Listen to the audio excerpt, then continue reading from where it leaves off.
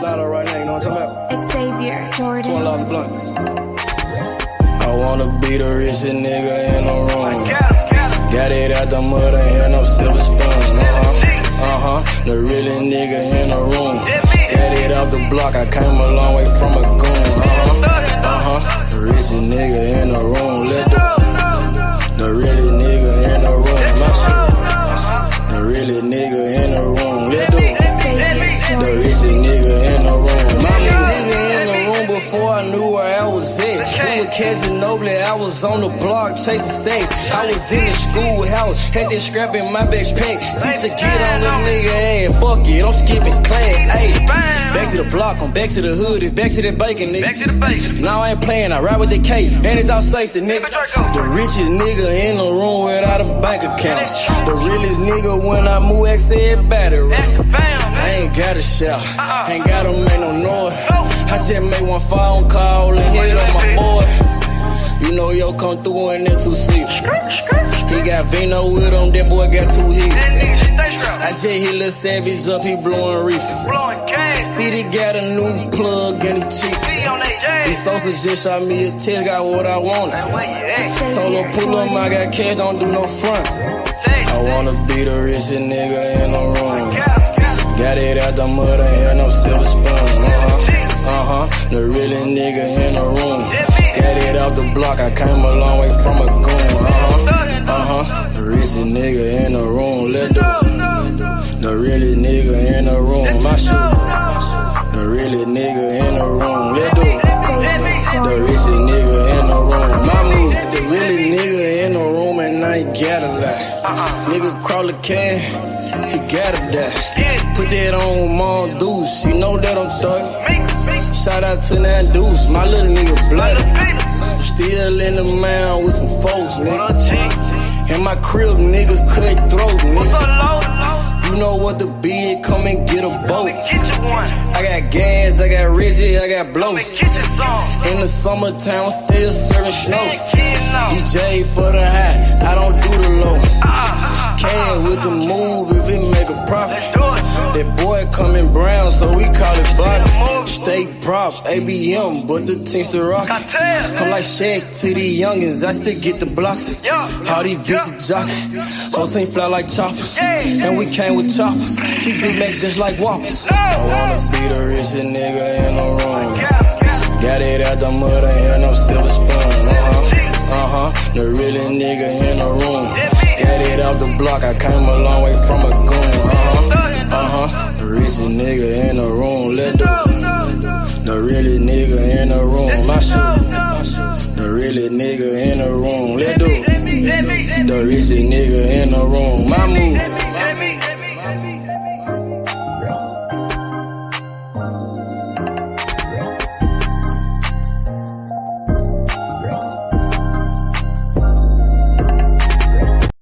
She stop a nigga like me, nigga. You never be fly as me, nigga. I used to butt down a P, nigga.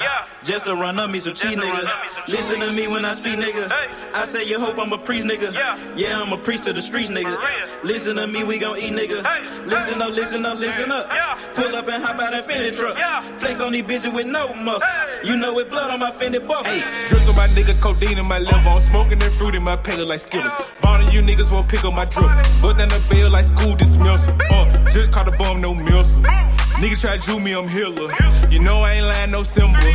Money over bitches that simple. Bowls in the kitchen, no dishes. All about bread like Jiffy.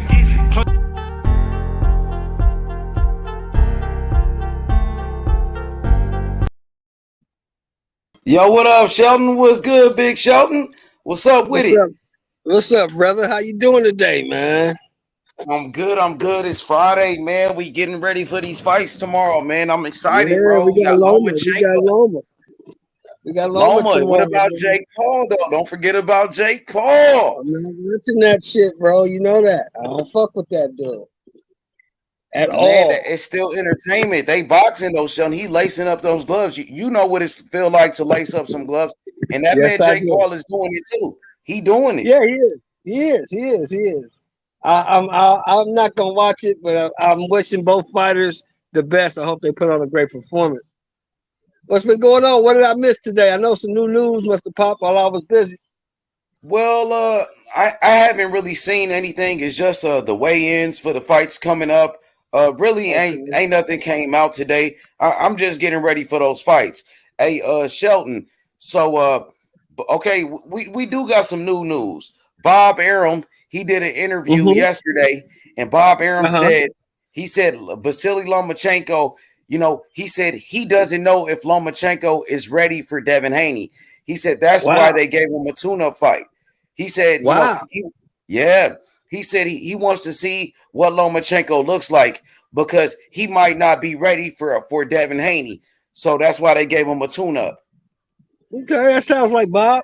You know, Bob is like that. Bob is gonna dot all the I's and cross all the T's. You know that. Yep, but he was being honest. Hey, Sheldon, he was being honest about the situation because he said Loma might not be ready for a fighter like Devin Haney. That he wants to see what he look like. I don't think he's gonna beat Haney. I think Haney's gonna beat him whenever they fight. So but Loma's getting a tune-up fight with. He's fighting his sparring partner Jermaine Ortiz. I'm not that impressed with Jermaine Ortiz. He barely beat Jamel Herring, and Shakur Stevenson destroyed Jamel Herring. You know, but he barely could beat Jamel Herring at 135. Herring just moved up to 135, and Herring almost beat this guy. But we gonna damn sure find out tomorrow what he made of, right? Yeah. I got Loma beating his ass. Yeah, I mean, look, I'll say this. I mean, I think he's gonna come to fight. I don't think he's gonna come to lay down, but he's gonna get dropped down though. Like that? Loma gonna put tips on him? Yeah, I mean, I looked at Jermaine Ortiz. I'm like, okay, let's say if, you know, a motherfucker ain't coming to take a dive and he really is coming to the fight, let's say if that's the case, which I think it will be, I don't think he has enough. I don't think he's at that level right now. Or honestly, I think he's going to get stopped between round 1 and round 6. Yeah, he's never fought anybody on the level of a Lomachenko. The only guy that Ortiz beat was Jamel Herring, and Jamel Herring just got his ass whooped by Shakur Stevenson. And Jamel Herring moved up in weight, and Jamel Herring almost beat him. It was a close fight. He barely beat a dead Jamel Herring. You know, so I got Loma beating his ass. I think Loma looked good in his last fight with Comey and against Nakatani. So Loma been looking pretty good lately. What y'all think about that? About Loma? Yeah, Loma's last 2 performances against Richard Comey and Nakatani after losing to T.O. What Loma look like to you? I think that because they were still in the rankings because they were coming off of winning streaks, I think it was good. You know, he was ragdolling Richard Comey. He should have stopped him. You know, if you scored 3 knockdowns, you should have finished the motherfucker. But that'd be my only criticism. But I mean, he took care of Nakatani, who was coming off a 2-fight win streak after who was giving, you know, Teofimo Lopez a tough time, made Teofimo Sr. say, oh, we're not going to fight tall fighters again. So, you know, whatever was left of Nakatani, you know, after that, I think Lomachenko completely destroyed, you know, so. And Richard Comey is a good puncher, but he never was a good boxer. He just was a good puncher. He gave Tio a little bit of threat, but, you know, he was coming off a win streak and, you know, he got stopped. So, hey, historian. So which fight are you looking forward to watching the most tomorrow? Okay. Is it Jojo Diaz versus a William Zepeda? Oh, Jojo Diaz, William Zepeda. You don't even have to say no more. I'm watching that. Okay. Yeah. All right. Hey, so why you say that fight? Oh, because I mean that's going to be the most competitive fight tomorrow. Of the top level fights tomorrow, it's going to be the most competitive. But I got Jose Zepeda knocking out Jojo. And Jojo's a good fighter, you know. I got Jojo beating Zepeda.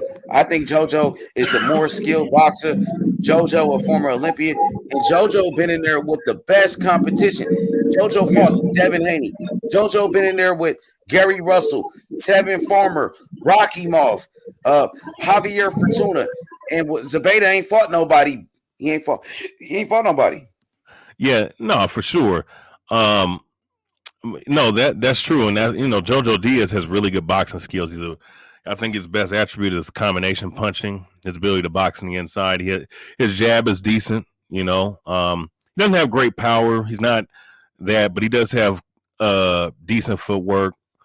I think, and if you want to give me a breakdown of the fight, I would say that Jojo Diaz he can work angles.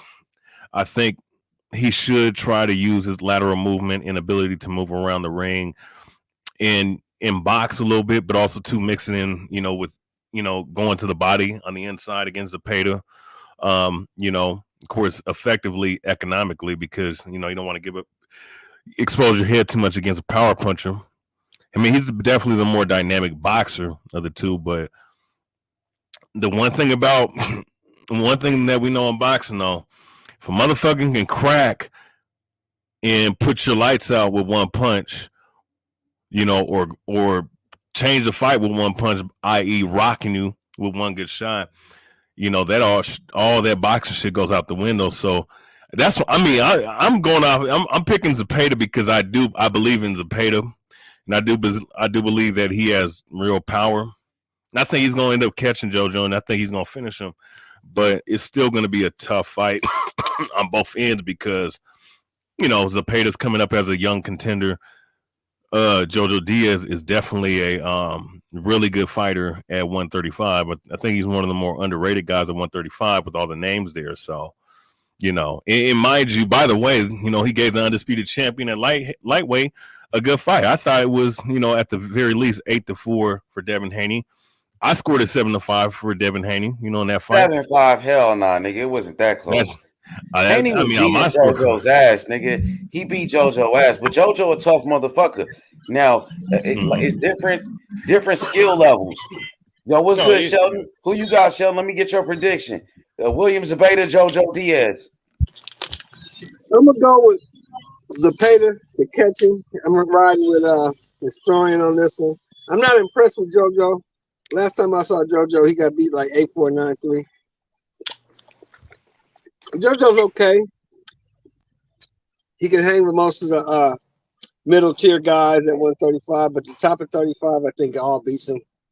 So I'm not, too much on the JoJo train. I think Zepeda gonna catch him, probably knock his ass out.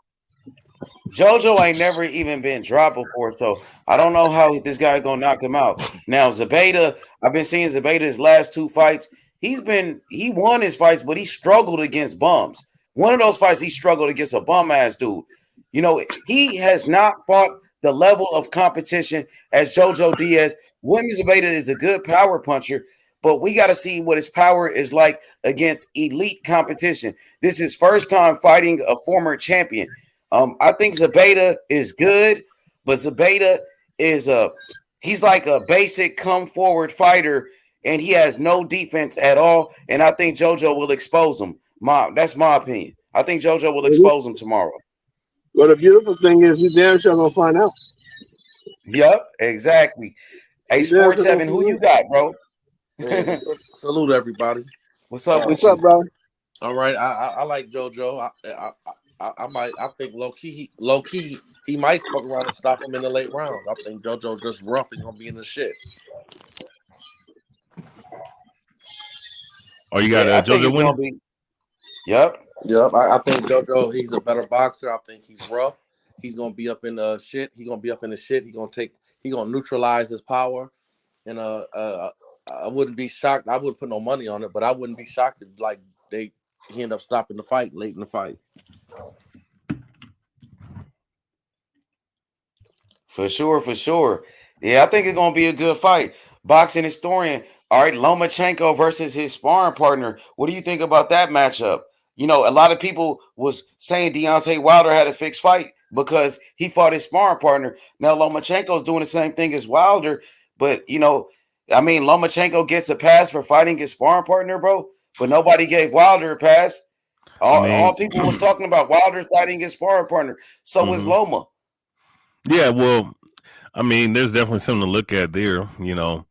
I think that dealing with the competitive atmosphere with who should win, on both sides. Of course, their guy's going to be the star fighter. But I look at it like this. I think that Ortiz, because he is a younger guy, I don't think – it looked like it could go down that way. But at the same time, I think Ortiz, younger guy, he's going to have a little bit more vigor to actually want to fight. I just don't think he has the ability to beat Lomachenko. The only question is he going to get stopped or not? And I believe he will be, because I think he's going to try to mix it up, and I think he's going to have too many openings. Because I don't. I mean, he's a name. He has a quality win, even though the dude's passed it. And what's old dude's name? Jamel Herring, and he has beaten Javier Fortuna, which is a decent win. But who beat Fortuna? I think he did, didn't he? Who? Jermaine Ortiz. No, he did not, bro. Come on, bro. You can't give that guy credit for something he's never done. So okay. So you said he beat Fortuna, and you said he beat somebody else before that. Okay, it was Jamel Herring. He only beat Jamel Herring, and Jamel Herring just got destroyed. Jamel Herring just got destroyed by Shakur Stevenson. Stevenson pretty much retired that dude, and Ortiz, he barely beat Jamel Herring, who just got his ass fucked up by Shakur. Yeah, that's what I'm saying. I don't know. I mean, look, here's the difference. Now, to answer your question about the whole thing about, he's fighting a sparring partner like Deontay Wilder. The only thing is that with Robert Helenius, there's not much upside for his career. And he might retire after that fight. This guy, Jermaine Ortiz, still is a young guy, so he's going to at least put it on the line.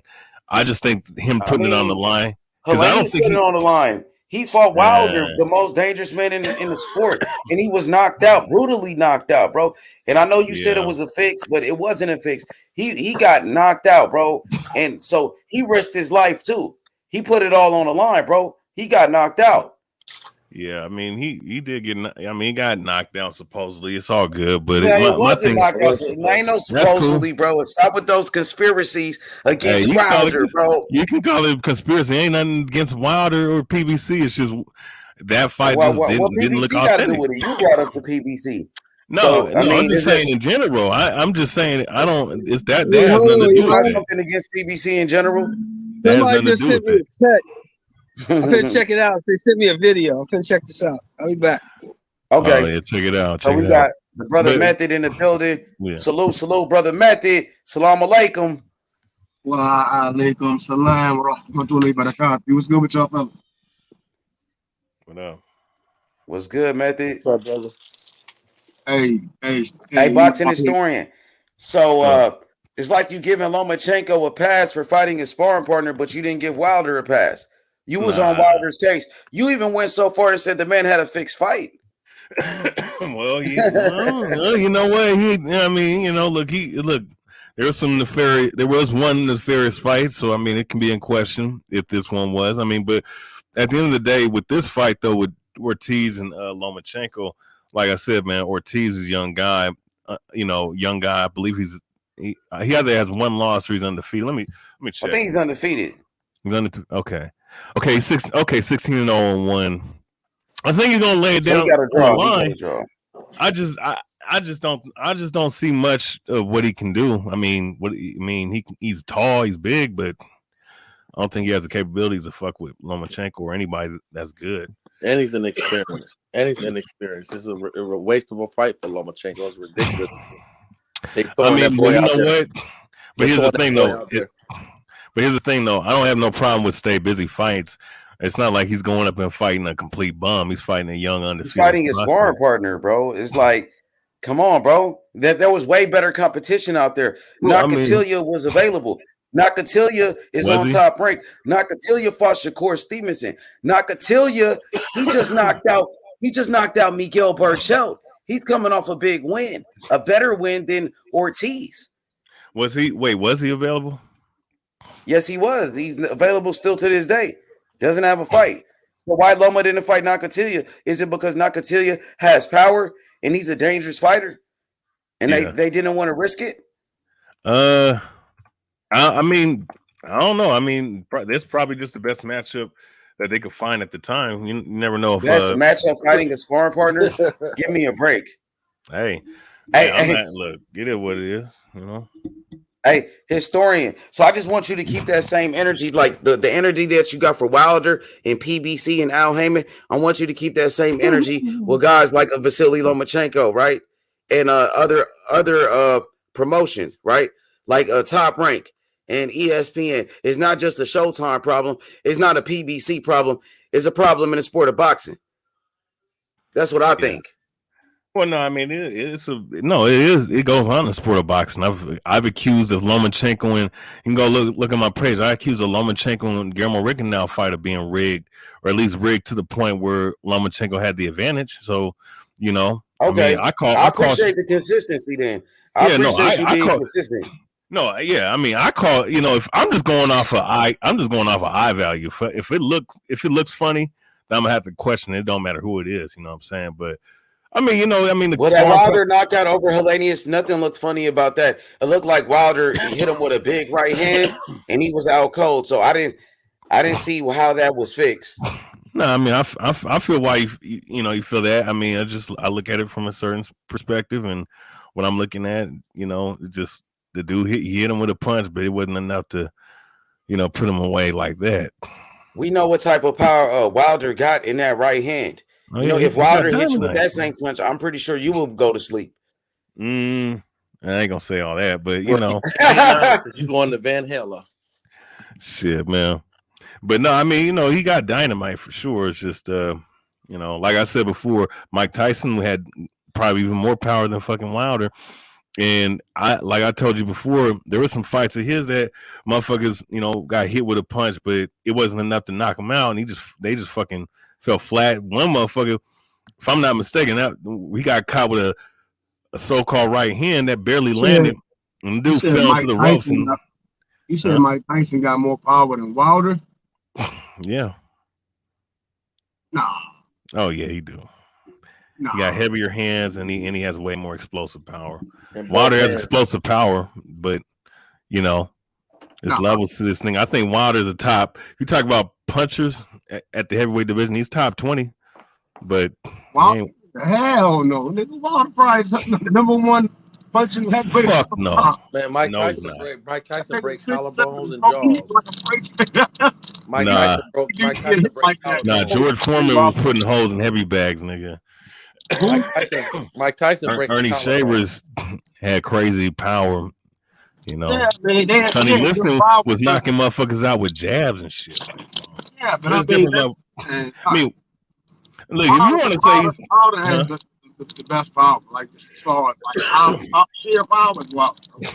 Mike got good, but we ain't saying he ain't slide Holyfield.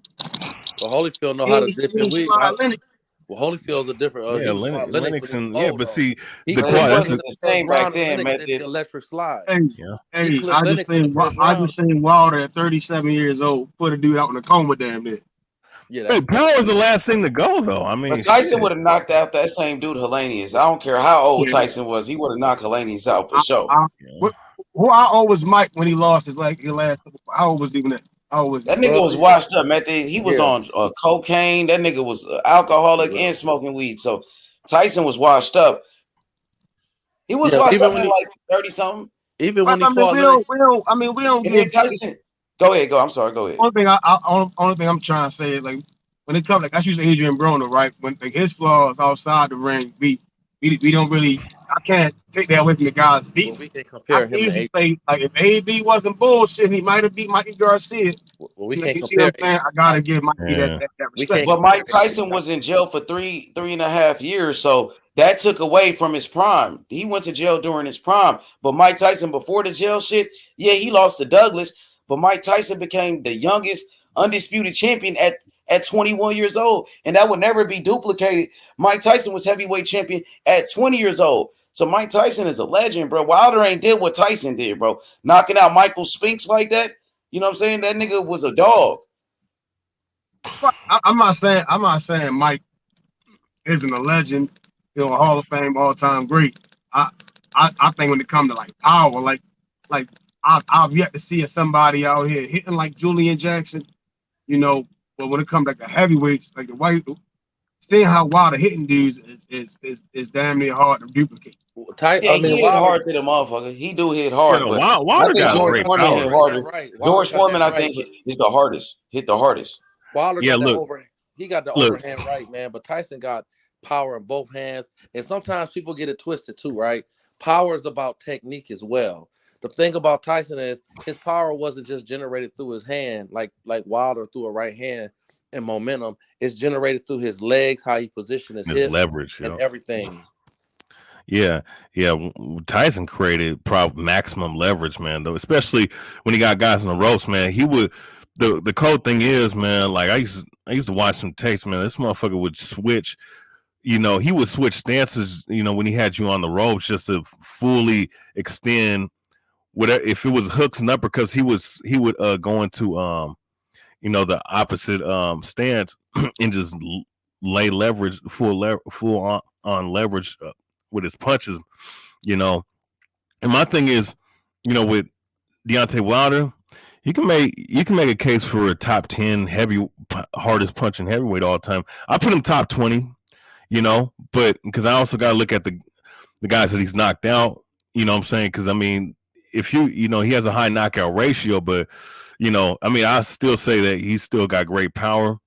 I'm not just gonna overrate it because of the knockout ratio. You understand? The way people used to fight Mike Tyson, all they would do was tie him up, hug his ass, hold him. That's how dangerous he was. I seen Bone Crusher Smith hold this nigga Mike Tyson the whole fight, like literally. And even Tony Tucker, so Tyson was dangerous to the motherfucker. Yep. Kind of like how Tank is. But I think even more dangerous than what Tank was, to be honest. But Tyson was dangerous, bro. Holyfield was holding him the whole fight. You could have. Holyfield was doing all kinds of. He was headbutting him, kicking his nuts, putting his Vaseline in his eye, and everything else. Well, that was interesting. What was interesting? Somebody shot me a fight hype video. Bob Arum did an interview today. Lisa shot it to me. Yo, y'all can hear me? Yeah, I got you. I got you. Hey, so they shot me a video, man. I didn't know he did an interview today. Who? Bob Arum. Oh, yeah, he been doing interviews all week. It's fight week. That's why I be trying to tell people like my man Smoke, stop telling people what you know when you really don't know shit. Bob Arum did kind of put Terence Crawford on blast, though. Bob Arum said Terence Crawford should have never asked Al Heyman for all of that shit.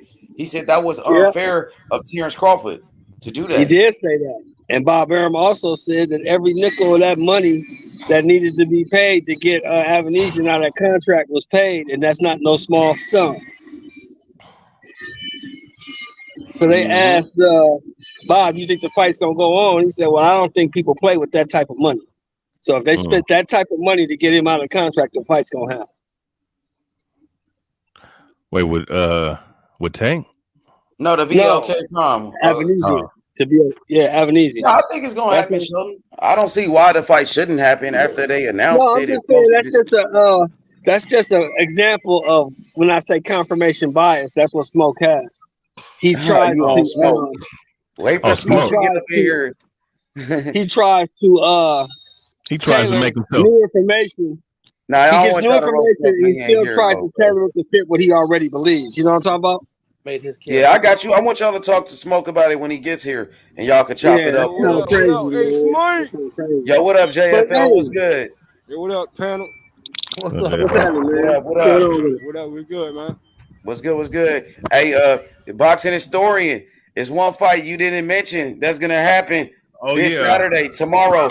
The star of all stars, Jake Paul, fighting on Showtime pay-per-view. Historian, who you got? Jake Paul, Anderson Silva. Man, I want to say Silva. I mean, with all this craziness going on, whether he would fight or not, or whether he's in shape or not. I mean, I want Silva to win, but if Silva's coming in there to take a dive for this punk ass dude, I wouldn't even want to watch it because I would put money down. Don't get it twisted. I put money down, but if he's coming in there to lay down, then what's the point of watching it? But if he got too much pride, bro. That dude is a legend. I don't think he gonna come to lay down. That's Anderson Silva, bro. That dude is a living legend, bro. He's probably the greatest. I think he should beat him.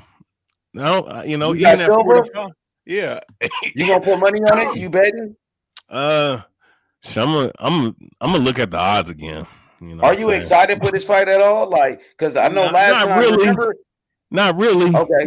Not really. I mean, I'm gonna try to peek in, hoping that Silva is gonna go in there and actually box this dude and actually do what he needs to do. Because there's no way you beat Julio Cesar Chavez Jr., which he's a bum, but he's way better than Jake Paul. You know, at least he was a world champion, Chavez, at one point, and he fought elite competition. He fought Canelo. He fought Canelo, Sergio Martinez. You know, Andy Lee. Yeah. A historian. So, Jake Paul, right? What you think about Jake Paul, man, and just what he's been doing? And you, a fighter, your damn self, would you challenge Jake Paul and call him out? Would you spar Jake Paul? Would you even fight him? Hell yeah, I would. Hell yeah, I would. You know, give me about three or 4 months, man. I'll be fucking on point. And I mean, because he would have to fight a cruiserweight, right? And not fight no 170 pounders. You know, guys that can't box like who's that motherfucker? Ben Askren, who has no striking ability, especially not boxing. You know, a boxing story. That was a given. Where you gotta challenge Jake Paul into a UFC type of situation. Stick to your kickboxing, bro. Who? Stick to your kickboxing, bro. You don't think AJ? You don't think historian ready for Jake Paul? You don't think he can hang with Jake Paul? What type of matchup would it be? Get his ass I met it. Y'all man, stop straight the fuck out fucking around. First off, I'm bigger than Jake Paul, man. I'm bigger and longer. You know, I would have it like a 7-inch reach advantage on this dude, right? No, he would not. Hey, Historian, what you think about that? He was getting beat up in sparring, bro. Like, come on, he was getting beat up in sparring by guys that weren't even good, bro. Yeah, but they probably whip your ass. No, he won't. Man, listen.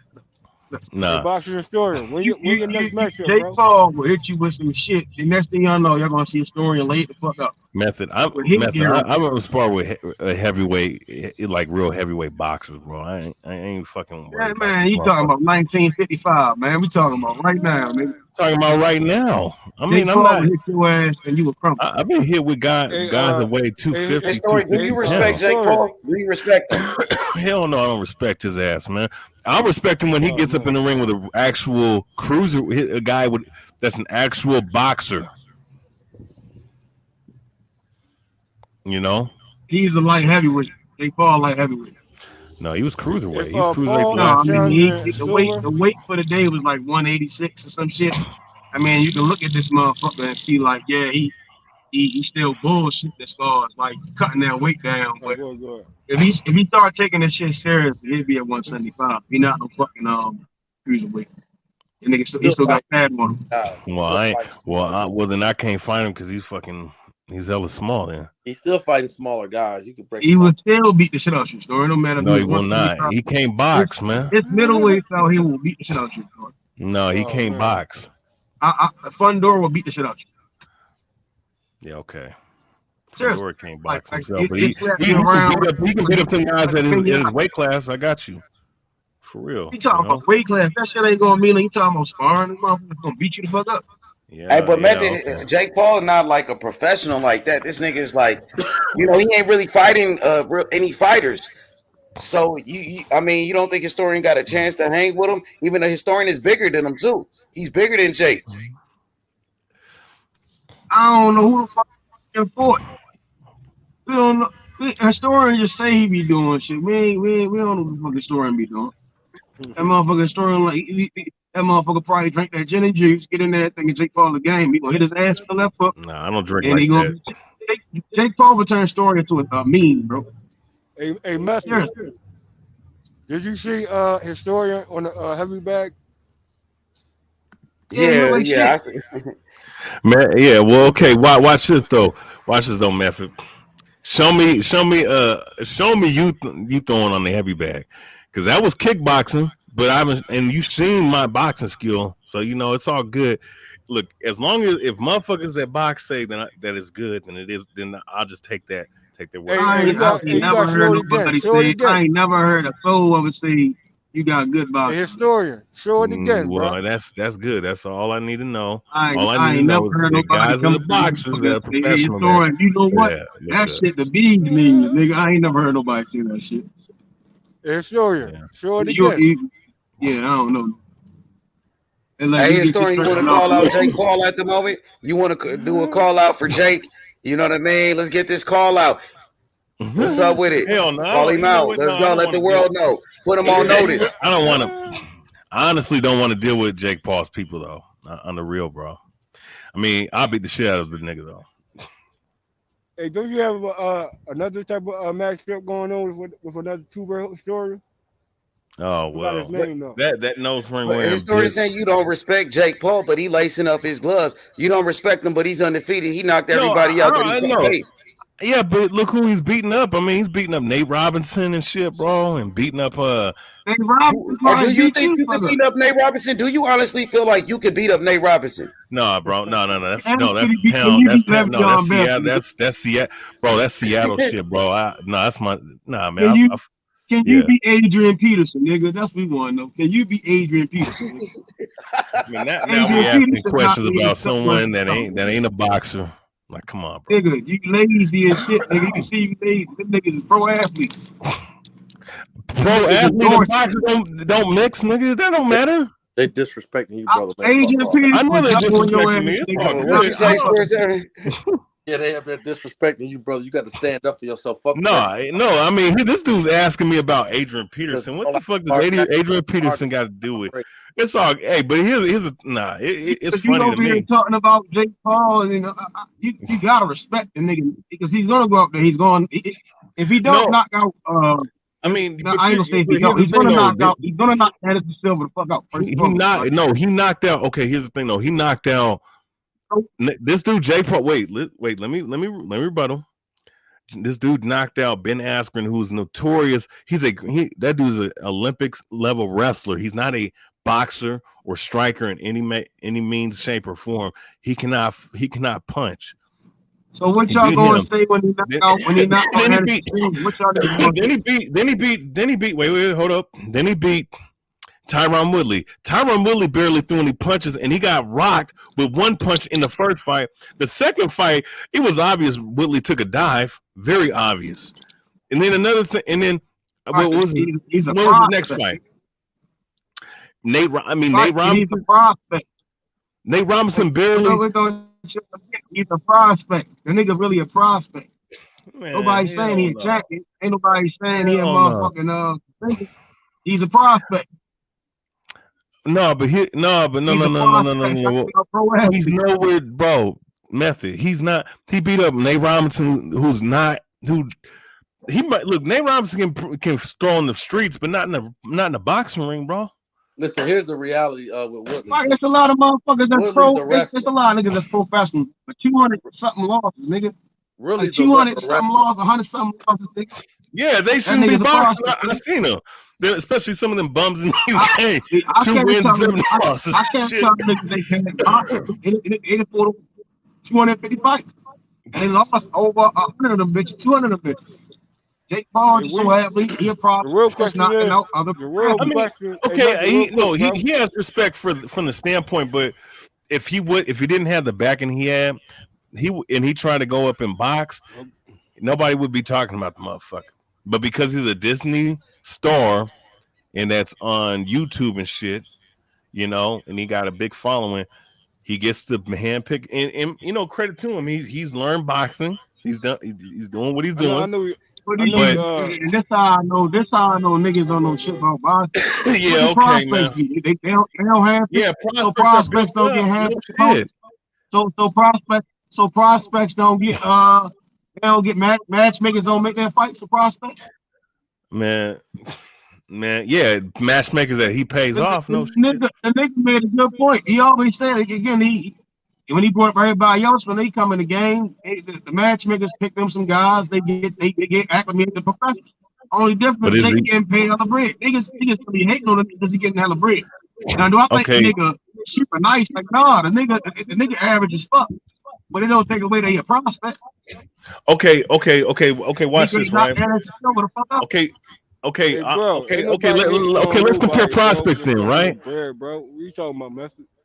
Now, real quick, let's compare prospects. Okay, Nick or Ollie Walsh. Who's a better boxer, Nick or Ollie Walsh? All right, from the 3 or 4 fights we. Nico ain't fought shit. Hey, the only difference, he ain't fought shit. Okay, We he's just seen fine. Holyfield's son get knocked the fuck out. Okay, We Holyfield's seen son's Wilder up. brothers knocked the fuck Man, out. Holyfield's son's We 17 and seen what 2? we seen little shorty. We seen little shorty. Instead of Gabriel Flores get beat the fuck up, Okay, and these are hand-picked opponents. Gabe Flores is a legitimate boxer. Nick, all right. Yeah, and he got beat up by niggas that was handpicked. Jose Vargas got beat up by niggas that he participated and got his ass whipped. He picked but the other those guys motherfucker are. got his ass whipped.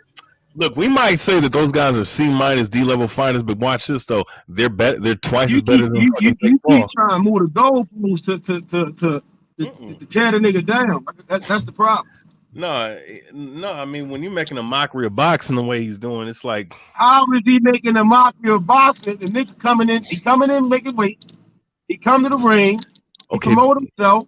Now, do I, again, like I said, do I think that he should be a main event? No, I think co-main event at all times. I think that's the integrity of the sport. You know, Mark Castro co-main event, Keyshawn co-main event. The nigga's still a prospect. I think the egregious shit is that he's a prospect headline. I think that's a little wild. But that's Showtime prerogative. They got a prospect headline. but he's gonna do the same thing for these other prospects. Okay, I mean, look, it's like this, right? Butterbean was a legitimate boxer, and Butterbean is the champion of the 4 rounds. So that's what. And since Jake Paul is never going to fight, Method. He's not going to fight nobody. He's not going to fight nobody that's legitimate, bro. He's not going to fight no. He just didn't he not dug Hasim Rahman's son? Did he not do that? Yes, he did. I thought Rahman pulled out of the fight. Didn't Rahman pull out of the fight or something? No. What it was, I think a week prior, Jake Paul said that he had to pull out, and then Hasim Rahman said something, and it was a weird thing. You couldn't really point to who actually did, but when you look in between the lines, it really was caused by Jake Paul, because Jake Paul he still shouldn't have canceled that event. You know, that hit everybody's pockets. That was going to be on the undercard and shit. So that really was his fault. He still paid those fighters that was on the undercard. Yeah, I heard he tipped everybody off. I heard he tipped them all off. Yep. Oh, he did. Okay. Well, that's. Hey, Method, do you feel like Jake Paul is good for boxing, Method? You got a boxing historian who said he's taking advantage of the sport. He's using the sport. Method, do you feel like Jake Paul is good for the sport of boxing? I think he's good for himself. Most important, I think he's challenging himself. The motherfucker probably got goals. He living out his goals and dreams, you know. I think it's dope what he did for Amanda Serrano, which is weird that this nigga hating on him. But it's yet to be seen if he's good for the entire sport yet. I think so far he's doing a good job for himself. But as far as the entirety of boxing, I don't know. I ain't seen enough. Hey, Indy signed a number 1 prospect in boxing, Ashton Silva from Long Beach, California, who's one of the best young fighters in the game. He signed him, and Ashton Silva is on the undercard tomorrow. He's on the main card, you know, so I think he's doing a good job with Ashton, to be honest with you. Ashton going to be a champion one day, bro. Wait, does he have I guess, was it MVP Promotions? I mean, and he has MVP Promotions. He's doing more than a lot of boxers already, though. This guy signing fighters, making millions of dollars, helping women's boxing. Historian, I thought you would be happy what he did for Amanda Serrano, bro. Oh, I mean, that's one thing I give him credit for sure. You know, can I tell you what I think it is? I'm gonna tell you what I think it is, bro. I think Jake Paul understands this generation. He understands what he's dealing with. He understands that these young motherfuckers don't give a fuck about history, legacy, the legacy of the sport, none of that shit. They just want to be entertained. Instant gratification. And he's going in there and knocking out guys that can't fight. You know, and they love that shit. I look at the fact that he comes with a built-in fan base. his fan base doesn't give a damn who he fights, as long as he's fighting somebody and he's winning. I think Jake Paul understands that, and he's taking advantage of that. And I ain't mad at him. He saw a window of opportunity and he took it. Hey, can I follow up with that, Shelton? Go ahead, bro. Okay, from what I understand, initially, the Paul brothers get into boxing is not just the understanding the new generation. They pretty much are saying, you know, how this generation has to mix it up. You know what I mean? And that's what he was saying for the most part from what I caught early on. He want top guys to mix it up. You know what I mean? And matchups that are still pending across the board. That's the part. If anybody can correct me, you know what I mean? That was his initial standpoint for why he got into boxing. Hey, you kind of low, JFL. You ain't see the you kind of low, bro. You ain't see Jake Paul or the Paul brothers live when they were talking that talk. Nah, I ain't see it. What'd he say? You ain't see it? Nah, what'd he say? From the very beginning, bro. So you like it? You like what you see? You like what they doing? I mean, he basically bringing the balance to it, I think. You know what I'm saying? Like he's saying, you know, the top guys like Charlo, Benavidez, and Errol Spence, and Crawford, and the list goes on. You know what I mean? He's saying, you know, that's why he got in the sport is for letting them know, trying to see them deliver. You know what I mean? Let alone, my nigga JFL said it's hard to understand you with my jaw. What'd you say, baby? JFL, what's going on, JFL? We can barely hear you. Yeah, we can barely hear you, JFL. I think you on that other phone. Come back with that other joint. Because you got, I don't know, we can't hear you good, bro. Oh, God, JFL. It sounds like you got your hand over the phone or something. Yeah, we can barely hear you. Hey, so that Jake Paul fight, man, it's on Showtime pay-per-view. Boxing and touring, people complaining about Showtime. They not putting on fights, but they're putting on the biggest event this Saturday with Jake Paul on pay-per-view, which is going to be a bigger event than Lomachenko versus what's his name? Lomachenko versus Ortiz. Jake Paul versus Silva is a bigger fight. How many pay-per-views will this shit do, H? How many pay-per-views will this shit do? It's going to do more than Canelo did in his last one. It's going to do more than Canelo versus Triple G. I know that. It's going to do more than Canelo versus Triple G. I'm going to be fair. I think. So you talking about 500? I think probably like 800, 700, something like that. God damn. That many people going to watch that bullshit? No, I think I'm going to be realistic about it because the pay-per-view wear and tear that's been going on, I think that it's going to do, I'm going to be generous, say 400. I'll say close, probably even 1 million, because Jake Paul did 1 million. He did 1 million with Tyron Woodley in their first fight when he knocked his ass out.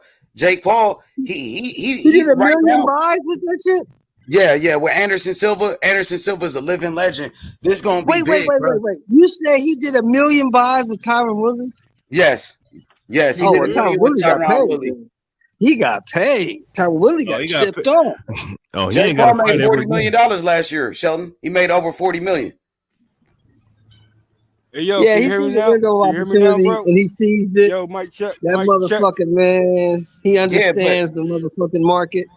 And he's playing to that shit. That's why you got all these other cats like a Le'Veon Bell, Adrian Peterson. Le'Veon Bell on the undercard, Sheldon. You know Le'Veon Bell on the undercard. He's already back. Remember, he just knocked out Adrian Peterson, Sheldon, and he's already back. Oh, he's fighting Uriah Hall. Ooh, that shit, Ace, you can't lie. These matchups is kind of interesting, bro. But look, Uriah Hall fucked him up. I could tell you tomorrow on Top Rank, you're gonna have a whole bunch of prospects fighting bums. You're gonna have Richard Torres Jr. fight a bum. You know what's gonna happen. But you really don't know what's going to happen on the Showtime card. We don't know if Anderson Silva could beat Jake Paul. We know Lomachenko going to beat his sparring partner up. That's not even a question.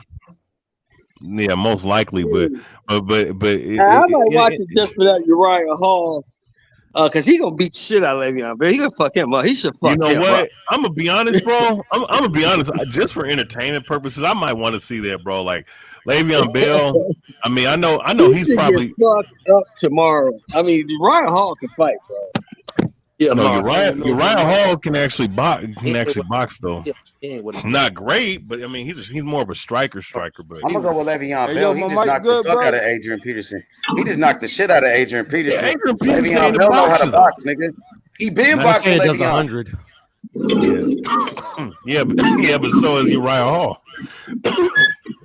You know, it's the difference when you doing MMA and you strike looking out for rest. You're not sitting on your punch. Uriah Hall from where I get knocked out. No, Uriah Hall. I think he got a kickboxing experience, or you know, he can sell. Hey, I was gonna ask you, you know, Jake Paul. You know, what y'all think should be his next fight? Say Jake Paul beat Anderson Silva. Who you want to see Jake Paul fight next? Oh man, that's a good one. Avni Yildirim. I want to see him fight a historian. I want to see historian get the fight. Fuck it. On Showtime pay-per-view, historian versus Jake Paul, nigga. That should be fire. He wouldn't fight this. He wouldn't fight historian. No, of course he wouldn't. I ain't trying to interrupt the show. My mic good, bro? Well, you back. You back. You good. You sure? You know what? You good, man. Go. Okay. All right. Let's ask him. Go ahead and continue, bro. No. We want to hear what you thought about this garbage that's coming on tomorrow with the Jake Paul and the Le'Veon Bell and all that shit. What you feel about that? I mean, like you just said, it's entertainment, and that's what it is. They put on the show, and we're gonna just take it how we take it. You know what I mean? Everybody gonna have their thoughts about it. You know what I'm saying? But like I was saying earlier, you know, the very beginning when the Pauls entered the boxing situation, their standpoint, what I understand was, you know, the lack of divisions that were mixing it up. You know what I mean? He want more so guys to step up more and sign still deliver on these fights. But we know sign still delivering ain't that easy. It's more tedious than anything when you want the top fights, or at least, you know, contenders, or, you know what I mean, opportunities and matchups that should be factually made. I mean, that's the premise of the Paul brothers got into the boxing. Now the matchups with the Paul brothers is on a fight by fight situation. You know what I mean? Like, to take them more serious, they got to get in the ring with more serious opposition. You know what I mean? In order to get approval from real diehard boxing fans. But you got to still respect the fact that they willing to learn, they're willing to train, they're willing to you know, bring other you know, celeb, quote unquote, or people in entertainment who consider boxing. You know what I mean? It's, for me, I thought it would be like more of a celebrity boxing matchups, like how they did previously ago. I guess Jake Paul and Paul brothers made it more official, I guess. And you know, we'll see who next in the ring. I mean, it's all entertainment at this point until he earned his weight. I mean, Silver, we know Silver background. You know what I mean? And we know he got hands for real.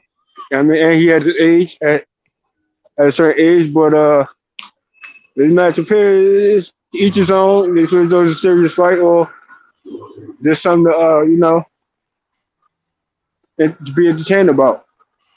I mean, I can't take it how I take it. So I'm gonna check this out. Everybody want to say Showtime, they out of boxing. Showtime ain't doing this. Showtime ain't doing that. Showtime is putting on the biggest event this Saturday. So what's the deal? Now, boxing historian, I don't know if you heard about this, but you know, there's a big card coming up. New Year's Eve boxing historian. Rising versus Bellator. Rising versus Bellator on Showtime. It's on Showtime. It's on Showtime. Ain't no pay-per-view, on Showtime. Rising versus Bellator. The Rising champions versus Bellator champions. I think that's gonna be a great event, bro, and I can't wait for that shit. That'd be fun though. No, that'd be fun because them Rising guys That's December 31st. Yup, New Year's Eve, bro. It's Oh, gonna that's be cool. fire. That's a good way to be chilling before you go out to wherever you going. You can chill and watch the fights. Bring in the New Year. Maybe I'm gonna bring it in at the pad though. I'm gonna sit there and watch the fights and shit. Hell yeah, Showtime. That's why I got Showtime, bro. That's why Terence Crawford should have went to Showtime over BLK Prime. You know what I mean? That's a way bigger platform. Everybody want to say Showtime ain't do this, Showtime ain't do that. Showtime been in boxing for 37 fucking years. BLK Prime just came around, my nigga. So let's talk about that, historian, with these false narratives against Showtime and Showtime boxing. But here's the thing though, H. It's not for me. It's not narrative driven as far as what's going on with Paramount. You know what I'm saying? Just because Paramount's about to cut ties with certain things. But as far as they put on some events. You know, as far as PBC is concerned, you know, some decent cards this year. It's just that we don't know the future of Showtime. You know what I'm saying? Past 2023. But as far as the Bellator stuff. Bellator has been I think they have a lower budget for Bellator, so that's why they're doing what they have to do with them. You know, and they have some fights here and there, like Gervonta Davis and whatnot. But David Morrell Jr. fights next Saturday. Jake Paul is fighting this Saturday. And Jake Paul is, you know, he's gonna do a lot of pay-per-view buys. He's gonna sell a lot of tickets. So how are they struggling? How could we say we don't know what Showtime gonna do in 2023? When Showtime been in boxing for 37 years. But Showtime itself, they're not their own. They don't own themselves. Like was it Paramount? Paramount owns them, and when I heard that they were, from what the article I was reading, they were losing money. So on Showtime, the Showtime lost billions of dollars. The Zone lost billions of dollars. No, I'm speaking of the Yeah, no, I'm speaking of the whole Showtime app though. Also Showtime production. They've been losing subscribers and money in general. So I don't know what's gonna happen with the actual they say the Showtime Zone app. losing money. They say that the Zone been losing money. So but I don't hear y'all saying the same thing about the Zone. Even though the Zone said pay-per-view was dead, they was going out of business. So they start charging us pay-per-views. Yeah, the Zone ain't gonna be around in probably 2 years. They're probably gonna go back overseas. You know, but Showtime been around for 37 years, and Showtime ain't going nowhere. Even though y'all want Showtime boxing to leave, y'all want Showtime boxing to be out. I don't want it to leave. I gotta go by what's going on with. Yes, you do. Why would I want it to go? Wait, why would I want it to leave? You know, if it's part of boxing, the thing about it has a lot. Part of it, they're losing money on boxing.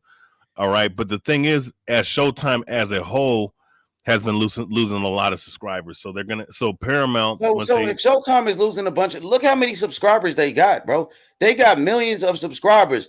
Now you said Showtime going out of boxing. They've been in the sport for 37 years. You said they're losing money on boxing. They wouldn't be in the sport. They've been in the sport for 37 years. They've been in the sport for 37 years, so they got to be doing something, right? Well, they done, but same with HBO. You know what I'm saying? HBO had to leave when they weren't making, especially in the last couple of years. So they've been saying historian Eddie Hearn, he said Showtime was going out of boxing like HBO, and they never went out of boxing. He said that as soon as the Zone started, they said, "Oh, Showtime about to go out of boxing like HBO," and they still around. Nigga, that's 4 years ago. They still here. No, but HBO Max is that app's gonna be absorbed with the WB. Was it the WB and Discovery merger? So all the stuff that they got on HBO might not exist no more. After the Showtime ain't going anywhere. I know that. Well, Showtime boxing is the best in American boxing. They put on the biggest fights in American. Listen, Showtime put on the biggest fights in the history of boxing. Well, Floyd Mayweather versus Canelo, Floyd Mayweather versus Manny Pacquiao, Floyd Mayweather versus Conor McGregor, Mike Tyson versus Lennox Lewis, Mike Tyson versus Evander Holyfield. These were all Showtime events. These are the biggest fights in boxing history. No, I hear you. I mean, all that's prestigious, all that has history. But the thing is, man, like you can have that, but if the network itself, and it's not just boxing that's going away. It's some of them shows, like they're gonna do a lot of budget cuts once the shit with Paramount happens, right? They're gonna absorb all those shows. That stuff is not true about Paramount. That's something that Rick Glacier made up. No, that's not. No, that has Showtime and PBC and Al Heyman. That has nothing to do with. Well, he's the one that made up all these rumors and lies, bro. He's a hater. He's a racist. I'm going Rick Glacier is a racist motherfucker. That's why he hate Al Heyman. That's why he hate fucking PBC, because he's a racist. Well, but okay, let's say if all that's true, forget about boxing. Let's say you don't even deal with boxing, right? Let's deal with Showtime itself. That shit, they're gonna have to do budget cuts because they've lost over 1 million subscribers. So eventually, they're gonna have to make budget cuts. So if boxing not producing enough money to allow them to stay on that network, and when Paramount absorbs all of those shows or all of those programs that they have, like they're making money off of boxing. Jake Paul is fighting this Saturday. You know how much money he generates? They're not losing money. They're making money. Let's be honest. Let's be realistic about it. You got to at least do 3 events like that a year to break even at the most. And they just did a big event with Gervonta Tank Davis. Tank Davis, one of the biggest ticket sellers in the whole sport. He just fought at the Barclays Center, and Tank Davis broke the record. He broke the record for attendance at the Barclays. But does that help? Here's the thing, though. He can have people come to his fights. Pretty sure he's doing all that.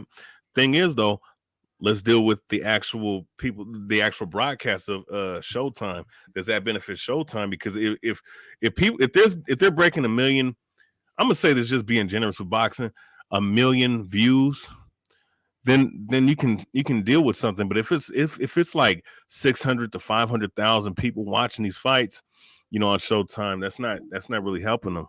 Well, Tank Davis fights on Showtime pay-per-view. Now, if they were losing money on Tank would be fighting on regular Showtime. Instead, they put Tank on pay-per-view every time because he generates a lot of money. And you know what? And the reason, they need to start putting them on regular Showtime because they don't have enough money to really keep up with this pay-per-view. No, they don't need to put him on Showtime. Tank Davis is a pay-per-view star.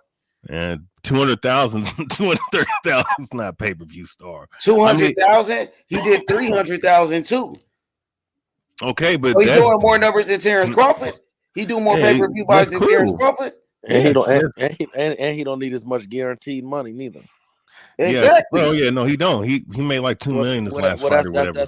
That's a part of business, though. Yeah, but you got to understand. But here's the thing, though. Once again, you got to cut ties of something that's not making. It's just not making the money that is required. Now you can say that the budget says who? No, says why they keep doing it? No, says actual news. Why they keep it's all kind of Rick Lader's talking about. It's all kind of brother. Let's deal with it's all kind of news, brother. It's all kind of news, brother. It's all okay. So business news. So it's something that pops up on Forbes. If something pops up on Forbes, so is Forbes lying? Why would they lie? Why they keep doing it? Why do they keep doing it? Okay, watch this sport. Why do they keep doing it though? Okay, but here's the thing though. Forbes, brother.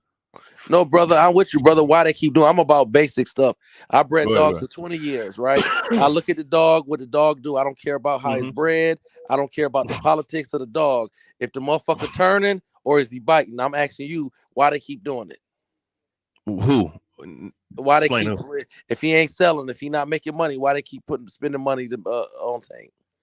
Or they're spending money on Tank because they can make a little bit of money, but if it happens once a year, that's not enough. You have to at least do 2 or 3 times a year. And see, that's what I'm saying. If you had more than 1 or 2, 3 guys, if you had 2 or 3 guys that were consistently on that network, being able to draw the attention to the sport, that'd be cool. But the inactivity does not help.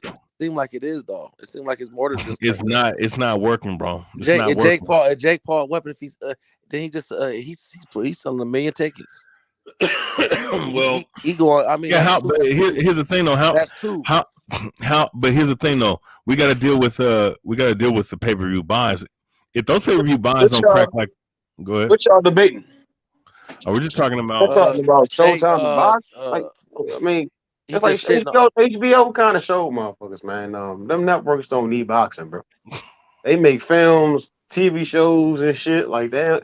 Well, we ain't say they HBO need Max a boxing. HBO Max get all the release movies. We for, didn't say they need you know what I'm saying? boxing. They don't But you know need what, boxing. Showtime, but regardless of boxing, I mean, Showtime, Showtime about to get absorbed to Paramount. No, it ain't, bro. No, it ain't. That's a motherfucking lie, bro. No, it ain't, bro. They've been saying that shit ever since the Zone came around. Soon as the Zone came, they were saying, "Oh, Showtime going out of boxing," and they still been around. They've been for 4 years. Y'all been saying they going out of boxing, bro. They're not going anywhere. Now, guess what? You said Showtime need about 3 guys on pay-per-view doing numbers. They got 3 guys. You already got Jake Paul, who's doing hella numbers. You already got Gervonta Tank Davis, who's doing hella numbers. And they got Errol Spence Jr., who's a pay-per-view star as well. So you got 3 guys right there, historian. But we got to be consistent. Hold on. Don't keep moving the goalposts. Them guys, like, it's not about moving the goalposts. Y'all conflating. Like, that shit ain't really jumping like niggas saying. You see what I'm saying? Like, it ain't like them niggas fighting 10 every month. That's my point. That's my point. But y'all moving the goalposts because at first he said one person, not 3 people. My point not the same as his, right? So when we talk about Showtime and like HBO and even ESPN, like they getting real bread off other shit, like all the year round. Boxing is just like a sprinkle on that shit. You see what I'm saying? Showtime not getting money all year round. Oh yeah, they been getting money, bro. Showtime with CBS. Showtime is with CBS. Them niggas getting plenty of money. No sense but they not. I'm saying they boxing ain't really. No, boxing has been there for 37 years. That's where I love to watch my boxing on Showtime, bro. And Showtime ain't going nowhere. Well, but despite all these rumors and people hating on them, they not going anywhere, bro. In 2022, people like to watch that shit on crack streams. Nah, hell, I got That's the not Showtime true. app, That's not nigga. true. That's not true. Listen, nobody wants to see Showtime go under. I got a subscription to Showtime. Nobody wants it to go under. We got to look at reality, though. I'm not saying I watch my Showtime. No, brother. I'm saying that's not a fact. I got Showtime. That's not a fact. Brother, that's not a fact because there's a lot of people, believe it or not. Most people ain't with dirt, you know.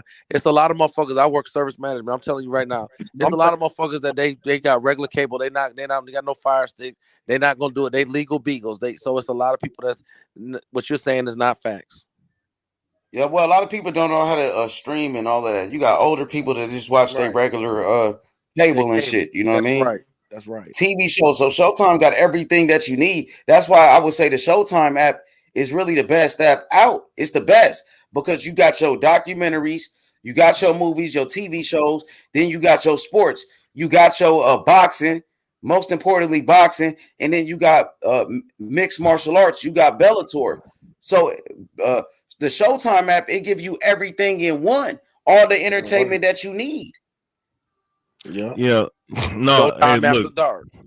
No, look, this is the article I'm talking about. It's from CNBC.com about Showtime's chief departure signals Paramount is moving forward on its plan to merge streaming services. So they're going to merge all that stuff with Paramount. So I don't know. That's not a fact. That's just somebody. That's not. What do you mean? This is a fucking article from the chief department of Showtime.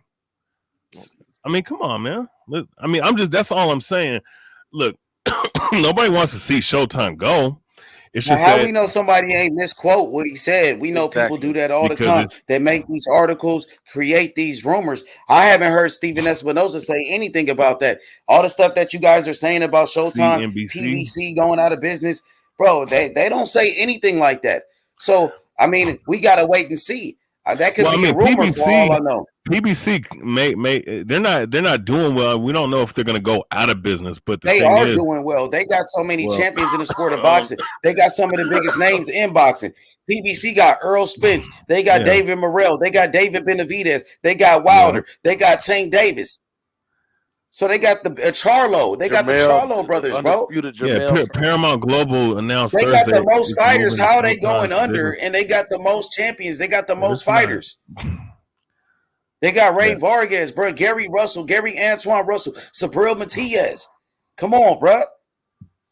Yeah. They got Pitbull, Isaac Cruz. What is we really talking about? Yeah, that's cool, but you know, Keith Thurman. What about Keith? Ugas. Yeah, but here's the thing though. How many you have stars, but nobody barely sees them though. That's one of the problems. I mean, David Morrell Jr. is one of the biggest stars. That's cool. He's staying active. Morrell fighting every 5 months. He gets back in the ring every 5 months. So the narrative that PBC fighters don't stay active, that's not true. David Morrell is a PBC fighter. He's fighting every 5 months. That's one guy though. That's one guy. The marquee guys that are supposed to be their top dudes, they only fight once a year, and Charlo hasn't fought the whole fucking year. Well, Okay, so which network? Okay, which network where the marquee guys fight like that? Anthony Joshua, how many times he fight a year? Top rank. Anthony Joshua, answer that. Lomachenko's just fighting again. He's top rank. Lomachenko's fighting. Yeah. Like he only fought once this year. So Anthony Joshua on the zone. How many times is Anthony Joshua fighting here on the zone? Devin Haney fought twice this year. Well, David Morrell fight twice this year. Okay. Anthony Joshua said he was going to fight this December. So about to. So how many times did Anthony Joshua fight this year? Once. Right. Okay, the same amount as Tank. I know, but when it comes to what?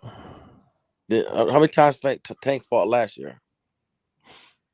Twice, right? Fought 2 times, right? Yeah, he fought 2 times. Yeah, so we can't just make up shit as we go, and sometimes you can't talk about guys that's in their 30s and up, and they're in a different level in their career. Top Rank is promoting a lot of youngsters. They're full of talent. They got a lot of youngsters, so those youngsters are fighting 2 or 3 times a year. So let's not try to play pimp politics with our words, please. Look, this is a link to the scene. This is one of the places where I found it at. It's also on Forbes.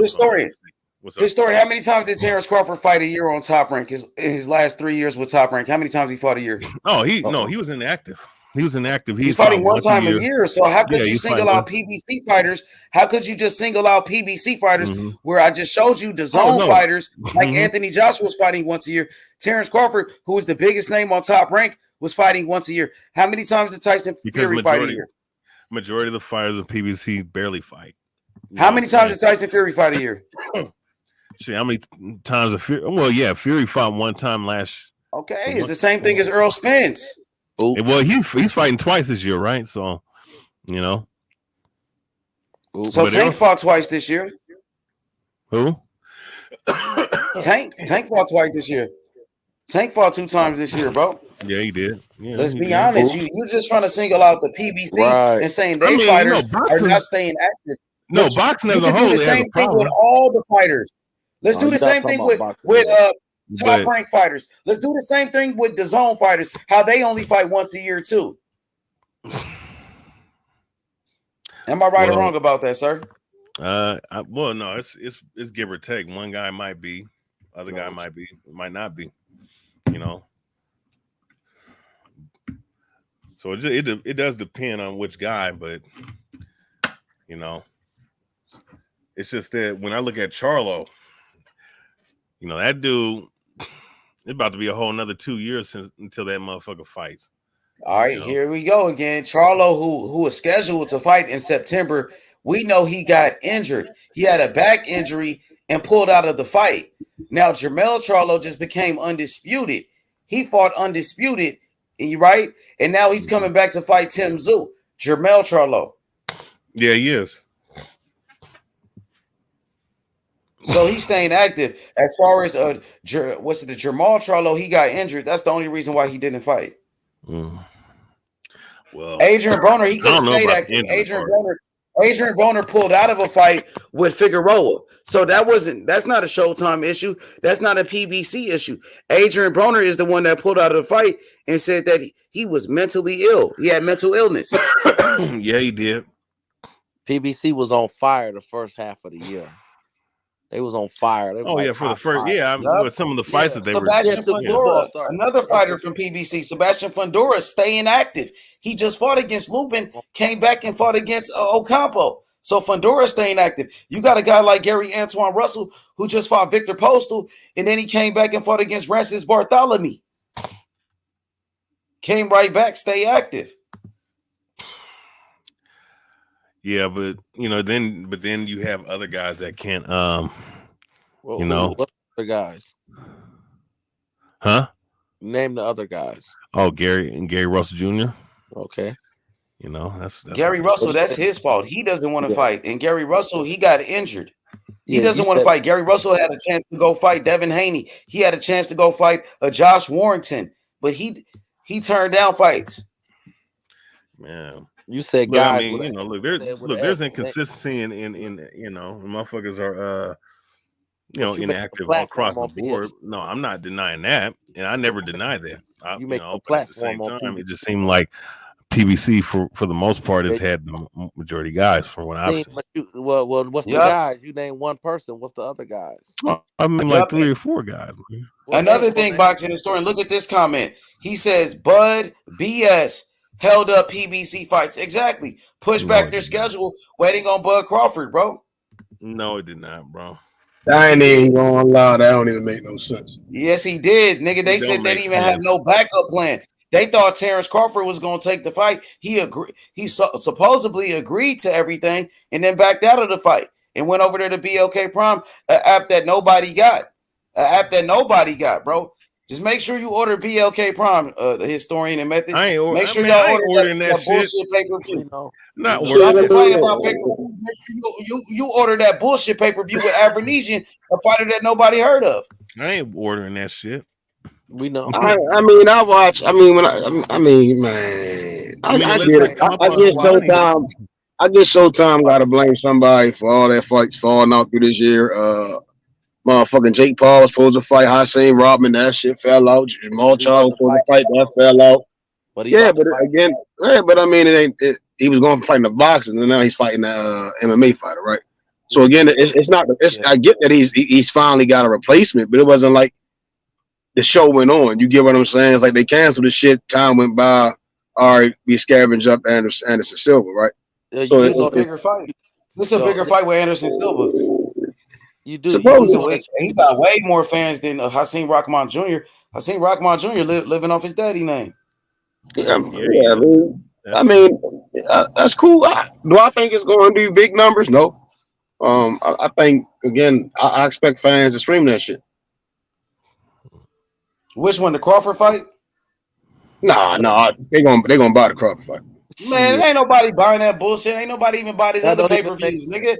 Ain't nobody ever bought Crawford pay-per-views. He's not a pay-per-view attraction. The nigga pay-per-view buys bullshit. But how many guys are really? Let's be honest. Tank is one. Errol Spence is another one. They do more numbers than Terence Crawford. Tank does way more numbers than fucking Terence Crawford. Ain't nobody buying that BLK Prime bullshit, nigga. Man, 400,000. That's what they say. Nigga, who gonna be on his undercard? Steven Soko Nelson gonna be the co-main event? Come on, bro. Hey, they better put my boy Lolo on that motherfucker, nigga. At least put Lolo on that bitch. Watch Badu Jack be up on there. Nah, Badu Jack fighting somewhere else. He fight on Pro Bellum. But yeah, I mean, I get what things foreign things, shit foreign to niggas. You know, first thing they do is hate on the shit. Then they get down with it, you know. That BLK Prime bullshit. I got Showtime, nigga. I got Showtime. I'm about to watch David Morrell next Saturday. I'm gonna watch that Bellator versus Rising card, nigga. And I'm finna order that Jake Paul shit, nigga. So, nigga, we tune in, nigga. I'm finna order this Jake Paul shit, my nigga. I support Showtime, nigga. Showtime boxing 37 years in the game, nigga. 37, nigga. I know I'm not buying at the zone shit, but I'm going to show us I'll be watching that JoJo was a paid, nigga. But I know I'll make sure I'm buying Tank Davis pay-per-view. No, that's I'm on all the Tank Davis pay-per-views. Whoever Tank fight, I'm watching it and I'm buying it. Wait, how much is that shit for how much is that shit, man? $20 for a fucking app? For an app? Which app? For this Jose, what's it on? I ain't buying the zone. They got to do some shit for me to buy that shit. They showed down better. Yeah, I mean, I'm just saying, like, I mean, motherfucker can't buy all these fucking apps and shit, bro. Like, God. Now you making sense. Now you making some sense. Somebody got to get the fuck out the way and let boxing be great. For real, man. Hey, man, I got the apps that I need, right? I got ESPN Plus for Top Rank Boxing, and then I got Showtime for PBC Boxing. So I'm good. Fuck the zone. I ain't fucking with them. Shit, and then niggas gotta have Netflix, Hulu, Amazon Prime. Like, no, I ain't buying no fucking Hulu now. It's either or Netflix or Hulu. Like shit. Boxing the only thing that I buy motherfuckers rivals. I know Showtime, ESPN rivals. I'm gonna buy both though. You see what I'm saying? I fuck with boxing. And what about the zone, man? You ain't fucking with them because I know I'm kind of hard on the zone, but that Carter Ben shit sitting nasty right now. The AJ Dillian White shit, they're nasty right now. Fuck all that shit. I ain't buying that shit. They got work to do. They ain't even got none of my favorite American fighters. They don't got nobody from America over that bitch that I want to see. At least they gotta respect that. You right? They gotta respect that. They ain't got no American fighters. What the fuck? That shit's crazy. Well, they got Ryan Mexican American. They got Virgil Mexican American. Well, they probably ain't got no black fighters. That's probably what it is. They ain't got no black American fighters for damn sure. They don't. Black who don't have black American fighters on the zone. The Devin Haney left. Demetrius Andrade's gone. They don't have Tevin Farmer. They ain't got shit. Yeah, Speedy Rashidi left, right? Oh no, he was part of he on PBC. Yeah, he's with PBC now, Speedy Rashidi. But shit, they got Montana Love. What y'all think about him? Richardson Hitchens now. They ain't no Montana stars Love, though. I mean, he a little fruit, but he's good though. He got good talent. He got good talent. I mean, Floyd is fighting on the zone. Well, Floyd is retired. That's not. Well, he's doing exhibitions, and Floyd is retired at this point. Not a legitimate boxing match though. Jake Paul is. They counted his fights as legitimate boxing fights. For his record, Jake Paul, he's in actual real fights. I mean, if you call them real fights, but they're sanctioned. They're sanctioned professional bouts, but I mean, look, I understand the point. Well, because I mean, because then a guy be like, oh well, Deontay Wilder, look at all them guys, his first 20 fights. If you was to go look at the first 20 fights, I mean, them guys. Shit, one of the motherfuckers was a goddamn middleweight he was fighting. So, it is what it is. So I hear the argument for that point, but regardless though, man, like you get up in the ring with someone that can box and he can be a horrible boxer. Bro. Get up in there with someone that can box just on a basic level, you don't get beat up, man. That's just how I look at it. And it's just like there's always some stipulation. Oh, well, Anderson Silva, he's 47. He's about to fight Jake Paul. It's like, look, I don't know. Hey, Anderson Silva ain't playing with Jake Paul. I seen him at the face-off. He was all up in that nigga face. Anderson Silva, bro, that dude, he's coming to win. He's coming to fight. He ain't gonna lay down. I know that. Well, I hope not. Because I mean, he should. Like I said, if he's at his peak where he is right now, he should win. But we'll see. Hey, so tomorrow gonna be lit though. I ain't gonna lie, man. It's a bunch of fights though. Yeah. Silva, he don't really sit on his punches. He ain't got power like that. He can box, and Paul, he not gonna respect his power. And I'm scared that maybe about 2 or 3 years ago, I would have went with Silva. I think I heard some rumors that he done got knocked out twice in sparring and. That's what they say. It's probably true too. I don't discount rumors. Rumors might not all the way true, but there's some truth to rumors, probably. No, I mean, no, I said it's probably true, but my thing is though, I mean, Silva, no, he sits on his punches, man. He has some leverage. He just don't. It's just that he's 47 and he was never a natural power punch. He can hurt you. With accurate shots, but he was never a power puncher. He was a accurate striker. He liked to mix it up, and his striking base is Muay Thai, anyways. Like he used to be a Muay Thai champion down in Brazil, so it's a little different, of course. Boxing stance is entirely different. Exactly. But what he did to fucking Julio Cesar Chavez Jr., I mean, he made a fool out of that dude. He looked great in that fight. You know, he did. I just don't get mean. But I think that might you know what? You know, I'm gonna say this. If they would have did 10, let's say back in 2009, if they would have did a boxing match with him and Roy Jones Jr. at the time, that would have been a fight to watch for fun. I'm not even gonna lie. You know, they would have did that fight, then I'd be hell enthusiastic. But this shit with Jake Paul, I mean, I just hope Jake Paul ends up getting knocked out eventually. Which I don't we don't know if it's gonna happen or not, you know. So you want to see him lose? Would you pay your money just to see this guy lose? Like, is he one of those type of guys? I ain't giving him. Fuck no. I don't give a fuck that much. No, because I ain't giving him shit. You know, like Camacho, like Hector Camacho, people wanted to see him lose. Adrian Broner, people pay money just to see them get knocked out or lose. I like Hector Camacho though, man. That dude is funny. I'll fight all you niggas. But they hated Camacho. They wanted to see him lose, bro. Like, even Adrian Broner, people paid a lot of money just to see him lose. You know, so y'all think it's kind of like that with Jake Paul historian. You want to see him get knocked out so bad. Yeah, that's a good point. That's a good point because a lot of people are going to spend their money to watch him to see if he loses. That's a good point. Exactly, bro. Hey, yo, what's up with it? Hey, yo, what's good, man? What's the word on Crawford, bro? What's up, fam? I just want to, I'm tired of talking about that nigga Crawford. I'm sizing up. I wanted to ask a question and shit because, Meth, you Dewey Jones Jr.? Yes, sir. Yo. Okay. Yeah, you know, motherfucker.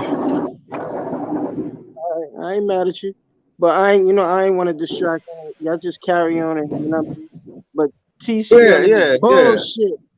You see what I'm saying? Honestly, I wish him success. You know what I mean? The game, the game is rough. Top Rank gonna have a card. You know what I mean? The Zone gonna have a card. So,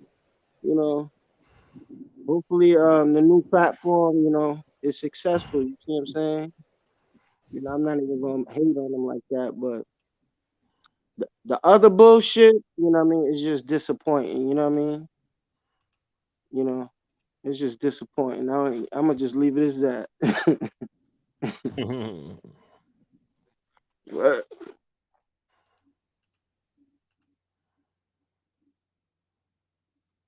I mean, it's all disappointing. You said the other shit is disappointing. What you talking about? Yeah, you can't be mad at TC getting this bag. You see what I'm saying? But if you negotiating something like that, you come back and say, yo, look what I negotiated, or look what came to my table. Yo, can you match this? You see what I'm saying?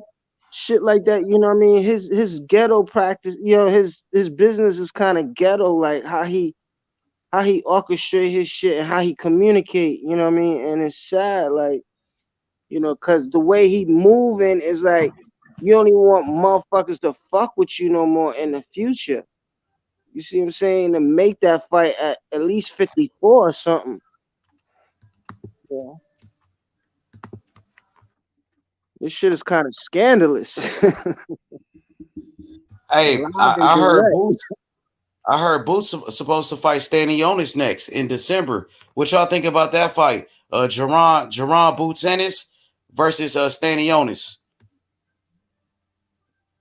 Yeah, y'all like that? Jerron Boots Ennis versus Stanionis. Yeah. In December. I think Stanionis will give him good three or four, maybe 5 rounds, but Boots, he hits too fucking hard. Hey, I just want to know what is scandalous, because put yourself in that situation. I got Boots in that one. I think that's a good fight, man. Stanionis, he's the WBA world champion. Explain to me what is scandalous. Put yourself in that situation. What my mic was never mute, and we was talking about, I was listening on Boots. I'm You said kind of what, done bro? with that Bud shit. You see what I'm saying? Honestly, I'm the way asking he, you, Ayo, the you way he said it's carry scandalous. himself, What is scandalous? the shit was scandalous, my nigga. You see what I'm saying? You had Okay, your if it's sister. scandalous, put You had, yourself in that look, for situation. Do you call example, it scandalous still? you Put remember, yourself in that listen, situation. Do you call it scandalous still? No, you do not. All you got to do is put listen. yourself in that situation. What you would Everything the do? nigga been doing is What would ghetto, you do? son. That's all I want to know. Everything he been That's doing all I is want to ghetto, know. my nigga. You niggas want to All that shit, say this yo, and that. I all just that want you shit niggas to put online. There yourself in was, that yo, hold up. situation. What will There you was do? 6 months ago. The nigga What was will you do? online. I think his Hey, man, yo, I don't care. I don't care. I asked you a Bernie the question, sir. Boxer, or I asked his you a sister question, sir. went I asked you online a and said question, to the sir. I asked you WBC, a question, "Can sir. you I asked you rank a me question, to the sir. I asked you a WBC?" question, sir. I asked you This a question. nigga I ain't. just asked you, what will you do in that situation? That's This, all I asked. I didn't ask anything else. I asked, what will you do in that situation? That's what I'm asking you. You talking about some more other shit. If you can't answer my question, just say, Hot Rod, I can't answer your question. And I'm fine with that. But I asked you, what will you do in that situation if you was Terence Crawford then, since it's scandalous? And if you can't answer it, it's fine. Just say you can't answer it. yeah, I would have brung that shit to Al and even glowed it, and I'd have put that shit in his face like, "Yo, my nigga, yo, I got 12 million on the table right now." You know what I'm saying? Like, what's good? You know what I mean? But initially, when I came on this platform, the Masters of Boxing, the first thing I was saying, and I was feeling that this nigga is going, he moving like an agent, and the worst thing that can happen, he can make Spence, he gonna put Spence in a situation where he'll have to vacate the division, vacate the belt. So what he did business wise, I can't really knock, because they giving you a bag. It's one fight. They giving you a bag. It's not so much of a big commitment, and they trying to woo you. But if you on the side where all the motherfucking action is, all you have to do is just come over there, because you already came over there on some hot shit like you A-side, and this shit don't stink. And you had the leverage to show that, yo, I'm a big fucking deal out here. But you ain't do it professionally. Even though you ain't have a promoter, you could have moved like a boss, but it is what it is. You see what I'm saying? I'm not hating on this shit, but in all actuality, the people don't want you, the people wanted you to tune up somebody else. Tune up Keith Thurman, tune up a Stanionis, at least. You see what I'm saying? Tune up a young, strong, you know what I mean? But David, come on, man. Come Are you on, man. done with are You you put out your three. feelings, You man, or gonna put $3 million in are his you pocket? Come are on. you done expressing your feelings, or are you ready to talk facts? Who the fuck Because is that's that? all. That's nigga. This whole week, the niggas feelings, bro, and I'm like, good God, this shit sad, nigga. Like, nigga need to pull the violin out The of this whole bitch, world talking play the about that violin. shit, It's man. sad as shit. Like, y'all niggas is the sound depressed. Sound like y'all lost y'all puppy. Sound like you lost your best friend. Like, That God, nigga method, I that man. shit didn't sad, feel it because I nigga. knew the nigga was gonna flake out. I knew the nigga was gonna flake out. Ever since I hit the scene and fucking with YB and H Money, I already let it be known that the nigga was gonna fucking flake out. You see what I'm That's saying? all. I That's your already feelings, knew. right? So your feelings got you believing something that ain't facts. Yeah, I'm kind of upset I get. because I I wanted to. started Yeah, I so wanted to this know that only the nigga Spence was gonna YouTube. get a hold of YouTube is profit. one of the only places where I But can expect yeah, grown I can ass be men to be the emotional. most I'll take that. emotional, I'll take that, my weird nigga. motherfucker. I'll Only on take that. YouTube, bro. You see I what I'm mean, I saying? ain't But saying the nigga like niggas moving like a outside crap, yo. The nigga moving like yo, so niggas don't want to do business with y'all you. niggas, Come on, y'all man. niggas on YouTube different, Come nigga. on, man. The nigga still got trust issues. He got PTSD from Bob era. You see what I'm saying? And Bob is still exposing this nigga. You done Hey, took this nigga to court, and then the nigga told you to sit down on that shit, and he's still smart in exposing that nigga. You want me to get more emotional about that shit? Man, but exposing I'm what? not Like, hating. where The do nigga you getting his niggas money, get and this this what the game information is from? about. Get your money. Get your Like, money. I get, You see what I'm I saying? get, Bob did I an get Yo, excellent job. Everybody talking about Bob did a exposing, terrible job like, on Crawford. The nigga Bob did an excellent job with this motherfucker. He lined them up with C-level fighters. the best fighters that ever been, and then they fell to nothing. If they was something, he got them when they was at a C class level, and he's a fucking first ballot Hall of Fame. So you got to give credit to that motherfucking man. You see what I'm saying? Lining up the fucking fights for you, giving you all those guarantees, fucking the game up. Nobody could get a rematch with this guy. Nobody wants to work with this guy. Get a rematch for who? Get a rematch for show. Get a rematch for who? What do you think this is? I can prove Rob wrong, but you know what I mean. But what do you think nigga, you know, hold on. Deserves a rematch, bro. Nigga, damn near the nigga negotiated for 8 months. He got to explain It this took shit. him 4 months. Rambling now, bro. Nigga, this why I say y'all niggas emotional. I gotta get a This rematch. nigga is rambling, Y'all bro. niggas is emotional. Shit. Just do the math. If the nigga didn't want to sign with Al, so you don't want the multi-year. You don't want to fight nobody else. You don't even see yourself doing a rematch. Then when you agree, do a you rematch figure it out. You double back and say, no, let's double back. All right, let's get the rematch. I'm confused, let's start bro. over. You keep saying let's do a start rematch. all over. I want to do a rematch, but I just want to fuck his face. Hey, He's a waste of time, my nigga. Everybody in the industry know the nigga is a waste of time. Crazy as Bob shit. exposing nigga. Who is Bob is still clowning nigga. What is this nigga talking Bob about? ain't scared about no lawsuit. That's gangster. And if you don't understand that, that's fucking What is this gangster. nigga talking about? I don't know. This nigga turned to Bob is JFL. still smutting on his name, man. Telling the truth. This nigga Ayo turned to JFL real quick. Bro, Yeah, what the fuck dead you ass. talking He about? dead ass talking to JFL. JFL. I ain't even gonna lie.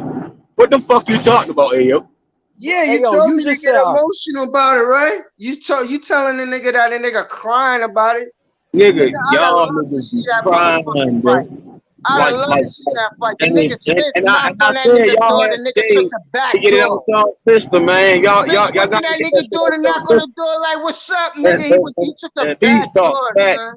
The emotional shit. Y'all niggas acting like how y'all niggas condoning that shit? Y'all got the nerve to mention that shit to me, man. Y'all got the nerve to mention that shit to me. I already called that shit. That's why niggas lined me up initially when I came on the scene. They heard truth. They heard truth. The last time I checked, niggas ain't have no clue what's going on. I don't know who gave me the mod first, whether it was H Money or YB. But when they heard me, they said, "Oh, Ayo on some shit. Ayo saying something." So, like I said, I was saying this shit from the beginning. What the fuck are you saying? That most likely the nigga Crawford was gonna fuck this fight up. And if y'all don't believe it, that's fine. I ain't gonna try to shoot that. Everybody got their own opinion, and that's what you think. This nigga tripping. That's what he think, method. Shit, I can't get mad. Like I said, I'm not arguing with niggas about their feelings and opinions. That shit weird. Go see a therapist, my nigga. I do agree with you. Hey, bro, we just want to see the fights. Obviously, y'all ain't want to see the fights. Obviously, y'all don't care about seeing the big fights, bro. Y'all just care about how much money Crawford is getting paid, bro. Like, I wanted this nigga to take Virgil. Obviously, there's been some is something. I agree with you, Ayo. That ain't being said. I wanted Boots or Virgil, fool. I ain't gonna lie. That's what I wanted. Not this fucking Amnesia nigga, bro. I wanted to take one of them niggas O's, man. I ain't got a problem with David Amnesia. Go ahead and fight the motherfucker. Get this motherfucker. I ain't got no problem. I legitimately don't. Like, if it all leads to these two top niggas fighting, sure. I don't give a fuck. But I'm not going to sit there and start making up shit about one nigga and the next nigga just to sound retarded. Like, nigga, like, I real time, my nigga. We talking about making up. Nobody's making up nothing, nigga. I gotta look at myself in the mirror. There's nothing wrong with the fight, man. You should have done this shit in the summer. We should have took on one of the young guns, This shit is the fall. This nigga Amnesia is the hierarchy of the boxing season. We should have took on one of the young guns, man. Come on, man. Niggas either went to the zone. Yo, matter of fact, the nigga he been talking to this nigga from last year. I don't nobody give a fuck about none of that. Negotiations with him. So I don't give a fuck what y'all niggas saying, man. I don't give a fuck. I'll What get y'all that. saying. And that's why your ass fight so should took rambling. place in the summer. This All fight right, should so took place in the summer. man, okay, Ayo, are you done, Ayo? Does that make you feel better, Ayo? I'm gonna be the therapist for the day, yo. Y'all niggas hop up here crying. I'm gonna get my notepad and shit, and then let y'all niggas. I mean, I thought y'all wanted to see the fight. Like, what happened to wanting to watch the fight? Now, all of a sudden, the Aphrodisian is the fight that y'all want to see. Is like, it's crazy. No, that ain't what happened. That's far from what happened. It's a lot of different shit going around. It's a lot of niggas twisting words and making up shit. Nigga had a contract. All he had to do was sign it. He agreed to the shit. All he had to do was sign it. In the loop. How you bring David in the loop right now? How the fuck you bring him in the loop? And then, matter of fact, Nigga, I can say the same shit about a lot of shit, but I'm not gonna trip because them two niggas gotta fight. You wrong, Ayo. He didn't fight Virgil, Ayo. You going too far. He didn't fight Virgil, bro. So who knocked his head off? Who fucking knocked him out? Oh wow. Mean Machine. Who fought Virgil? You said he fought Virgil. Who fought Virgil, nigga?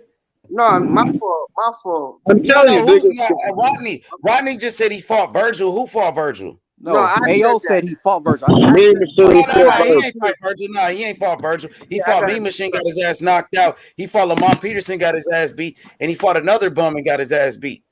And he got 3 L's, and he got a draw. He got another. He got a draw. I seen the nigga beat Shane Mosley, so I'm not taking nothing. That was the old Mosley, but yeah, that was a shot Mosley. A real Mosley would have fucked him up. But check me out. Ayo, check me out. So if this nigga, I agree with y'all, he ain't all that. Why the fuck is he top 5 in all these sanctioning bodies then, bro? Because the nigga been extremely fighting, with the ranking system. The nigga been fighting, bro. All your promoter gotta do is make a phone call to get their fighter ranked. No. How you think Yildirim was Canelo's mandatory? Yildirim was Canelo's fucking mandatory, nigga. Because the rankings is shit. The Yildirim shit, but the Aphrodisian nigga was fighting though. That nigga was something gotta change, bro. That man, that nigga ain't fuck shit. Tell him. That nigga ain't shit, nigga. Come on, man. I'm not the one saying this nigga the next Marvin Hagler. I'm just saying the nigga been at the fight. I can't knock that shit. That like, nigga nobody even knew this dude. Like that guy, nobody even mentioned him as an opponent for Crawford. That's why everybody was shocked. Like, damn, he really fighting this motherfucker? What the fuck? It's the same thing like motherfucking Ugas. God forbid this nigga. Hey, man, you got some background, man. He's gonna fuck the whole market up. You see what I'm saying? Ain't no money in the market for this nigga. God forbid he knocked this nigga TC out. Can you imagine? It'll be an Ugas situation again, my nigga. Like, what up, Billo? What's up with it? Avenese not top 5 in all of the rankings too. Y'all need to stop saying that shit. Stop capping. The nigga not top 5. Go do your research. No, I don't even think that's the point. The principle is that the nigga's top 10 in the ring, top 5, 7, 8. He's top something, right? That shit is whack. He's been far more. If the nigga ain't it, why is he in the top? He's been far more active than Keith fucking That shit weak. That's a fact. And that I'm gonna put some respect on the nigga name because at least he fought one hungry lion and Josh Kelly and beat that motherfucker as he stopped that nigga. Josh Kelly was a prospect with only 10 fights. Josh Kelly was a prospect with only 10 fights, and he was a domestic level fighter, bro. Josh Kelly ain't beat nobody. Eddie Hearn wanted to go to again. If niggas took the time out to go look research what the fuck happened, because Frank warned them niggas, they was bumping heads with Eddie Hearn and them kept prolonging that shit. They the ones that thought he was gonna be a cherry pick. It was a cherry pick gone wrong. That nigga beat but the Josh shit. Kelly was the prospect. Josh Kelly wasn't a champion. Josh Kelly only had 10 fights. He was a domestic level fighter, and he was a hype job. And yeah, he beat Josh Kelly ass, but Josh Kelly wasn't shit. Yeah, I mean, he was a hype job. He only became a hype job when David beat him. Nobody checking. But he was a hype job. He ain't fought nobody. He ain't beat nobody. He wasn't shit.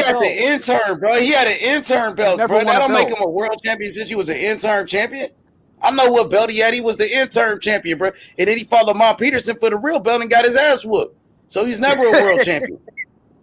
He's never a world champion. Not true. He was an intern champion. Oh, He lost to somebody EJ dominated, and he lost who EJ dominated, and he lost to another fighter that Bud already dominated.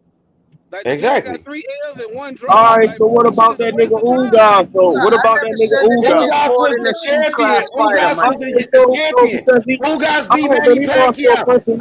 I'm Ugas was saying the niggas gotta, champion. Earl Spence and okay. Ugas was the unification, a fight between Oh, two all right, champions. so here we go. Now, yeah, Facts. I'm glad y'all want to talk about it, right?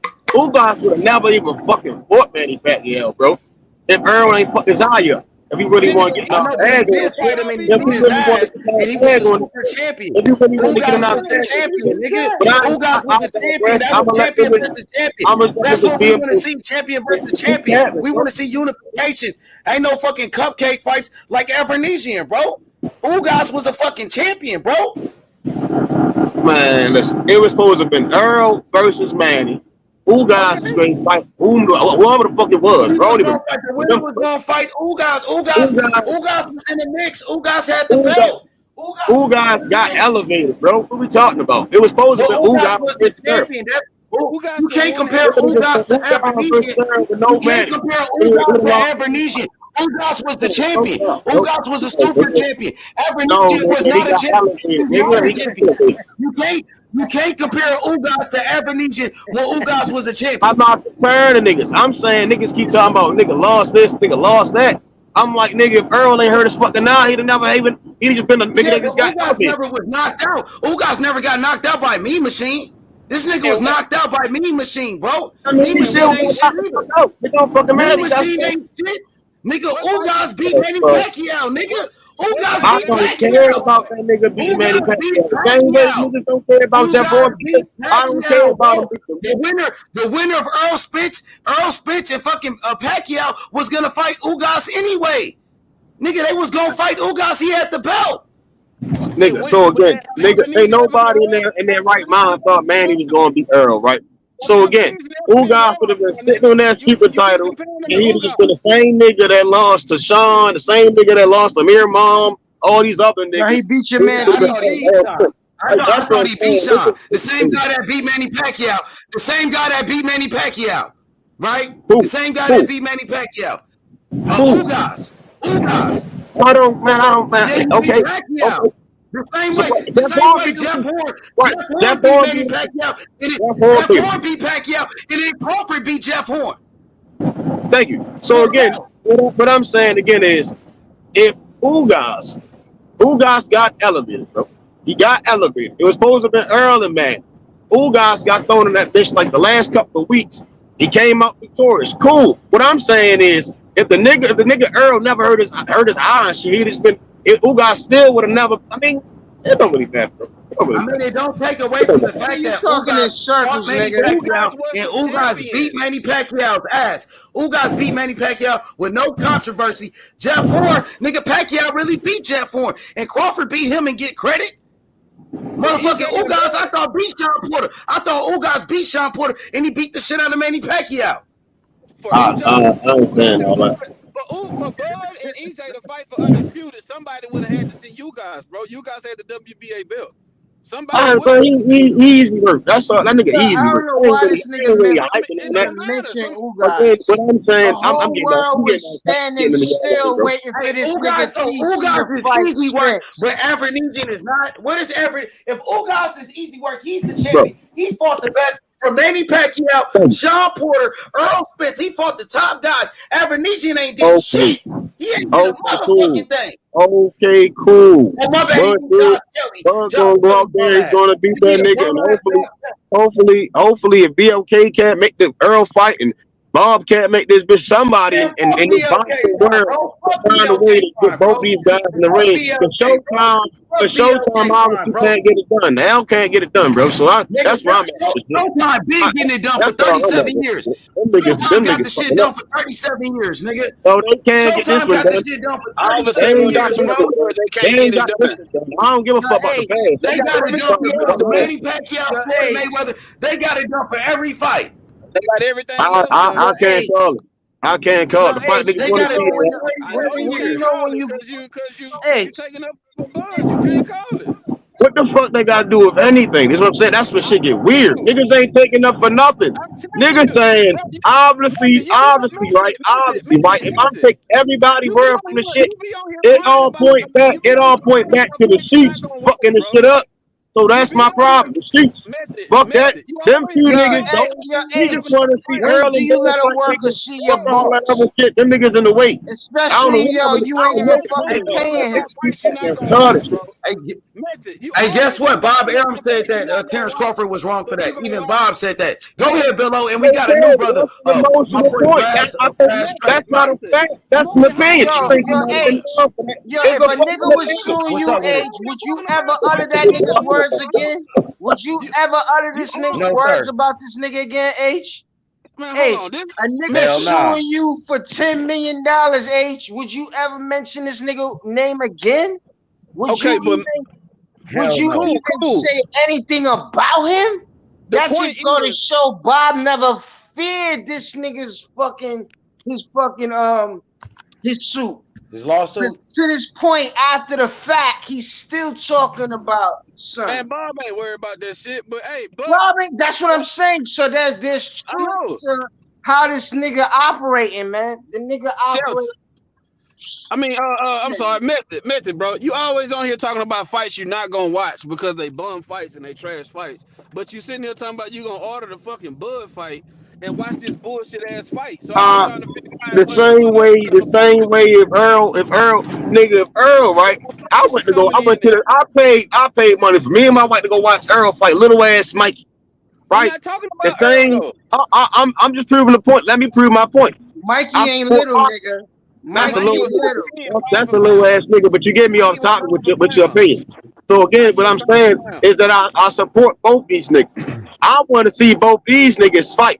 It's something that's in the air that ain't being said on both sides. That's prolonging this bitch from happening. Both of them want to fight. Both of them are the same link up. Niggas. It can't be. It's not them niggas. So why your man in a tune-up, nigga? You don't even make sense, nigga. No, you saying you need to go take a power nap. I told somebody else not to your ass down. My nigga, Hey, hold up, y'all. Hey, give me a second, y'all. Hey, give me a second. Well, hold up, y'all. Wait, hold up, y'all. Let me welcome the new brother to the panel. Wait, hold on, y'all. Let me welcome the new brother to the panel. Brass, Tax Boxing. What up? What's up? Yo, what up? What's up with it, bro? What you gotta say, bro? What's up? You can hear me? Yeah, we can hear you. Y'all can. Okay. No, I think it was timing with the fight. Think about it like this. You know the infamous video, Terence and Errol first meet, right? In that video, Terence wanted that fight then. You heard Errol.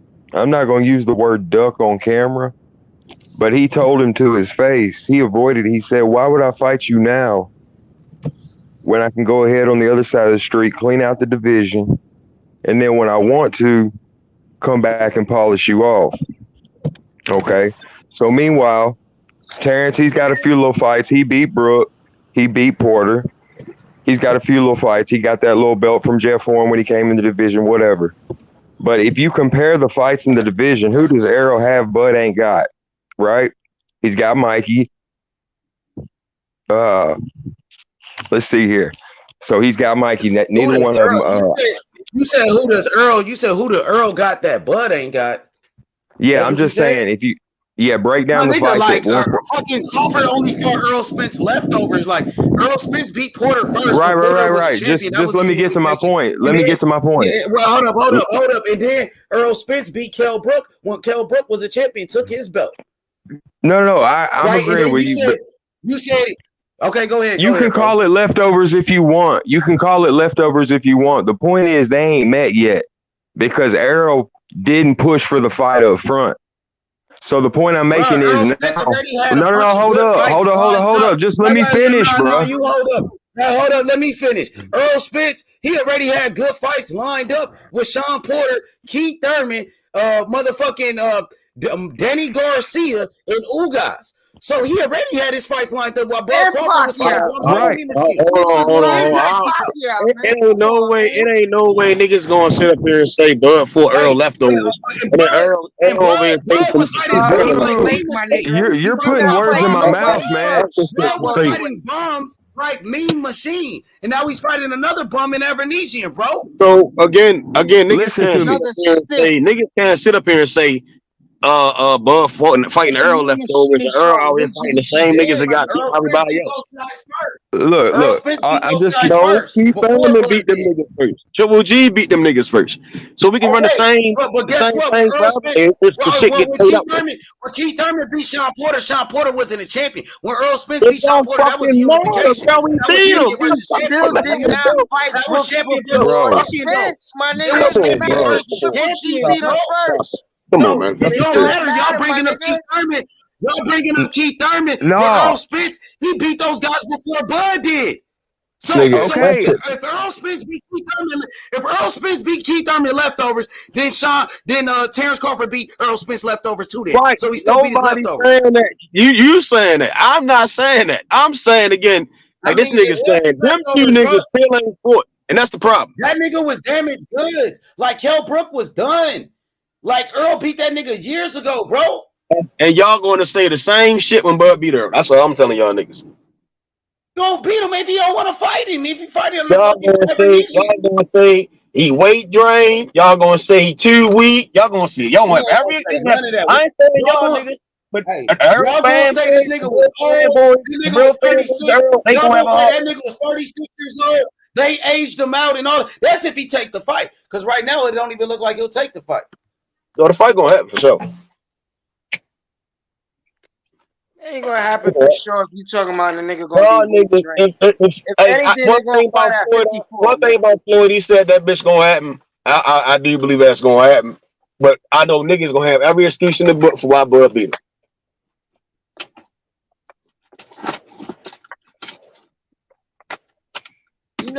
You notice meth don't even state the obvious. This nigga is just putting it on the middleman.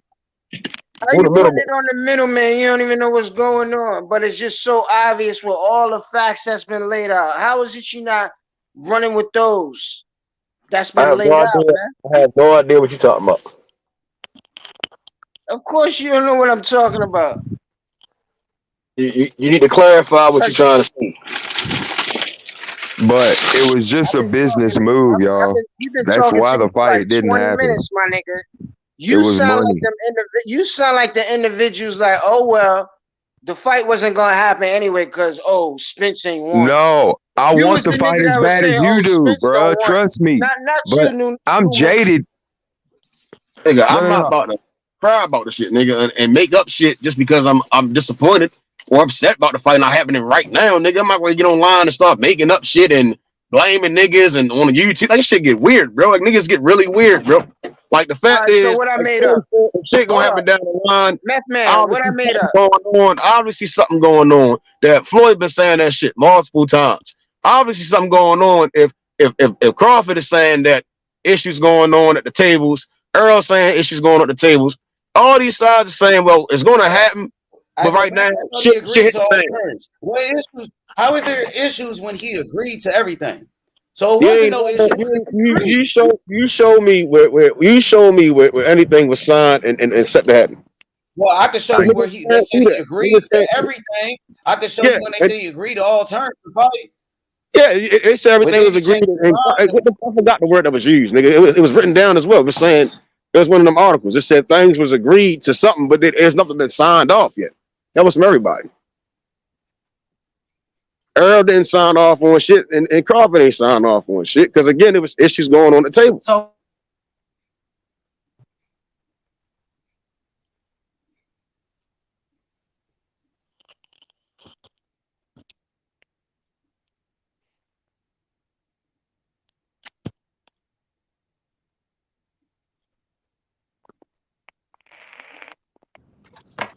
Yeah, but I think the fight gonna happen. That nigga Crawford on some bullshit, bro. He agreed to all terms, but now he fighting Evernesian. He ain't agreed to shit, bro. That nigga was capping, bro. Man. I bet he calls. I bet he calls Errol out after he wins. I bet he calls Errol out after he beats Evan Easton. I respect niggas' opinion. Nigga, he been calling out Earl since he was at 140. He ain't even want to fight. Yeah, but he just grabbed 8 figures for this fight, bro. You can't blame him. He got weighted out. He took the bread. How you know he getting fucking 8 figures, nigga? Well, that's allegedly. Allegedly, he's supposedly getting 8 figures for the fight. We don't know until he get paid, nigga. But I can tell you like this though. You know, he did all that barking and he still don't want to fight. So you said he about to call him out after the fight, do some more barking, but only not to fight. He's just it's already over marinated. We know that, but he's gonna milk it. I guess he had to take this fight for the bands. I can't blame him. I guess he gonna milk it. Listen, look, bro. He's been waiting on Errol. A payday came. You can't blame the man for getting paid. He waiting on Earl, but he's re-signing with Top Rank. He waiting on Earl, but he's on BLK Prime. Nigga, knock it off. Well, I don't think he's ducking Errol. I think he's snatching this bag, and then I think he calls Errol out after he beats Evan Easton. That's what it's looking like. Dude, you know how they do it. They did Pac and Floyd the same way. 7 years, bro. We waited 7 years for that fight. It's a motherfucking duck, bro. If it look like a duck, if it quack like a duck, it's a motherfucking duck. Remember that shit. Man, I could tell you only been watching boxing a good 10 years. I can tell you don't know what the fuck you talking about, nigga. Bro, I can tell you a motherfucking dick rider of Terence Crawford, nigga, and you don't want to see the best fights. That's what I okay, do, man. Nigga. You talking about this nigga been barking. He about to do some more barking. Nigga, fuck all of that, nigga. When he gonna bite, nigga? When he gonna motherfucking bite, nigga? That's what I want to know, nigga. Nigga, hey, he been calling him out. Shit sounds good, bro. It sounds good when you say it, but you say it over and over. Since he was at 140, he been calling him out. Nigga, if he at 140, why the fuck he calling him out? You can't even fight him. You think he gonna fight him and he fighting at 140?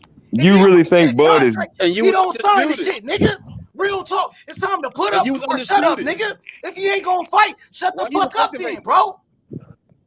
Why you didn't activate that mandatory if you really wanted to fight him at 140? All that shit cap. A pair of lips say anything. Activate that WBO and that WBA mandatory if you really wanted that smoke when you was at 140. That shit cap, and nobody seeing through that clout chasing ass shit. Like Bud ain't did nothing but get hyped up more and more ever since he been putting EJ name in his mouth, bro. And ain't nobody paying attention to that shit. Regardless of all that he say, it's a 50-50 fight, my guy. I agree with it's you. a 50-50 fight. I agree with you on that, but so I mean, I don't get emotional about it. You can call it ducking, you can call it politics. I personally think they both want the fight. Why is calling something like you see it being emotional? So yo, why is this shit not a double header, my nigga? I'm not saying you're being emotional about it. Ain't scheduled to fight. Why is the ace? Why is it the 2 top welterweights? One of them is fighting. They're supposed to be a line to fight together, and only one of them is fighting. Yeah. And if you want me to be honest, man, I'm just speculating. Shit, I want this fight as bad as all y'all. I've been begging for this fight. This is like a fantasy fight. Real fantasy fight. That's all we're saying, bro. It ain't no fantasy. It was built. It was built. Nah, it was never built, bro. So it can take place, man. It ain't no fantasy. When the man say, yo, I got the advantage to fight the other 2 champions over here, that's what it is. When that nigga TC ain't get the opportunity to fight Pacquiao. Did you see the Bob Arum interview though? When he had the window to fight the nigga Ugas, when he should have jumped shift and came over and fought Ugas. Terence Crawford, you said he about to call out Errol Spence after his fight, but that's all he do is call niggas out and don't fight nobody. What the fuck? Yeah. Well, I mean, when he gonna sign that contract, nigga? Yeah, that's a valid point. That's a valid point. And I give you that. But feel me on this, man. Maybe it's just not. Real boxing fans in this motherfucker, homie. Straight up. Yeah, but you're looking at it. You're looking at it too small picture, man. Nigga, tell that nigga stop being a bitch, nigga. We just want to fight, bro. Bob Arum said in the interview himself, he said, look. What he said, nigga, sign the motherfucking contract. Stop being a bitch. He was this guy. Hey, for real though, he had a contract, bro, that they revised for you. They revised everything for you. And you came out and told the masses or reported to Blue Bloods or whoever to report to the masses, I agreed to everything. How the fuck you agree to everything only to be fighting David Avenesian? I mean, it's odd as fuck. Yeah, I don't know, man. All I can put it to and attest it to is the fact he might be getting 8 figures, bro. That's Yeah, the that only don't thing. even make sense, my Right, nigga. What are you right. talking about? How you Hold on, pussyfooting around this shit? Take a real. stance, my All nigga. I'm saying is, How you No, gonna say, no, EJ, when oh, EJ, it's an 8-figure? dude. It's So why if you he's ain't getting telling $10 niggas, yo, million you got an dollars. 8-figure Okay, deal on the table, man? Match the shit. I Yo, don't fucking give know. me the I'm not nigga his Keith business Thurman. Give advisor, me somebody. Cause the dude. I money don't he even got, know. he could afford Keith Thurman for that fucking money, man. Get I the feel you. fuck out of here with All that we shit. know is Yeah. He probably could have. But shit, He I'm could have not his came business. to fucking Al and say, yo, look at the deal I got on the fucking table. Match this quick, my nigga. Get this nigga Keith on, get this nigga Keith on the phone. Get somebody, man. He the fucking world champion and he defending his belt against somebody that got knocked out, against somebody he knocked out. He moving all the way backwards. How the fuck we gonna get a fight we want and he moving like this with his business? Who I the don't know, fuck man. gonna trust him? Well, I mean, Arrow's already talking about he's tired of making the weight. So, I mean, I don't know, man. Maybe we never get this fight. And like I said, I'm not his business advisor. If you're calling him a squared off duck, shit, I don't know. I don't believe Terrence is a duck, man. I just don't think the stars That's align. bum status, my nigga. That's just Yeah, bum people status, dude. my People nigga. duck for different Oh, reasons. yo, let me People duck open for the different books. reasons, though. Open the books. Open He the ducked the fight motherfucking for books. You a a $2 worker, million nigga. and a check. How you gonna tell a He man open the books and he ain't even fucking paying you? I don't even get that shit. Like, I ducked the really fight don't for a get tuna, this bro. shit. None of that shit. Niggas talking about He open ducked the the fight. books. Nigga, He you ducked ain't even a promoter. You can't wear 2-3 hats, my nigga, talking about open the books. And y'all niggas believe in that shit? Y'all really believe in that shit? Y'all niggas clowns. All I the know, bro. excuses this nigga brought up. We just want to fight, bro. At the end of the day, niggas Yeah, ain't but gonna if you argue. look I'm back, arguing with there's each been a other. lot of fights like this, man. A lot of fights where we had to wait. Shit was never gonna happen. Not And where they some was of them free we never agents. got. No, there's still fights out there we never got, man. Not where they was free agents, and there's Not no got this close. Not when it gets this from close. Hell no. and they, you know what I'm saying. Most of the time, that's when they under different promotional banners and shit like that. Yeah, I some mean, fights will whatever the be case stalled is, out. But in I this feel case, you. shit, he was a But free for a agent in long time, 2018. He was a free agent in 2018. Said, fuck it, I guess he trusts Bob to make the fight happen. Now you're a free agent again, bro, and the fight still ain't fucking happening. well, he ain't free no more, is he? I thought he signed with He just signed. He just fighting on. That's a streaming service. BLK Prime oh, is just not a oh, promotional okay. company.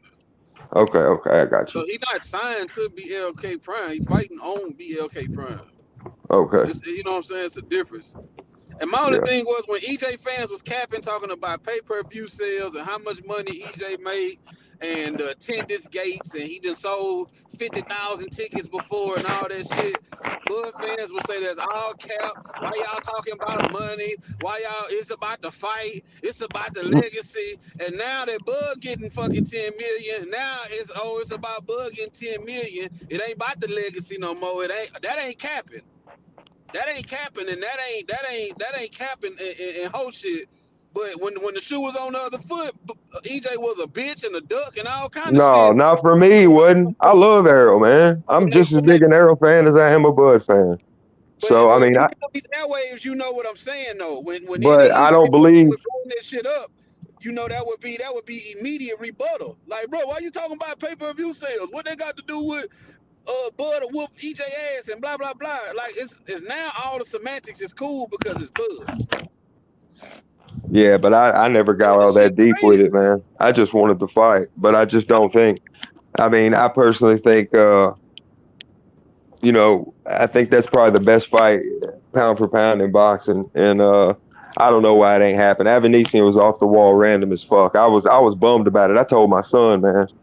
As soon as I seen it, I told my son, I was like, "This is some bullshit." But I just took it on the chin, man, because it happens. In this sport, you got to be built different to really stick with boxing. I'm 41, man. I've been watching this shit since I was a kid with my granddaddy. So, I Yeah, I'm come right up there with watching you. boxing, man. I'm right And there with you, brother. my son fights at lightweight, man, Golden Gloves. So we stay in the gym, bumping around, all kinds of little folks involved with the sport. And this is a fight everybody wants, dude. Trust me, You don't gotta everybody be wants. scared to duck a fight though. So if you Yo, equivalent me Stephanie, saying he ducked, 47. if you equivalent me saying duck as meaning he's scared, I'm not saying Bud is scared of EJ. Some people Open believe the that, books. but he ducked the EJ fight, the biggest fight in boxing right now, for a fucking tune-up and a check, bro. Yeah, but I think we'll And get it. that shit I think Yo, lame. hold on. Yo, people in the it, comments gotta understand. Nobody gonna open the books for you, especially if you're a fucking worker. They open the books for you if you in the business of buying. You in the business of buying my operations? Yeah, I open the fucking books. But you a worker? Workers don't get to see no fucking books. So whoever fucking believe that shit, you're a fucking idiot. And you're new to this game. Sorry to say. Sorry to fucking say. Nah, that's a but yeah, fact. I Everybody just personally, Gonna want the open the fight, bro. books. Fact. Everybody just yeah, want the fight. That's what all the arguing is about anyway, bro. At the end of the day, everybody want to fight. Some people taking up for whichever fighter they want to take up for. All that shit fine. I just see it straight down. I try my best to see it straight down the middle, and I just want to see the fight, man. yeah. Well, you got to think about it like this: Arrow's going to be 34. Terrence is fixing to be Terrence is going to be 35. Arrow's going to be 34, right? Nah, EJ Nah, like nah, nah, nah. He EJ's 32, 33. my nigga. 32. 32. So EJ's 32. Okay, my Bud's bad. 33. My fault. So Nah, 33, Bud 34. 35, nigga. Nah, the nigga He about 35. He 34, like 35. He 33 and just turned 35 and 35. 35. his birthday coming up this month. So Cool. he's going to be 35. No, he about to be 36. 36. No, his birthday already 36? Man, passed. no, ain't no way. He Or just then he had his just turned birthday. 35 then, my bad. He just Okay, had his so he just turned 35. Okay, so man, he's in that range from 35 to 37. He's gonna wake up one morning and lost a step. So, I mean, he ain't doing nothing but waiting himself out at this point. But I think we get the fight. I know everybody's bummed about it. I know it's easy to get emotional about it, but listen to me. He's gonna go in there, polish off Avanesian, assuming the boxing guys don't doom him in a knockout punch. That'd be crazy as hell. Brad, What if Bud, That shit what is if a Bud got trap slumped fight. in this fight? Brad, you had said something earlier that you were saying that the fight would have happened if him and EJ and Bud met up, and then EJ was like, "Why would I fight you when I take the easy road?" Yeah, remember that video? Yeah. Yeah, I remember. But I also remember Bomac saying the same thing about Bud when he was asked how come Bud, when he moved up, why he ain't use his mandatory IBF road to fight EJ then. And Bomac was like, because we took the WBO route, and that was the easier route.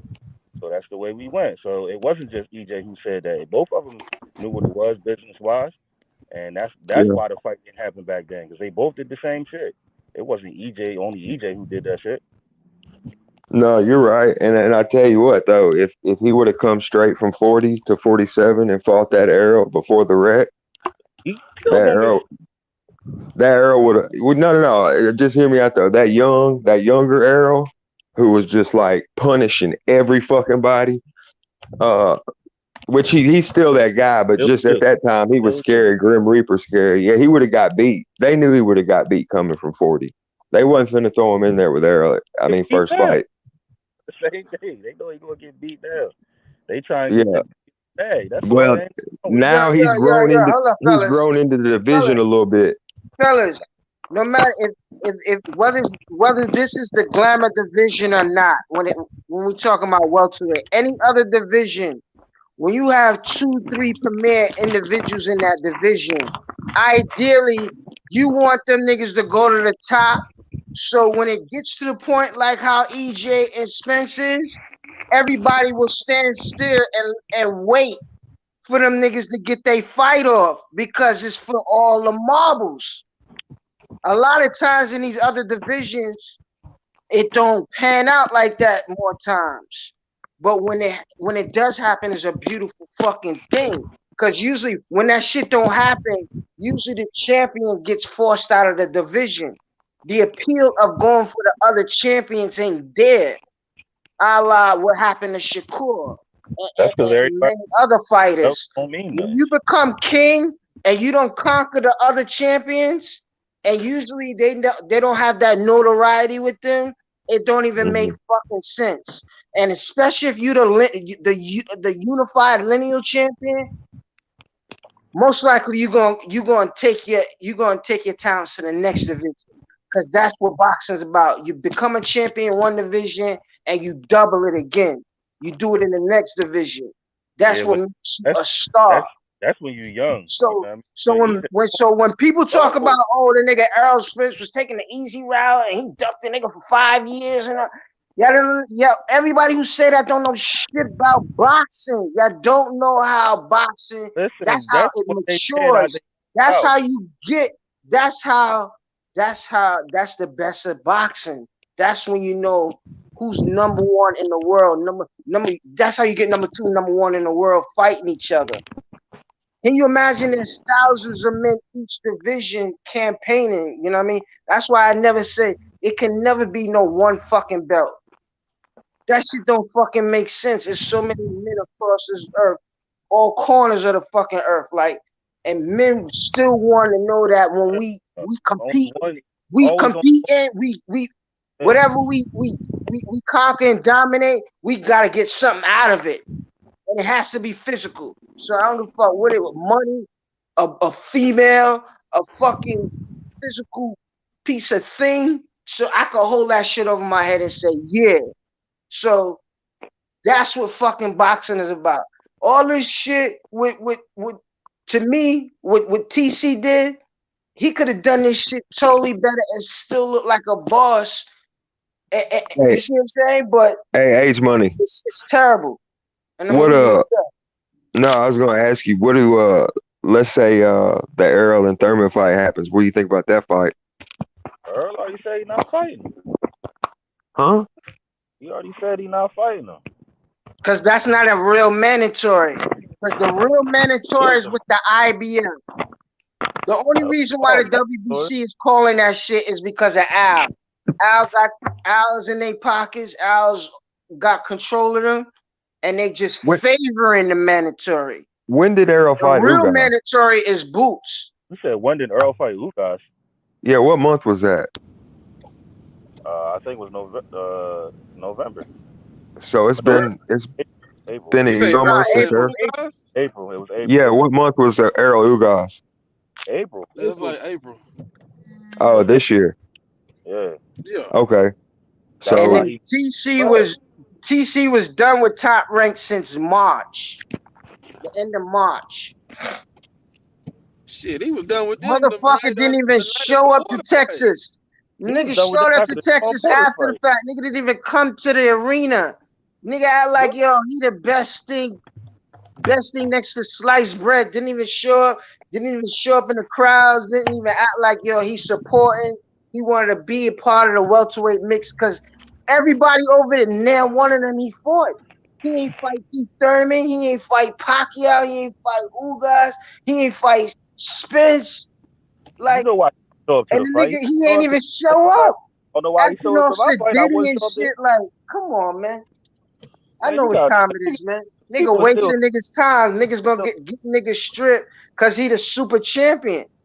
But the super champion want a motherfucking a tune-up. Shame on this nigga, man. Shame on y'all, man. Condoning this shit, man. But hopefully he's successful. I ain't hating. Hopefully he's successful because the game is rough.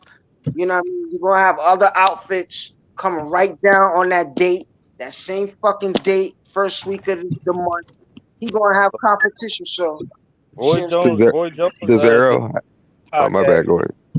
Roy Jones did his podcast. I want to say like 2 weeks ago. It was before Bud took the Avenesian fight, and he was like, if they don't fight now, they ain't never gonna fight. And the dude asked him why. He's like, cause it happens all the time. They prolong it, and then somebody go fight somebody else, and then they lose, and then they never get the fight that everybody wanted to see. And then a couple days later, then you hear about Bud fighting Avenue. I'm like, damn. Boy, like motherfuckers predict that shit.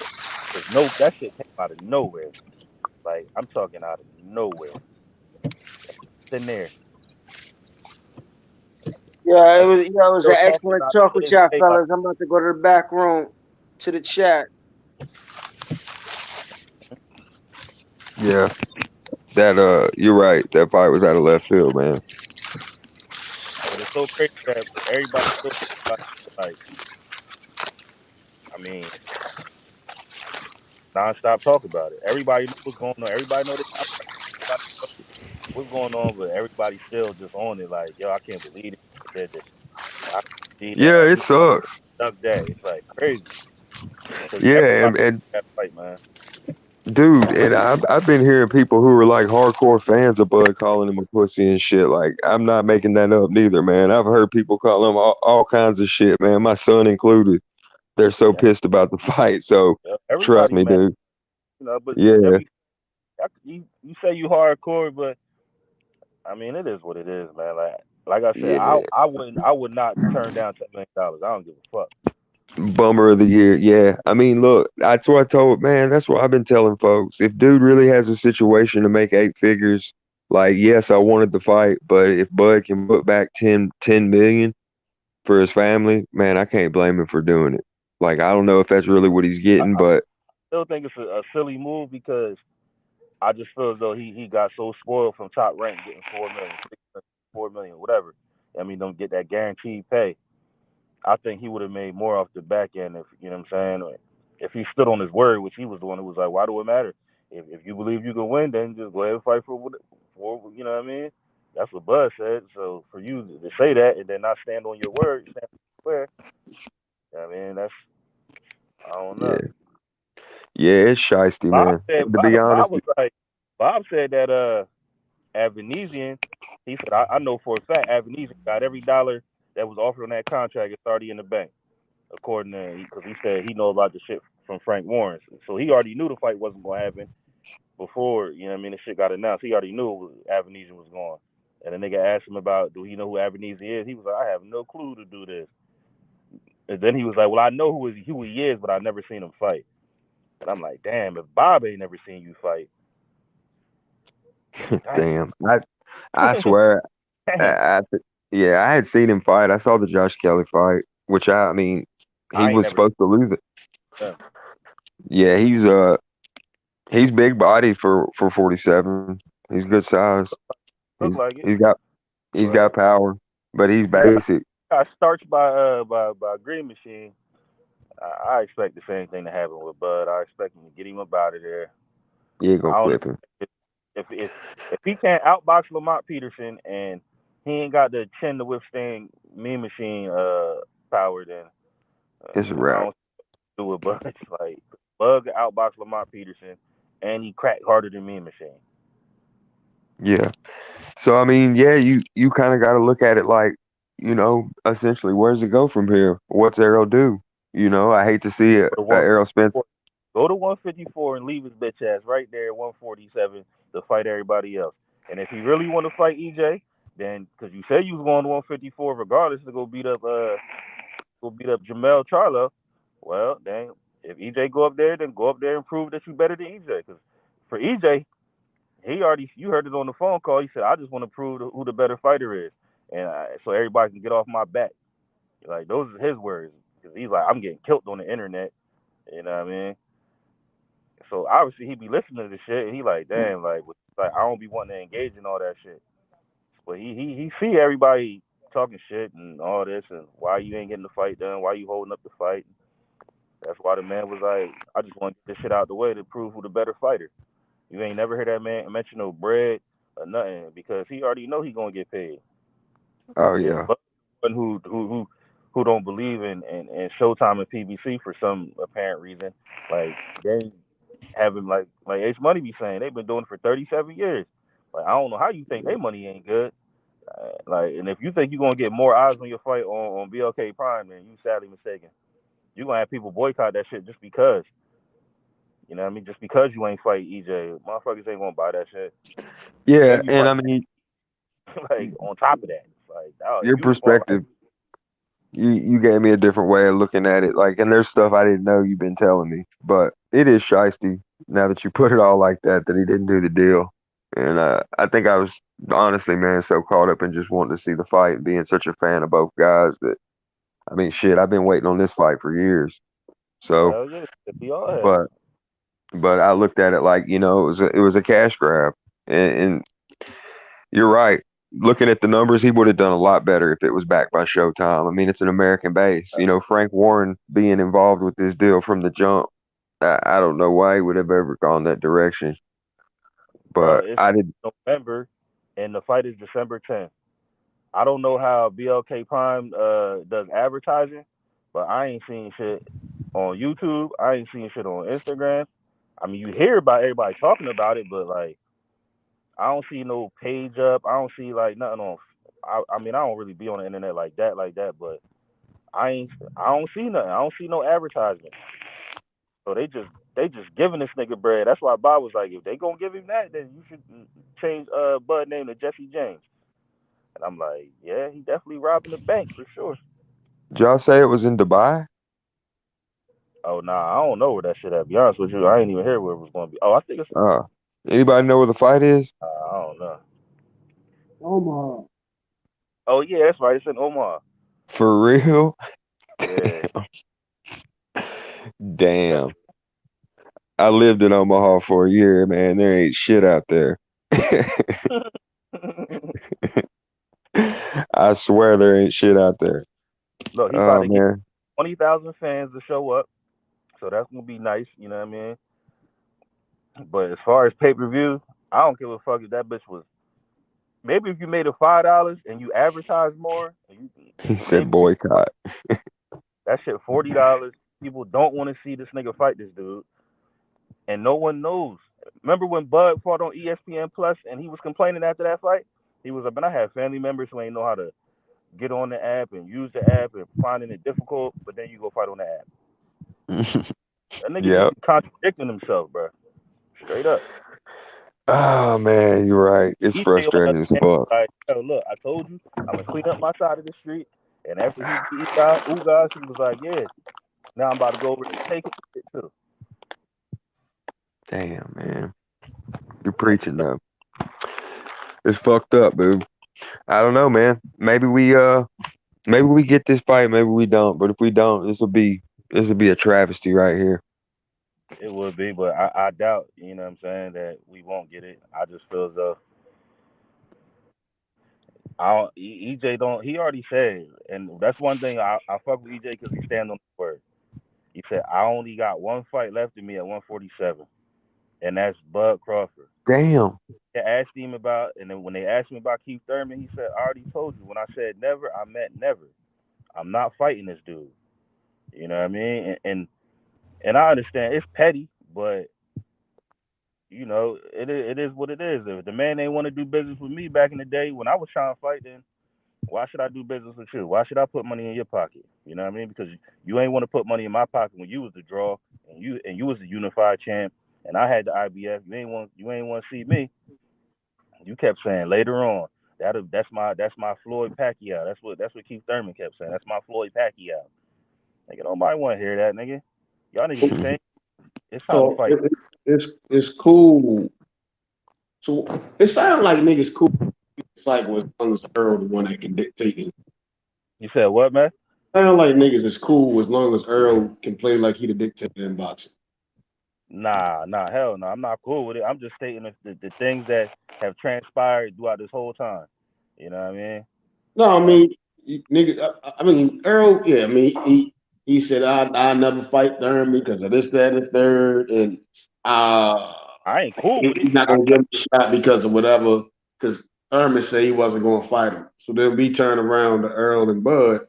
Bud want to fight, and then Earl like, no, you know, I'm gonna take this way, and it is what it is. But they said the same thing. I don't understand how that's any different. What the fuck Keith Thurman said? Well, what did I tell you though, man? What did I tell you last year? What did I tell you in January, nigga? What did I tell you? You remember? Keith Thurman will fight. I told you that. I told you this nigga look half-ass decent against Barrios. PBC gonna make that fight because that's the fight that Heyman wants. Yeah, that's right. Well, you've been saying that shit too for the past couple of days, couple of nights. Yeah, I've told y'all that shit, man. But I mean, Ford came right after the Barrios fight and told y'all we got enough fighters over here in our promotion to keep our fighters busy. We not trying to make another promotion rich. We gonna do in-house fights. Did he not say that? Yeah, he said that for sure. But and they definitely do at that weight class for sure. But my whole thing is, Bomac and Bud said this. Well, Bomac said it. Bud ain't say it. Bomac said the same thing they said. It was like, we took the WBO because that's the easier route. Instead of jumping up from 140 to 147 and fighting early and activating the mandatory IBF immediately, like he did at WBO immediately. That's what they wanted to do. But the cold thing was, when Bud came up, Earl wasn't the champion. Thurman was. No, EJ was the IBF champion. He beat Kell Brook before Bud moved up. Yeah. Okay. Well, regardless, I mean, WBC and the WBA. You know that's right. You're absolutely right. You're absolutely right. And that's why he always be like, I ain't never lose my belt besides the Pacquiao. Like, I gave the other one up. But either way, that's Keith fought for the same way that Charlos treat Andre. You know what I mean? For doing bad, not bad, but what Andre did was bad business. What Keith did was just ignore the nigga, avoid. I hate using the word avoid when niggas fight for a living because if I avoid them, but you ain't want to. How Keith avoid Earl? Like the only one that's doing the avoidance on the real is Earl. On the real is really Earl, bro. I don't get how niggas can say Keith. How is Earl? They don't. How is he avoiding? Keith never ducked Earl said the nigga name, and he again. It's not even equivalent. Bud is a pound for pound fighter. Mention these niggas, and these niggas like that. That's like being at the top of boxing don't matter anymore. These niggas started talking about everything else. You're on. Nah. I understand where Bud came from a lower weight class, but that ain't got nothing to do with another weight class. I mean, you did that down there. Now it's time to come up here, and you up here in a whole different weight class, totally different fighters. You did that down there, and that's cool. That's cat, because nigga Thurman fought Danny and Errol fought Mike, and nigga hold the whole hit for them. Niggas teams change when it's really a pound for pound elite guy that's been ranked. It's been rated highly for years. Then all of a sudden, niggas want to fight all these other niggas. But what has he done since he been at welterweight? I'm asking. What has Bud done since he been at welterweight? Win and knock niggas the fuck out. Something about niggas can't say.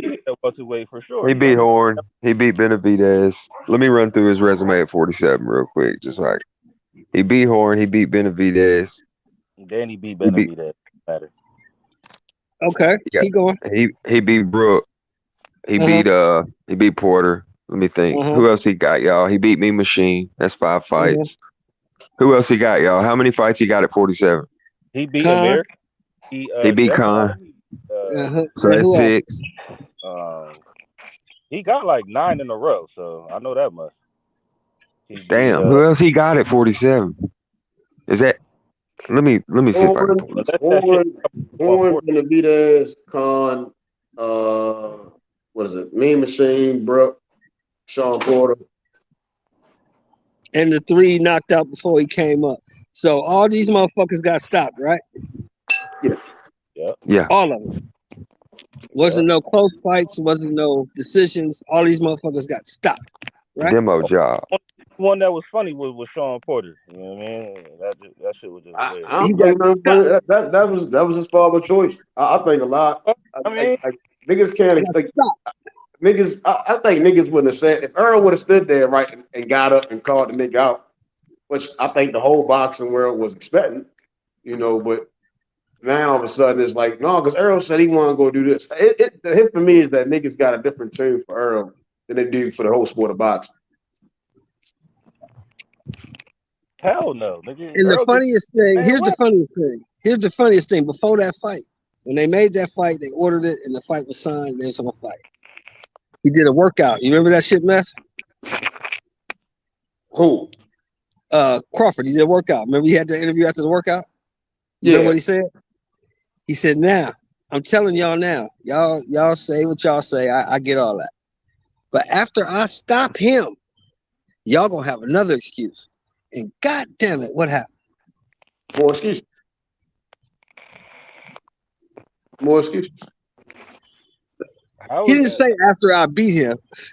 His exact words was after I stop him, y'all gonna have another excuse. But what's the excuse that you didn't want to fight? Y'all made all kinds. Not you. I'm not saying you, but they made all kind of excuses. Oh, his daddy stopped the fight. He didn't really stop him. He was retired before the fight even started. He's a podcaster. His heart wasn't in it. They make all kind of excuses. You're definitely right about that. You definitely right. But I mean, he definitely could have fought. Like that's like with the eyeball scene with everybody. I wish he'd have let that motherfucker get stretched out. But that's his son. That's what I wish. But that's his son. Now think about it. Put yourself in that situation. You know your son is in there with a killer. Well, I know my son. And if my son looks your son is in there with a motherfucker who's finna stretch him out. It's a minute and 45 seconds left in this fight. And this nigga's already been down twice. You ain't never seen Sean Porter stretched out, ever. He was gonna get seen Sean Porter dropped. He gets dropped by everybody. Ain't nobody ever seen Sean hit the canvas twice in the same round. Nah. Never seen that for sure. Right. So you telling me with your boxing mind? You telling me with your boxing mind? You think Sean Porter would have lasted that last 1 minute and 45 seconds?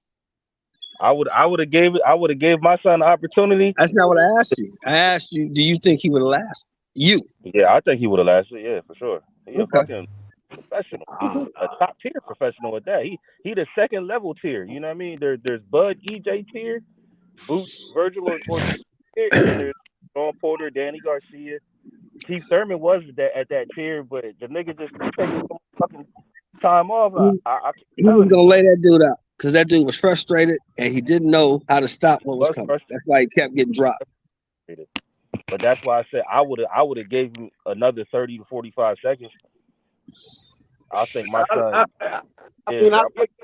I get it. I mean, he could have did a lot of things. He could have, he could have tried to let the shit go on, but it's guaranteed that nigga was going to drop his ass again or knock him out. No, that's all speculation. That's all speculation. You can't say that. Yeah, I mean, when that speculation is that guy he could have lasted the rest of the fight. No, he wasn't going to last. See, like I said, that's all speculation. He was getting thrown around and all types of shit. That's like. Was you one of those people saying? Was you one of them people saying he wasn't going to stop Porter? Who, me? Yeah. Nah, I knew he was going to beat Porter. I didn't think. No. You know he was going to stop him. Nah. I was one of them people said, nah, I don't know if he's going to stop Porter. Yeah. I was one of. Look, I'll be honest. I keep everything. 1,000. Yeah, keep it a buck. That's cool. Because I told nothing to tell you. As soon as they signed the fight, Meth, what did I say? As soon as they signed it, what did I say? You said you're gonna get stopped. You picked 9 rounds. Hell yeah. Stop this motherfucker. They're right on the money there. Yeah, I thought he could have stopped him a little earlier though. Boots even said that he could have stopped him earlier if he wanted to. I ain't gonna hold you when motherfuckers was like, yo, you down in the scorecards. I'm like, I don't see how he down. It's like Sean, he just being hella aggressive. He wasn't doing nothing to Bud. That motherfucker said what? Manhandling. He said what? I'm down. Dang, really? How? Okay. When he said that, Bud was like, how? I'm like, yeah, I feel you. That nigga said, okay. That nigga said, and that was it. Okay. Put him right up out of there. I'm like, dang, that's called a tactician right there, nigga. That nigga got him right up out of there. As soon as nigga say you down, you're like, okay, I got him. Got him right up out of there. I was like, man, I ain't never seen nobody do that to Sean Porter, bro. Nobody's ever seen that. Yeah, I think he could have fought if he'd have fought him like Mean Machine. He'd have got him up out of there.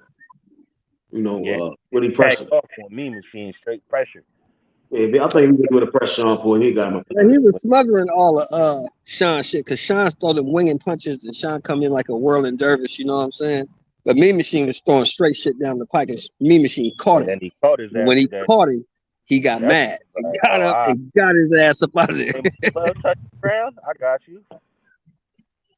I'm gonna tell you something else. If you go back and watch that Crawford Porter fight, you watch where Porter was really pushing him to the limits on the ropes, going to the body. Yeah.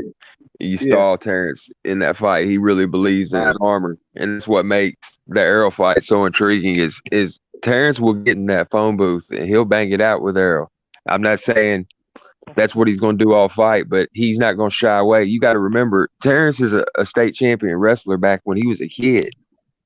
You know, he's a natural, strong athlete, man. And man, I mean that fight. MMA dude up. You say what now? I watched him. They had a video. He was at the gym, and then they had one of them MMA guys from what's the dude who always used to wear the afro? He retired undefeated. What's the fuck is his name? I don't know, man. I don't. But you know what I mean, he had one of his dudes in there, and the dude kept testing Bud, and Bud was like, "All right, what you want? You want to wrestle?" And then Bud fucking crunched tied his ass up in the knot. Tied his ass up in the knot. I don't know what he had that nigga in, but dude had the tap like, damn, this motherfucker's strong as shit. Like, Bud strong for sure. Like he be bullying shit. Especially he nullified everything Sean was trying to do. Sean said after the fight, everybody I fought in my whole career, I've been able to make them fight my fight. Yeah. Crawford made me fight his fight. I just don't see him doing that with EJ. EJ got the dumbbells when he be dumping. Oh yeah, he got thumpers on him. The problem with EJ's when he gets into that mode, when he gets into his little rhythm, he just likes to press forward and throw shots. And you can't just press forward and throw shots against a guy like Crawford because he's gonna set you up for something, and you're gonna walk right into some shit you don't see coming. I just don't. I don't see EJ fighting Bud that way. I see him doing this thing for the first 6 rounds with the jab, and then when the fight go on, that's when I see him starting to press forward and starting to lay that thunder. But you got to remember this, Andre. Oh, my bad, Shell. Go ahead, bro. Go ahead, bro. You got to remember this. Bud carries his power all through the fight, right? That's A. And B, if you go back and watch the Larte fight with Errol, this was way back. I think it was like his 12th or 13th fight, maybe even sooner. I don't know. He gets clipped. There's actually a video. I'm sure you've probably seen it. It says Errol Spence Jr. gets rocked or something like that. Yeah, I've seen it. But it's an unorthodox off-time shot, which Terence, like Errol's a reset fighter. Errol works off the stick. He resets. He comes in. If he don't like what he sees, he resets. He comes in. He's a pressure fighter, but he works everything off his jab, and then he gets on you, right? And if he can't get on you, he's gonna break your face with that jab. But Terence, he's a switch hitter. He's free flowing, so he doesn't have to reset. He can box off the back foot, the front foot. He can work his angles. He can do whatever he wants, whenever he wants, and he's got that dog in him. So, like, a lot of people think Errol's just going to turn into the Terminator round 6 or 7, get him in a corner and beat on him. I'm telling you, man, that fight. If Bud wins that fight, I've said this all along. If Bud wins, it's by stoppage. Ain't going to do a decision. Yeah, Bud win that fight by stoppage. If Bud win that by stoppage, he's one of the greatest ever. I'm just telling you, Bud's power's like that. Don't doubt. I promise you. I know you think Errol's that bully, and he is. Earl's skills is like that on the inside, bro. The way he be pinning, the way he be controlling head movement, the way he do all these subtle shit is just basic fundamentals. And he just like that. Did you watch the EJ? Did you watch the Ugas fight?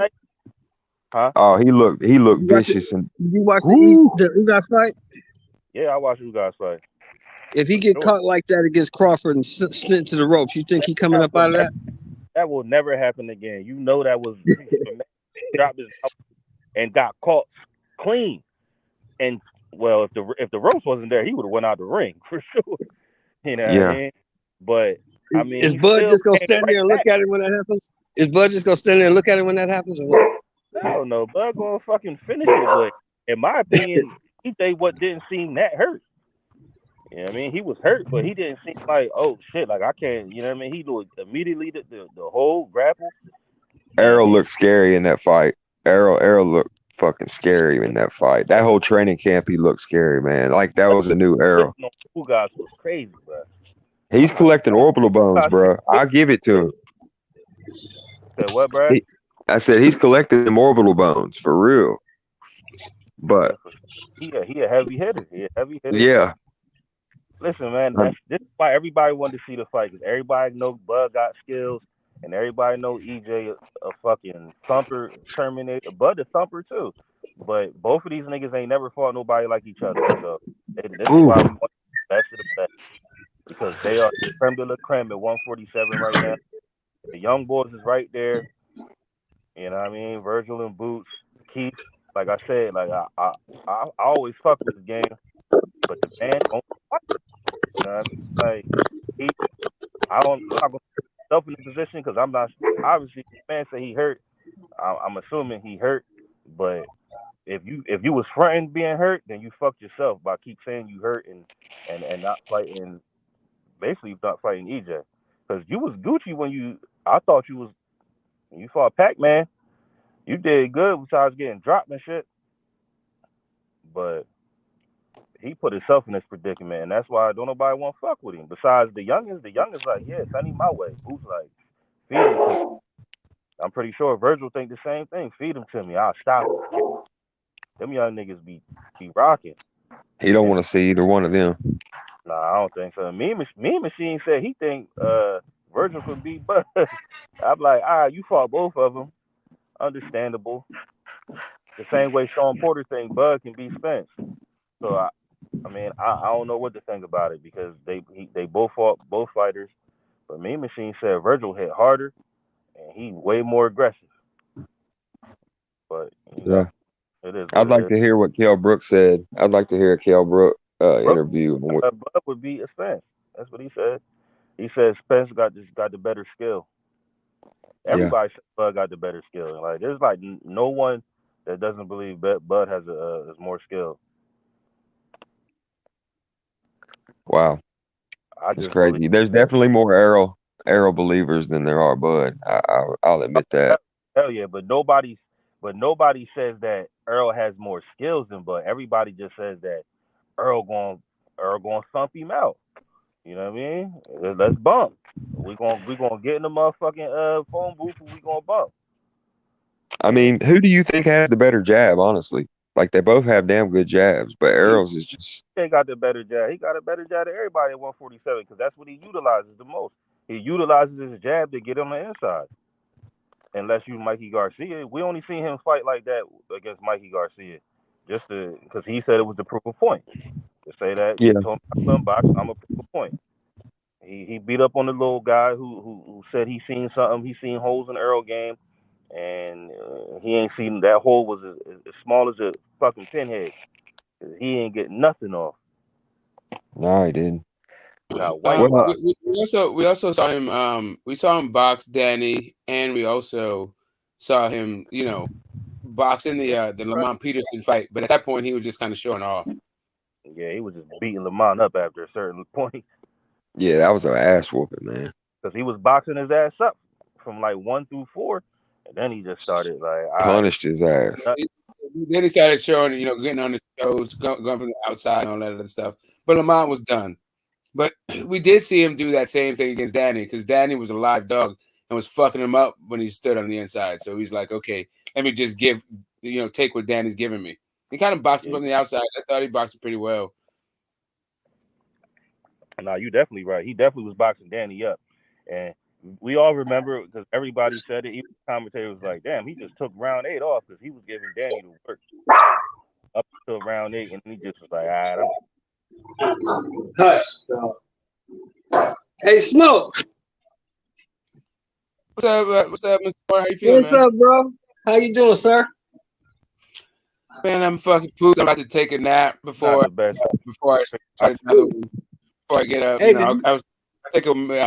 I'll be back around 1 o'clock, something like that. Oh, okay. Did you get a chance to catch that Bob Arum interview today?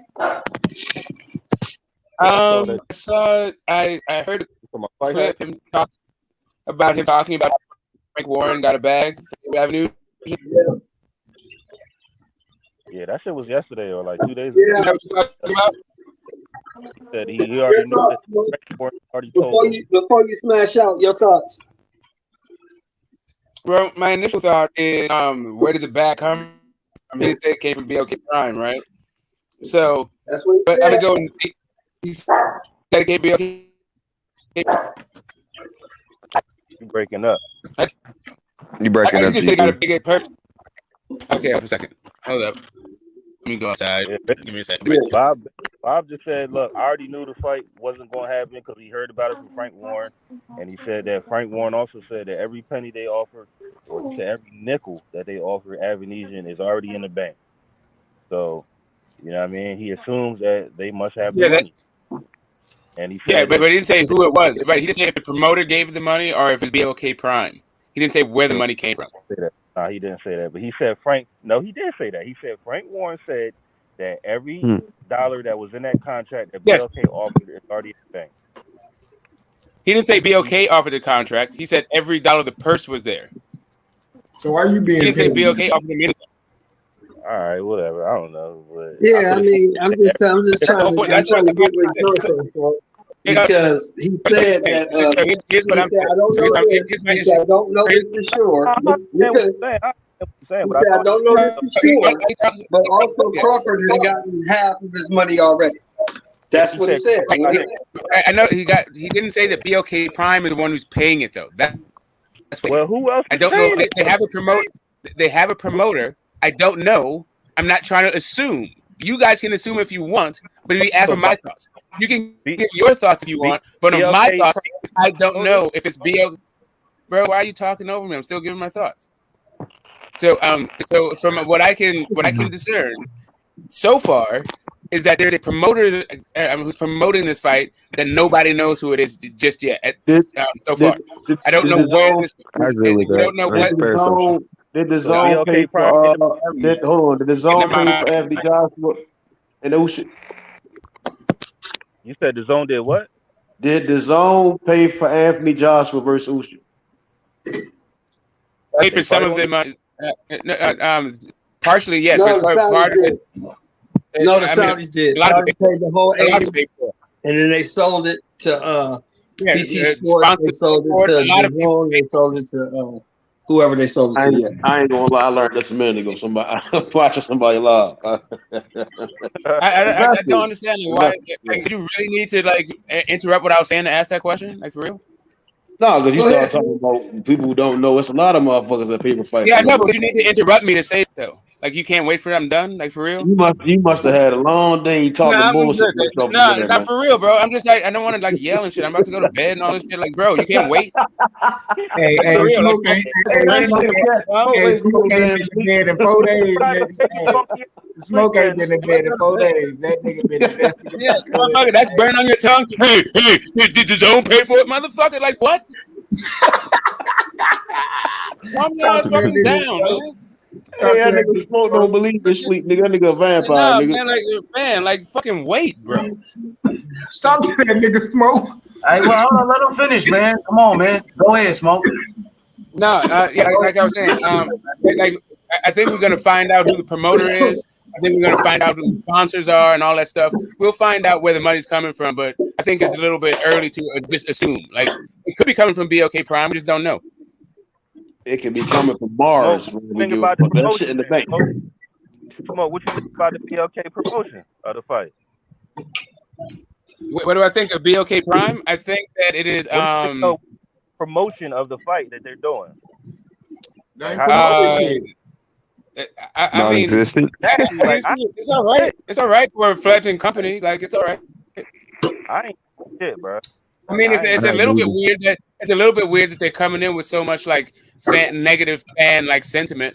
Like they're snatching the fight that everybody wants to see for some stuff the fans don't really want. But I mean, that's kind of a weird hill to climb, but it's all right. Like I don't think they would have been as known if it didn't have all these eyes on it. If it wasn't for the Errol Spence Bud negotiation, I don't think BLK Prime would have had this much eyes on it.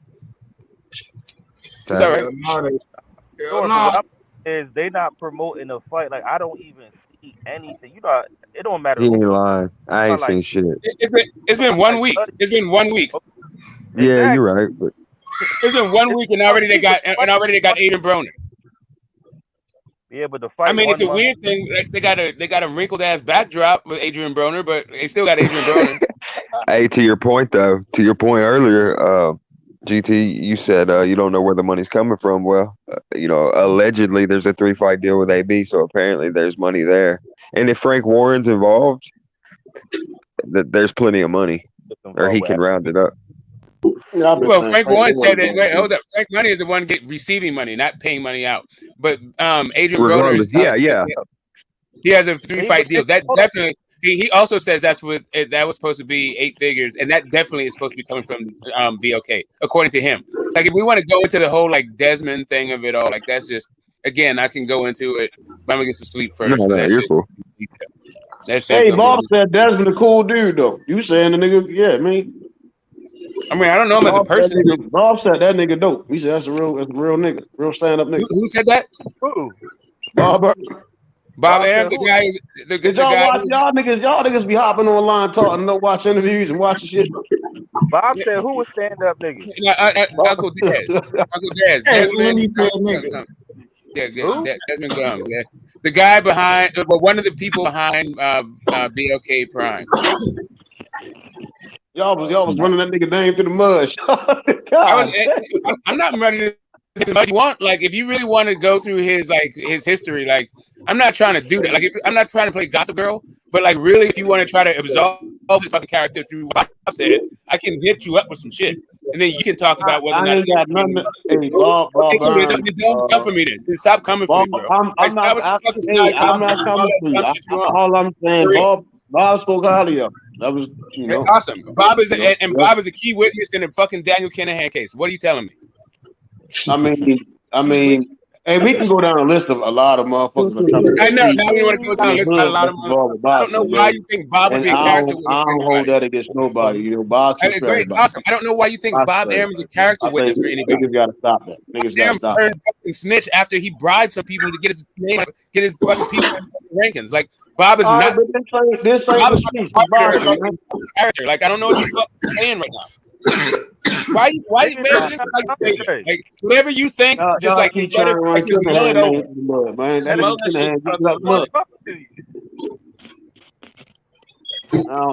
man, like that. Yeah. Now, Bob is the guy that's sanitizing people. Bob is the one who's blessing people and knighting people now, right? Bob fucking Arum. I was lying today. I was lying yesterday, but I'm telling the truth today. That guy. I don't know what you're doing, Smoke. You be having. What you're doing, bro? What the hell are you telling me? Bob Arum said he was a cool guy. So the fuck what? Okay, you said one thing. Bob said no. Hey, he wasn't a cool guy. I never said he wasn't a cool guy. You just on some dumb shit. Okay. Hey, my nigga Smoke ready for the he need. Hey, the Smoke get cooked in his debate. That's why he's so angry. Nah, he ain't getting. I'm tired as fuck, and I'm tired of you trying to come for me because of this goddamn story. Stop coming for me. Hey, Smoke, I'm gonna let you live, Smoke. You going through midlife crisis right now. Hey, thank you. I'm gonna slide some shit in there too, nigga.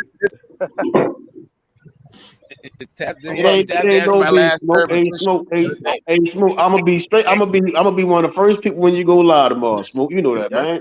And I'm hitting like It's not personal. This is not about you personally. This is about this line of inquiry. Whenever we talk about BLK Prime, you start talking about me. I'm on some bullshit. Come on, bro. No, it's cool. If you want to knock holes in the story, that's cool. If you want to knock stories and knock holes in me, I'm tired right now. Andre Petaway, it's still early. Andre Petaway know he goes get cooked by night. Everybody on the planet gonna wind up getting cooked. Andre Petaway did. Everybody on the planet gonna wind up getting cooked. Next in line, man. I mean, all right. I mean, not coming with Bob seems a cool guy. If that's what you're coming with, nah, that shit is not gonna fly. There's too much going on. I'm not even talking about like half of it because like I'm not a gossip. Like I'm not trying to be the guy. You said I'm trying to find somebody got some crazy background on. Man, who is that? Who is that with that purple shirt on, bro? They background crazy. My background crazy? Yeah. Or is that you talking? That might be Shelton. That ain't me. Yeah, that's Shelton probably. Yeah, that's Shelton. That's somebody else. I heard. Hey, OG, hey, your background loud as hell, OG. Hey, yo, so you paid Ebenezer? You said who paid Ebenezer? Been popped up. That shit funny. Yeah, OG funny as hell. Who is that? That Kush? Who is that at the bottom? That's Rodney? Bro, what up? Yeah, Rodney. What's good? What's good, man? Who got Loma winning tomorrow, man? I want to talk about these fights tomorrow, though. I ain't even gonna lie. Yeah, go ahead, Matthew. Kick it off, Matthew. Kick it off. Go Loma ahead. finna knock this nigga out, man. What you mean? Yeah, I got Loma beating his ass. I got Loma Loma finna sleep this nigga, man. That Ain't nigga look going too 12. friendly, man. He look too friendly. Man, here you go with this friendly shit, man. Shit, read the card, lying. man. Stop Nah, he can fight. He's got squabbles. Who look friendly? Ortiz look friendly as shit, man. Oh, I thought you was talking about Loma looking friendly. Nah. Loma is friendly as hell. Loma friendly as hell. Yeah, Loma friendly dude. He go in He there be and beat up and Q, he be manipulating, man. Nah, he friendly. the way he did Comey, nah, that was like, yo, he was like, yo, get your man, Yeah, but bro. it's niggas that's like that. Like Nonito like that. Like, you know, shit. You know, they're really that they just, you know, they look mean. That they look mean in the ring. They don't really, you know. Loma nice as hell though. Damn, this crybaby pack going crazy. Niggas Crybaby pack. Loma ain't nice. They just lying. Everybody knows Loma nice. Yeah. In the ring though. I got Loma though, man. I think Loma. Well, I don't really know how Loma gonna look, man. I expect him to look like pretty much how we did in this last fight. I think he should come out. He looked ready. Shit. I think he gonna come out. I think he gonna come out to, you know, entertain, to try to, you know, let the fans know that, and trying to push for that Devin Haney fight. You know, he just want to entertain and put together a performance where he could, you know, make a run, get a shot at Devin Haney. See if he could do that before Devin moves up. Nah, that's a good outlook when you say entertain, because I already know he gonna wax his ass. But if you come out entertaining, that's what people be like, yeah, we want Loma back. Loma's back. Gotta be entertaining. But he don't really have boring fights, man. So I don't know. He don't got no. I ain't never seen him have a boring fight. You know, he does a job there. But yeah, you know, he really, if you think about it, he beat Nakatani's ass. I mean, he punished Nakatani, and Nakatani gave Teofimo a hell of a fight. Then he turned around and beat the shit out of Comey. So really, had he not gone to Ukraine, he was in line. He would have got that Kambosos fight and whooped his ass. That was another power move by Devin. I'm glad he ESPN in the top rank and went and snatched that, because niggas just kept trying to Dev out the motherfucking loop. That's all they keep Devin out the loop. And now he got the belts, and the niggas still don't want him in the loop. Belts don't mean nothing when it comes to Devin. Belts mean everything. Come to blood and like that. But belts don't mean nothing. Fight, all you do is jab you to death and pick you apart and get you up out of there. But in my opinion, niggas very but I ain't gonna hold you. Devin fighting fucking Loma, that's gonna be the nigga Loma nice, bro. Like that nigga nice. The best jab in the division I give to Haney. I give Haney best jab. He for sure. Defense though, like he be lagging on his defense responsibilities sometimes though. Do you think he's chinny? Huh? Do you think Do you think Haney's chinny? No. How can he be shitty? He undisputed. No, he's not chinny. Let me ask y'all a question. How do you call a guy who's never been down or ever been stopped chinny? How does that work? No, OG, he's just asking. He didn't say. He just asked. Yeah, he just asked. But I thought he said shitty. He said chinny. No, but a lot of people do run with that, like he's chinny because of the Linares, because of how he changed after that hit, after the way that he fought after that. They started calling him chinny, but I just thought he fought smart.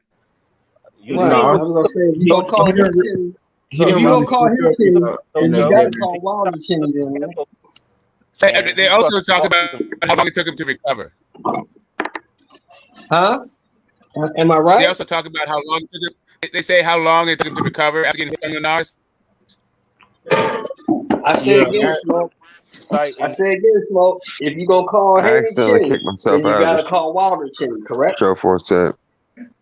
But I mean, no, I wasn't. Though.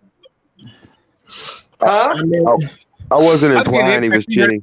I was just asking if y'all thought he was chinny. Was getting hit by a 300-pound dude though. Yeah, OG. Like, I how the mean, hell I you mean, gonna compare a 300-pound man to a nigga that's fighting nigga that's 135? I mean, that is something to look at. How long it took Devin Haney to recover. You know, if you look at him like if he fight and somebody rock him, you got to look at him as giving up damn near that round and 2 rounds after that, because he gonna what's just that? be moving What's around. that? What's that? What GT? I mean, shit. I'm just saying that because that was kind of like some smoke alluded to what people may think. I mean, me personally, I don't know until I see him fight again to see if he, I don't know, because he got hit at the end. I just think that chinny motherfuckers go down or they get stopped. That's what happened to chinny people. Yeah, well, look, let me give you right? And everybody said, damn, look how he wobbled him. And he definitely wobbled back to the corner. And then, you know what I'm saying? Oh, he was shook. He wasn't hurt after the fight. But then after like a week, he's like, yo, I never been hit like that. So I didn't know how my body was feeling something I ain't never felt before.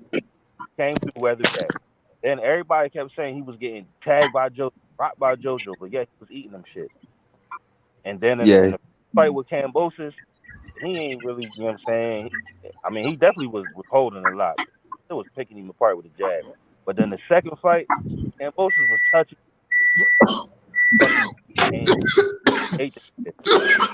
I mean, he never even backed down from Kambosos. Walked him down.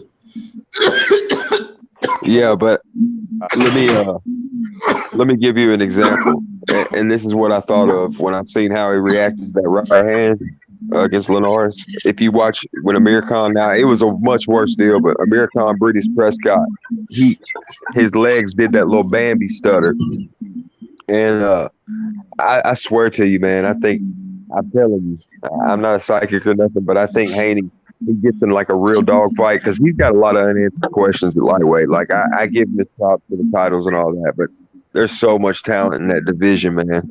And I just feel like him in a dog fight. I don't know, man. I think he's probably the chinniest guy in the top 5 at lightweight. That's just my opinion. How when Ryan got dropped Campbell? Well, I mean, I'm not saying Ryan's not chinny, but I'd say they're back. I mean, you ain't ever seen Devin go down.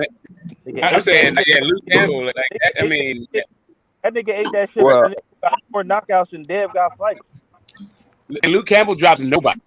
That guy came from featherweight, like his best. 26 pounds, and he wasn't dropping people down there either. You talk about Leo Santa Cruz. Leo fucking. I say they may be tit for tat. Then I give him tit for tat. I give him about tit for tat on chin then. But I'm just saying. Ryan Garcia went down by a guy like Devin Haney. Well, if there would have been, your mic's bad, dude. Your phone bill, dude. Smoke. Your phone bill, dude, Mike. Man, Smokehouse too big, bro. I thought Smokehouse you too was going to big. sleep, man. Your mic is tripping, But Smoke. if there would have You been need to 10 go more on mute. seconds in that round, Your shit tripping. he could have easily gone down too. He was saved by the bell in that round. But you know, if was a fifth, we all be drunk, right? Man, drunk in the bottle, pass the bottle. Facts. It was the I'm just hypothetical there, but yeah, I just didn't like the way he reacted. I didn't like the way he reacted to that right hand. Reacted how you was supposed to react.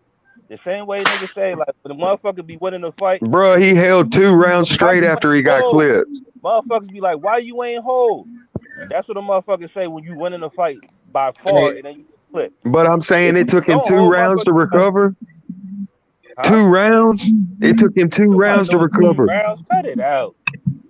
Bruh, he held, man, come on, you can't tell me he didn't go in there and hold on for his life the whole next round. Okay, wait a minute.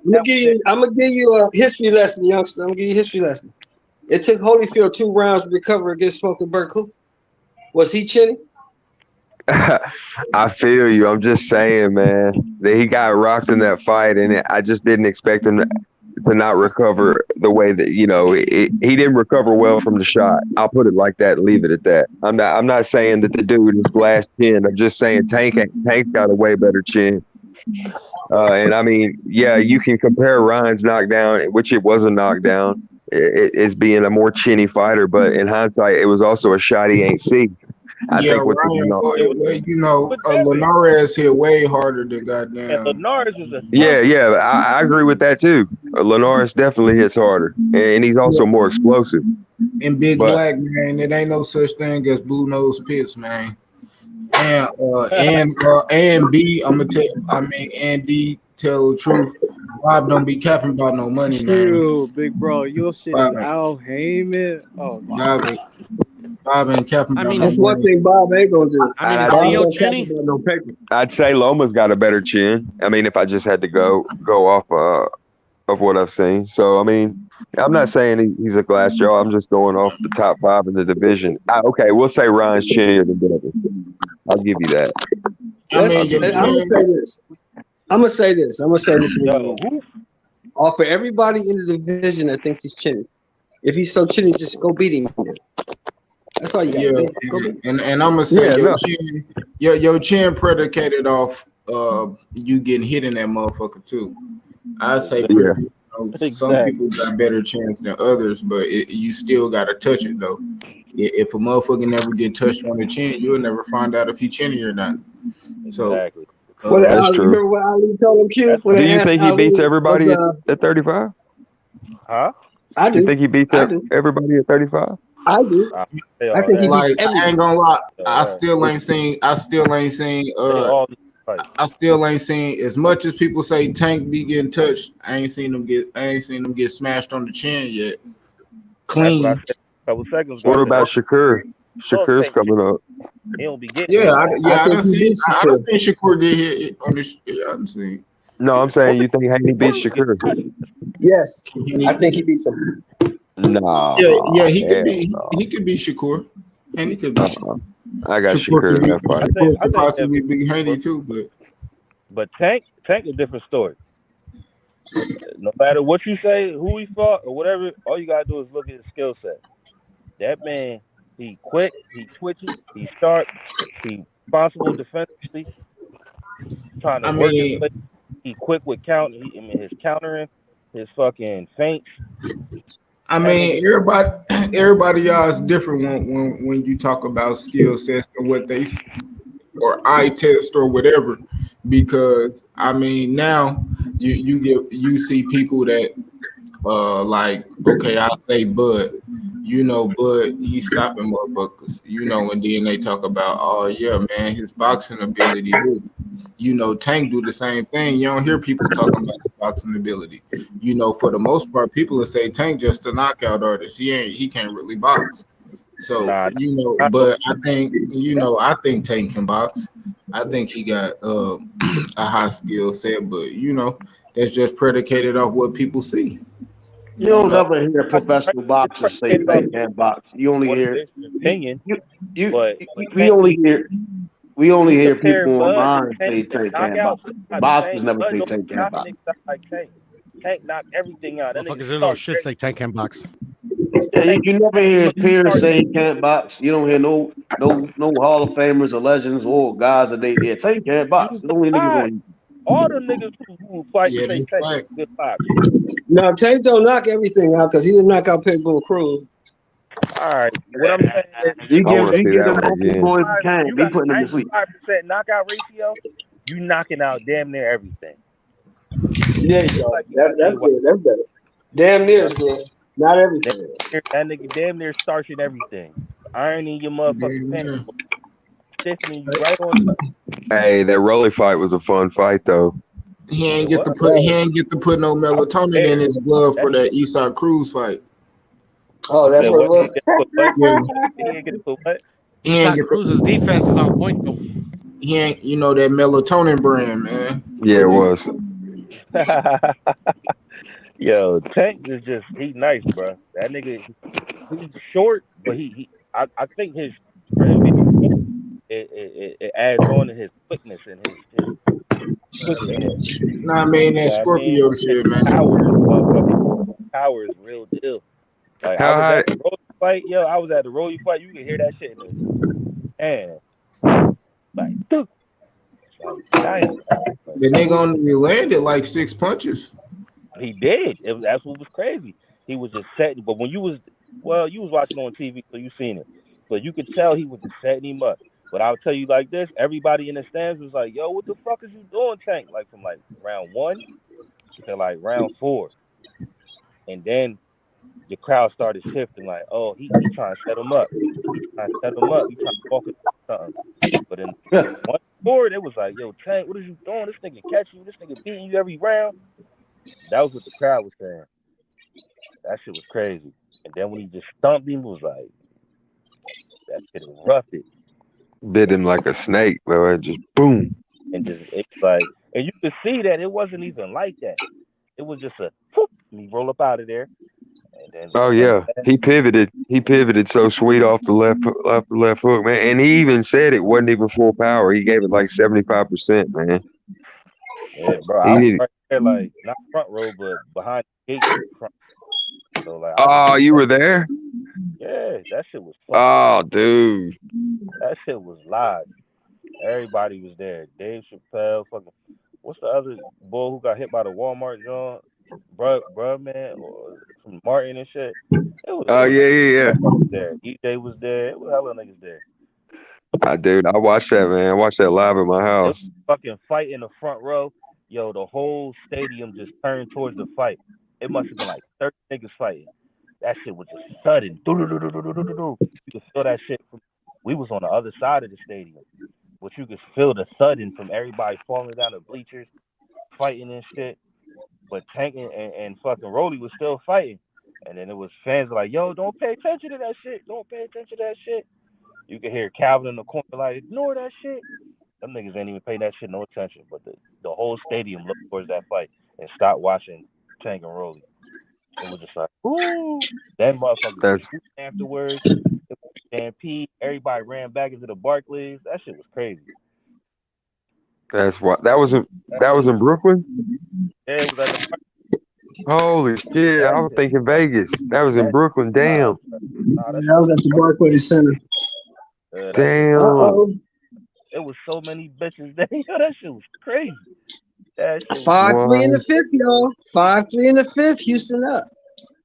Hey, I heard about Morrell versus Benavidez. What happened? Yeah, I heard he called him out, but I ain't heard Benavidez say nothing. Hey, I just saw an interview. I saw an interview with Samson, man. Some Blue Blood shit. Samson. Shut up. They talked about after their fight, they want Morrell and Benavidez to meet up, match up. Ooh, that's the one. That's for sure. But Who y'all liking that fight? Motherfucking Benavidez. Yes, sir. You know what I'm saying? I know Morrell. He nice. You know what I mean? For I guess you want to call him a prospect because of how many fights he got. I don't know his background. He a young dude too, but David young too. 25. Motherfucking, he put the mittens on you. Man. But I'll be honest with you. I like David Morrell. I feel like his skill is better than Benavidez. Like he just looked more sharper and crisper. But David, his hand speed and the combinations he be putting together, that shit just be doing niggas in. Similar. Do you ever see in his style like just like glimmers of Ali and some of the stuff he does? Yeah. The way he be throwing the combos. Yeah, and sometimes even off the body shots and the way he jabs. Not all the time. I could give you that somewhat because Ali definitely be shooting some combos. Those shoe shine shots, yeah. Yeah, them shoe shines, that's what David be giving you. 10 Mm-hmm. in a row, 6 in a row, be like, damn, motherfucker, you just standing there? You might as well wave the flag yourself. Hell yeah. It's like he mesmerizes you with that damn shoe shine, man. That shit's crazy. But defense is not sound. You're right. Like the same. They don't use their length properly. They just stand straight up and back out, straight in a direct line. Flat foot. Yeah, that should be crazy. But, yeah, that he's flat footed for sure. He's got that dog in him though. That's why he fights like that. Yeah, he be scrapping. You gotta think he only 2 years older than Devin. You know what I'm saying? Yeah. Devin 23. Shakur, he the same age as Shakur. T.O. probably like 24. I think Ryan like 23. Same age as Devin. These kids is young. I got a 19-year-old daughter. I'm 39. You know what I'm saying? Yeah, I got a 19-year-old son. I feel you. I've been following the sport for a long time. I've been following all sports. I love basketball, boxing, football. I just follow boxing and basketball more. It's always, you get the youngins who come up who just nicer than everybody. You know what I mean? It's been a while in basketball, but now you got like Ja Morant, Joel Embiid. Well, Ja Morant even younger than that, but oh yeah, that's my city, man. That's my city. What, yeah, yeah, yeah. But God, if you love sports, you gonna follow it. You know what I mean? And you ain't got to front and make up shit. Like I like EJ better than I like Bud, but will I say that EJ can beat Bud? Yeah, I am gonna say that. But will I say Bud can't beat EJ? I mean, it's a possibility. The man is nice. That's why it's a 50-50 fight. It's just not 50-50 money-wise because it's a business, and Bud don't bring in, won't generate no revenue. Point blank, period. Yeah. I don't know how you think anything off BLK Prime. You're not about to eat off that. Like you're gonna get a $10 payday, and you better hope EJ still want to fight. And Errol was just so smart. Like he already had the biggest stake behind him coming up, and then got involved with the NFL. The Cowboys. I mean, every move he made. It's not Earl. Y'all keep thinking that these fighters be doing this business. They don't do business. They fight. It's Al. Yeah, but he got ties. He's got ties to his city, man. His city put him on like he is. When he fought at that Cowboy Stadium, that first big show he did. I mean, yeah, you're right. His promoters and Al does all the business. Al Heyman is the manager for Drake. Al Heyman is the manager for fucking that nigga been fucking managing business, big business. It's like niggas be acting but Errol ain't a puppet, bro. Errol's not no damn puppet. He makes moves too. He agrees. Everybody has to eat. It can't just be good for the fighters. It has to be good for everybody. Oh, I understand that, man. I completely understand that. I'm just saying, Errol okays to some extent, man. I mean, he leaves obviously a lot of the business in on autopilot. I mean, I know that he's a fighter. That's what he does is fight. But he's just what I was saying essentially is his fan base is bigger. He has a bigger following because I think he's more relatable. We know his journey a lot more. He's been on a much bigger scale in front of America a lot more times, and he's just almost a household name now, man. Whereas, Bud, yeah, he was with ESPN, why but a household name? What's that now? Why do you think EJ's a household name? He's a household name in Texas. Nobody in LA knows him. What? Well, I mean, the boxing. Nobody in LA knows who Errol Spence. Nobody knows Terence Crawford either. I'm about to say, like, you ain't gonna Yeah, sit up well, there. Don't there's a nobody. much smaller fan base. If you're not a But boxing fan, if you're not a real boxing fan, honestly, if you're not a real boxing fan in the grand scheme, you have no idea who these two motherfuckers are. That's probably true. That's probably true. No California, idea. California is Nobody, big as West Coast, nobody West Coast. cares. Nobody Or knows. They don't know Coast. Wilder. They don't know none of them dudes. They might know Fury because he's on WWE, but that's about it. On the East Coast, niggas know EJ, niggas know Bud, niggas know Wilder, That's what I was gonna say. everybody. I don't Yeah, know. that's the It East ain't Coast like that because the here. East Coast is more boxing. And that's what people got to realize, that when people tell you, when you hear these guys saying, well, this fighting really that big, they're telling you the truth as far as the casuals, because that's who you need to get your pay-per-view to 7, 8, 900,000. You need the casual fan. Exactly. And as far as the casuals, they don't know these dudes. No, as far as the casual, it don't matter because there's so much piracy. You're not going to get the pay-per-views you could get back in the day. It don't matter if casual Okay, boom so or let me ask you a question. still in that How shit. many pay-per-views, if they had made this fight, how many pay-per-views would they have done? Probably 3. I'll say between 3 to 500. I was No more than that, for sure. gonna say maybe 3.5, 35, Wilder 350. Fury was big though. Wilder Fury was big because of ESPN and Fox. What did Wilder Fury do? The last one did 6. The second one did 8. All right, well then I would say like 7 then. Damn, the last one did less than the second. 7. I would say Yeah, between 5. the last one did 6. The second one did 8. The first one didn't do shit. I'll say between 5 and 7. No, I doubt that. I doubt that. Earl do 3 on his own. I might have done like 350, maybe 4. That's what I said. Hey, y'all stop that shit. You might be right though, man. He might have done 5. He might have done 5 with the Bud fight. The Bud, I think it at least could be the minimum got to be 5. But I mean, I wouldn't be surprised if it wasn't. I'm just saying, if it was less, it wouldn't shock me because, like you said, the piracy, man. I mean, yeah, like the piracy is everything. Like, if you ain't going, if you can't stop that, then them niggas. Unfortunately, what happened is the cat. I forget the term. It ain't fun when the rabbit got the gun.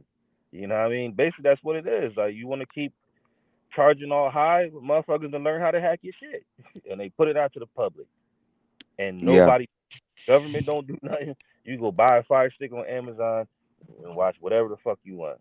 But to keep it solid, I was gonna pay for that fight. I truly was, there's man. certain fights that hardcore fans like us, I'm gonna pay for it because I'm gonna support it. I was gonna pay for the fight. But hell no, I'm not paying for that. And you probably can't even get that on fucking. You probably can't even find that on the Fire Stick. Like, what's in it? The Evanescent fight? The BLK Prime app. You probably yeah. Yeah, I don't even know what it's streaming on, to be honest with you, or how they're showing. Like, you gonna have to. Yeah, I mean, you gonna have to. There's other ways other than a Fire Stick to hack the fight. You know, I could put you on game. Like you just said, like, you know, they streaming on. Look, like I put it this way: I'm an electrician, so I work in buildings like Amazon. In order to stream shit, you need fucking data centers. You need equipment. You know what I mean? You need heavy duty shit to be able to fucking hold 1 million people on there to be online at one time. You know what I mean? On your shit. I just don't. You know what I'm saying? I don't see it like I said. I use Amazon as an example because I ain't never worked in no shit like that, and that shit crazy. Like, they say if the fucking power go off every second, that shit costs like $1 million if the system go down. So there's, but whatever. I just don't see.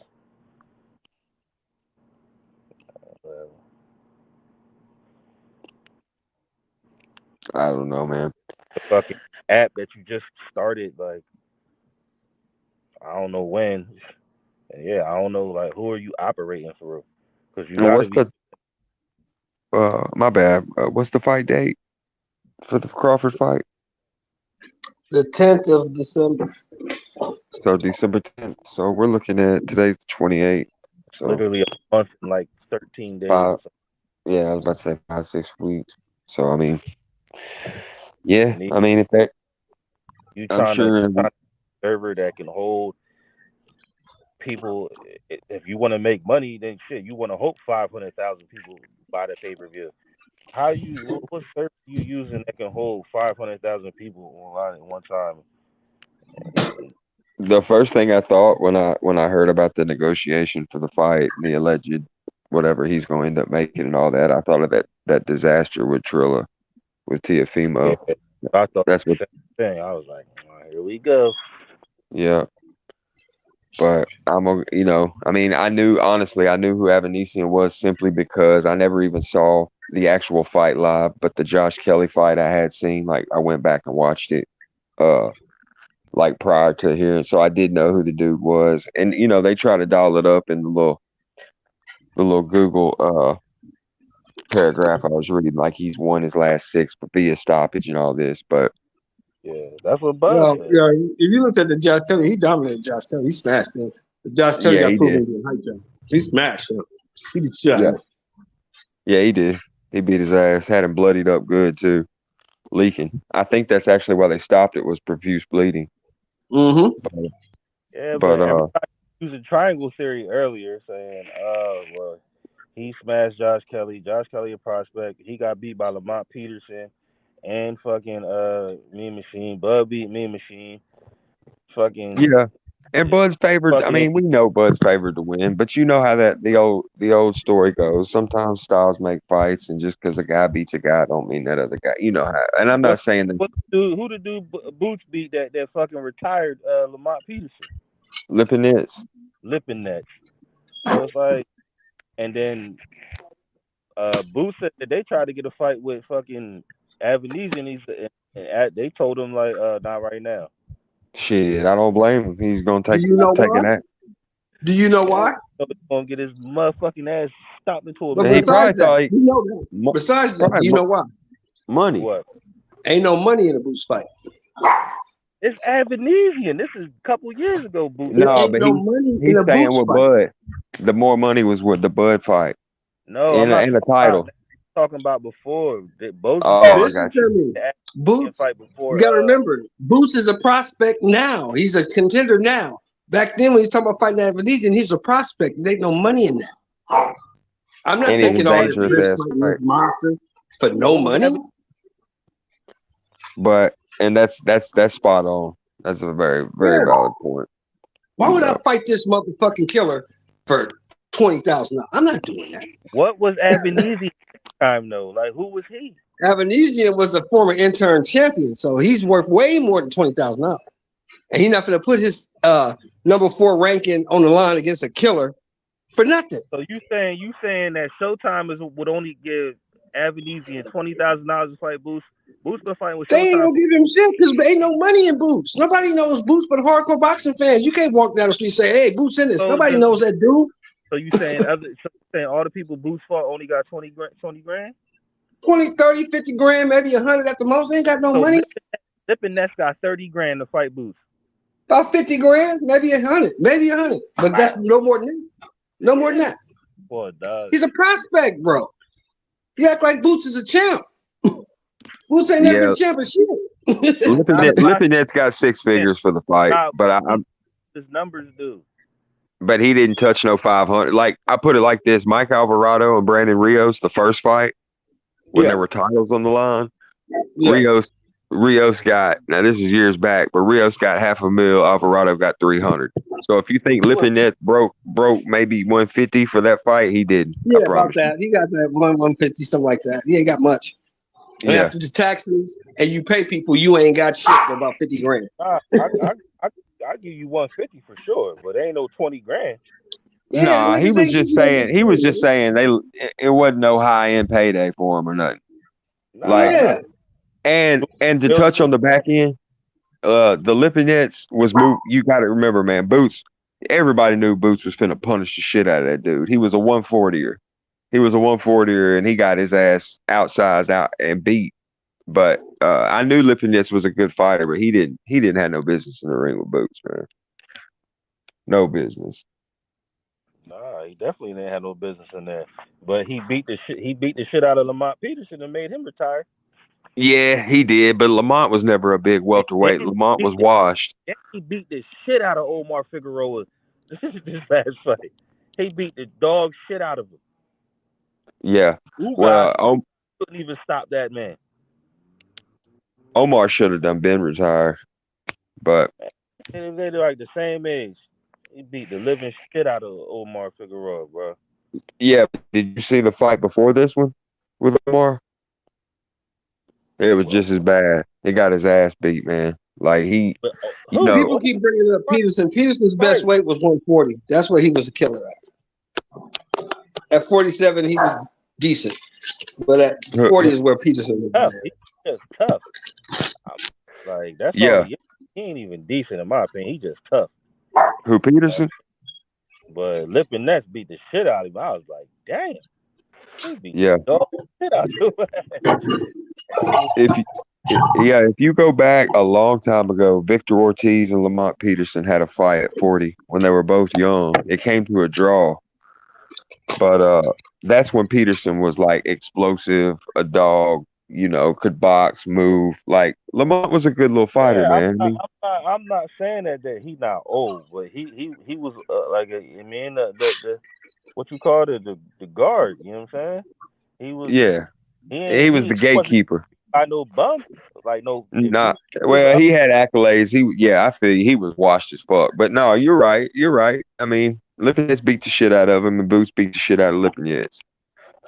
But, to me, let's keep it honest. I knew Let's keep it honest. Boots gonna beat the shit out of most guys at 147. Yeah. He is. You said. But the problem for Boots is nobody knows him, and there's no money in it. That's why the big guys don't want to fight him. I'm not fighting this killer if I can't get paid off of him. I can't make millions of dollars fighting this prospect. And he might beat my ass and fuck my bag up. We all knew that when Sean Porter said that. So I was like, I'm not fighting that nigga. I'm not fighting this. There's nothing you can do to get me in the ring with that kid. And that was smart. I'm not fighting this dude. I can't make no money off this shit. I'm gonna get my ass beat. I'm not doing nothing. Avenesian is different though. Avenesian is different. You know what I mean? Because but see, you guys aren't viewing this for what it is. It's a tune-up fight. It's a tune-up fight. That's all it is. I'm not talking. Ain't nobody making this dude out to be the world beater or even competition. I'm talking about why when he wasn't fighting nobody. And Boots fight him. I said, I'm not talking about him fighting Bud. I'm talking about when Bozy asked him to fight, and he was like, "Nah." A couple years ago is what I'm talking about. Not now. I'm not. I got you. Funny. Yeah, but I'm saying you don't think the fighters know? A couple years ago. You don't think the fighters know? The fighters know what Boots is. Anybody that's in boxing knows what that kid is. Now, if you want to jump your ass in there and be brave, jump your ass in there, but you probably gonna get fucked up. You think Stanionis will turn down a Boots fight? Hell no. He's a killer himself. Hell no. Exactly. So this nigga, he not like that. So if you want Avenesian knows what he is, though. Avenesian is 34 years old, bro. That's what I'm trying to explain to you. Avenesian knows what he is. And Andre, think about it like this. He's 34. He's on a 6-fight win streak. Even if that was 2 years ago and he was on a 2 or 3 fight, maybe even just one fight, he already has 3 L's on his record. He has 3 L's on his record. He's 34. Man, Boots fuck around and retire his ass. No, you're so right. I mean, he's making a cash grab. That's all it is, man. I mean, this is an opportunity he can't turn down because I wasn't talking about the cash grab. That's the thing. Like, I respect getting money. I can't never tell a man don't get money. Like him and Boots get money. I'm talking about when Boots was asked, send I don't know if he sent a contract, but Bozy said, we tried to fight Avenesian. They said maybe later on. You know what I mean? Bozy like also said they sent out 15 contracts and 15 motherfuckers said no. So he ain't the only one.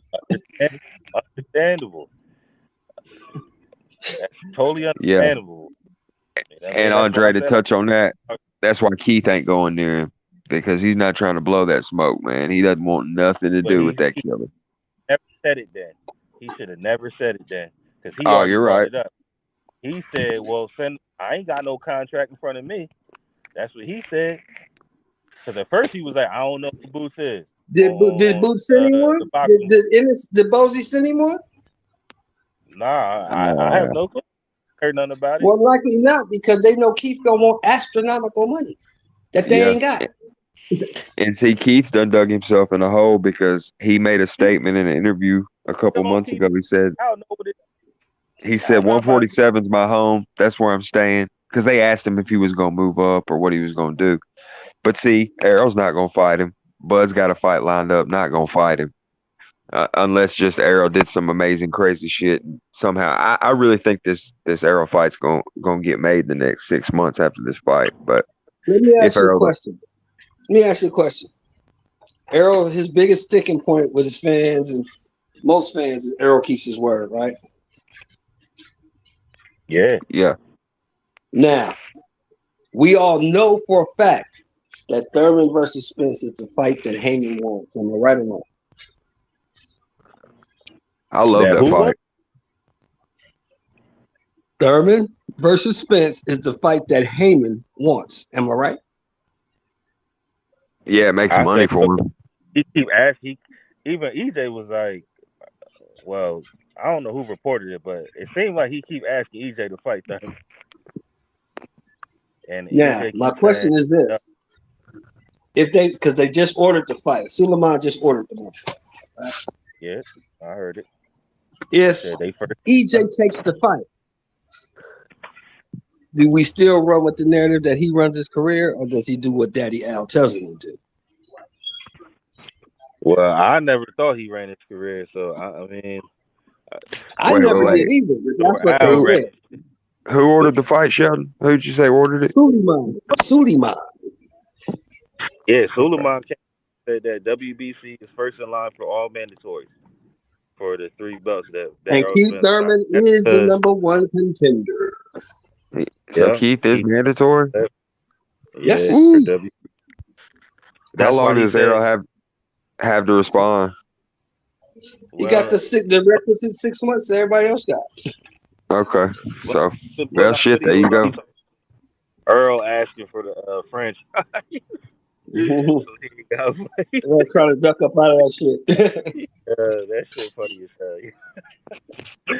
That EJ asked for the franchise, so he ain't got fucking Keith Thurman. But nah, you right though. Keith got the fucking mandatory, and Suleiman came out and said that WBC has the first is in line for the first mandatory. And somebody had said it earlier that's because Al got WBC, just like Bob got WBC. Man, I'm gonna be sick. I'm gonna be sick if he vacates those titles and goes to 54 just out of spite to not fight Keith, or theoretically, because if they could somehow squeeze the Bud fight in prior to that date, and then he left the division, I mean that'd be the perfect end game. But nah, fuck that. I say lead a division and fuck them. Y'all want Bernie the boxer? Oh, we left EJ in the dust. Everybody want to be petty. Fuck it, play the petty game. Yeah, go to 154. Bud want to fight, then he'll go to 154 and fight you, just to prove that he's better than you.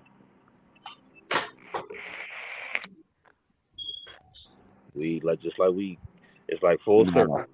Errol leaves, it'll never happen. If Errol goes to 54, it'll never happen. He ain't chasing him. He might have said he was gonna fight Jamel, but nah. Then he gonna retire. He ain't about to fight Boots, or he ain't about to fight Virgil. Who, Bud? Yeah, he ain't about to fight neither one of them. I think he fights them both. Nah, hell no, he ain't fighting them. I think he fights them both. I think he beats them both. I think he'll beat Virgil. I think he beats them both. You like Boots over Virgil? Yes. Yeah, Boots beating Virgil all day. You think it's a late stoppage or middle rounds? Late stoppage. Make Yeah, I think stoppage late to too. Virgil to go, but Virgil gets hit too much. They both get hit a Virgil, lot. perfect. They They both. both get hit. You don't fucking walk in rain and not get wet. So if you No, like you're hit right. too much. It ain't like No, You're Mexico right. Virgil style. gets Virgil eats You know, punches. Virgil uses the space for defense. Virgil gets hit by Yeah, everybody.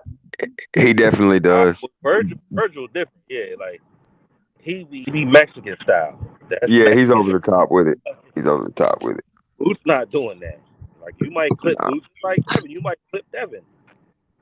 But I just feel as though Boots is a superior fighter to Virgil Ortiz. And when He's niggas say definitely Well, skill wise, he Charles. showed me something. He showed me something in the Delorme fight because Delorme caught that motherfucker clean coming in, and Boots just ate that shit and kept ate coming. that bitch. Yeah, straight ate that bitch. I'm like, okay, this nigga got a chin. All right. Oh, big time. He's got a chin, man. When Lipinets caught him, he ate that shit. It was like, oh, that was a big one. Like, he ate that. But Lipinets ain't no punching. What you mean? Lipinets a puncher to everybody besides Boots. He's got pop. I mean, for 40, he was really cracking at 40. He's got power. He just don't belong at 147. Like Brad said, he don't belong up there, and that's why. Let me tell y'all something. I met Boots in Atlanta when I went to the Tank Davis Barrios fight, right? Yeah. I met him, shook his hand, talked to him for about 15 minutes. That motherfucker was about 6 foot tall. In Atlanta, he's about 175, 180. I have no idea how this motherfucker makes 47. Because he young. Believe me. Whatever Lipinets was doing wasn't shit. Yeah, nah, everybody knew Lipinets was. Well, I ain't gonna say everybody because a lot of people don't know Boots. So they might have been Lipinets fans. It was like, who the fuck is this black dude Lipinets is fighting? You know, that dude is probably gonna top out. He might. I don't think so, but because he's only 6 feet, but he might go all the way up to 75. That dude's big. Who we're talking about now? I'm talking about Ennis. Oh, Ennis. Yeah, he could easily go middleweight to 68, super middle. I think 168. Yeah, like he's gonna stop at 168. Yeah, and honestly, I could see him sitting pretty at 60 for a long time. Yeah, but Andre Ward, he could. Andre Ward did it. He floated all the way up to the heavy. So. Well, Andre Ward had to move up because there wasn't no money at 68 when he was there. Yeah. Oh, money was at 75. Well, and at the time, Kovalev was the damn boogeyman. Yeah. Like, look, I'm not one of the ones who don't act like I don't got eyeballs. In my opinion, the first fight, I was like, I don't know if you won that, John. Yeah, I mean, second fight, huh? I thought he lost the first fight. Nah, he won the first fight and then he won the second fight, and everybody thought he lost. He's just saying, yeah, he gave the fight to Kovalev. What he meant. Yeah, I was just saying, like, I thought Ward won the first, John, but the second one he won decisively. He won that shit. He beat the shit out of him. He beat the shit out of that man. He broke him. He broke that man. Body shot was working his ass. Yeah, he took his heart. Yeah, he took his heart in that fight. Get down. Yeah, Andre Ward on his ass though. That shit was weird. It was like, dang, he sat that nigga down. Hey man, Hey, you know what's crazy? He was never the same after that fight. Never. Nah, Kovalev, I mean. Kovalev, like that's when they say he like started drinking and beating on his wife. He snatched his soul, man. Fucking ruined your whole fucking life. Well, once you remove that cloak, you know what I'm saying? Once the bully gets bullied, it's not the same anymore. Yeah. Because don't y'all remember, man, at that time we wanted to see Kovalev versus what's the Canadian left-handed southpaw, hella power? Steven. We wanted to see that fight so damn bad. That's another one we didn't get, man. And it was like they just talked about it forever and ever. Stevenson and ain't want no part of this shit. yeah, and I mean, and Stevenson has scary power. There's a story I heard about dude. He was an inmate. He was locked up for he did federal time, man. Yeah, he locked up like 6-7 years. Yeah, he's in jail. And man, they say a group of guys ran in on him 6 deep, man, and a prison guard swears up and down, man. That's how they figured out he could really fight and try this boxing shit. He slept all 6 of them. So dude had dynamite in his left, man, like crazy dynamite. You've seen him fight. Y'all know how hard he hit. But he was on roll. You talking about a Canadian dude? Yeah, Adonis Stevens. Yeah, man. Superman Stevenson, yeah. Oh, you talking about a dark skin? Adonis Stevenson, yeah. The fight with Kovalev that we never got. That's what I was talking about. Was he bald headed or he had hair?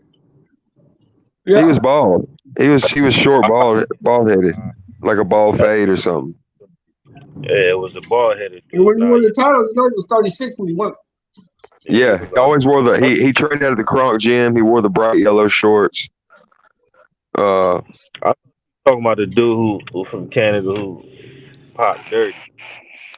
Nah, this cat was clean. He survived a really bad car crash, man. He almost died recently. You talking about John Pascal? That's the motherfucker that popped dirty. Pascal, yeah, that's what I'm talking about. And Kovalev beat Pascal's ass. Yeah. Yeah, he did. He started. Stevenson went to prison for being a pimp or something like that. Yeah, exactly. Huh? Yeah. That's what I was talking about. I couldn't think of his name. You just got to roll the window up or something. But that is. Stevenson go to prison for being a pimp or something like that one, right? No? Stevenson? Yeah, I thought he was in prison for being a pimp, no? Yeah, she's right. She's right. Okay, She's right. Absolutely. That is why he went to jail. Sure enough. Sure. What did he go to jail for? I can't even hear nobody else talking. Pimping. A pimp hand strong, bitch. Out of Canada. Yeah, he's a big so I don't know what that is. Yep. I heard all that too. I heard the same thing she said. But big ups to him, though. He's doing better now. You know, he had got hurt by what's that guy's name? The guy that Joe Smith beat.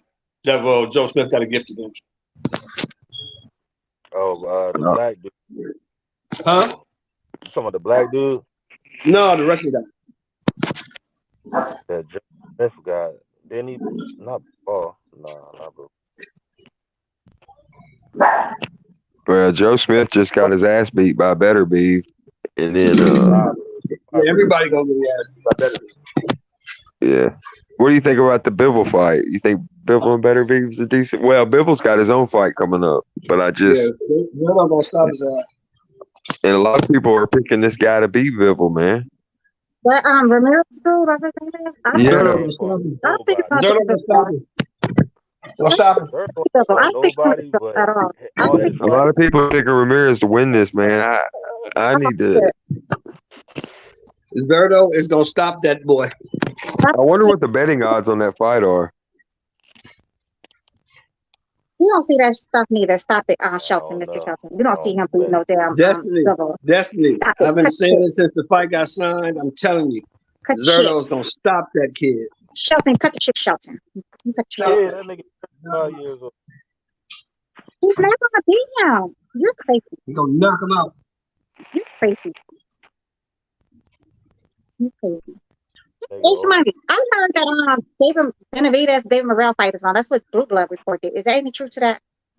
H Money. You say fighting in talks. Well, Blue Blood said it's supposed to be fighting. I don't know. I heard about that tonight on the show. Right. Okay. So you heard it too. Okay. So I'm not just okay. So I'm not dreaming. No. Yeah, you're onto something because I definitely heard. I would love to see it, Destiny. I would love to see that. Oh yeah. David fight Benavidez after he fight after Benavidez get his fight out the way. So they're saying that's like next. That's like the next thingy. That fight is going to happen next. That's what I could have swore that's what Blue had the headline as. That's not what he said in his headline, sir. he had said that David Benavidez versus David Morrell next. But I mean, he might have meant like that after this fight. Then it's gonna be the following. That's what he might have meant. I don't know. Don't get me wrong. King Cobra says Ramirez is overrated. Thank you. Biblical. Keith is always on my side. Y'all Thank you. caught up in the moment. Y'all caught up in the moment because he beat that little dude. Big little dude. That little Mexican dude. He beat that little redhead Mexican dude. Y'all caught up in the moment. No, that's not what he said. Was he's a better. People was like, Shelton was saying that. No, you didn't. No, you was on my side too, Bible. We was on the show. It was crazy. I told you, Dustin, that little bitty dude had no shot in that fight. Didn't I tell you that? That little dude too little. He's too small. Rubla said Bivol couldn't beat him because his feet was too slow or something crazy. And Berteviev didn't have a chance because he was too slow-footed or some crazy stuff. He just said all kinds of crazy stuff. Your boy tired. Berteviev, he's tired, but he is old. I've been telling them for years, Destiny, that this dude is not what they say he is. They make this dude out to be this unbeatable monster. He's not that. He's not that. I'm talking about the redheaded Mexican. He beat him with shit though. We even seen him lose a couple of fights. We saw him lose against Lara. We know he was cheated. Lara was cheated. We already knew he ain't shit. Why would you say that? We know he's not shit. Yeah, but he guided his career proper, you know what I mean? In a way that he fucking. Oh yeah, that match made for him great. They made some great matches. Yeah. Muldrum. What's my man name? Kirkland. Rocky Field. They guided him perfectly. That shit was crazy when Kirkland. Yeah. Amir Khan. They guided him perfectly. Well, him look like a monster. He got a lot of fans. Canelo weight for a long time. Remember, everybody had to fight at his weight. It was a Canelo weight. Yeah, it's the Canelo catch weight. You said what? It's the Canelo catch weight. You above or oh yeah, Morrell is fighting Saturday. He fighting Minnesota Saturday, ain't he, Destiny? Who? Devin Morrell? Morrell, yeah. Yeah, he's fighting. Yeah, that's what I said. I So don't know who I heard. That's what I don't get. So how can a motherfucker talk about Jake Paul when you got David Morrell fighting, you got Lomachenko fighting? How can a motherfucker even talk about Jake Paul? Fighting an old ass Anderson Silva. Fighting an old ass Anderson. Like nobody was. I'm not gonna pay to see that shit. Nobody wants to see that. Because they got 25 million subscribers. They got what? Jake Paul got like 25 million subscribers. You know how much? Well, let them pay for it. I ain't paying for that shit. But it doesn't equate to boxing dollars, though. He got 25 million subscribers, and you ain't one of them. And I'm sorry. I'm sorry. They didn't set Le'Veon Bell up to get murdered. Guess who he fighting? Who? Uriah Hall. Wow. They didn't set that boy up to get killed. But he ain't fighting MMA though, right? They just boxing, right? They boxing, yeah, but Uriah Hall can fight, man. This dude's a football player. Uriah Hall, nice. I don't know, but I'm watching some new kid that fights like he's like the Jerron Boots, Terence Crawford 2.0. He's like only 18 years old. He's gonna be fighting that boy that fought young boy from I follow him on the Instagram. From Phoenix, right? Phoenix. What's it? Something Sylvie, right? Something Sylvie, is this last name?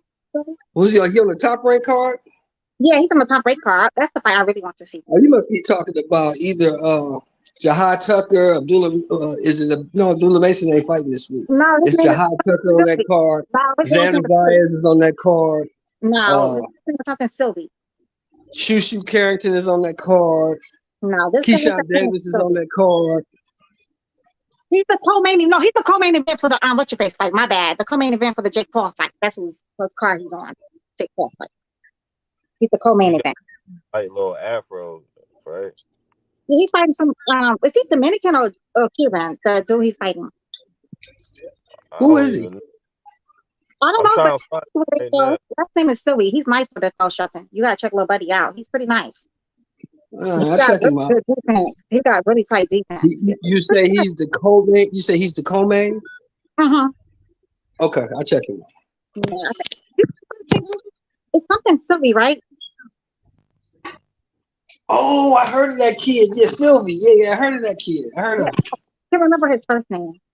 I've never seen him. I've never seen him fight. Talking about like his whole name, but I got him on the ground. He fucking punishing shit. If I can watch him fight without having to pay for the fight, then I'm going to watch it. But if I had to pay for that fight to watch him, then I'll just wait. For that fight.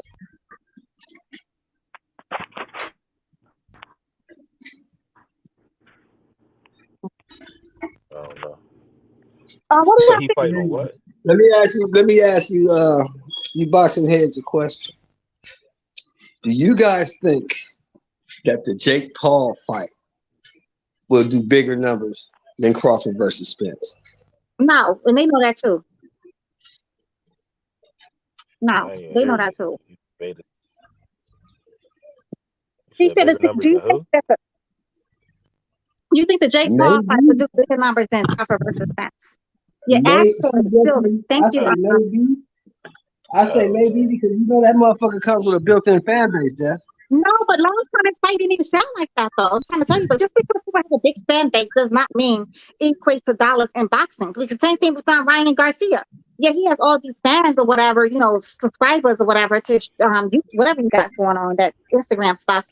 But it does not equate to what he does in the ring. So yeah, you can have all the fan base in the world, but these motherfuckers want to tell you to see you in the damn ring with a bunch of nobodies.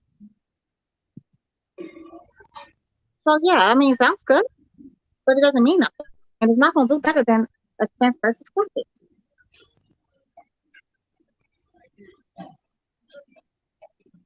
What do y'all think about your boy Bob Arum saying he got to see if Loma's ready for Devin Haney?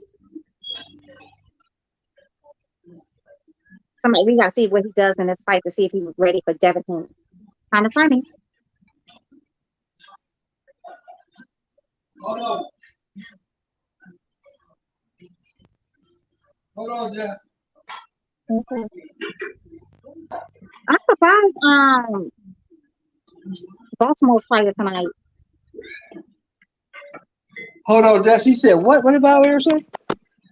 Bob Arum said he got to see if Loma's gonna be ready for Devin Haney after this fight.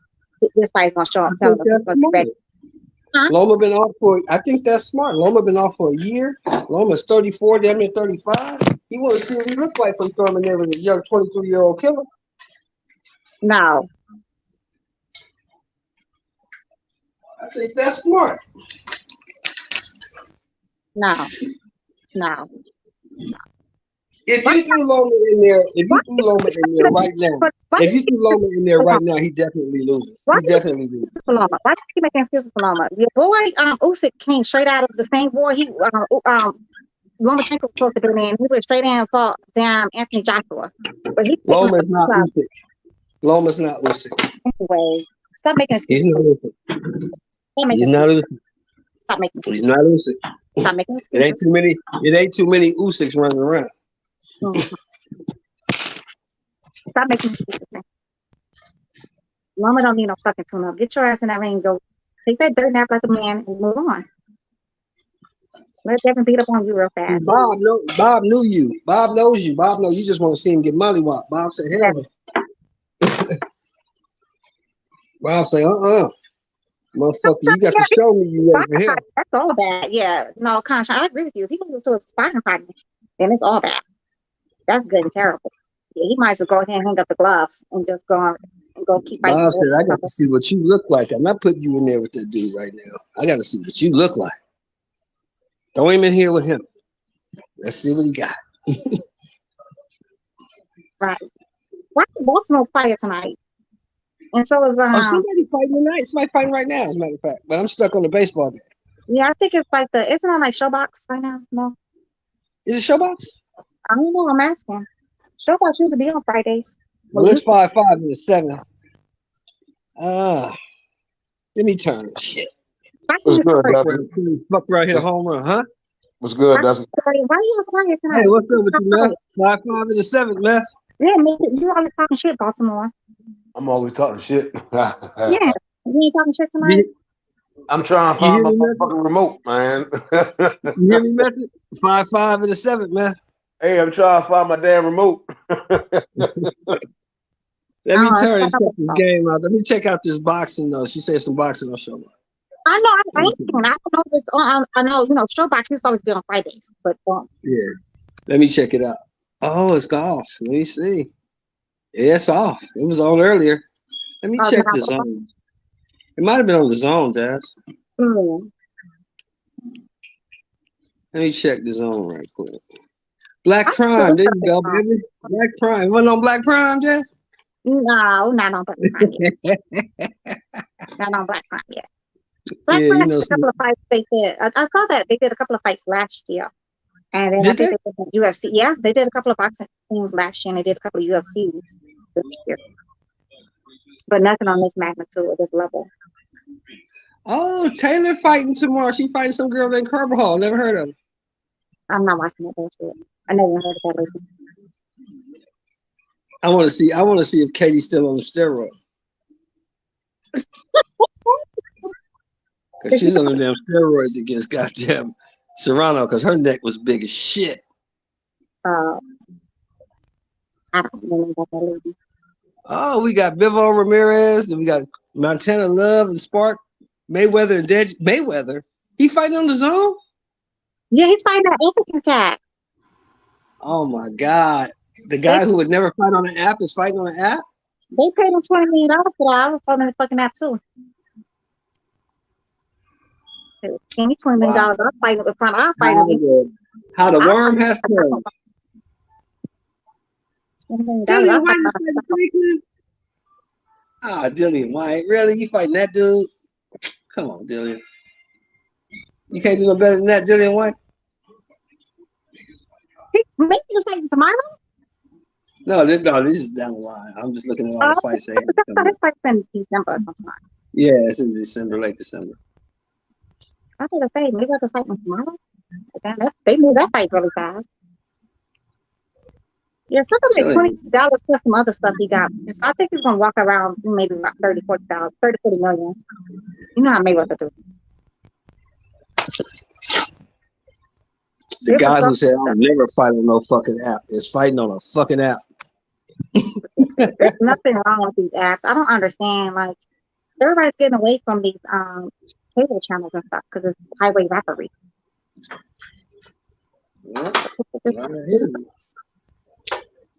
I like that. I just like, motherfuckers always talking about they want motherfuckers to keep their word. Well, hey, keep your word there. So you never fight on the app, don't fight on the app. Maybe rather say a lot of stuff. You don't mean it. Yeah, you need to shut the fuck up sometimes. He say a lot of stuff, but you don't mean it. Who just joined us? Hello. Hello. Who is that? I don't know. Somebody. Who that? Who just joined us? Damn, somebody's typing their ass off or you.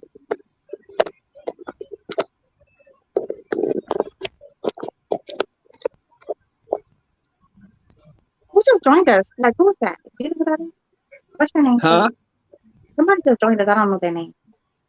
Oh, that's Jonathan. My bad. That's Jonathan. I see now. That's Jonathan? Yes, Yeah, Jonathan. Hey, Jonathan. I'm looking at a basketball game and trying to listen to y'all at the same time. Now I'm watching the World Series, big dog. They putting it on. They putting it on the Phillies, huh? No, it's 5-5 in the 7th. It's tied up. I'm gonna have to put that on. Shit. Hey, Shelton, what did you think about that leaked audio? Just confirm what I already knew, that motherfuckers wasn't lying. The fight wasn't gonna happen until next year. The man said he wanted to fight this year. PBC thought he didn't have another option, and somebody came through and said, "Hey, we'll give you some money." So he took it, and he got a tune-up in exchange. Got a tune-up, grab some money. I don't see nothing wrong with it personally, but a lot of other people say he's ducking, he's scared, and all this old weird shit. So, I'm just saying, I just live in a world where I don't know anybody who's gonna turn down 10 M's. Nobody's gonna turn down 10 M's. I don't know nobody who's gonna turn that down. I'm not. In their land, they say they are gonna turn down 10 M's. I wouldn't give a fuck if it was George Foreman. I ain't turning down $10 million. Yeah, I'll fight George Foreman over that for $10 million. Shit. Shit, 35 years of age and $10 million. Shit. I'll fight a 10-year-old for $10 million. Shit. I'm playing, but yeah. You know, it's two words. It's two words for me, Destiny. Where and when. Where and when. I bet Mike Tyson knocked me out for $10 million. Yeah, I don't give a fuck who it is. I don't give a fuck about the who. Where and when. No, I don't care about the who dog. Like, I'm not gonna beat up no little baby. Man, I'm fighting Mike Tyson right now for $10 million. I will show up to Mike Tyson house right now for $10 million. No training. Dog, why are you back there? Shut up. Hey, shut up. I went to the store earlier and somebody dropped off two little cute German Shepherd puppies right in front of the store. I thought that was so really? That's scary. Little German Shepherd puppies. It's somebody just dropped them off and I wanted to take one. But I ain't got time to train potty train with them dog.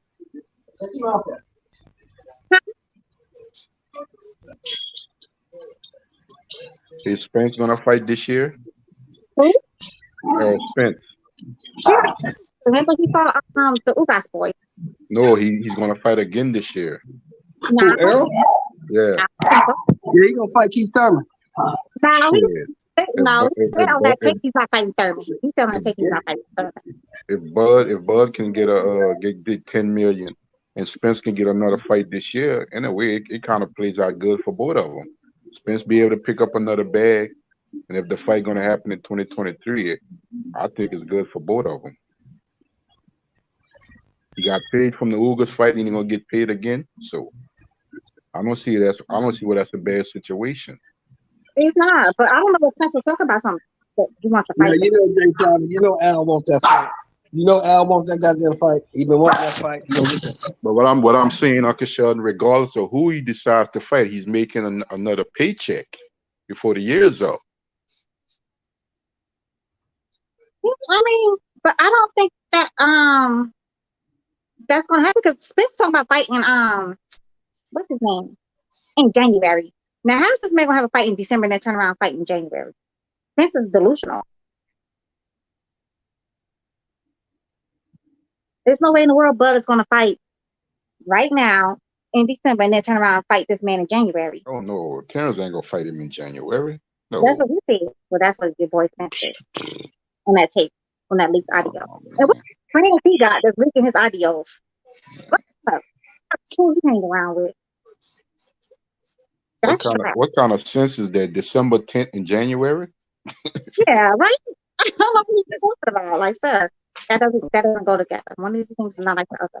What's up to the panel, man? Shout out to my man Uncle Jay. Don't come in with that bullshit, YB. What's up, Uncle Jay? What's Shout up, out YB? to TBH, my main man, H Money, my Uncle Jay, my Uncle Sheldon, and my beautiful friend, my wonderful friend, Destiny Black. How you doing?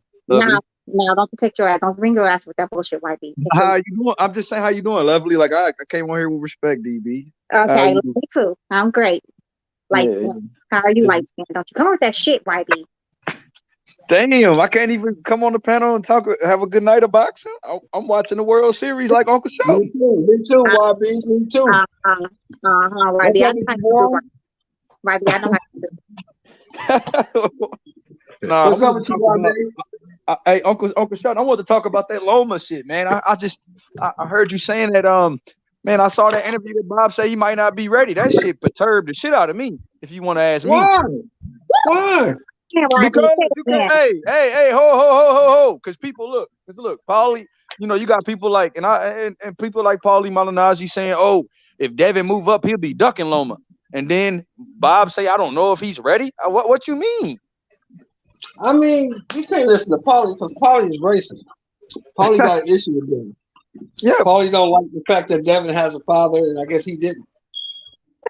So that's what he brought up in the interview. I didn't have my daddy buying my fights. Remember that? Right. That's what he said. That told me that he got daddy issues. That told me that the boy got daddy issues. he hating on Dev because his father's in his life. So I don't think nothing that Paulie says about Devin with I take everything he says about Devin with a grain of salt. Paulie don't like the dude. Paulie wishing for his downfall. That's obvious. So fuck Paulie. But Bob, in my opinion, YB, Bob is smart. I'm not gonna put this dude in there after a year off with this young killer and get him mollywopped. I want this guy to win. That's all right there. Well, the only thing is, Uncle Sheldon, you know, he fought in December. He went to war. He's fighting it. I mean, he went back to Ukraine. He's fighting again now. And then if he fights Devin after that, he'll have 2 training camps in a short period of time. He should be all right. Like he ain't getting no younger, Uncle Sheldon. So I mean, right. Yeah. Right. Yeah. I think Bob is too overprotective, and Lomachenko is a older person. He should have a mind of his own and stuff. Because I never heard that came from Loma.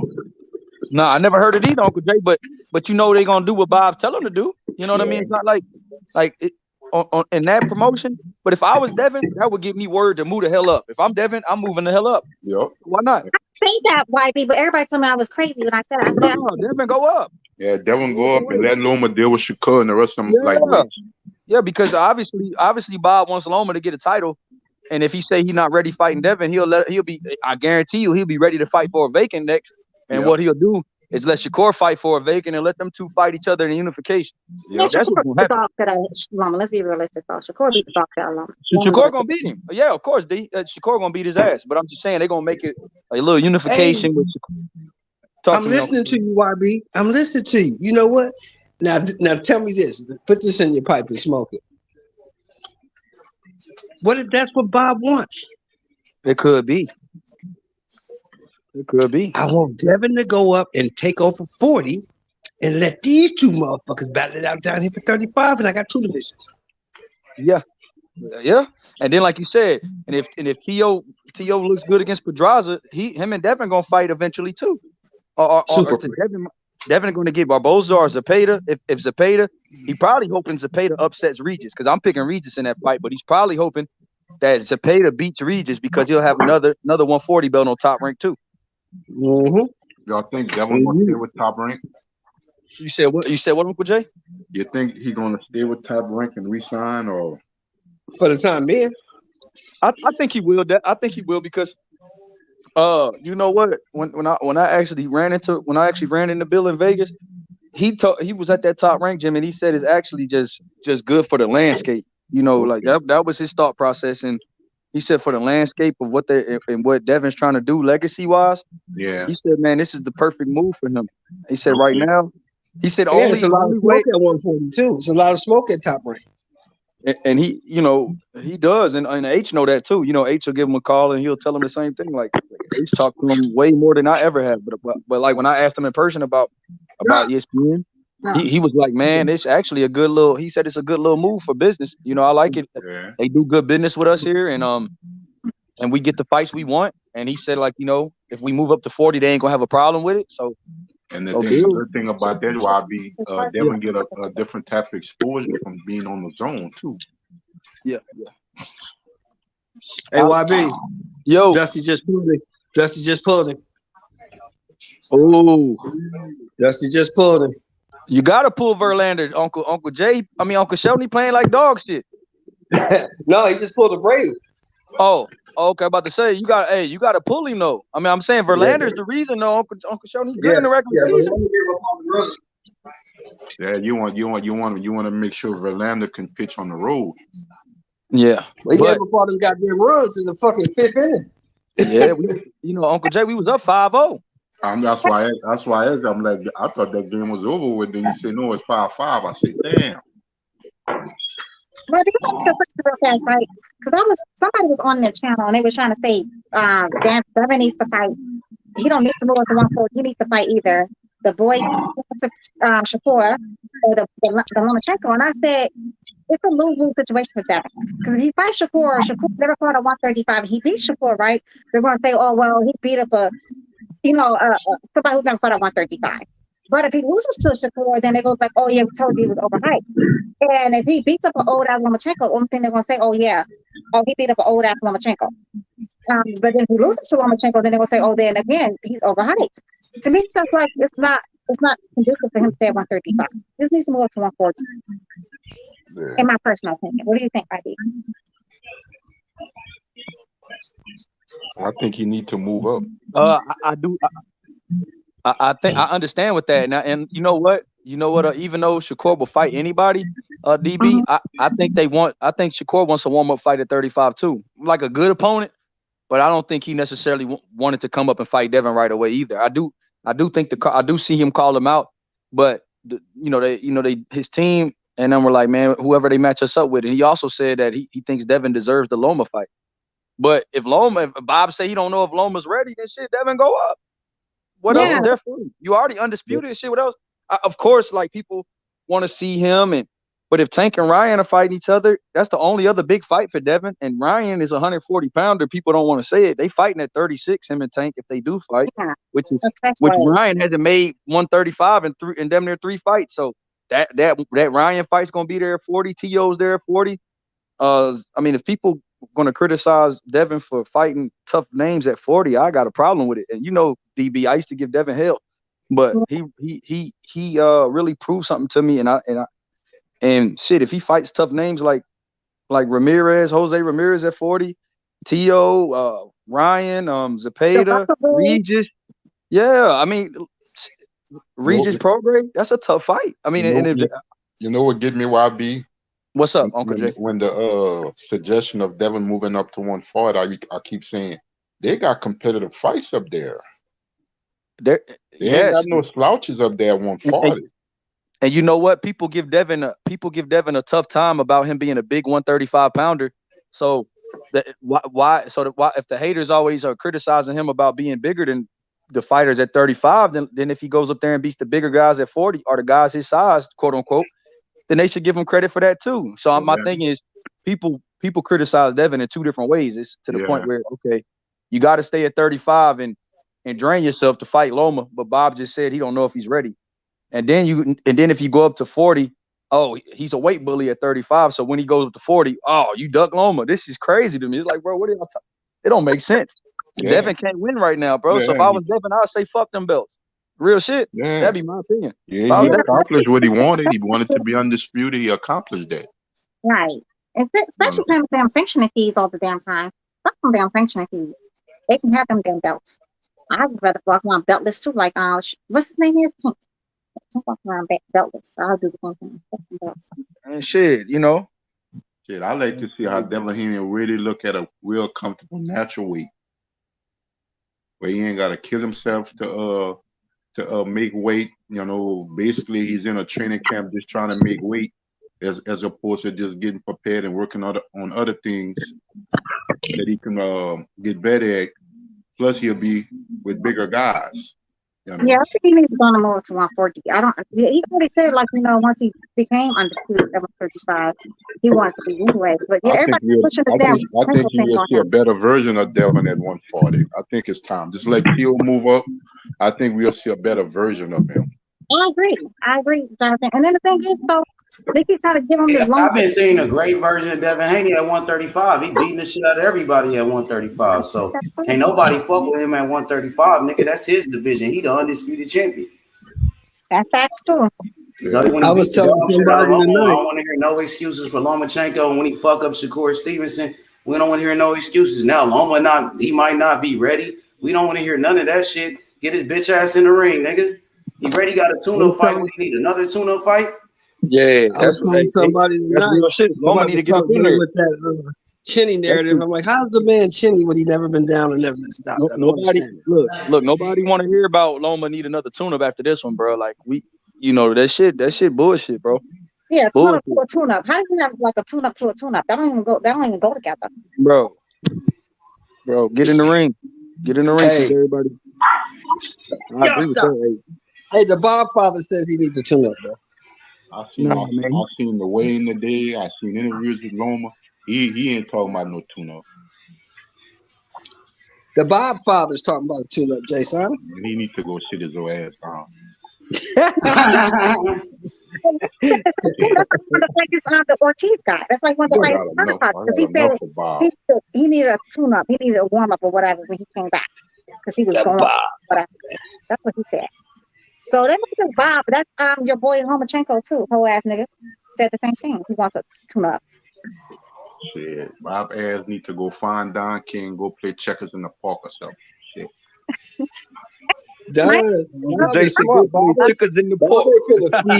Bobby finna feed his prized possession to fucking Devin Haney.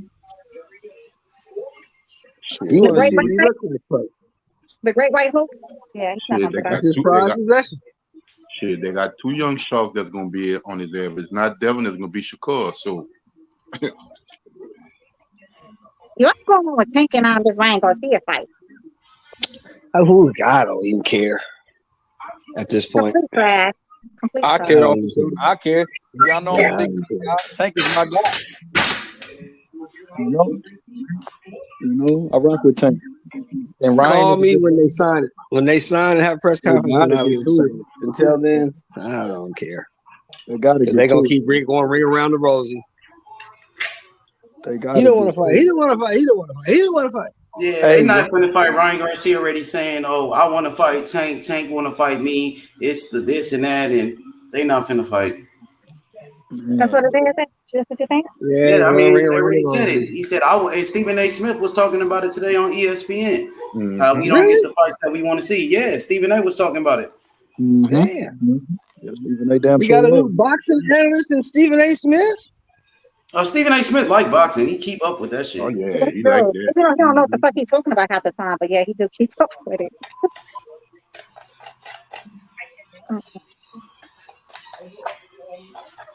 So what's up, H Money with David Morrell though? You think that fight's gonna happen him and David Benavidez?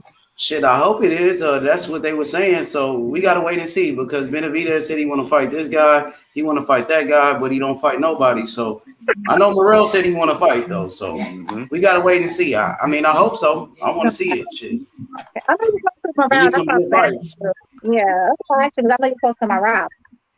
Huh? I know you're close to Morrell. That's why I asked you that. You know what you knew. Yeah, he just did an interview. He said he want to fight. He said he want to fight next. He said 2023. And I seen Benavidez, his promoter, said they want to fight Morrell, but they keep saying they want to fight Caleb Plant. They want to fight Charlo. They want to fight Canelo. Like, goddamn, who you gonna fight, my nigga? Pick one. Pick one and at least fight one of those guys. You see what I'm saying? Yeah. They just were saying Benavidez was fighting Andrade, and now he's fighting this Uzgatagi nigga. So they just use a lot of fighters' names to build their names up, but they don't fight nobody. Yeah.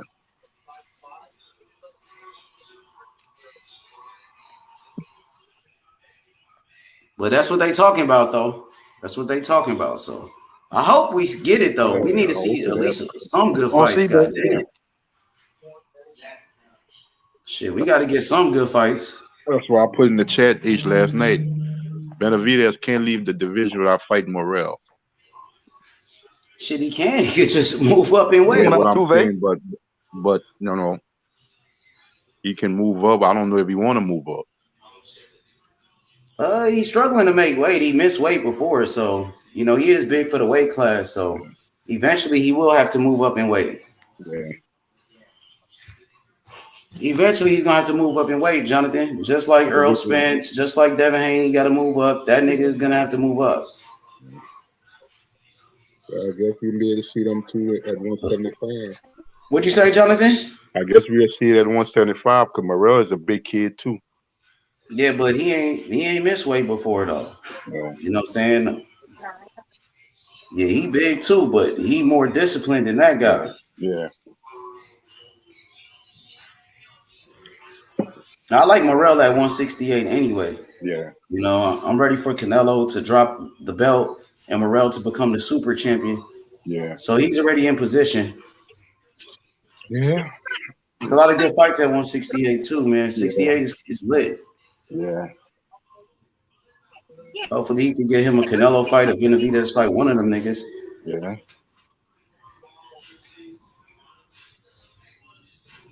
He gonna fight next Saturday. I can't wait for that shit. That shit gonna be fire, bro. Showtime boxing, nigga, the best, nigga. Morrell on Showtime main event. Whoo, Oh, yeah. this shit We gonna will be see that. sold out, and that motherfucker in Minnesota gonna be rocking. Mm-hmm. That boy sell out every time in Minnesota. Oh, yeah. He do. He's big in Minnesota, huh? Oh, Hell yeah. yeah, he got a Oh, lot of yeah. Cubans out there. They love him out there. Yeah, man. He big. He big, real big out there. The Cubans have been flocking to Minnesota, which I don't know where that even came from. You know, you used to always be like in the southern states or maybe like New York or whatever. But I don't know what's going on with the Minnesota. That's kind of odd. They Like got a odd big place. Cuban popularity. I mean, a Cuban population in Minnesota. They got a whole bunch of Somalians over there too. Yeah, Whole bunch of Somalians out there. that's what I'm saying. I think it's kind of odd though, because you know, when Cubans usually come, they come straight to like Florida, or they Miami go and shit, Like, Florida. like yeah, warmer weather like cities, New like York. warmer weather places. Yeah, they go to New York too though, and they go to Chicago, but never Minnesota. This is kind of like this is odd, very odd that they just now in Minnesota. I don't know Yeah, what it's that's a about. big Cuban community out there, and they embraced David Morrell. They took him in. He's one of their own.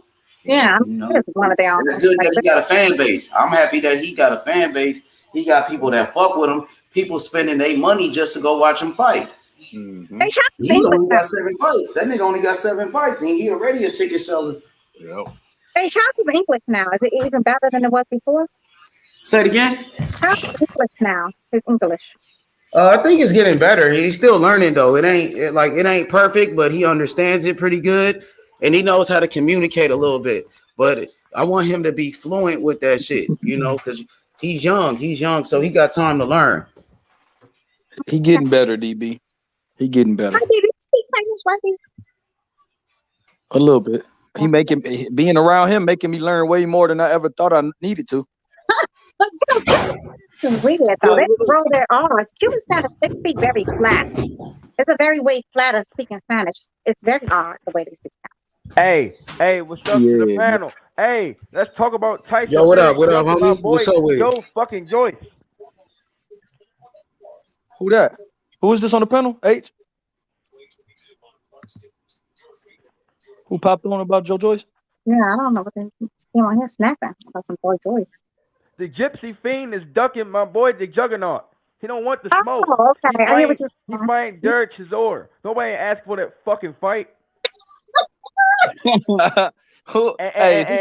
I got these UK fans on my ass keep telling me, yeah. Oh, that's Tyson, my boy Nate Johnson. Listen, I like Tyson Fury. I'm a Tyson Fury fan, but no, this some bullshit. They keep saying he gonna sell tickets. Yeah, them tickets cheap like shit. They cheaper than a $2 hooker.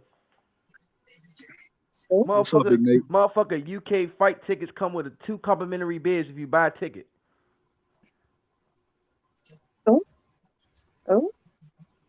I don't know nothing about him fighting no Joe Joyce. I don't even know. Tyson Fury has been retired. Now he's back boxing. Like, he's all over the place. He needs to go to a mental health place because he's really crazy. Like, literally crazy. He's batshit crazy. I blame Deontay Wilder. For that shit. He had Tyson Fury 1 foot out the door, wanted to retire. Deontay, all Wilder had to do was finish him off. Hey, Fury is acting funny when it comes to fighting Joe Joyce, though. That nigga is acting funny. He's always H, you heard What's what up he with said it? fighting Joe Joyce? He said he wouldn't hit him with a handful of rice. He is acting funny when it comes to fighting Joe, bro. He don't want to give Joe an opportunity. I don't know why, man. Usyk I don't like said, that shit. That's not a good look.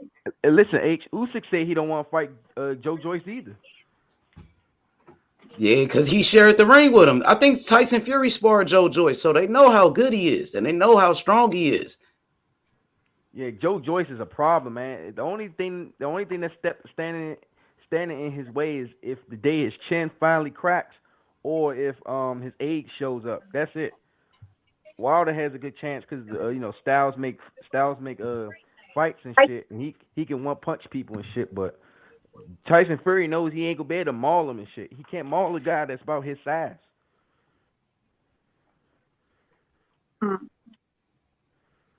I don't know. I just wish Tyson Fury was going ahead and retire like he said he was going to do and let everybody else keep on boxing because he's all over the place. He's really batshit crazy. He was retiring one moment, then he was like fighting somebody for $100 million, and then he's doing all kind of things. He can do this, he can do that. You know what I'm saying? Like, just go away, sir. Please go away. And after this fight, Fury has no choice but to fight Usyk. If he ain't fighting Usyk, then he needs to fight Joe Joyce. And the UK fans, they need to get behind us as Americans and like just band together and say, look, we gonna stream every Tyson Fury fight until his fucking ass fight the fights we want. That's how we gonna do these fucking fighters. A lot of these fight fans keep supporting these fighters who keep ducking smoke and not giving us what we want and helping boxing. Like Gervonta Davis. Fans keep going to his fucking fights, but not knowing that this dude has walked around tough competition. Stop going to his fucking fights. Stream his shit. Ryan Garcia, stop going to his fucking fights. Stream his shit. Jamal Charlo, all them fucking duckers and pretenders. No, I think they should get the apps though. Like, get the Top Rank ESPN Plus app, support boxing, get the Showtime app. You know, shit. Even get the BLK Prime app. Fuck it. Oh yeah, Support yeah, BLK Prime. H. I'm on that. Yeah, I got my merch coming in the way. Black Prime. I'm gonna get my Black Prime hat, my Black Prime shirt. Yeah, man. Shout out to Blue Blood, man. Look, Blue Blood, man. Look, him and you and a few others, y'all are some of the best things of what's going on with boxing. And shout out to that brother Blue Blood, man. Like, he really, really got Adrian, the problem Broner, an opportunity to restore his career. Bro, I ain't gonna lie, that nigga career is over with, bro. Nigga, Showtime just gave him an opportunity to fight. He pulled out of the fight just a couple of weeks ago, a month ago. That's true. You right. But we got to forget. We you know, we as boxing fans, we're selfish. We just want to see these guys fight. We don't care about none of their problems outside of the ring. And the truth is that shit be affecting their careers and what goes on in the ring when they fight. So I respect that Broner pulled out. And, you know, he took the time away, and now he's with Coach Kevin Cunningham, who's a great coach. And I think he's going to get him right back. Because Coach Kevin Cunningham was the last coach to get Broner to look actually pretty decent. So that's true. That's facts. And it's funny. That's your dude, Coach Kevin Cunningham. That's my uncle right there. Yeah, I fuck with him, man. I like how, when his fighter's getting some shit with the ref, like if the ref do some bullshit, he'll cuss the ref out. That shit be funny as fuck. He don't play that shit. I fuck with him. He don't, yeah. Hey. Do y'all think Gervonta Davis and Ryan gonna sell more than Spence Crawford if that fight ever happen? You know damn well it's not. Stop it. Cut shit. Shit, a lot of people bubbling about that. A lot of people over the Spence Crawford. They like, fuck the Spence Crawford. I want to see Tank and Ryan fight. That's kind of right, though, because it's like they keep stringing us along and shit. You know, it's happening, then it's not happening, kind of bullshit. So I guess I can see what you're saying now. Maybe. Hey, I ain't gonna lie. Somebody once said that if Spence and Crawford actually fight, it's not gonna be an entertaining fight. I forgot who said that shit. They said it's gonna be a slow ass fight because they both don't. That's a lie. That's a whole lie. They know it. Whoever said that's they're retarded and they're lying. That's no, it's a lie. boxer or trainer. It was either a boxer or trainer said that shit. They said the reason why because they know. That's not a liar and that's not like a hater. That's not a hater and a liar because when has Crawford ever gave you a boring ass fight? Nah, Crawford's a slow starter. He ain't no dummy though. He don't go. But when has he ever gave you a boring ass fight though? Nah, I think Crawford is actually one of the most exciting fighters. No. You right though. He got like 9 straight knockouts. So that nigga, everybody loves knockouts, right? He's stopping everybody. Yeah, he's in my pound for pound top 10 most entertaining fighters in boxing though. You right though. Yeah, I'm gonna watch him on Black Prime. I'm actually gonna buy that shit though. Shout out to Terence Crawford, man. He a true businessman. I don't even call him Bud no more. I call him Terrence Businessman Crawford. He handling business in the ring and outside the ring. That man getting $10 million while Errol Spence still getting a quarter of that. So shout out to Terrence Crawford, man.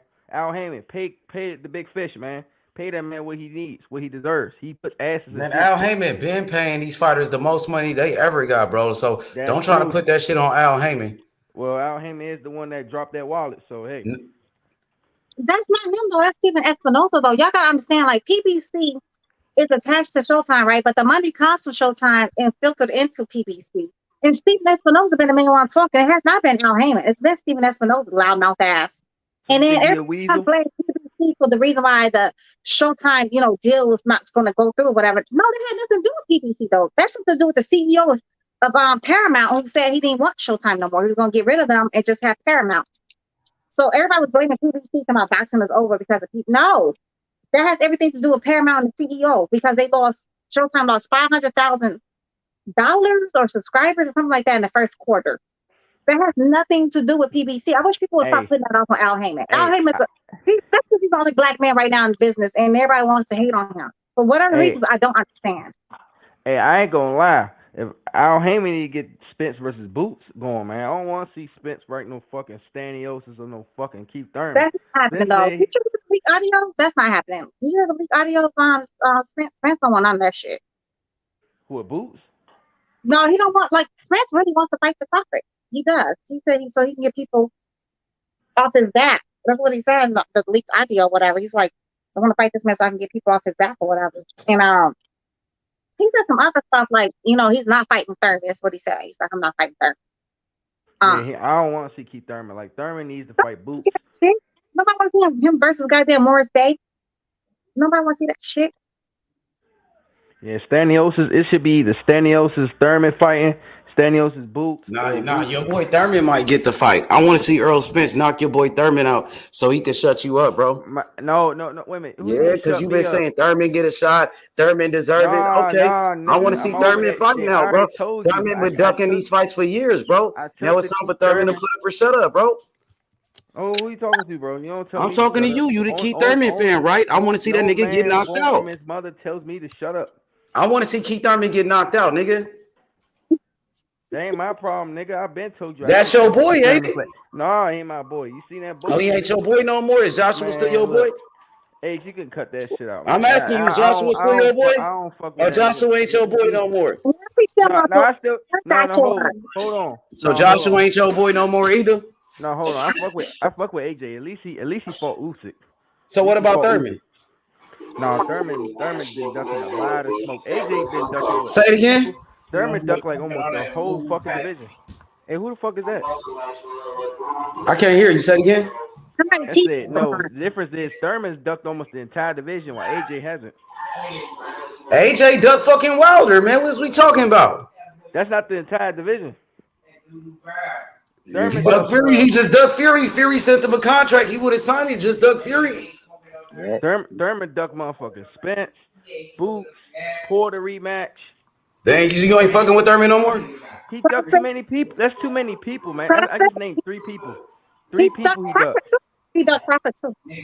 I heard he had a chance to fight Ugas too. He didn't take that.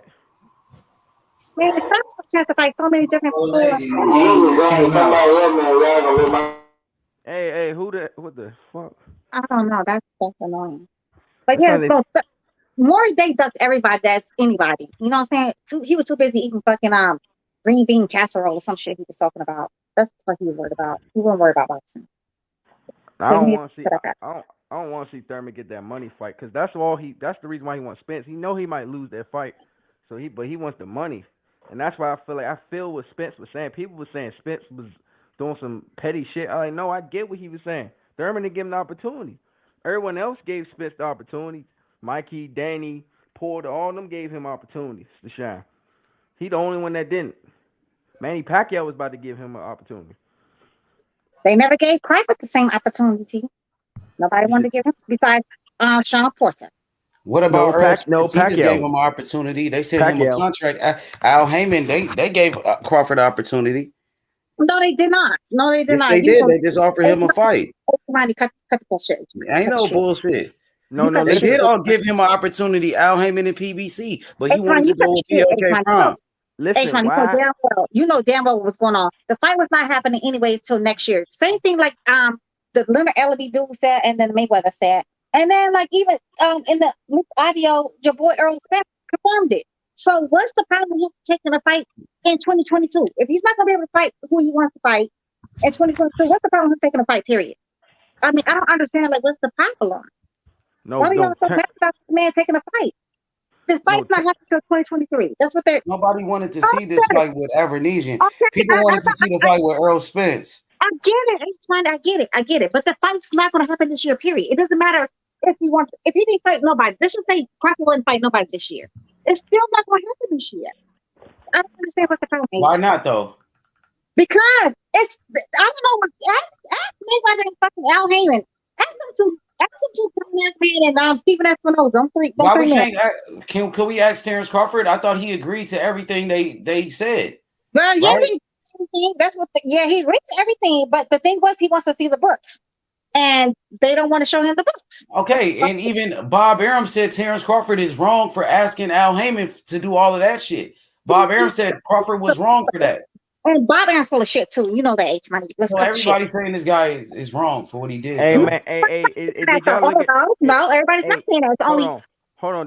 Did y'all listen to the leaked audio from Errol? Nah, I mean I ain't really heard it, to be honest. That shit was crazy. He said that nigga Crawford didn't trust his own lawyer. Mm-hmm. He didn't trust the lawyer he paid for.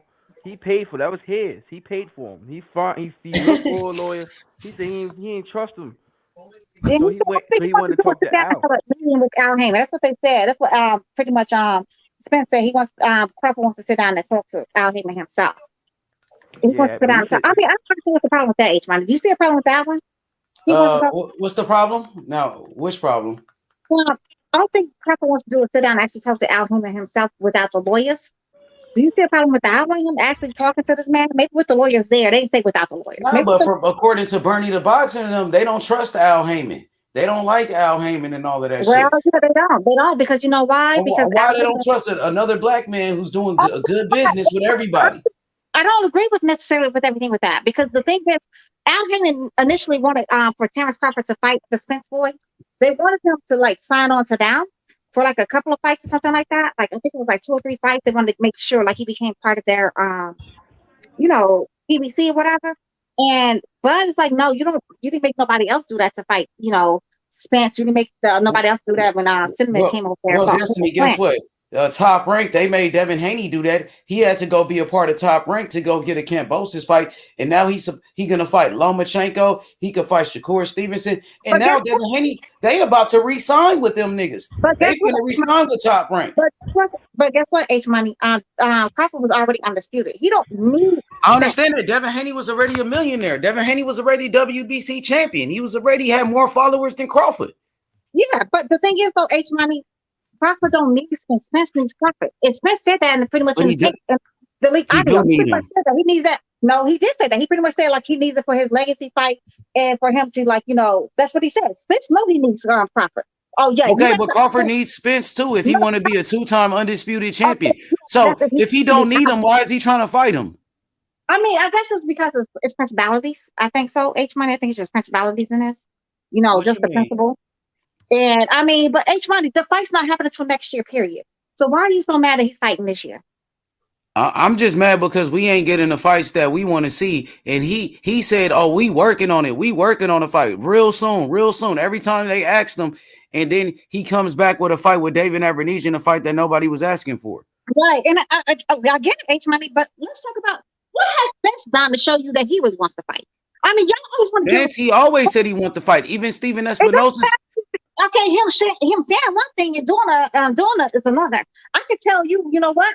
I would like to go to Mars. Me telling you I would like to go to Mars and me actually trying to get to Mars is 2 different things. So what didn't he do?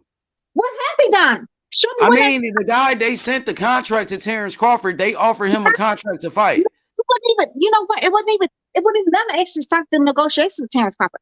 It was Terence Crawford and his people that started the conversations with Al Heyman and them people over there. It was never Spence and his people. No, it was never. So he started it and he didn't finish it. He didn't, he didn't even do anything. He didn't make no deal. No, that's not his fault though.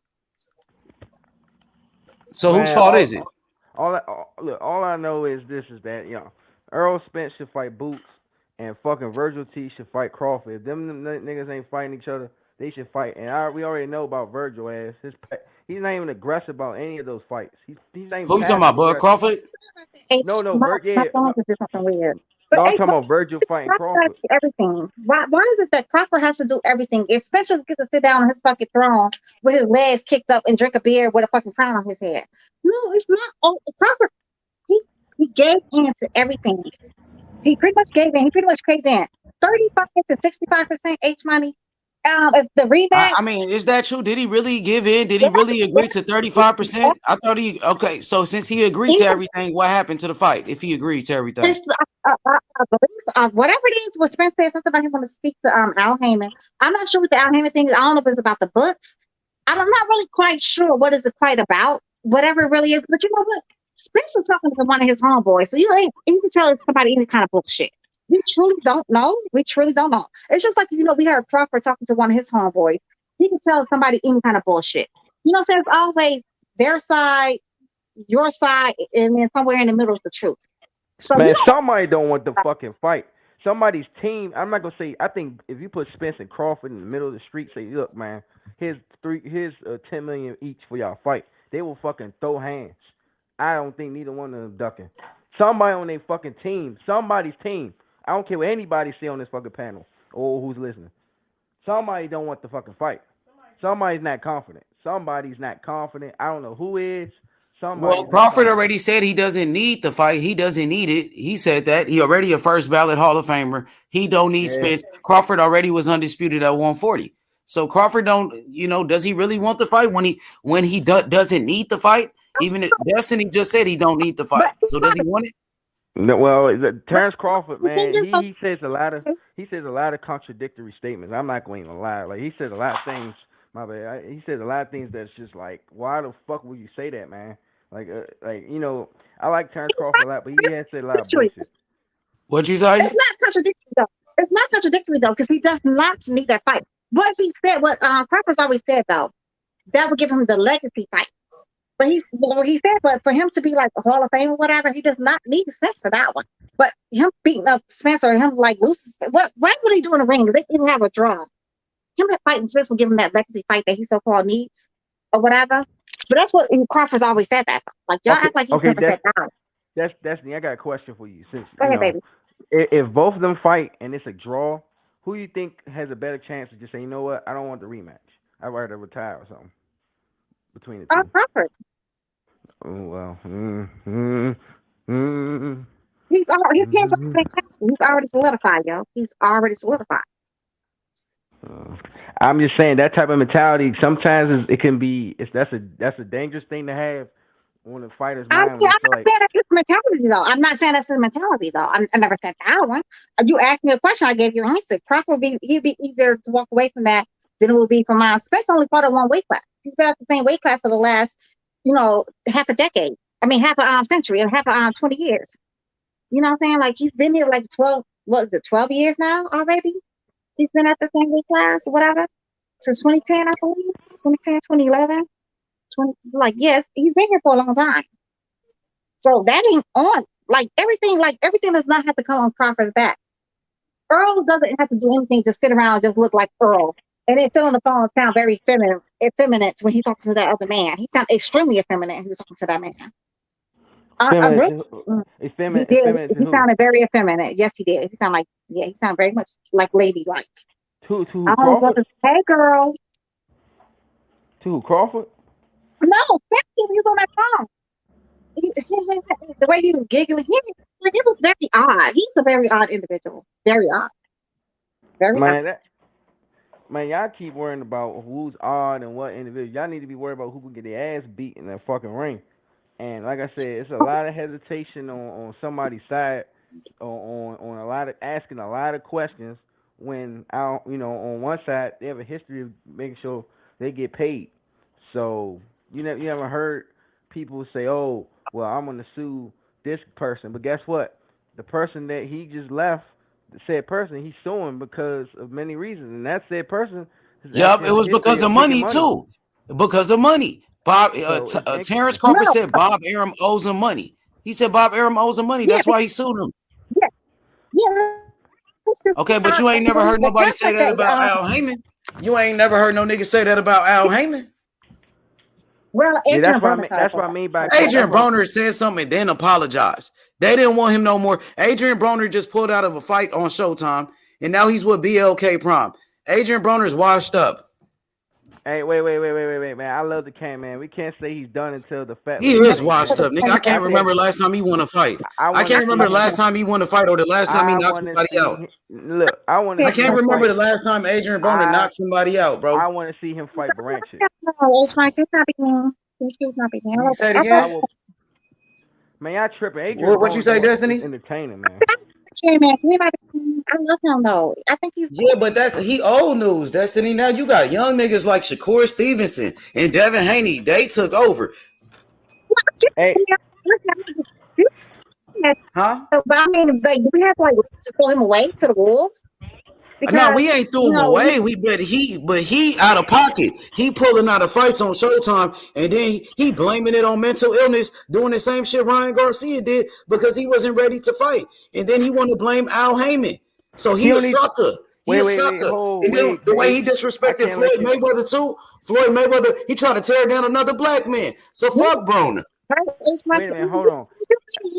A lot of different levels, and Adrian Broner not playing his deck of cards right at all. Like, he was all over the place. Nigga, you the one who want to go off and be like go on rap tours and have sex videos and all this other kind of stuff. Oh my and, God! Y'all keep talking about what the man does out. Y'all keep talking about what that man does outside the ring. Look what he did inside the ring. 4 division champion. 4 division champion. But it affected what he did inside the ring too, though. No smoke. We could play about let fighters me ask a question. Let me ask a question. Let me ask a question. If they both retire today, who gets in first? Adrian Broner or Errol Spence? Adrian Broner. I don't know about that. I'm gonna say Errol Spence. Hell no. Adrian Broner's a Errol Spence. Errol Spence was unified. Adrian Broner ain't never unified a division. Errol Spence. Okay, name the champions he beat. Name 2 of the champions that he beat for 2 of those belts. It does matter. It's about who you beat. Motherfucking Errol Spence. Wait, let me finish. Errol Spence beat Sean Porter, the man that beat Adrian Broner's ass. And Errol Spence beat Mikey Garcia, the man that beat Adrian Broner's ass too. Come on, man. Look, Earl Spence be better fighters. Earl Spence be better fighters, bro. It's about who you beat for real, bro. I'm just saying that Broner, most 4 division champions go into the Hall of Fame. Okay, so who did Adrian Broner beat for his first world title? Answer that. That was it. Daniel Park. No, he fought Escobedo. Whoever the fuck that was. And then who did Adrian Broner win? Who did he beat for his belt at 140? Oh, damn.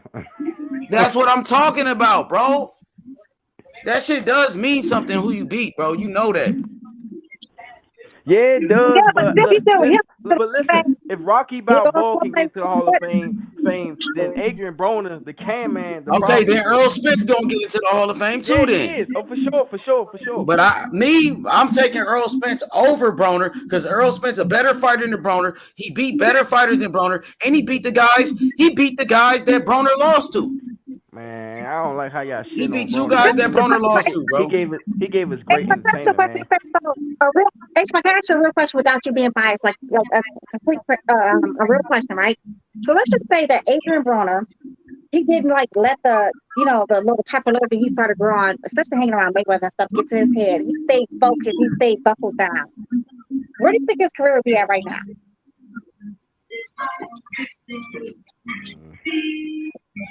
Man, I'm not gonna let this disrespect on Adrian Broner stay, man. That dude's a 4 division fucking champion. He bust his ass. Look, you can't just nobody can't just be a 4 division champion. If that was the truth, then we'll get more 4 division champions in the boxing history. Everybody was a 4 division champion. It was easy. So, I'm not gonna let the Can Man go out. Whose puppy is that? I want that puppy. It sounds so cute.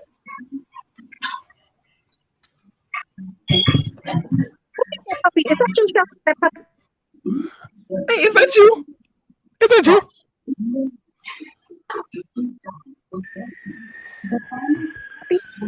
Is that Buddy?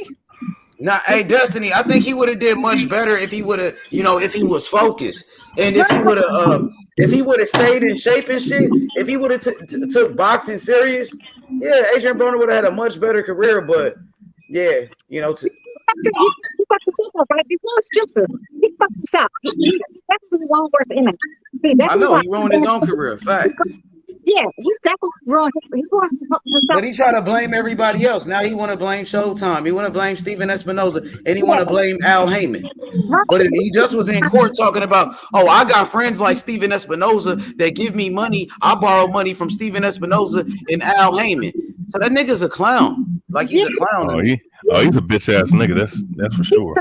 He's definitely his own way, H-Man. I can't speak to you on that one though. I'm just saying, but he's such a great talent that a waste of talent. I don't think it's a waste of talent. Just go down the ground. But he said, whoever said he a bitch focus. ass nigga, whoever, you need to recant that, man. Broner, that's a tough ass man. Hey, Broner is not a Hall of Famer. Broner has no. He is a Hall of Famer though. Yes, he He is not. He has no wins against anybody that's a B-level fighter. He has no B-level. Give him a second though. Let him explain why. Why you say he's not a Hall of Famer? The reason why is because look, he's a 3 or 4 division champion. That's cool, you know, but he never completed his actual career. When he had his nice little run, but of course when he went up to 147, that's when his career derailed. In the short period of time that he had success, you know, he didn't really have any memorable title defenses. Neither did he have any. I mean, he had quality victories. Don't get it twisted, but he hasn't had any like standout victories against guys that you could say this dude was a pound for pound fighter. This dude was a top level guy in his own weight class. When you go look back, I mean, it's a lot of wasted potential that motherfucker has had. You know, so I mean, if he would have sustained that for a good 5 years, became like a champion at 147 and would have defended the belt, then maybe. Because I'm gonna say this: Mike Garcia has a better resume than AB, and I don't even consider Mike Garcia a Hall of Famer like that. Especially not first, second, or third ballot. Nah. So AB is a lesser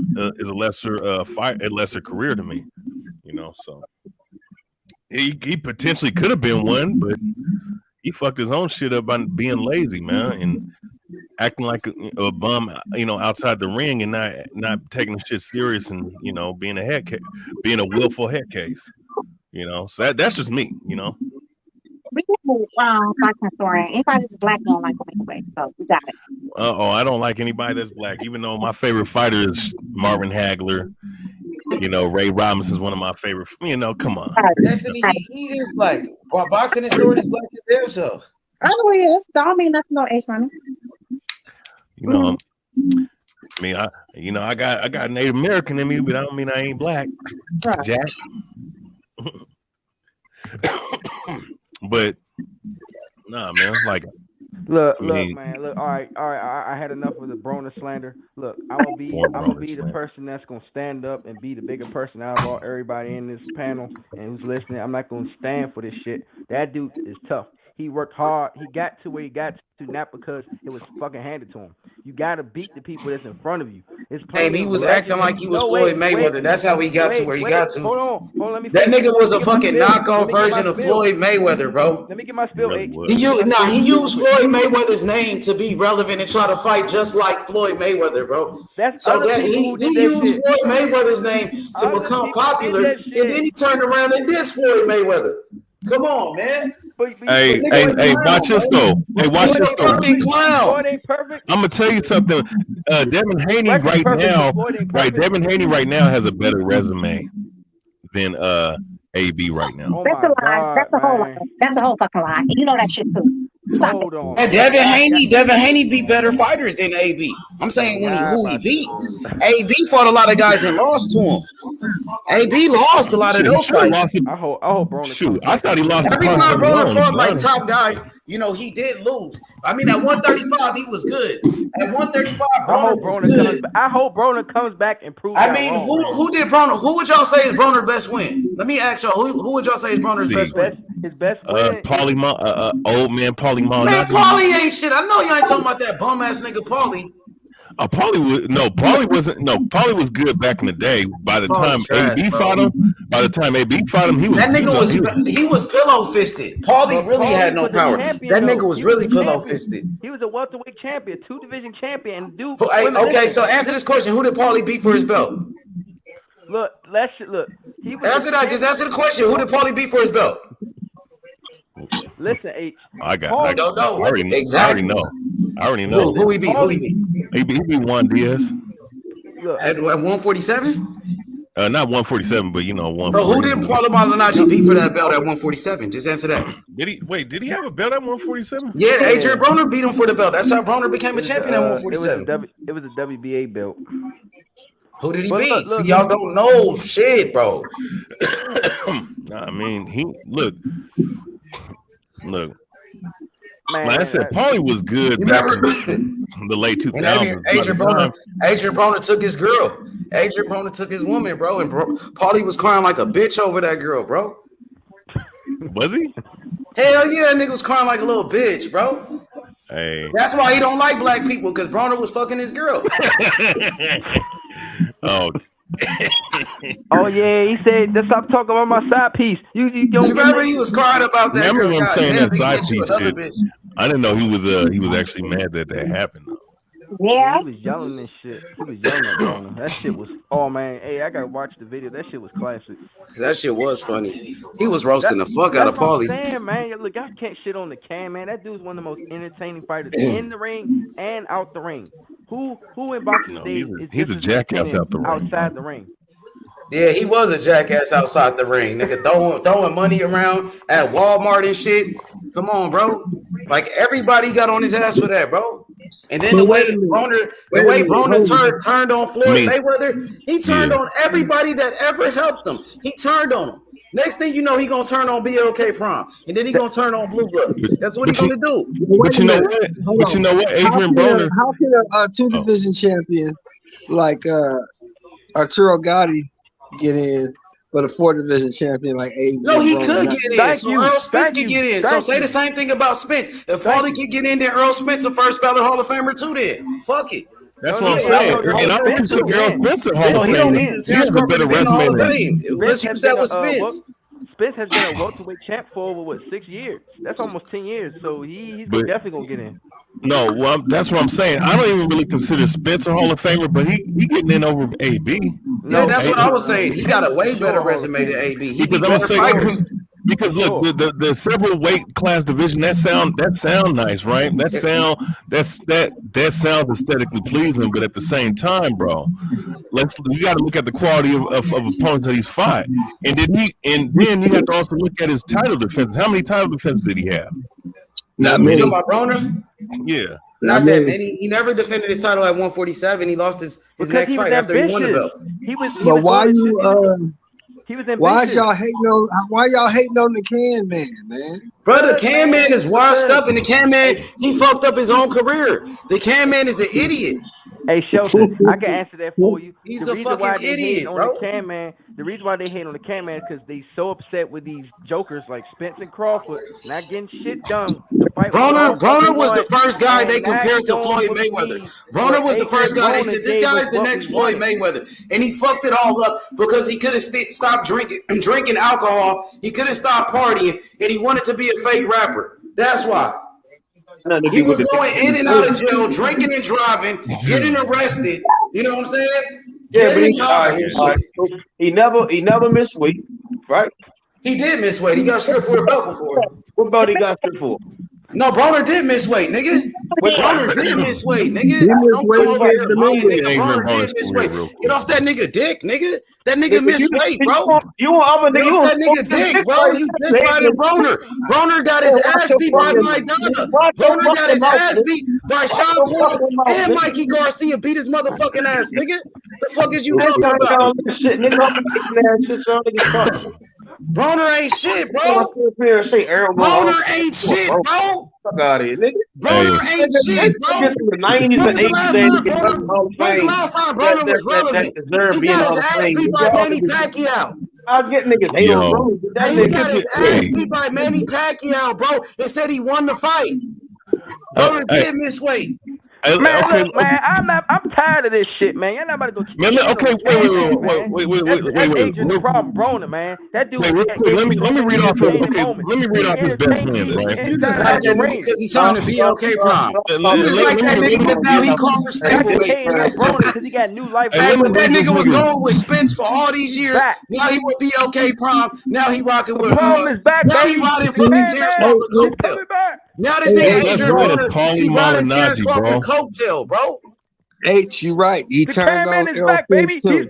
You seen him turn on Errol Spence? Now he with Crawford. This nigga crazy. Hey man, look, hey watch bro. Hall of Fame shit, nigga. I ain't Yo, trying to look, talk hey, watch this though, man. This nigga Adrian Broner. Y'all started talking boxing now. Y'all done got me up now. Niggas is capping. Who's Yo, that nigga? Adrian Broner. Hold on. TVH. Answer me this. Who was the nigga he beat at 35? The best guy at 35. Antonio DeMarco. His best win. Best Antonio DeMarco or Jason Litzau. That was a good win. No, Antonio DeMarco. That was a good yeah, win. Antonio Yeah, Jason Litzau wasn't shit. He wasn't But shit. when he beat DeMarco, that was Jason Broner Litzau at was his the best. I ain't white gonna Floyd lie. Mayweather, remember? Nigga, when Broner beat DeMarco, man, Broner was looking like a beast at that time. I can't lie. Jason Litzau wasn't shit, bro. Yeah, Jason Litzau wasn't shit. Remember they was hyping him up to be the white Floyd Mayweather because he was using the shoulder roll. For real? They say that about him? God damn, I didn't know that. Yeah, bro. Yeah, Broner knocked his ass out. But what is up with Adrian Broner? His best, that's what I'm saying. His best win is Paulie Malignaggi. No, I think it's Antonio DeMarco. DeMarco is better than Malignaggi, bro. Look. Black Prime is the new Death Row. They got Adrian Broner. Man, they ain't no Death Row. Death Row was a record label, nigga. Death Row was a record label. Black listen. Hey, wait, hold up. Death Row was a record label, and Black Prime is a streaming service, nigga. And I will pay for this service. And I will pay for this service to watch Adrian Broner and Terence Crawford. Bro. Yeah, that's what I'm looking at. Yeah, you're going into extra innings, bro. Look, I'm gonna tell you something. If the Phillies want to win this game, do not pitch to Alvarez, man. What's up? What's good? You talk about like Adrian Broner turned on Flounder. No, Flounder turned on. He did turn on Flounder. He was rolling the Flounder for years. Well, finished. Thank you. Thank you. First. I like that nigga He definitely said that live on some damn channel. He definitely said that shit live on the channel. That's what Javante, Lil Tank was rocking hard with fucking Scouser. Those two like in cahoots, they both didn't fucking Adrian Broner no more. So what are you talking about? Nah, they do. No, that's not true. Adrian Broner was just with Tank in Florida. Tank is over there with Broner right now. They training together.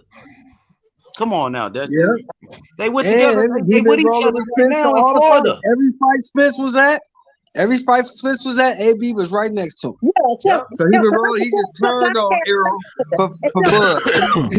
He's a coattail rider. He's a sucker because he turned on Errol for Bud. I understand. So I sound like that nigga.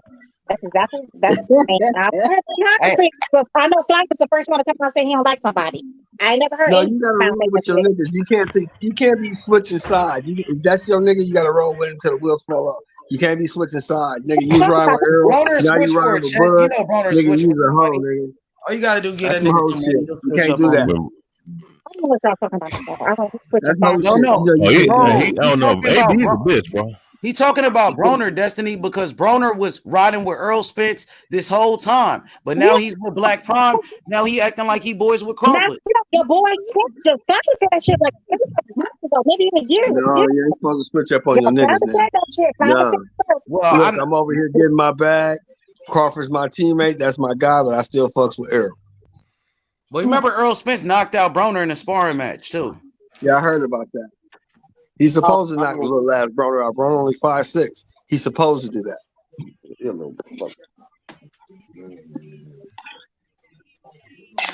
Man, y'all gonna regret all this fucking slander. That shit ain't impressive knocking out a little nigga. That's not impressive. Can't beat nobody at this point, bro. I think it beat Branchard. I don't know about that. He just pulled out of a fight with Figueroa, bro. And Figueroa wasn't shit. Well, I mean, but Coach Cunningham gonna have him right though. I know. I'm happy he went back to Kevin Cunningham. That's one thing I like about AB. That he's with my uncle Kevin Cunningham. So that's what I like about him. That's cool, but he's still a bitch. Back, baby. The problem he's gonna be paying my uncle. So he's gonna be paying my uncle. So as long as he paying my uncle, I'm good with him. Then fuck Black Prime, baby. Yeah. No, he's still a bitch because he switched up on his home. You can't switch up on your peoples, man. You gotta roll with your people. Yo, the boy Flipper said it first, so fuck him. How about that one? Fuck Hey, him. the Teal. Damn, We Destiny, ain't why you watching so Teal. harsh, We Des? watching Crawford. Why you so harsh on the man? Whack. Niggas be so fake and so whack on here. Yo, they think Whoa. everything. You nigga, not you of the other one before you. You Talking nigga. about Shelby? No, whoever said that, oh yeah, why you so hard? The one that said something right before the why you so hard. Yo, fuck the Flounder. Flounder said that shit first. I don't fuck with AB. I don't like that nigga like that. He said that shit first. What the Oh, fuck he y'all said that? say? Did he say that? Nah, but they became cool I never after that. heard him say Destiny that. Broner He just said went that to Broner just went to Earl's. Hey, Destiny. I'm spelling for you. Google. But that was old, Destiny. You talking about an old interview because they was cool. I know what you talking about. No, it's not old, sir. It's not old. So how old was it? How many It's years like ago? maybe a year ago. Okay, but you know, to Adrian Broner was just that Errol Spence last fight against Ugas. He was there all drunk and shit. You know that? Pants falling off his ass. No, I didn't see him falling off his ass there drunk. You didn't see that? He was so drunk, his pants was falling off his ass. And they had Did Errol say, I don't fuck with Adrian Broner like that? Did he say that was that? a long time ago, though. Shut up, like 3 years ago. But they started hanging out after that. They were still cool after that. I know what you're talking about. I'm done with both of them. They both G as in golf. O as an Oscar. Man, nah, Oscar. G as in They golf. both He was already done with Earl, so. Echo. Google it. I just don't understand all this hate for a guy that gives you what you want, which is pure entertainment. He gives you entertainment. When you sit He down might as and well pop do some what Jake popcorn, Paul is doing when then. you sit He down might as well and be pop like a some Jake Paul type of popcorn, nigga, bro. Money. Hey, He might as well. Hey, At least when you Jake sit Paul be down and knocking pop some motherfuckers out, popcorn, though. are you not entertained? I'm Nigga, buying me that Jake Paul pay-per-view tomorrow. Hey, guess what? I'm buying me that Jake Paul pay-per-view tomorrow. Because I just Man, y'all capping like shit. Look, I used to be a fan. Listen, I used to be a fan of AB, bro. But he let me down as a fan. At least go out there and try. This dude is bullshitting in the fights, not throwing his hands, not letting his hands go, not meeting expectations out of his own mouth and his own words and his own expectations, bro. It's hard for me to root for that nigga, especially when he starts doing dumb what's nigga his shit, name, bro. TBH? Who you talking to, TBH? What's his name? AB? No, who you talking to? The guy on the panel. What's your name, brother? No, that's Nate. Oh, that's the brother Nate. Nate. Oh, that's Nate. That's my nigga Nate. Yeah, that's Hey, Nate. Nate. You can tell by his voice. Nate, Yeah. why you capping for AB? Why don't you cap for Chris Colbert too? They both quit. Oh, he on mute now. AB became a champion. That's why. Cobra ain't never. Chris Colbert, they both quit though, man. But AB did show dog though. He showed that dog in that Maidana fight. I gotta give him that. He showed heart. He went to war in that fight. How many welterweights today will be able to take that type of beating from Marcos Madonna? Hey, one thing about Broner, that fight with Maidana, even though he got his ass beat, he showed me he was a dog and he had heart. He showed heart in that fight, bro.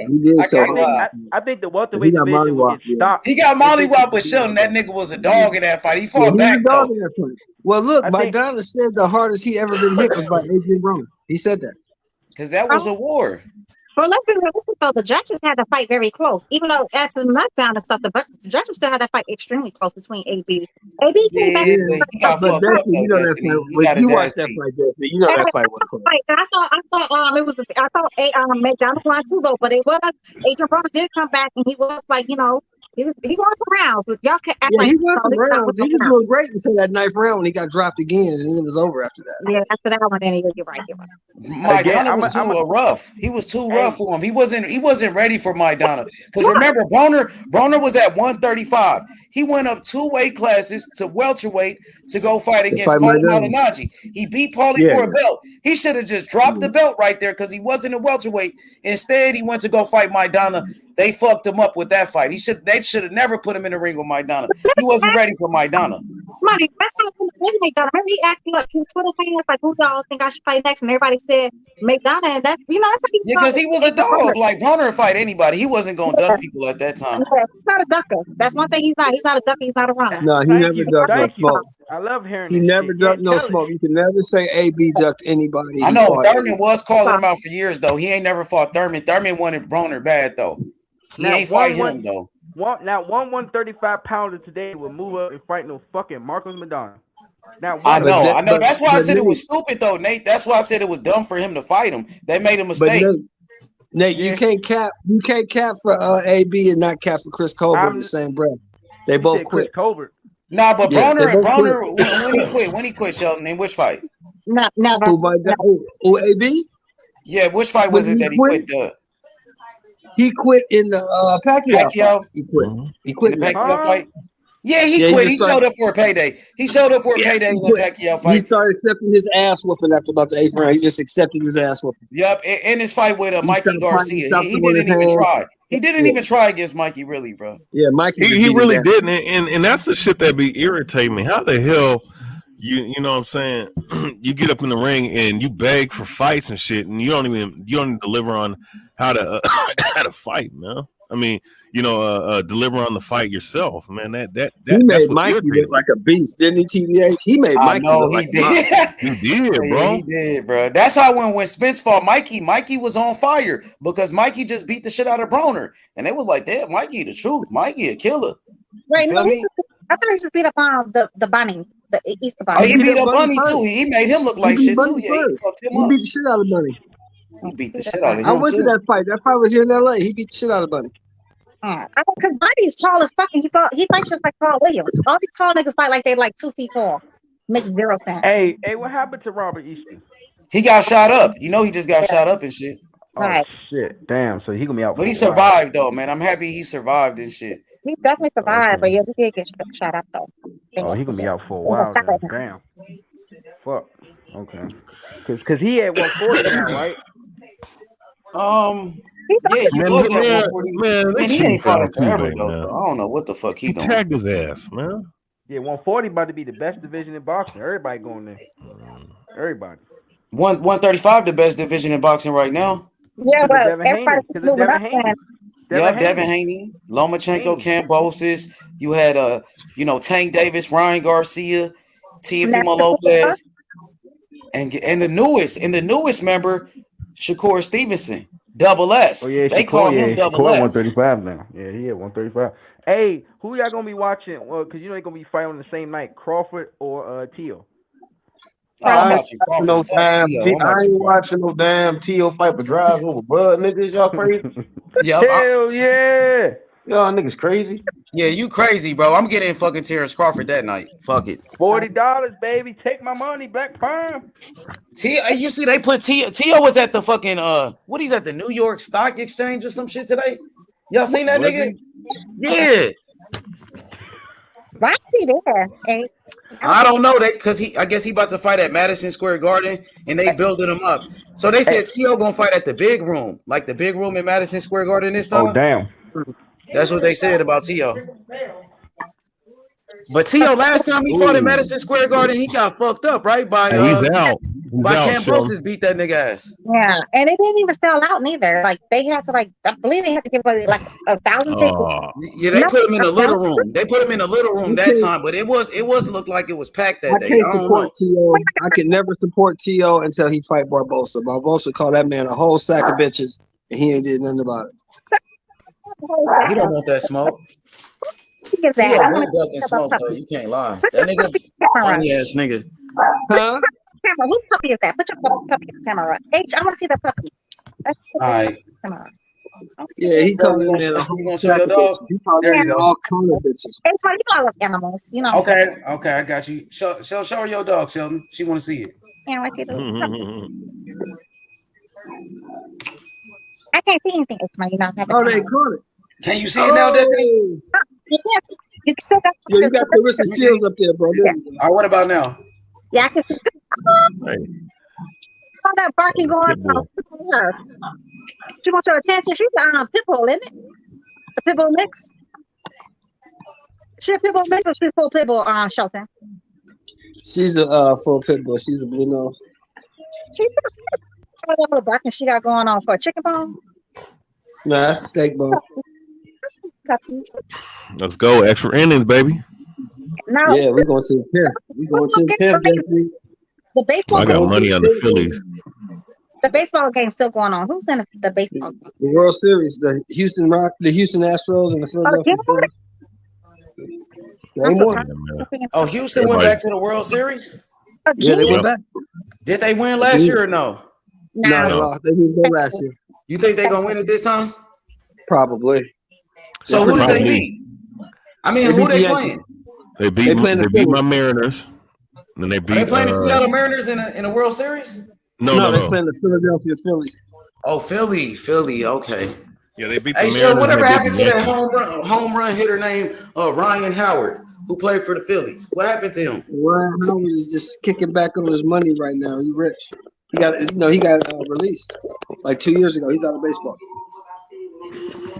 Ryan Howard used to blast home runs up the ballpark, bro. He's very, very rich. Like, he's chilling probably right now. I don't know who these people are. And then baseball players be getting bread. They get the real bread. I hate that baseball. It's the most boring sport. And all their money be guaranteed, H. I don't care about none of that. It's still a boring sport. That and fucking golf. I don't even understand how golf is a sport. All they do is walking. That's all they do is That's walk. the hardest thing to do is hit that ball. Hey, I remember. Hey, Sheldon, when we was in LA, nigga, I used to go to them Dodger games. Yeah, because the tickets would be so cheap, nigga. You get a ticket like for $10. You be in that motherfucker for $10. Yeah, but see, to the be thing at a is, Dodger game, nigga, chilling, nigga. It'd be watching straight. baseball sucks, but going to the game is a great experience. Destiny, you love going to the game. The game itself is fun. Going to the game is fun. I would say going to the game is more fun. Cool. Cause I used to go with my brothers and shit. That shit used to be fun though. I ain't gonna lie, it was cool. It wasn't that exciting, but it was cool. Hey, Smart, what would you sit at though for $10? Like, where was your seat at for $10? It was straight Destiny. Like it wasn't even that bad. Like to be honest, it was cool. It's like in right field, the right field bleachers. You can get $10 tickets from behind home plate. They just be up a little bit. But the cool thing about the baseball game is you can walk around and sit anywhere. Exactly, Destiny, because the stadium's so big. It's so big. Even at the Clipper games, Destiny, we used to go to the Clipper games, get tickets. It'd be me, my brother, and my cousin. Nigga, my cousin he probably get a nosebleed ticket, but nigga, we just walk down. He be sitting right with us. Well, first of all, if Michael Jordan wasn't playing or Allen Iverson wasn't playing, I'm not going to the damn face. Well, we was going to the Clipper games. So back then the Clippers wasn't good at all. So you know what I mean? It was cool. It was straight because my brother was a the ball time boy. H talking about it didn't matter who was playing. It was only gonna be 13 people in the motherfucker. Yeah. Hey, Destiny, my brother was Larry a ball Bird, boy for the Clippers. Magic. They didn't give a fuck. Ain't nobody going to to tickets to the Clipper games all the time. H-Money, the best basketball player in history though is still Allen Iverson. Nah, the best player is to me is Curry. Curry all day. H-Money, the best basketball player. Just like Allen Iverson, you had a crush on him. That's all. He's the cutest. That's what she's saying. She said, "Man, Allen Iverson he was a great talent, but he was never gonna win no damn championship, bro." H-Money already knows the best basketball player. Best basketball player of all time is either Jordan or Kareem. I like Curry, Destiny. No, H-Money. No, H-Money. No, H-Money. I was listening to him yesterday, TBA. I was listening to AI yesterday. He said that's the difference between us and Kobe. While we was at the club, that nigga went to the gym. Yeah, I saw when he said that. I saw that, Shelton. Yeah, I was laughing. Kobe had a crazy work. That shit hurt me when Kobe died, man. I ain't gonna lie, man. It hurt me. It just tripped me out. I couldn't believe it, man. On Sunday morning, I'm like, what? He's dead? Nah, Kobe can't be dead. I used to hate Kobe too when he played in the NBA because that nigga was a ball hog and shit. And he got rid of Shaq. You know, I used to hate that motherfucker. But when he died, he was the reason why they lost that series against the Pistons because he kept jacking up crazy shots and shit. You know, well, he had to. You got to remember, Ben. Be honest, man. I love Shaq. Shaq's my guy. Ben Wallace ran his ass after Ben. Ben Wallace ran his ass. Shaq was fat as fuck at that time, nigga. He was out of shape. Hey, no, but Ben Wallace was. Hey, no, that final game when Ben Wallace had 18 points, 21 rebounds, and 5 blocks, man. I ain't gonna lie, man. You give Ben Wallace 18 points, nigga. You're not playing good defense. Nigga, they beat the shit out the Lakers that year. Chauncey Billups and them niggas. God damn. Lakers 4-1. They beat us 4-1. It was a gentleman's sweep. But you know what? I like my nigga Gary Payton, but Gary Payton, he did not do anything in that series. Hey, y'all remember when Derek Fisher hit that game-winning 3? Remember that shit? San Antonio. Yeah. Hey, Sheldon, look, I was at the house. I wasn't even watching the game. I'm just chilling. Hey, Sheldon, I was at the house chilling, right? I wasn't watching the game at that time. All I heard was people outside, like neighbors screaming and shit. So I'm like, what the fuck happened? I thought somebody died or some shit. But I turned the game on. Derek Fisher hit the game-winning 3. But the whole block was screaming. I'm talking about everybody 0.4 outside seconds, was yeah. going crazy. And then when the That was the Lakers won the heyday of Lakers. championship, nigga, the whole LA was lit. Nigga, when the That was Lakers the second title. That was in our second title run. We won 3 back-to-back. That was in number 2. remember in the streets, everybody was going crazy in the streets of LA when they won a championship, nigga. What was the best? Hey, I got a question. What was the best LA Lakers team though? Oh, They had Shaq and Kobe, dog. Shaq and Kobe, I man. think 87. Magic. 87. Okay, watch Magic, this. Though. you like Magic what about Destiny? the one? What about the team with Big O, Jerry West, and Will Chamberlain? They couldn't fuck with 87. Everybody. You got Magic Johnson, James Worthy, Kareem Abdul-Jabbar. You got Bob fucking Bob McAdoo. Bob McAdoo coming off the bench. You got motherfucking Michael Cooper. They had You a got cheap AC ass Green. fucking team, man. You got motherfucking 87. Rambus. They couldn't do nothing. You got Byron Scott. You couldn't do nothing with that team. Man, they had like 5 All-Stars in that team, man, or 5 potential All-Stars. Because Magic Johnson against the boy Larry Bird. Man, by the time Kobe and Shaq got on the same team, basketball was already kind of like watering down. They started making all these new rules. You can do this one, you can do that They one. made it better though, Destiny, because they had to change the rules. Remember, motherfuckers was like tackling people and shit, fouling people. That shit was crazy. You remember how the Detroit Pistons used to play? That was crazy. But here's the thing, though, H, about those rules, right? It didn't happen overnight, though. What they did was they put in, because they didn't have flagrant fouls prior to that time, so they put flagrant fouls in the 90s, and they had a version of the hand check, but they didn't enforce the hand check rule until later on. So they started taking away, and they put 3 seconds in the key. On both offense and defense in the 2000s, early 2000s. Yep. I think the NBA is better now. I think it's better now, bro, because now they score more points and shit. I think the NBA is more entertaining. Hey, Destiny, your boy Magic Johnson, you know he threw a game, right? He took a dive in the NBA Finals against Larry Bird. You remember that shit, Sheldon? That one series when Magic started playing like a bum?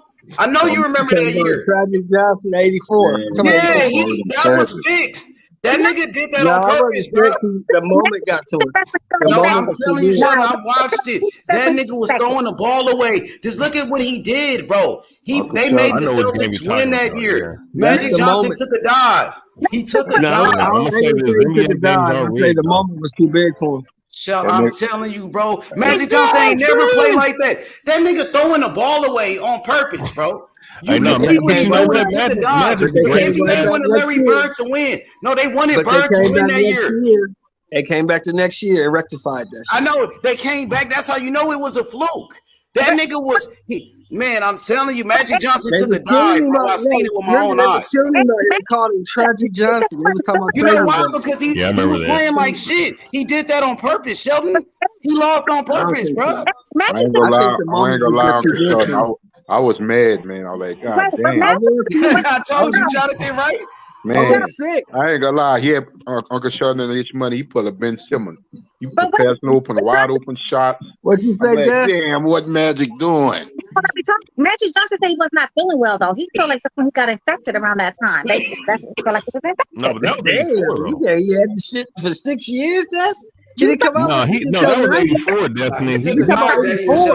Chelsea, when they called him Tragic Johnson that year, that man took a dive. And even Jonathan Simon know what I'm talking about. Oh, man, I was so mad, man. I didn't even want to watch the rest of that series, man. I'm like, God man, Magic killed us. But you Jay know what? Simon, Jay Simon, talk about the baby hook, though, in 85. Talk about the baby hook now. He did that in 84, too.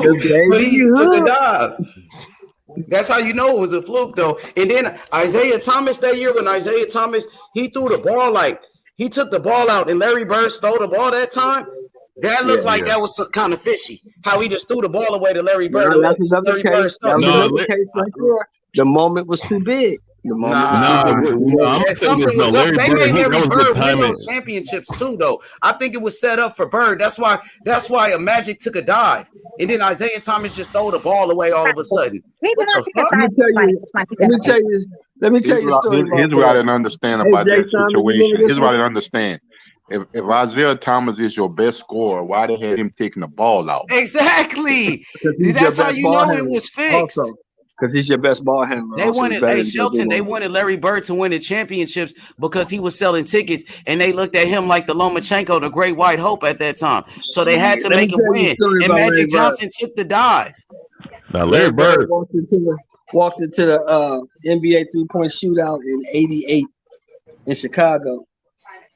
He walked in the room. He said, "I just want to know. I just wanted you to answer one question. Which one of you motherfuckers is coming in second?"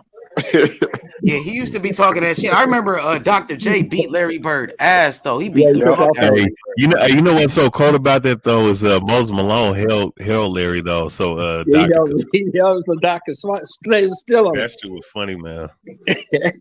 Hey, Dr. J was socking the fuck out that motherfucker. Hit him like 6 times. Like, pop, pop, pop. Hey, but but question though, man, like of all the great players of the '80s though, like you had Larry, Magic, Dominique, Bernard King.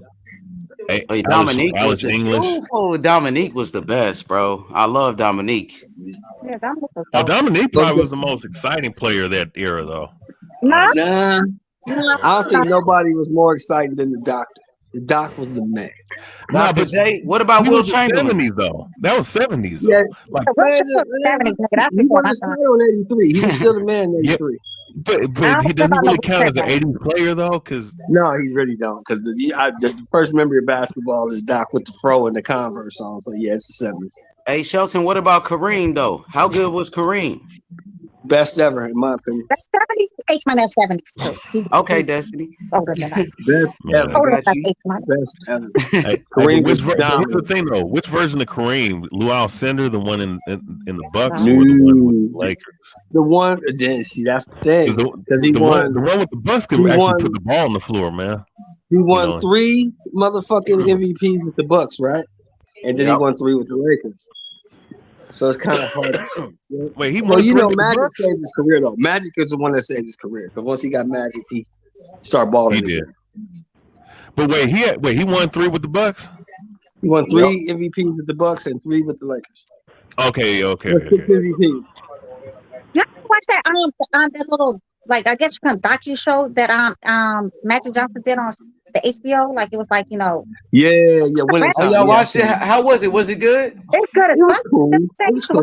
You like it. H-Man, I think you'll really like it. You should watch that. I would like it, but Destiny, I got Showtime. I ain't got HBO. I can give you my information. Hey, Des, you know he was kind of pissed. Hey, Destiny, you know he was kind of pissed off about the first episode, Destiny. Remember the first episode? Oh, that shit was dope, y'all. He was pissed off. You know, Magic was pissed off about it because remember it showed him going to the whorehouse and all that shit. He got pissed off. Magic been a freak. Hey, Jonathan Simon, he been a freak. He on some freaky ass shit. He been a freak since he was in college. Magic was having 4 and 5 of them in the bed. Where? Yeah, he was. Like in the car, the side of the building. I mean, the truck. Anywhere he could get it cracking with a broad, he was getting it cracking, and there was definitely no comment involved. Somebody said he was on some gay shit. Is there any truth to that? You know what? I Hey, TBH, don't do that. Don't do that, TBH. I heard some You shit. see his son is gay. Magic Johnson, his son is gay. He was not. No, he was not. Where do you think he got that from? No. That's was talking about his son, EJ Jr. You know, EJ is very gay. Where do you get that from, Sheldon? That nigga just like a woman by himself. EJ dressed like a girl. EJ wear lipstick. EJ Jr. He turned himself to a woman and shit. He probably want to cut. Look, man. Look, I just heard. Look, I'm gonna just say this, man. A decade ago, man, I heard stories, man. There's always rumors. There's always rumors. They always said that shit. They said him and Isaiah was buddies. But them niggas was kissing on the court, though. Well, I heard Isaiah probably said something about Magic was on some gay shit, and that's why they got started to have beef with each other. Nah. Right. Okay, I'm just asking, Destiny. I'm from LA, Destiny. Like in LA, that's why they were Magic Johnson, Destiny. In LA, Magic Johnson did so much in the city. Like he bought a Magic Johnson theater on Crenshaw. He got the movie theater in the hood. Magic. I remember when they opened it. I was there that day. We was kids. We was babies. Magic Johnson came to the hood. He opened up the movie theater. I was there that day, man. I remember that shit. But it was the Isaiah Thomas, right? Remember, like when Alan May was talking about when Magic Johnson came out saying he was HIV positive, right? It was still like considered a gay white man's disease or a gay disease. So that's what, that's why Isaiah Thomas like, well, is he gay? But there's never been no confirmation. There's never been nobody that came out and said this man is gay. That's all. And you know what's the best? Well, I don't think he ever had the HIV, exactly where they were. Everybody can remember exactly where they were when Magic came out with that shit. I swear to God, I know exactly where I was. I was at the hair salon when my mom was my little brother and sister's babysitter. Yeah, I sure remember. And I remember that shit TV screen. 1990. I was where was I at? I was at the Snooty Fox. That's where I was. It was 1991, honey, not 1990. I was at the Snooty Fox. It was right after the 90-91 season, because they had just lost in the finals to the Bulls. And Magic Johnson came out and said that. He came in October, at the beginning of training camp. He came back in October of 91.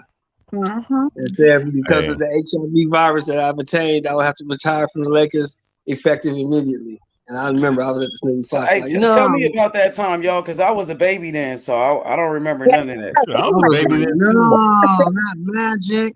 And then, I went outside. Everybody was outside tripping, talking about the shit.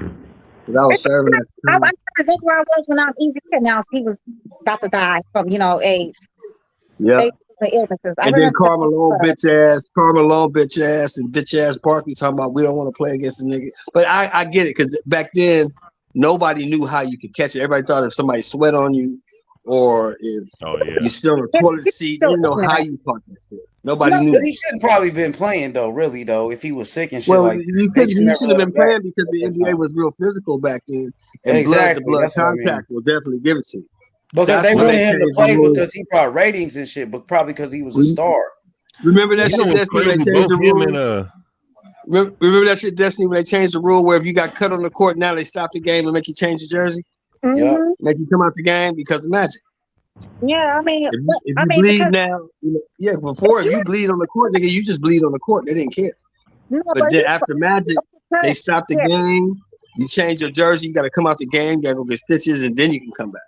Yeah, but it's because if you have an open cut and I got an open cut, right, and one of us has like the virus and our blood, like our wounds touch, somebody can definitely become positive.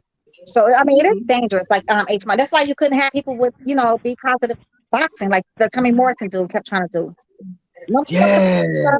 Now that should tarnish his legacy forever. He tried that old scandalous ass shit. He knew he had AIDS, but still fighting Tommy Morrison. Oh yeah, that shit. Yeah, I heard about that shit. He knew he had HIV and he still was trying to fight. So they lied. I mean, it's not a real virus. Some goofy shit he said. But he ended up dying from AIDS-related illnesses. But anyway, I still know. You know what's so crazy about the difference between the teams in the 80s and 90s? That the 80s had more scoring teams that was fast break. Showtime type style, like the Lakers, Denver Nuggets and whatnot. In the 90s it was all bully ball. Yeah, the 90s was nothing but all defensive teams, especially in the Eastern Conference, like the Bulls, bully Miami ball. Heat, the Bulls, the Charlotte Hornets, Miami Heat, the Detroit Pistons. What about the New York Knicks? The Knicks had probably the best perimeter defensive team. What about the of all Houston time. Rockets and the Spurs with David Robinson? Spurs and Rockets didn't get hot until like the 90s, the mid-90s age. The mid-90s. What about Destiny? What about Shaq though in Orlando Magic with Penny Hardaway? That was 90s. Yeah, that was like right around. That team should have won. Michael Jordan and that was still running shit.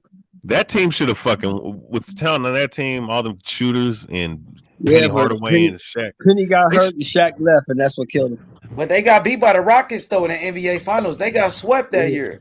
Yeah, nobody had no answer for Olajuwon, bro. It was nothing. Olajuwon was doing shit. They should have won that first game, but Nick Anderson missed those free throws. Nick Anderson from Chicago. He from Chicago. First of all, he is. And Isaiah Thomas. Isaiah Thomas from Chicago and Tim Hardaway. He from Chicago too. Yeah, no, but I'm saying, but when the Rockets was high in the mid-90s, that's when Michael Jordan decided like he was gonna play baseball or whatever. And that's when the Rockets was like, hot for Ricky Lake. They was hot for 5 seconds, like Ricky Lake, and then them niggas disappeared. That's my only regret. That's my only regret, Destiny. I would have loved to see them two match up because I think the Rockets the Sonics should have won that fucking year when we had the best record in the NBA and we got beat by fucking Denver Nuggets and Dikembe Mutombo, man. Man, they had nobody who could guard Jordan, but Chicago had nobody who could guard Akeem. Akeem would have killed him. Nobody, not even if they had Dennis Rodman. I don't know. Dennis Rodman, that nigga crazy. He could have got, I don't know. Olajuwon was unstoppable though, but Dennis Rodman was tough. But I ain't gonna lie, man. Dennis Rodman checked. If you talk about the top 20 players of all time, he checked at least over 50% of them. He's checked. Yeah, that's why he's a Hall of Famer. But he couldn't fuck with Curry though. Can't not one of them niggas ever fuck with Curry. Stop it. Anybody. No, not even Jordan, talking about. The Warriors, the Warriors. Hey, the Warriors, the best team ever though. The Golden State Warriors, the way they play. Hey, if we put them in, if we put the in this era, yeah, they got it because of the rules, because it panders to their style. If you put them in that era where you can bump people off, bump the cutter, shrug people off their routes while they're running through screens, and you can actually hand check a guy and push guys off of their dribble hand. It's a whole different ball game. Nah, listen, the way the Golden State Warriors play basketball, they're the best team. They're the best team ever. And I got Curry.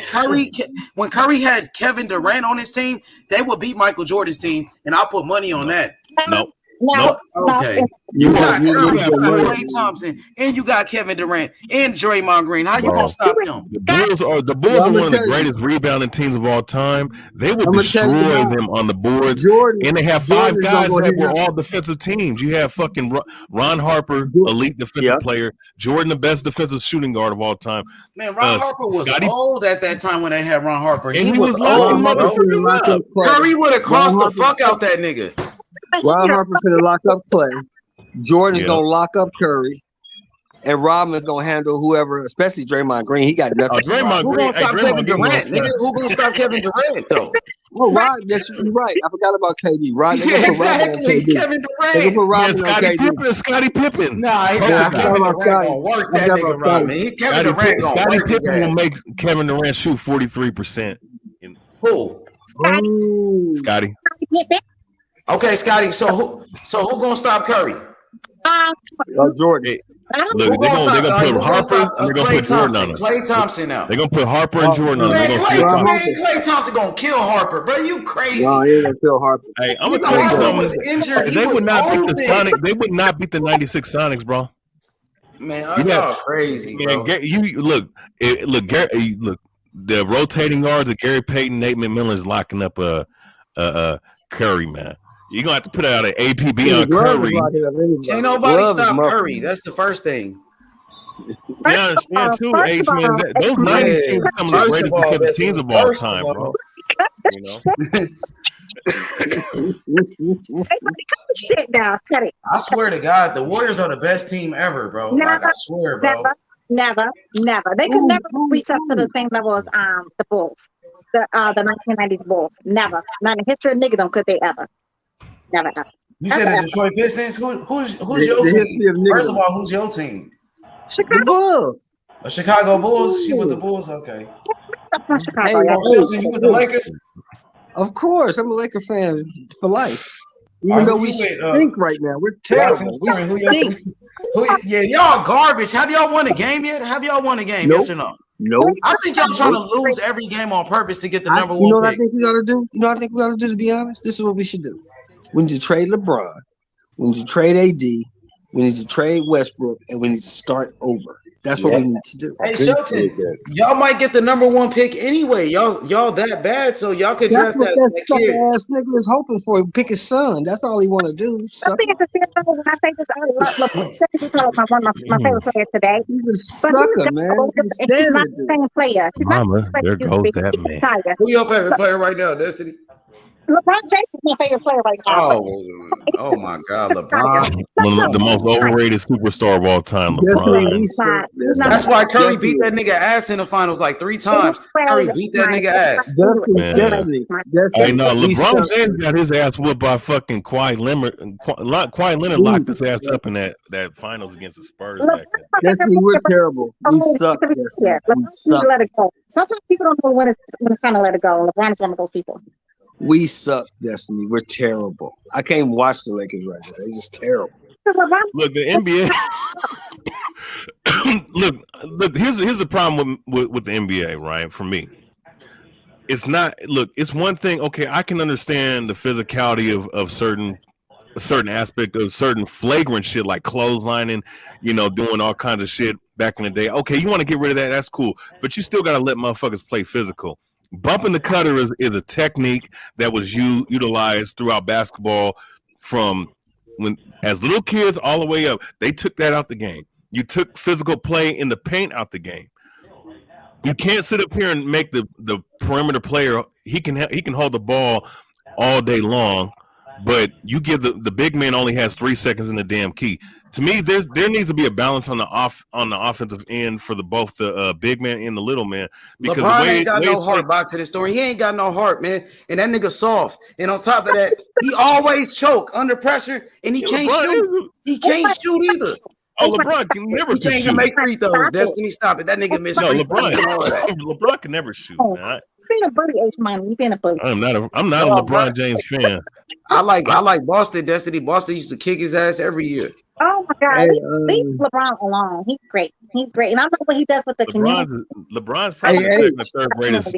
Look, LeBron is the second or third greatest small forward of all time. I'll give him that credit. Give me that undercard for tomorrow. I know the hot turkey's in there. It's money over here harassing me. All my favorite players. He's over here trying to down all my favorite players. Hey, which fight? Which fight? The Loma undercard. I know Jahad Tucker's on that card, right? Oh, okay, you got Richard Torres Jr., the Olympian, the silver medalist, the Mexican heavyweight. Yeah. I think you got Tiger Johnson. You got Tiger Johnson fighting. I like him at 160. You got Tiger Abdullah Mason too. The next Shakur Stevenson. Oh yeah, Abdullah Mason. I believe he is. Mason fighting. Yeah, Mason fighting. Yep, he is. And you got Rubisi. Hey, Destiny, you got to check him out, Destiny. You got to check him out. Hey, Abdullah Mason is a fucking problem. You got to get top rank, man. They know how to stack the card. card. You got Rubisi on that card too. Ooh, at 126, yes. Oh yeah, Rubisi. No, Abdullah Mason, Destiny. Abdullah Mason. Watch that undercard, Loma undercard. Watch that young kid. He's 18. Is he 18? 18 years old? He's only 18. Destiny, I told you about him last time. Remember, I called him the next. Let's go. Get Alvarez out of there, bro. I like the Ashton Still 2-3 more years, Destiny. Oh, Ashton Still fight tomorrow. You like him, Destiny? I think he's yeah, she likes him. Yeah, I'm gonna tell you, Destiny. He signed with Jake Paul for now. 2 years from now, Abdullah Mason. Everybody at 135 better watch out. If he's still there, he might be at 140 by then. He's probably be too big. But at 35, he is a problem. He is a very big problem. Hey, off topic. Hey, Sheldon, how come these guys swing at everything that looks good nowadays, bro? Oh man, this shit is. I don't get it, man. I be looking at that. Why are you swinging at that shit in the dirt? What are you doing? That shit's in the dirt. I'm just saying, like back in the 2008, none of these motherfuckers just swinging at any fucking thing outside the strike zone. These guys aren't that good, though. These guys they are like Alex Rodriguez and Ken Griffey and those type guys. They're not that good. Hey, Destiny, do you like Destiny? Do you like Jake Paul? You like him? I like what he's doing with boxing. So I know he's definitely bringing more attention back to boxing. But I just think he needs to stay out the fucking ring. Maybe be a promoter or do something else.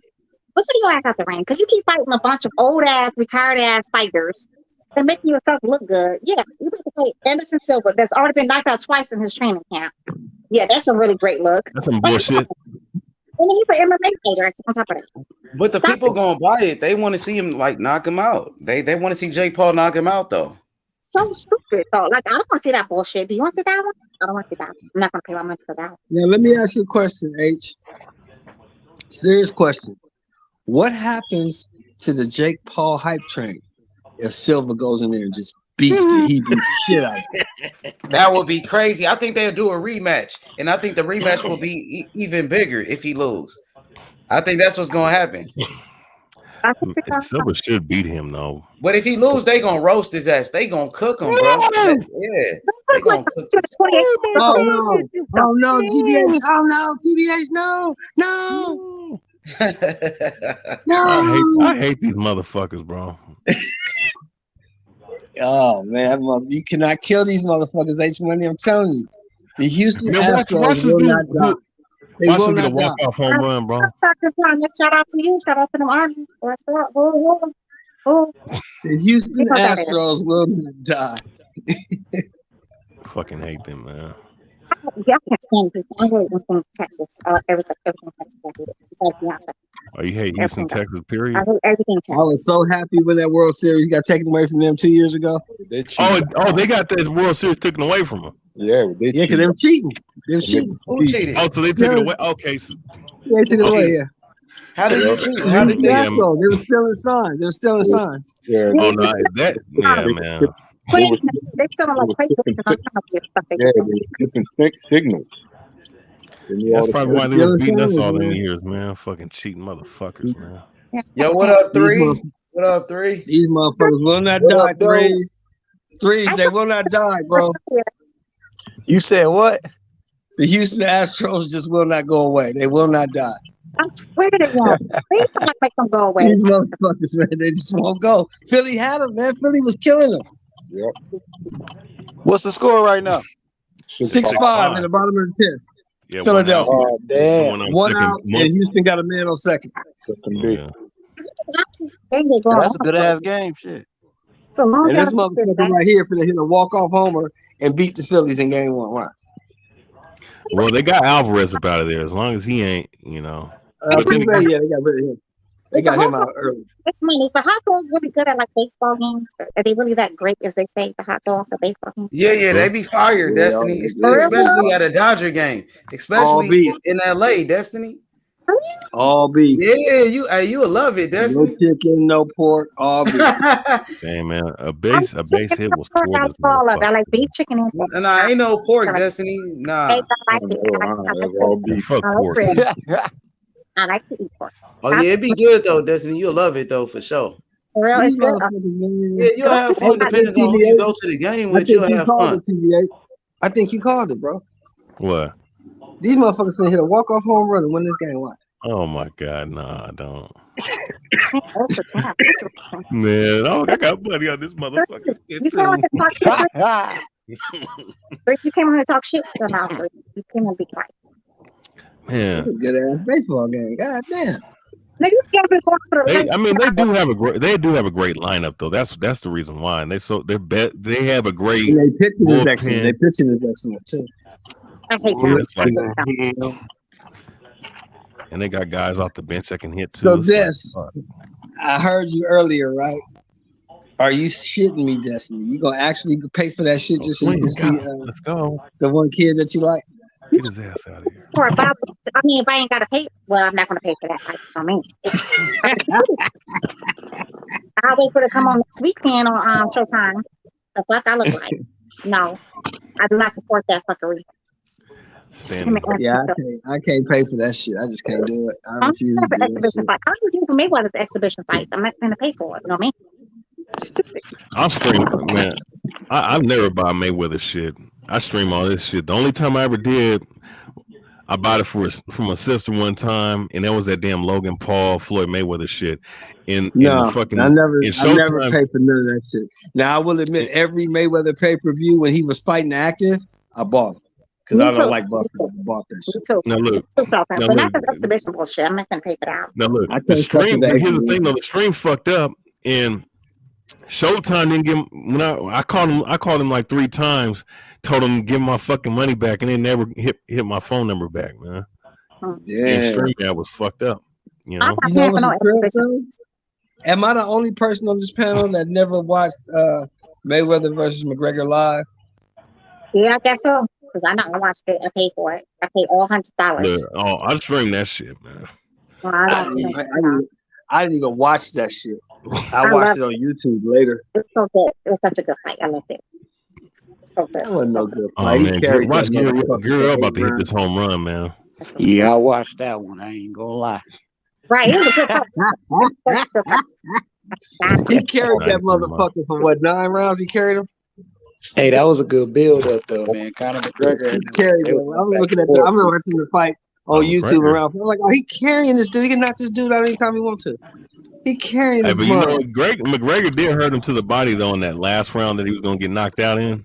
He did McGregor hurt looked right. like a complete fucking bum. He was being carried, bro. He hurt Mayweather one time in that fight. He ain't hurt him. He Before just he hit him. decided to get him over there, he got his ass out. Yeah, just be different for shit because you hate that man Mayweather so had, much. I But mean, you was a hater. McGregor had no shot, TBH, Who no hates Mayweather? chance. There's not a zero. That's what they said. Mayweather played with that nigga for 9 rounds, and then his Man, daddy Carried was him, go ahead. Destiny. He Oh my! carried Why that the fuck motherfucker. would you walk his ass, man? Damn, the bases are loaded. This is some bullshit. No, base ain't loaded. Oh wait, On first and second. No, bases loaded, bro. oh, they put him on. Yep. Oh, okay. Well, it makes sense because they need to just get one They don't out. want to pitch. Now what? Are they gonna fix? Are they gonna pitch to Felix Diaz or are they gonna walk him? Ain't that some shit? Philly, you fucking bastards, man. Half the damn teams on the Houston Rockets You anyway. fuck They around and pitch to Felix Diaz, he take your ass out the park. Ain't it all like the Dominican Republic anyways. Half of the Houston Rockets. Like Yeah. 60% of the league from the Dominican Republic. They're Dominican, Nick Ross. Yeah, they're all 100% Dominican. All of them. Like my guy Julio Rodriguez, he looked like a straight nigga, but he's from the Dominican Republic. Look, I tell y'all all the time, man, the slave ship stopped everywhere, bro. Of course. Doing Yeah, Cuba. Yeah, they stopped in Cuba, Puerto Rico. Shit, we was traveling before the slave ship. That's true. What is this dude doing? But then again, though, Sheldon, they look black as fuck before they even came over here too. Motherfucker, Speaking you of ever been to Aboriginal. Brazil? I've been to Brazil. You ever been to Brazil? No, I haven't been there, but I've catch on me some pictures. man. Oh, this stupid motherfucker. Oh my God, you stupid son of a It's a bitch. tie game. That's you know what? That's on the catcher right there. That's Second on and third, and 2 outs. Second and third, 2 outs, and this motherfucker just threw a wild pitch. Hey, dude, Jason Brown. Oh no, that's on the picture. That what the fuck, bro? Still trying to How throw you some get this? goddamn curve. Shit. Yeah, you trying to throw a curveball and fuck Man, up. the shit ain't breaking right. Oh man, this picture is nuts. Nigga, arm Right now. tired. Shit. Man. Hey, he got 21 pitches in his inning. You telling me they didn't have nobody back? Oh man. And that shit ain't breaking right at all, That's man. that's that specialty shit. I don't like that What specialty. the fuck, man? Come on, dude. What are you doing? Are you okay? Shouldn't have put your money out there, Doc. Hey, you almost hit the motherfucker too. See, I don't like this specialty shit. See, Yo, back hey, in my day, hey, AJ Simon tell him back in our day, the pitcher went all 10 innings or 11, whatever. Yeah. If you start the game, nigga, you finish it. Is this You oh, say- he hit him. He hit him. Yep. Oh no, he didn't. Bases Oh, no, loaded. oh, Oh, he said he leaned into it. He leaned into it. he said He's he's out. leading into. Okay. Yeah, he's out. Oh, he's Dusty, out. hot. Look at Dusty. Yeah. You lean into the pitch, you out. Oh, he did lead. Let's go. Ah, Yeah, shit. he leaned into it. Yeah. Got that pad on. I don't leaned know what into it. Jonathan talking about, but it's Bibble time. Shelton, though. Yeah, it's Bibble Yeah, time. it's time for Bibble to go sleep. Show is. It's time for Bibble- Bibble to go ahead and whoop Zerto ass. Bibble about to get knocked out. Wait, so come on, oh, come so on, that- come on. So it's 3-0. Okay. The I'll fight give him a blow. Yeah. the fight tonight. It comes tomorrow. Bibble going to sleep, man. They talking shit. They No, finna that's next. next week. That's next week. Oh no, let it be a fight. That'd be fun. Shit. They finna fight We need, now. we need some more base. We need some more fights in the MLB, man. Oh, they want to That fight shit now, more huh? entertaining. Niggas is mad. They want to fight. They got game one. Niggas is Let's mad go. as shit. Oh yeah, let's go. But this is game one. Now, remember the Angels and the Mariners got into it earlier this year. Yeah. Wait, this is game one though, y'all? So we still got It's like game one. Game one of the oh, seventh. Game one of the World Series, man. Yeah, you got to Damn, throw. they going to war in Strikes. game There you one? go. Let's go. Game over. Let's go, bitch. Got it. They will fight next weekend, huh? Oh, you got Yeah, your money, Bill will fight that TBH? weekend. So the Phillies win. I have like 5 bets going on. This is a parlay, so. Oh, okay. know. 6-5 game one. So you got some games tomorrow then. Yeah, Game I over. got like 5 bets going on. Uncle Sheldon, I ain't gonna ask you who you got next weekend. I already know. Who I need to I win? got Zerto by knockout. Zerto. You ain't You gonna got get a Zerto. knockout though. You got Zerto by knockout, huh? By knockout. That nigga, his gas tank better stay How's full. he gonna knock him out though? I mean, he's a good puncher. He's not a great puncher. He's not He's gonna Deontay pressure Wilder. him. He's gonna pressure him. Gonna cut off the ring. He's gonna break him. He's gonna break him down. And he's gonna stop him. So what happens when that jab lands to his face all night? The left hand, the jab, the left hand, all night, and this dude's blocking punches with his head. He's gonna eat the jab. His face is probably gonna be bruised up at the end of the night, but he's gonna eat the jab, walk right through it, go to the body, slow Bivol down, bring him hands down, and catch him up top. Stop. I got a question though. How much you bet Bivol stops the motherfucker? I don't know about that one. I don't know about Bivol stopping nobody. Nobody at the top level. It ain't gonna be Hey, a walking. Bivol don't need to stop him. He gonna make that motherfucker face redder than it's ever been. Gilberto gonna look like he fought Deontay Wilder. Nigga. His face Gilberto's gonna be the next WBA light heavyweight champion. Gilberto gonna have 2 black eyes and cuts all over his face. He gonna have who? Nah. You can't be hating on Gilbert, bro. Stop hating on Gilbert. Hey, Bivol about to do him worse than he did Canelo Alvarez. He going against Bivol, man. Bivol ain't no slouch on the short. I know he ain't no Bivol slouch. has great Bivol can defense too, and he's quick. He's fast. Bivol can fight. Yeah, but I think Zerto's just too much for him. Zerto got that strength, man. And I ain't sleeping on that power that he got. But he's slow as fuck. And he's durable as shit. Yeah, he's durable. Hey, no, you can see his punches coming. Man, Bivol gonna fucking dodge all that shit, bro. Now, please, you can't resist the TBH because TBH told me Canelo was gonna stop Bill. No, I did not. I said Bivol was gonna beat the shit out of Canelo. Oh, that's right. She was on the team. That's right. Yeah, TBH had Canelo before. He was one of the key people. Yeah, the only one, BH. I said it'd have been a tough fight for Canelo. I told everybody. He want me a little bit of change, man, Bivol, man. So I gotta keep riding with the money. Shelton. Who has the LMA record? Bivol or the Zoro dude? Who has the LMA record? Neither one of them. I think Zero got more. 21 of them. Yep, none of them. They both undefeated. Let's look at Zerto. Okay, Zerto's best victories. I mean, I think his best wins, honestly, his best win is probably Jesse Hart. I think Jesse Hart was better than Sullivan Barrera. My bad. Man, but Bivol resume is stacked. That boy resume. Yeah, it is. Yeah. It is. His resume is nice. Yeah. Okay, look, Zerto Ramirez. What does Zerto mean? Left? What does that mean? Lefty.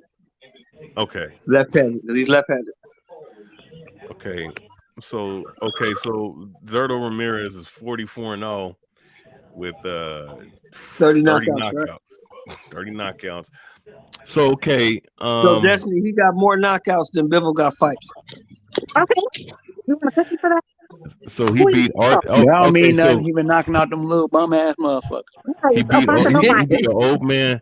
He beat an old man Arthur Abraham. Jesse Hart again. Then he didn't knock out Jesse Hart either time. And then Jesse Hart didn't knock out. Jesse ain't no joke, man. No, Jesse's a decent fighter. Sullivan Barrera and Uniansky. A bunch of tomato cans, niggas nobody's ever heard of. So he only beat 3 decent guys. So he only beat 3 good guys out of 44. Yeah, Jesse Hart. Uniansky Gonzalez. Say it again. Sullivan Barrera. And Uniansky Gonzalez. Those are the only good. So he beat This is what I hang my hat on, right? I hang my hat on this. That motherfucker was the 168-pound champion for the WBO for 3.5 years. Around the same time that the Mexican Monster was the champion. David And he Benavidez. wanted no fucking parts of this dude. Oh, wait. Okay, so he was a champ. Wait. So he was super. Okay, Yeah, they ain't want no smoke. champion. Gilberto down there at 168. So he had 1, 2, 3, 4. Oh, he had 5 title defenses there. Yeah. Okay. It's a bunch of no-name ass niggas. Like, who are these people? He beat Because Jesse the Hart people twice. that was having the titles at that time, that's their 168, wanted no parts of this dude. Yeah, they ain't want to fight. They'd rather fight in the parking lot than fight this dude. We're not fighting this cat. No. What I'm hearing is Bivol didn't get paid on his last fight. That's the reason he took this. But he did. He got it later. He just didn't get it on time. Fight overseas so he can get paid. He finally because of got the it. Russian shit. I heard that he didn't get paid. He took this fight, bro, because they took the fight to purse he didn't get bid. paid last fight. No, I heard he listen, didn't get paid. listen, I heard he didn't get paid because of the listen. Russian shit. Bro, you how many times And you he gonna went listen, over to bro? He went over to Dubai so you get paid. That's not what I how heard. it happened, bro. You're not listening. That's not how it happened. That The is fight exactly went what to purse I heard. He bid. didn't get paid. The fight went to purse bid, bro. The fight I went to heard he purse didn't bid. get paid in his last The fight. Saudis. How many won times you the gonna purse say that bid. shit? I'm The telling you, it's Saudis the won the truth. purse bid. They offered Bivol He didn't get paid the because first of the Russian shit. before the. Will you listen? Before the fight was signed, they offered Bivol 1.5, and they offered Zerto 500,000. They both said no, we don't want that. So they took the fight to purse bid. The Saudis won the bid. They giving Bivol $5 million, and they giving Zerto $3 million. That's what happened. Wait, they're He's fighting in sure Saudi he's going Arabia? to take the bid because he needs to They're get fighting paid. in Abu Dhabi. He can't get paid in the States. I heard they're not getting paid. He can't get paid. They're holding the Well, money from him. Man, Don't worry about that money, man. They are. They're holding the money. They didn't pay him for the last fight. Don't worry about that He money. got That's paid beyond for your the. problem. He didn't get paid, man. He That's didn't get beyond your paid. I problem. know. Don't worry Otherwise, about he that would money. sue they stupid asses, man. Don't worry He about didn't that get money. That's paid. beyond your problems, dog. Don't worry about He that would money. sue their ass if they did that. No, it ain't no stupid That ass ain't shit. He ain't didn't your get paid in wallet. his Don't worry last about fight. They will pay him in the future, but he's not getting paid because of the it. That Russian ain't shit. your brother. Don't So worry he's about going it. somewhere where he can get paid. World Baseball Classic, huh? Don't worry about that nigga money. It ain't fucking no wacko shit. It's exactly what happened. He good, man. He good. Don't Sir, worry he about it. got his money. Sir, he got his money, sir. He did get his money. He got his little coins. He didn't get no money to go to someplace where he can get. They'll pay him. Don't worry about that money, Why dog. does that matter? It don't. Don't worry about that money.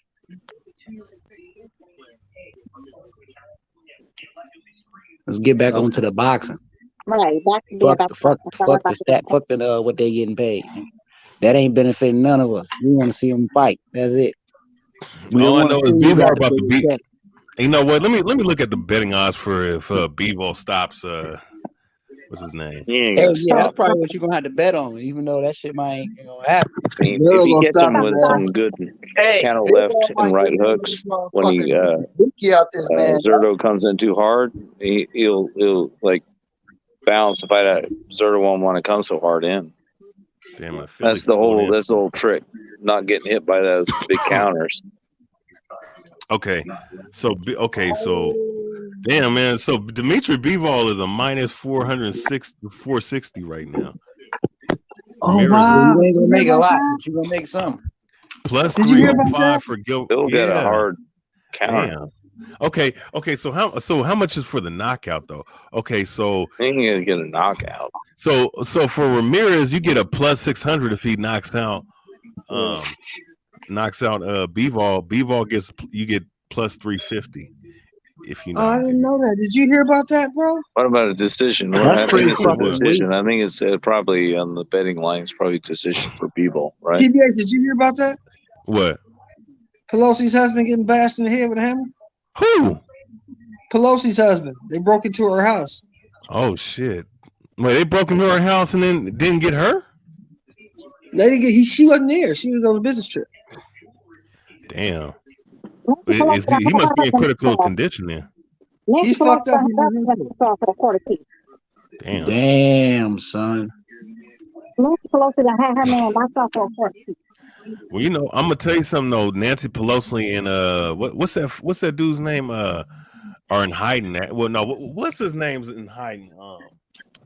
Dr. Fauci. Oh, Dr. Fauci. That motherfucker's in hiding. I don't know if you noticed. Yeah, they're trying to kill him. What do you mean they're trying to kill him? Huh? The Trumpers try to kill him. What do you mean? Huh? Yeah, of course he's in hiding. They literally try to kill that man. The Trumpers. I'm pretty sure they did. Yeah, I guess when you're a criminal, that's what happens. Oh, you know what? No, Fauci is a criminal. Here we go. Oh, he definitely is a criminal. Panel. Who looked at neo-Nazi on the panel? Criminal ass. I don't like Trump, but he is a fucking shoot at you. Who's the neo-Nazi on the panel? Here we go. Neo-Nazis on the panel. What do you expect is going to happen? You Trump, I don't respect criminals. You like orange? Especially those guys who sell drugs. Right. I hate those niggers. Fuck those niggers over there. I don't respect those guys. Not so sucking up all that air. Looking ass niggas. What do you think's going to happen, man? These are the guys who quit doing criminal behavior. You know what? Just in case the D-ball doesn't win, especially those guys. I'm gonna go ahead and put. I'm probably gonna put some money on Ramirez just in case he does pull off the fucking upset. Let me see. Yep. Go The odds are in his favor as far as betting go, but I haven't steered you wrong yet, TBH. Follow your boy, man. Oh, yes, you have. Hey, what bet I lose? Please tell me a bet I lost. You better admit to them losses but you if had. we can get to him, but you know what? But you know, here's the thing, though.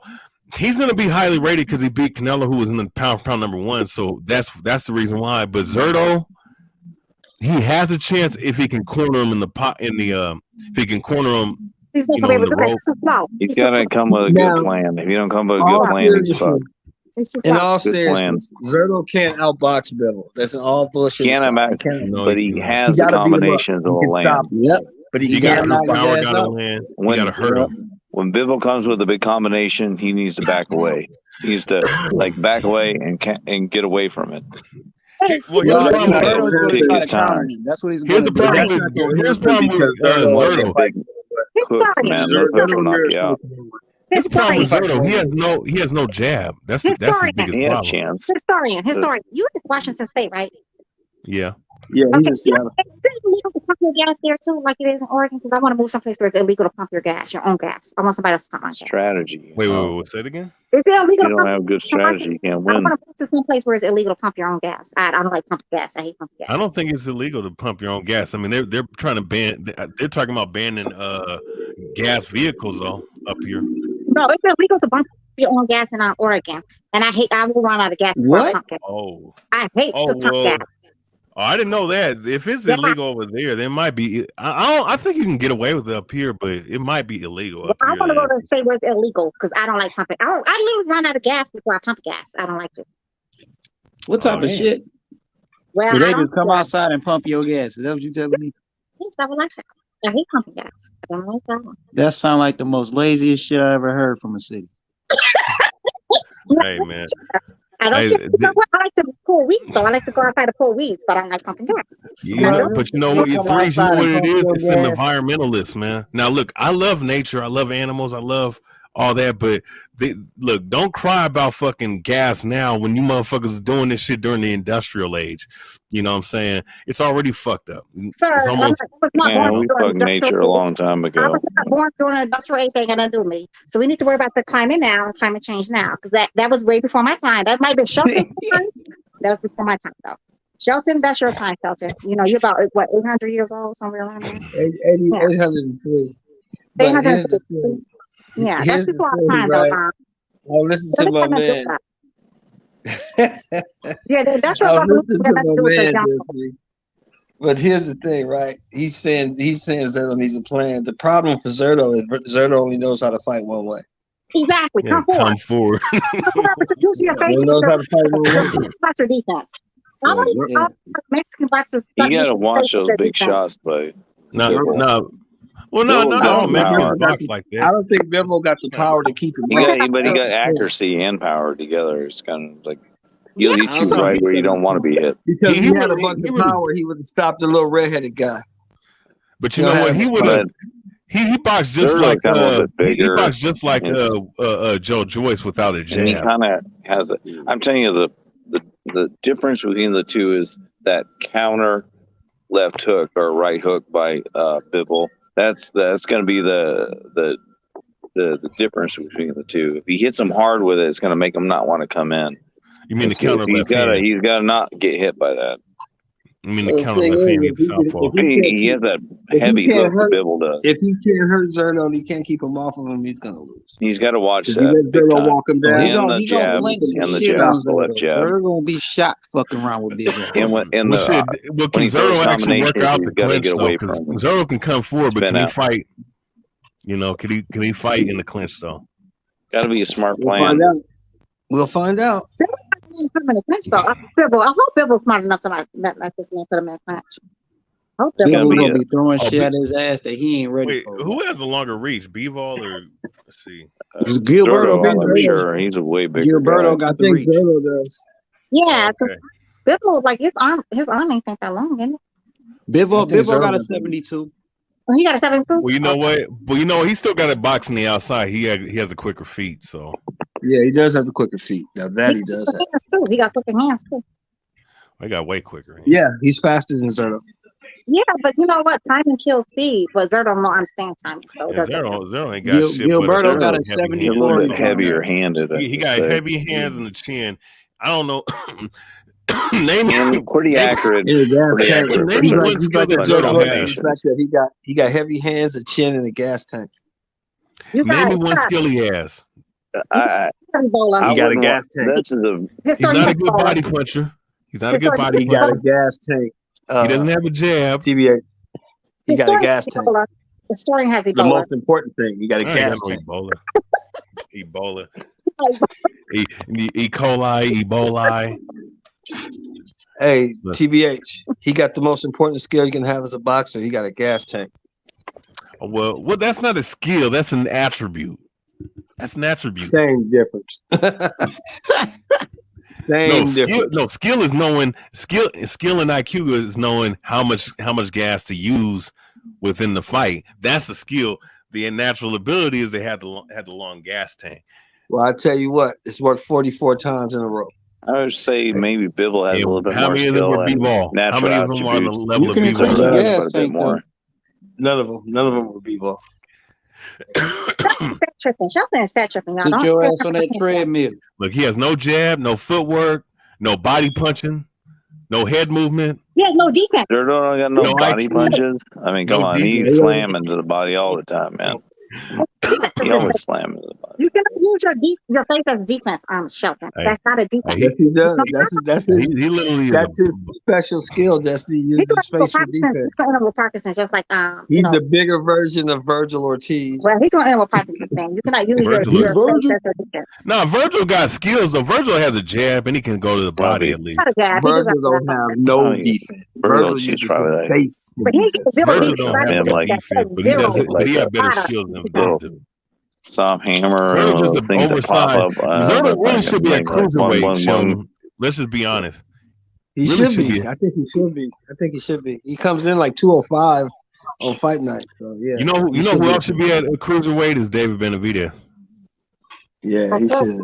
He's big. Close to it. Shit. I mean, he's a big guy. That's a big young man. Yeah, and I still think a big scaredy cat. I still think he lost to that Romanian cat. I can't think of little buddy's name. He was the first one I ever put David Benavidez on the canvas. She's talking about my man from Mayweather's gym. Yeah, what's his name? That Romanian cat. Yeah, that one. That's why you got to fight him twice. What's his name? TBH, the dude that Benavidez had that close fight with at the rematch. He beat David to me in that first fight. I forget the name of the dude. Romania is his name. Let me see. I forget his name. So like, when you step in the square and step at the side to side, that's what he used to do. Romania. I don't know. He's from Okay, what's his name? Romania. David Benavidez. Let's see. Who did he fight? Let's see. He fought What Romanian fighter? David Benavidez versus a Romanian fighter. He's only fought one Romanian. Dang, Ronald Ellis don't even have a. No, Ronald Ellis. What's that motherfucker's name? He's from Romania. Kyron Davis. Nah, Kyron Davis. No, before him. He's Ronald Gavril. Jalen Love bum ass. Gavril. Ronald Gavril. That one. See? Ronald Gavril. That's him. Ronald Gavril. Gavril beat him. Oh, Gavril beat him. Oh, so you know what? Hey, you know what? You know what's so funny? I didn't know they fought twice. Yeah, he had a he split decision him and UD, and he got a UD. Yeah, he split decision him. Damn, so he couldn't stop the dude, huh? I thought he lost that. He put Benavidez on his ass. He put him on his ass. He lost that first fight. He lost that. He put him on his ass. He lost that first fight. He Look, put David Benavidez moved up to 175. I don't think he's as good, bro. To be honest with you. He put David Benavidez clean on that fucking Ronald ass. Gavril put him on his ass. He gonna lose at 168. Who gonna beat him? Morrell? Yep. You know what? That's gonna be a good fight. But you think Morrell's gonna lose or David Benavidez is gonna lose? Benavidez. Oh, okay, Man, I'm about to stop it. That's shit. Look, I'll say this: David Morrell when David Morrell gets to 10 fights, you know, I want to see that fight. You know, when he gets to 10 fights to, you know, get a little bit more, you know, but get experience.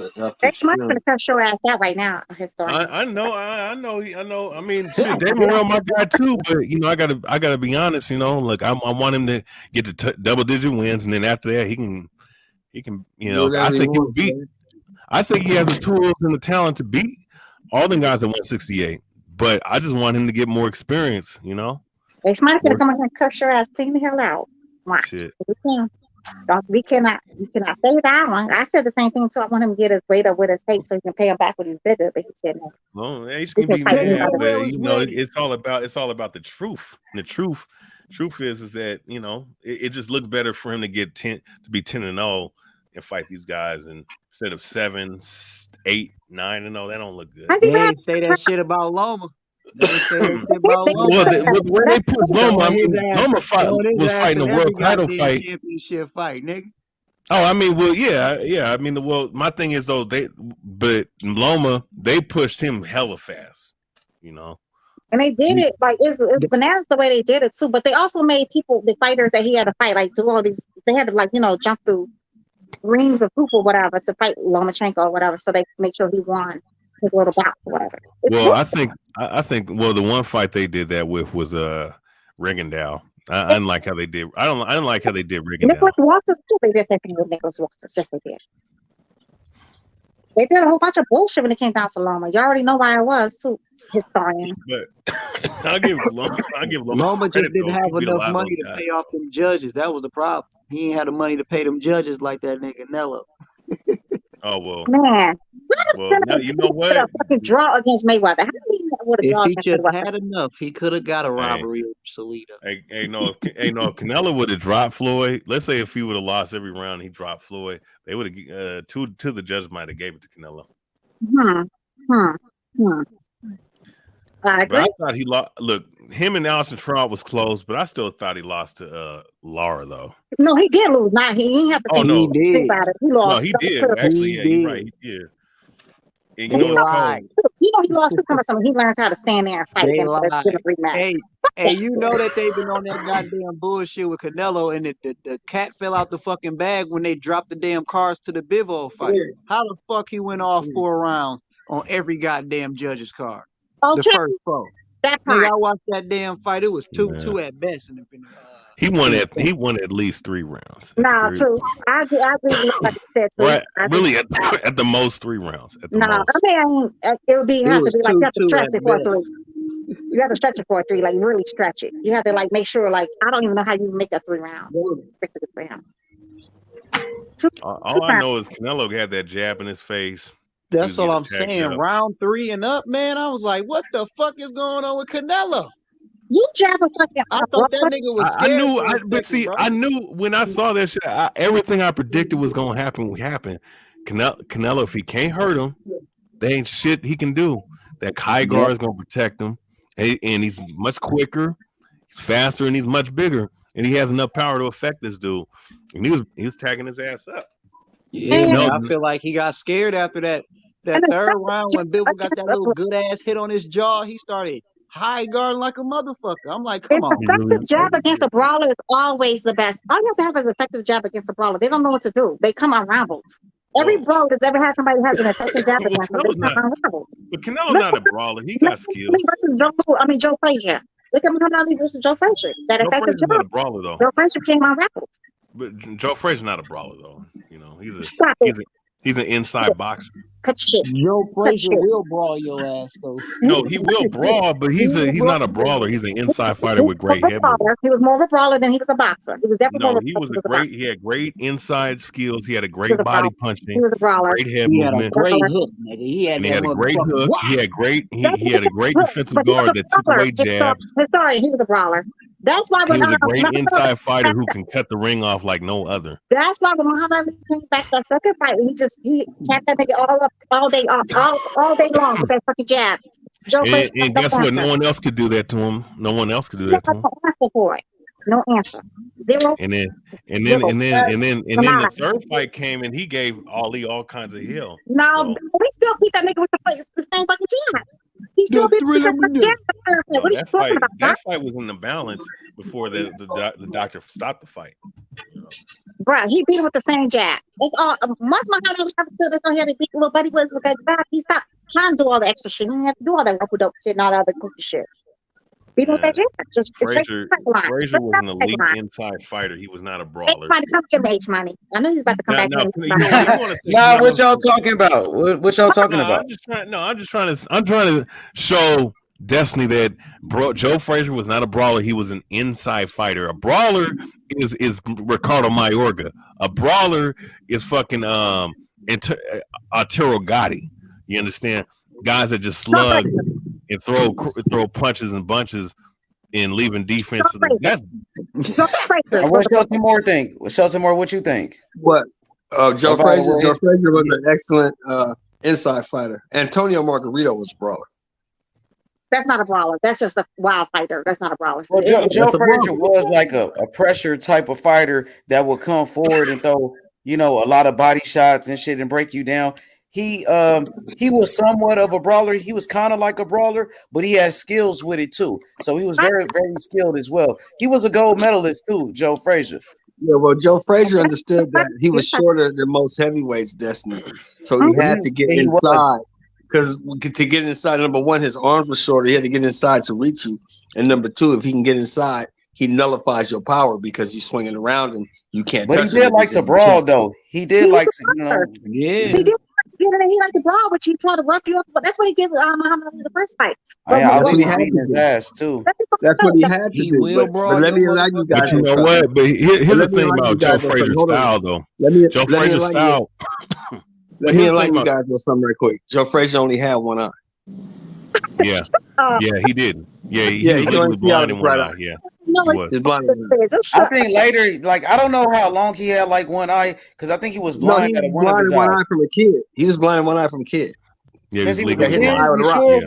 Yeah, he got hit in the eye with a rock. It's in his book. Oh, okay. But Joe Frazier was a beast, man. I can't lie. That motherfucker. But here's the thing about Joe Frazier. Here's the thing about Joe Frazier, though. He was great against boxers. He was not great against power punching brawlers like George Foreman. George Foreman was too big, though. George Foreman was way bigger than him, and George Foreman had too much power. Yeah. But I'm at 3 out of the 2 fights, though. Muhammad Ali beat him, though. Straight with that fight. Yeah, and I thought Ali won the first fight, actually, because it was 15 rounds. I thought Ali won at least 9 rounds in that fight. He lost. I thought he won. I thought he won. 10 rounds. Hey, Joe Frazier was in the hospital for a whole month after that fight with Ali. Ali almost killed him. Ali went through a lot of. I thought Ali won I that tell you, first man, fight. If Ali. you go by the rounds, 15 rounds. I thought Those Ali Ken won 9 Norton of the fights were rounds. hard to watch, man. That the head getting hit, And then Ali was sweat shooting retired up for 3 10 feet years. in the air, So man. Come they on. had to take Ali That out of was boxing for hard. 3 years for them to beat him, because nobody could beat him. So they took him out of boxing for 3 years, and then he starts slowing down a little bit. You're right, H-Money. That's what facts what you're saying. That's complete facts what you're saying. But I'm the same thing that Joe Frazier lost that fight too. I thought Ali won though. I ain't gonna lie. I feel like Joe Frazier pulled it up barely by the hair of his chin. But I do feel like he gave Muhammad Ali that work that first fight. I don't think that I Ali thought beat Ali Ken gave Norton, him but that work. That's why Frazier was in the hospital for a whole month. Ali almost killed I him. went to the hospital afterwards. Same thing like with Tim Bradley. He fought that damn I'll tell you what, Ken Norton got his ass kicked by. He fought Provodnikov, right? Timothy Bradley went to the hospital too. Yeah, Tim Bradley and Provodnikov. Yeah, and I felt like Tim Bradley still won that fight though, but he still ended up in the hospital. Yeah, but Ali really punished Joe Frazier in that fight. He outlanded Joe Frazier. He landed more punches than Joe Frazier in that first fight. Look up the copy box numbers. I bet you Ali landed more punches. I didn't never like I think I've ever looked at Look that. it up, historian. Look it up. I bet you Ali landed more punches than him. What do you think about this Nico Ali won? I didn't have copy this box weekend. He's fighting tomorrow, man. He's fighting this bare knuckle boxer. 3 fights. But Copybox came in 85. Good, I think. That's what I thought. Yeah, the 80s. This is when it came around. But I don't know. Like, I thought he won to me H1. I thought he did win that fight, but barely. I think he barely did. But I can see like the first fight, Ali lost 10 rounds of 5. The second fight, he won. But then, 8 he rounds won way more than 5 rounds, bro. No, he didn't win 5. He didn't win more than 5. No, Ali won 9. They robbed my boy. They wanted Ali to lose at that time. At that time, they wanted Ali to lose anyway. He does good when he's tough. In the third fight, he stopped him in the 14th round. They robbed Ali, bro. I thought Ali lost the first fight. Nah, you wrong, bro. Ali won. They robbed him. Oh, I love Ali said he lost. Ali said he won, bro. What you mean? I watch Ali every day. He said he won 9 rounds, bro. He said he won. It's funny, you and I had this conversation about Ali. You know how Ali the greatest. After that fight, they say Ali's the greatest heavyweight of all time for sure, but they say, Champ, what happened when you went down? He said, you mean when I tripped over that left hook? He got right back up when he went down, though. So one thing about Ali, that guy could take body shots better than any man I've ever seen. At that time, Joe Frazier was knocking everybody out. Ali got back up like it was nothing. That nigga got back up. Direct body shots to the liver. Yeah, Joe Frazier was beating everybody. He beat up on Jimmy Young, Jimmy Ellis, Joe Frazier's a monster, though. Jerry Corey. Oh yeah, Joe Frazier a beast. Destiny, I ain't gonna lie, that nigga a dog. I like Joe. He's a fucking monster. He was a monster. Hell yeah. Yeah, he made me wrestle with the ancestors. But Destiny, you gotta give credit to his tactical ability though in the ring, because he for whatever reason, those boxers, guys with jabs that can move around, he caught up to him. Work, like lots of, and he took away a lot of their jabs. Like go watch the Jimmy Ellis fight. Jimmy Ellis was trying to box, trying to move and whatnot. And he kept Joe's gonna come out smoking, and I ain't gonna be joking. I wanted Joe Frazier to beat the Ali the very first fight because Ali, I did not like the way Ali was saying stuff, and he was being so like disrespectful. I didn't like the way Ali was moving in that very first fight. Yeah, he called him. What do you call him? Like wild. Come on, Ali can make you crack up. Now, he called him Uncle. Hey, but no, he called him. He called Floyd Patterson Uncle Tom. He said he's the other type Negro. That what he said? That guy was classic, man. I tell you what, that's the best thing about Ali. He is fucking gorilla. He had some good downs. He didn't call him a gorilla until he got something else. Like he said a whole bunch of wild things. And the rhyming and all the stuff he did, man. The guy was smart. But no, I remember him calling Floyd Patterson a Tom. And he wasn't too off about that though. I ain't gonna lie. He would always say kind of the truth, even when he was saying those rhymes. When they first fought, I wasn't even born when they was first fought. I don't think I was thought about when they first fought. I had to watch those fights later on in life. I didn't watch those fights when they was first fight. Ollie had a lot of entertaining fights. I think he had a lot of very, very entertaining fights. He put on some shows. He put on some really, and sometimes I think he would actually take some punches just to put on a show. I really do. I think some of his fights, he actually would take some punches to get the crowd going. Justin, your dog may pee on your floor? Yeah, I think some of them that he knew he could win. She needs to go outside then. She needs to give her like a pee pad or something. She may pee. He liked to bring the crowd into it. Yeah, Daffy stinks. It smells funky. It smells stinking funky. Yeah, she needs a pee pad. He was smart, man. He knew And the business. how about the potty train too? They He knew how to bring the crowd into a fight. H, you got a dog? H Money, you got a dog? I think H Money had a dog. H Money, you got a dog? You said, do I got dogs? Don't you got like that weird dog, them little ugly dogs, the bully dog? Don't you got one of those? Yeah, I mean, yeah. I had a bunch of dogs, Destiny. I had so many dogs. But I ain't got no dogs right now, though. I ain't got no more dogs right now. Bully, right? How you know I got dogs? Because I remember you had an ugly ass bully, and some dogs was ugly. I told you that. I thought he liked that one bully dog. It was like one his friend had like a really good looking one. Destiny. I like Rottweilers. You like Rottweilers? I thought you had a bully. I like the big Rottweilers with a big ass head, like the biggest Rottweiler man, with a those big ass head. motherfuckers, man, they're like that's what I want. Straight from Germany. Straight from Germany. Like the ones who literally come with the boat from Germany. Yeah. Yeah, I like those. the big. Yup, that's what I want. You know, in Germany, they're so well behaved over there. Like you're so bananas though. Like you see how Rottweilers act over here in America, but over there in Germany, where they come from, they don't act like that one. You ever had a Rottweiler? Anybody ever had a Rottweiler? Rottweiler, I think. I had a. Are Dobermans? Are they? Dobermans are good dogs, so that's a good dog. They're smart. It's not. Yeah, that's a good dog though. Yeah, I had a Doberman. He was mixed with a lab though. You know what I'm saying? You gotta chill the motherfucker out, man. Dog. I mean, he looked like a Doberman. Here's the thing, though. He looked like a Doberman, though, but he acted just like a lab, though. He was hella friendly. Well, Rachel said she had a Rottweiler. But she had a Rottweiler? Labrador. Rottweilers. They're gorgeous, but they're so. It's all about the blue blood, man. It's all about the blue blood, man. Labrador. I like pit bulls too. I ain't gonna lie. Like pit bull is like the easiest dog to get. You know, the first dog I ever had probably was a pit bull. So they're so bad. So H1, they're bad dogs. They're very bad. I'm not. Nah, they good dogs. I love pit bulls, though. I can't lie. I love pit bulls. I think it's all how you treat the animal, man. He can make a bear into a nice critter if you fucking teach him correctly. When I say bad, I mean like you should beat them or nothing weird stuff like that. I mean like they just do what they want to do. Like my dog, we had a pit bull. Her name was Angel. She just did whatever. I mean, we had two. Wait, first of all, Roscoe was the first one. Roscoe would eat the floor, like literally eat the floor. I'm not. We had the floor. He literally ate the floor.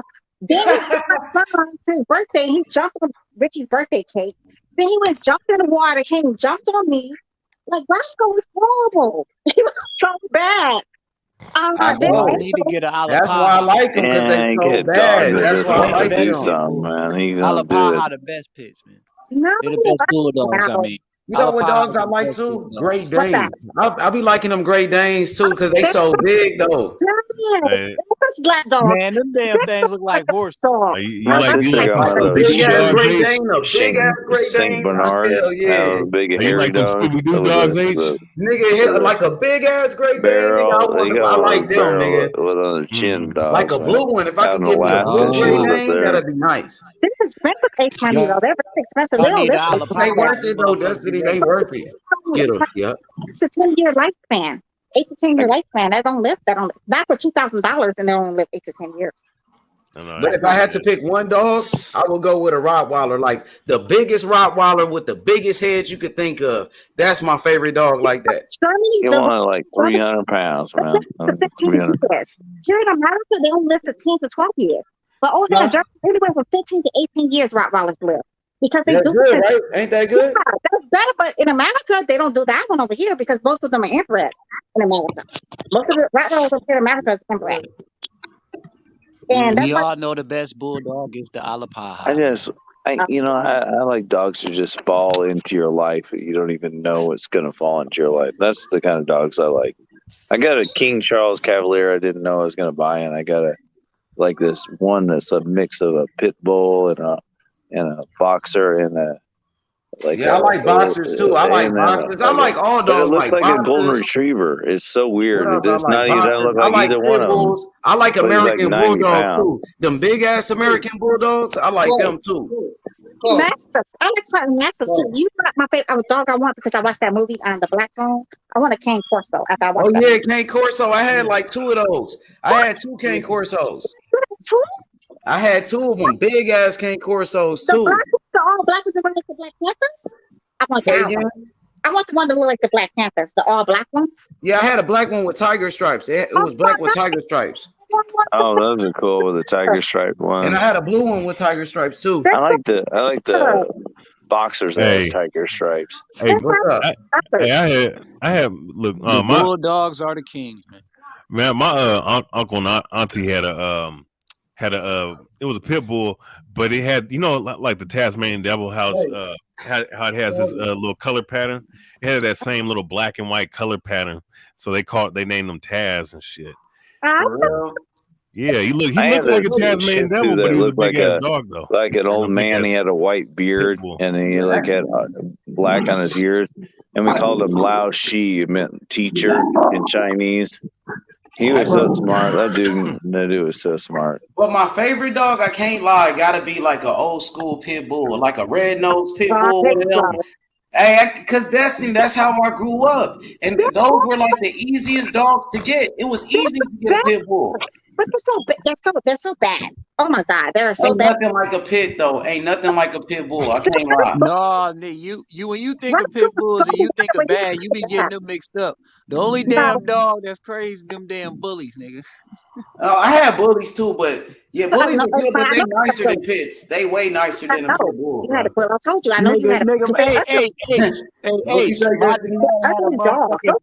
Hey, hold on. H, my dad had a bully. That motherfucking name was Kano, and that nigga wasn't nice at all. He was the meanest motherfucking dog I ever seen. The meanest dog I ever met was a dog named Zeus, and he was a chow. That dude would bite little kids in the face, man. It was so mean. It's like they bloodline, but like an original pit bull. Like them dogs is black chow, the black tongue, man. Like from the 90s. That dog from the scared me. 90s, bro. Yeah, the ones that was raised to fight, the motherfuckers always mean. If they was raised to fight, everybody got bit by that dude. They don't listen to nothing. I wanna. Yeah, I know they don't listen, Destiny, but it's still the best dog ever. Is a pit bull. I can't lie. I'm like, Roscoe, sit down. Roscoe will sit down. Then he'll like scoot his little paws inside the house. But he just do whatever he wants to. So I'm like, Rich, you got. I told myself, I was like, Rich, you got to get rid of Roscoe. I can't do him. Like I don't have to. Yeah. That bully nigga. You got to get you a Rottweiler then, Destiny. You got to get you a big old Rottweiler. I'm gonna husky because they talk back to you and they stomp their little paws. The thing about pits, I think it's the DNA of the pit bull. It's like cool. If you get one that's been beat a whole bunch, it kind of changes the DNA. And then if you breed it after it, it makes the other dog a little bit more crazy. You just can't. If you don't beat the dog, and then it calms the next generation down. It's kind of like you gotta. It's all about how you treat raise them. them. Yep. It's all about how you raise them up. yeah, pits are loyal and they protective. They're real loyal. They love the shit out of you and they protect you. Y'all get husky because they steal. They break in people's house and they steal stuff. So you get a husky so they can steal stuff and bring it back home. Oh, husky! Hey, them some of the most friendliest dogs I ever seen in my life. You got a Yeah, my sister do. Yeah, man, that little dog is so friendly. Like, how big is it though? It's like this big. It ain't that big. A miniature. But you know what? Those miniatures are so cute. I love those guys, man. Is that a Pomsky then? It's a Siberian Husky. If that's small, that's a Pomsky. If it's only that little. If it's this little, it's like a Pomsky. That's like a designer dog, as they call them. It's mixed with like Pomeranian and Husky. That's why they call them Pomskys. And they're like $8,000 or something stupid. Yeah, now the big fluffy ones, I can't. They probably cost way more than that. That's a real big. That's a real dog, and that's what they're called. They're called a Husky, and they steal. Y'all, they are thieves. H Money, you know all about dogs. So you say you raised a lot of them. You know, Huskies are thieves, right? They are fucking thieves. Say it again. And them terriers be looking, huh? Yeah, I love how the terriers look, man. The terriers look the coolest, man. Hey, terriers look like they be doing push-ups and shit, man. The way they're built. No, but that's no. Hey, no, you thinking of the bully, nigga? The bullies, them motherfuckers is buff as shit, nigga. They look like they lift weights out here, nigga. Hey, no, Money, ugly ass dog. Nigga, them bullies look like they did time, nigga. no, for real, really See, like the they. bullies, they mixed up with a lot of dogs. Bullies. That's You how know they what? make I them think a like that. good They be all dogs are those short and cow shit. dogs that can They, those cow dogs are fucking smart. No, it's so. Those guys It's are my the Australian shepherds. I'm sorry. what you say, Destiny? Your bully was ugly, H-Man. It was ugly. Nah, hell nah. Yes, it was. Hell nah. Which one you talking about? That girl, the female, her, whatever her name was, she was ugly. Doesn't it have like 6 different dogs? Well, I don't know, but when I first, got when I first got you, H-Man, I had never 6 owned dogs. one, I ain't but got them no more. I But had I 6 know they can. dogs. They're she was smart. ugly. She was ugly. She was like Brandon Come Brown on. looking or whatever. She was ugly. They're all Nah, ugly. hell nah. You tripping like a motherfucker. They're all ugly. Ain't none of my dogs was ugly. Hell nah. They're all ugly. They go in there and get a herd of sheep, and they're the boss. And they run those guys around, tell them what to do, keep them from running off. Get you a Doberman, Destiny. Now, like, Nah, she got to get a Rottweiler. now, She got to get her a Rottweiler. I want something cute and furry and something that steals. I want to have Hey, the Doberman just a smaller rot. But they look cool as hell, man. The Dobermans look so motherfucking cool, nigga. Yeah, and they also very temperamental too. They've been known to turn on their humans. They've been known to turn on their humans. So I don't want that. Oh man, well, that mean them niggas ain't raising them right. Shit. Dobermans can be mean though. I always get a little bit intimidated by Doberman pictures. I don't know why. Hey, them German Shepherds be looking kind of And nice. German too. Shepherds. I mean, I think a the German big Shepherd English looks like a dogs. good Those dog ones, though. I like the German Shepherd H-Man. German Shepherds are good You like dogs. them? I like the they're furry so ones though. smart, Destiny, man. with German like the Shepherds long are like hair on. highly They be intelligent. They like the Siberian German Shepherd, whatever you want to hell call it. yeah. I like them. Super smart dogs. Yeah, they're very smart. Yes, they Yeah, are. German They're Shepherds bad are the as fuck too, best, though. man. They're I bad as love hell too, German though. Shepherds. They're I very never Yeah, had high them like a real IQ. German Shepherd before. I ain't never had one of them. They're bad. Hey, They're I bad. would like to have my one. uncle had Man, they're one, super bro. smart. They can understand anything you say. Hey, Your the uncle German had one that Shepherds, was like a bro. police dog. Yeah. No, see, that's what I'm saying though. That's what they is, but the German Shepherds are actually like real fucking friendly ass dogs, bro. Like my uncle Ray, he had one named King. The only time that motherfucker would come at you is if you like would stare that motherfucker in his eyes like a dumbass. But besides that, the motherfucker nice as hell. Like, But wait, three. So also, like, the German Shepherds, though, they're bad though. They like to do what they want to do too. They do what they want to. no, that depends. That depends on how you raise it, man. I'm telling you, King, that motherfucker wouldn't do shit if it wasn't for Ray or if it wasn't But for I think it also like has to do about the previous generation. If they've been abused, the next generation will carry on that trait. They're very So, loyal. like, it really has a little bit dependent on that. Yeah, it's that trait. He's right though, JW. You're right. But they're very like to do it. Yeah, they're super smart, and they can understand anything you tell them. You get to talk to them all the time. They'll fucking understand everything you say. Yes, exactly. They can dig and jump. If you get one that likes to dig, that's going to dig underneath the damn fence and go run off and do what they want to and come back. And then the one that knows how to jump, they're going to jump that fence and they'll go do what they want to do and come back. They're bad. But that's the thing, Destiny. The dogs that know how to hop a gate be the nicest ones. I've seen dogs climb gates and come fuck with you, and they not bad. They always nice as hell. The ones that know how to climb a gate, nice When I as say shit. bad, I should say mischievous. They're just like, they're very, inquisitive. They like to do what they want to do. Like Great Pyrenees. The Pyrenees dogs, those are beautiful dogs, but they just want to do what they want to do. So that's what they do. Yeah, my dog's half Great Pyrenees. That's the reason it looks like a golden Very retriever. bad, very mischievous, isn't it? Very just still. But he has that pit bull and fucking boxer, so he looks he's a little bit Like spunky. I don't know what the dog the lady had, bro, but she would literally. This dog would literally climb the gate like a fucking human. Put her feet in the little holes of the gate and climb right over that motherfucker. And it just walked down the street, wouldn't chase you or nothing, just went sniffing around. And the moment she want to go back home, she climbed right back over the fucking gate. Exactly. That's them down. I told you that's what they do. What they want to do. But no, it wasn't a German Shepherd. It wasn't a German Shepherd. I don't know what kind of dog that was. But German Shepherds like to do that one too. Like Huskies do it too. The Husky like to argue back with you too. You talk to a Husky. Yeah, Huskies are the sneaky ones, Destiny. Them motherfuckers sneaky. Huskies sneaky as shit. And they talk back to you too. Like you talk to them, they or whatever they say. Like, yeah, like, sir, I've just told you to sit down. They got something to say back. So just let them be great. I like cats. I can deal with cats. Because cats, I ain't got to take them for a walk.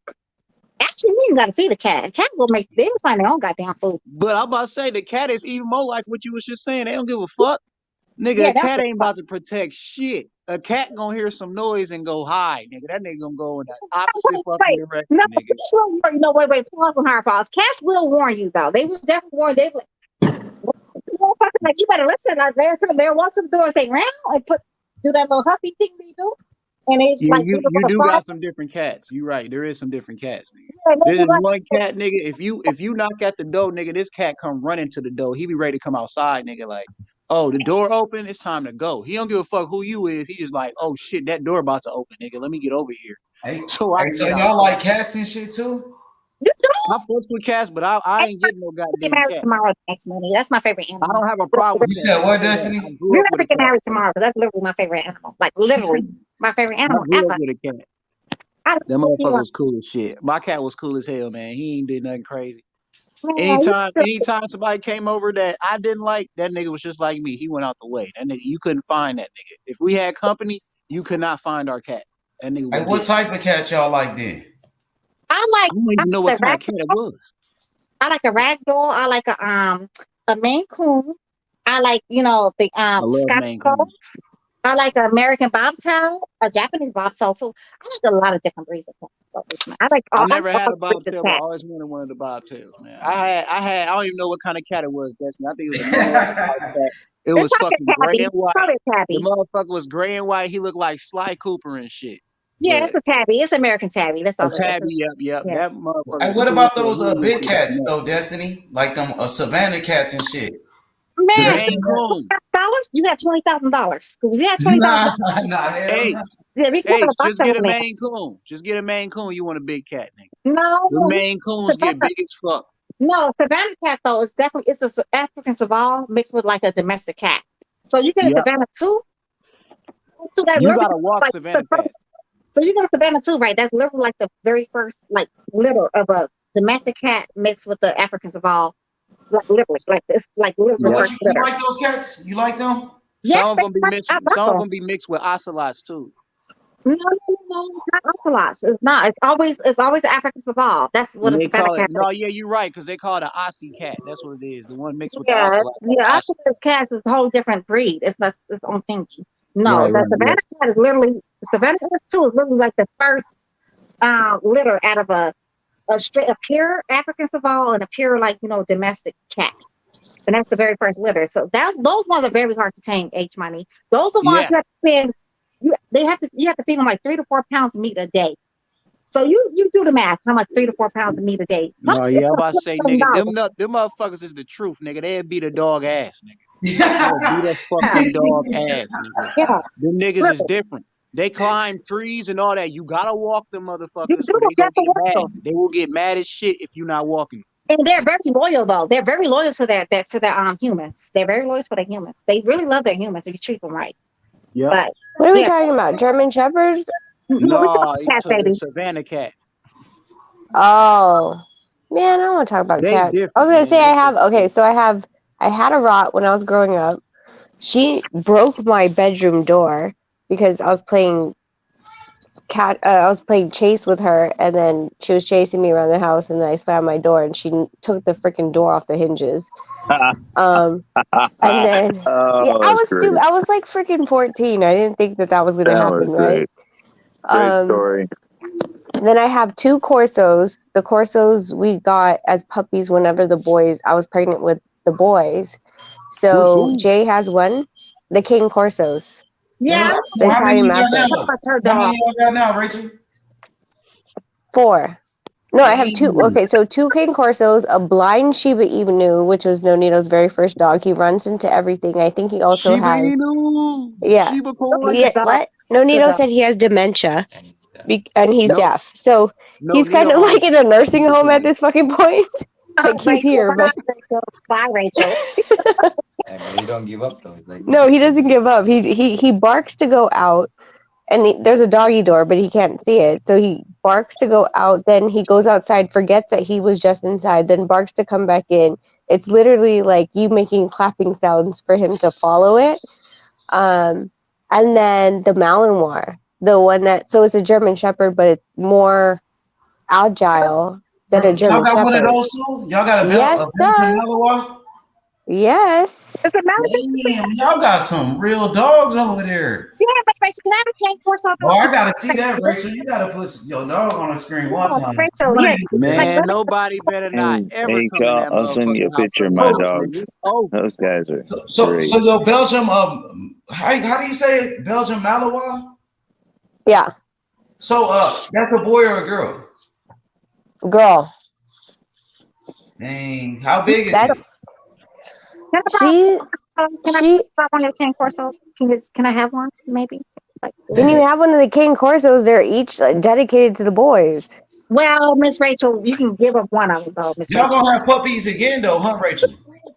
We probably would eventually, but the Mount. Puppies, y'all sold them? No, not Thinking yet. about buying myself a King Y'all still Charles got puppies? black and white No, not now.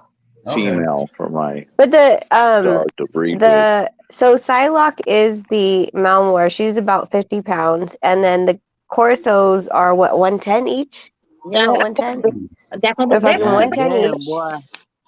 And then and they're pretty though. Like they're Are they blue. Are they bigger than Miss Rachel? I'm not trying to be funny. Are they bigger than you? Yeah, they're freaking like literally like Make some Nonito will be like slapping the Corsos around, and their head is so big that they're just like, okay, $2,000 thank you for petting me. No, they're the ones we got was 5. The teacup palm I used to have when we first got married, Nonito got for 8. 8,000? Yeah. Wow, you spent some money. It was a wedding My sister got an present. expensive dog like that, like a show dog, and like he had to sign a contract with a breeder and all kinds of crazy stuff. Yeah, that's pretty much what it was. Huh? What color you got? Blue. All of them? No, one's a brindle black, but the other one's blue. Okay. Yeah, I wish I kind of got both blues, but they're really pretty and they're protective. So Nonito, like one day, the younger one has the blue one. So he was running around the house, and then he wanted Logan wanted scissors. So Nonito grabbed scissors, and he was pretending like to cut Logan. And she fucking stepped in the middle. She bark at you? She was barking at Nonito, like, don't fuck with him. Hey, And I remember my dog smart. did that to my dad. When my dad was about to beat our ass, She when will my dog rise up. saved us, my dad was about to beat the shit out of us. And my dog came and protected us. Yep. And that's why, like, whenever I was pregnant, we would get a pup. And then, like, they somehow know you're pregnant. And then when they came out, like, they'd sleep, they sleep in their room. It was really a bond. Like, they were babies growing up together, and we tested it. I was like, hey, do it to Blue again. Because it Blue from freaking Jurassic Park for the raptor. I was like, do it to Blue again. And without Logan around, like, without it seeming like, like it was going to, like, Nonito was threatening Logan.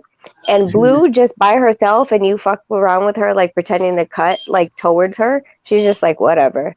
But if you're doing it to Logan, oh, she getting mad. Rachel, how long do you usually live though? Like, I read something about 10 to 13 years. Is that like, what is that? Is that right or no? Yeah, that's about right. It's Yeah. about right. Okay, and you said $5,000 each for each of those puppies. Mhm.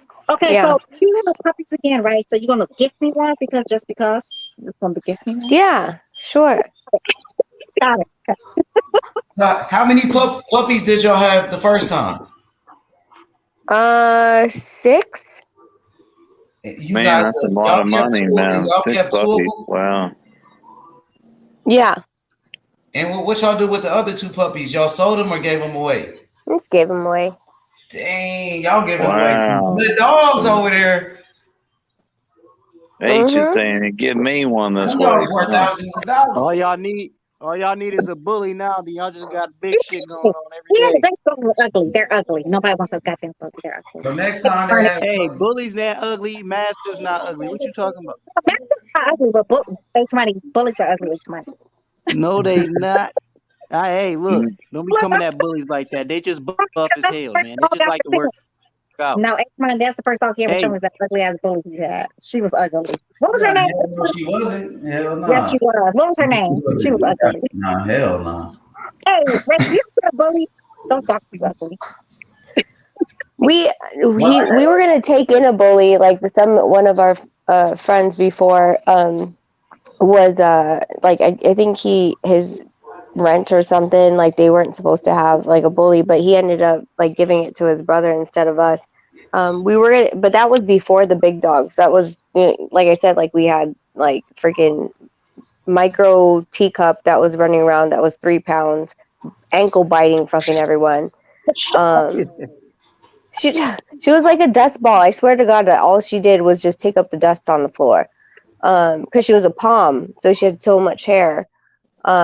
She just run around, and it's weird because like I feel like, like I was like, oh, this will be fun, right? And no, I mean, like literally she was more energy than the Corsos. Like the Corsos, like I'll bring her. So we have like outdoor malls here that will take like you could bring them into the restaurants and stuff in the shops. And I'll bring Blue out with me, and I'll go to Sephora. And I'm like, hey, can you stripe me for a foundation? Dude, they're pretty much trying to stand on the opposite end of the floor. So they're barely touching my face. I'm like, what are you doing? They're like, well, your dog. I was like, she ain't got to do anything. Leave her be. She's fine. Not with you right there, right? They're very well behaved, right? You guys ever had a dog try to bite you, like a big one, like a 150-pound dog? I had one time, and I did a rollaway by Tai Chi and fucking rolled him off. He had his fucking fangs around my neck, and I did a rollaway and rolled him off me and completely turned sideways. Man, I got fucking bit by one dog one time. See, Goddamn. no, we made sure that when they were pups that they were trained to, for protection services and bite trained. So like they were like from the get, they were already like, hey, like you're not about to do like stupid things that could cause a liability. I've had people in the house and like nothing's ever happened. Like I talk to my dogs about cows and goats and shit and tell them, hey, if you do this, the farmer's going to shoot you. You're going to kill your ass. I tell them directly. And they don't chase the cows or the goats or nothing. I want a baby goat. They're just so cute. You want a baby goat? Yeah, they're just so cute. They're just so cute. Like, I went to Greece. They were all over the place in Greece. They were everywhere. They were just so cute. I just want a baby goat so bad. Goats are cute, aren't they? They're like, hey, wouldn't you want them as a pet? And they eat all the weeds too. Man, that's good about them. They're so cute, but I know they're really bad as pets. I know they're very bad as pets, but they're just so cute, Miss Rachel. They're so cute. Oh, and Rachel and H Money though, I read about chain Corsos though. They said that the all black one's the one I want that looks just like a Black Panther. They said those are the most rare. It's hard to find. Yeah, no, I wanted a black one because when I was actually looking at a dogo first, and the dogos, what was the dogos going for? Like 10 grand? Yeah, the dogo Argentinos were going for 10 grand. And I was like, I like that dog. I like that dog, Rachel. It's all those are white. pretty. Yes, they just look majestic, right? I know. I like that dog. Well, I want that all black chain Corso. It looks just like a Black Panther though. When I saw that movie Black Phone, I don't know if anybody else seen that movie Black Phone though. With Ethan, is it Ethan Hawke? I think it's Ethan Hawke in there. It's like a serial killer in there, like wearing this crazy mask or whatever. But he had like this cane. It was all. That's the first I've ever seen that dog in my life. And I want what kind of dog is Cujo? Well, he's that dog. Cujo was a Rottweiler, wasn't like Cujo a was a Rottweiler. No, Cujo wasn't a Rottweiler. He's like a man. Yes, it was.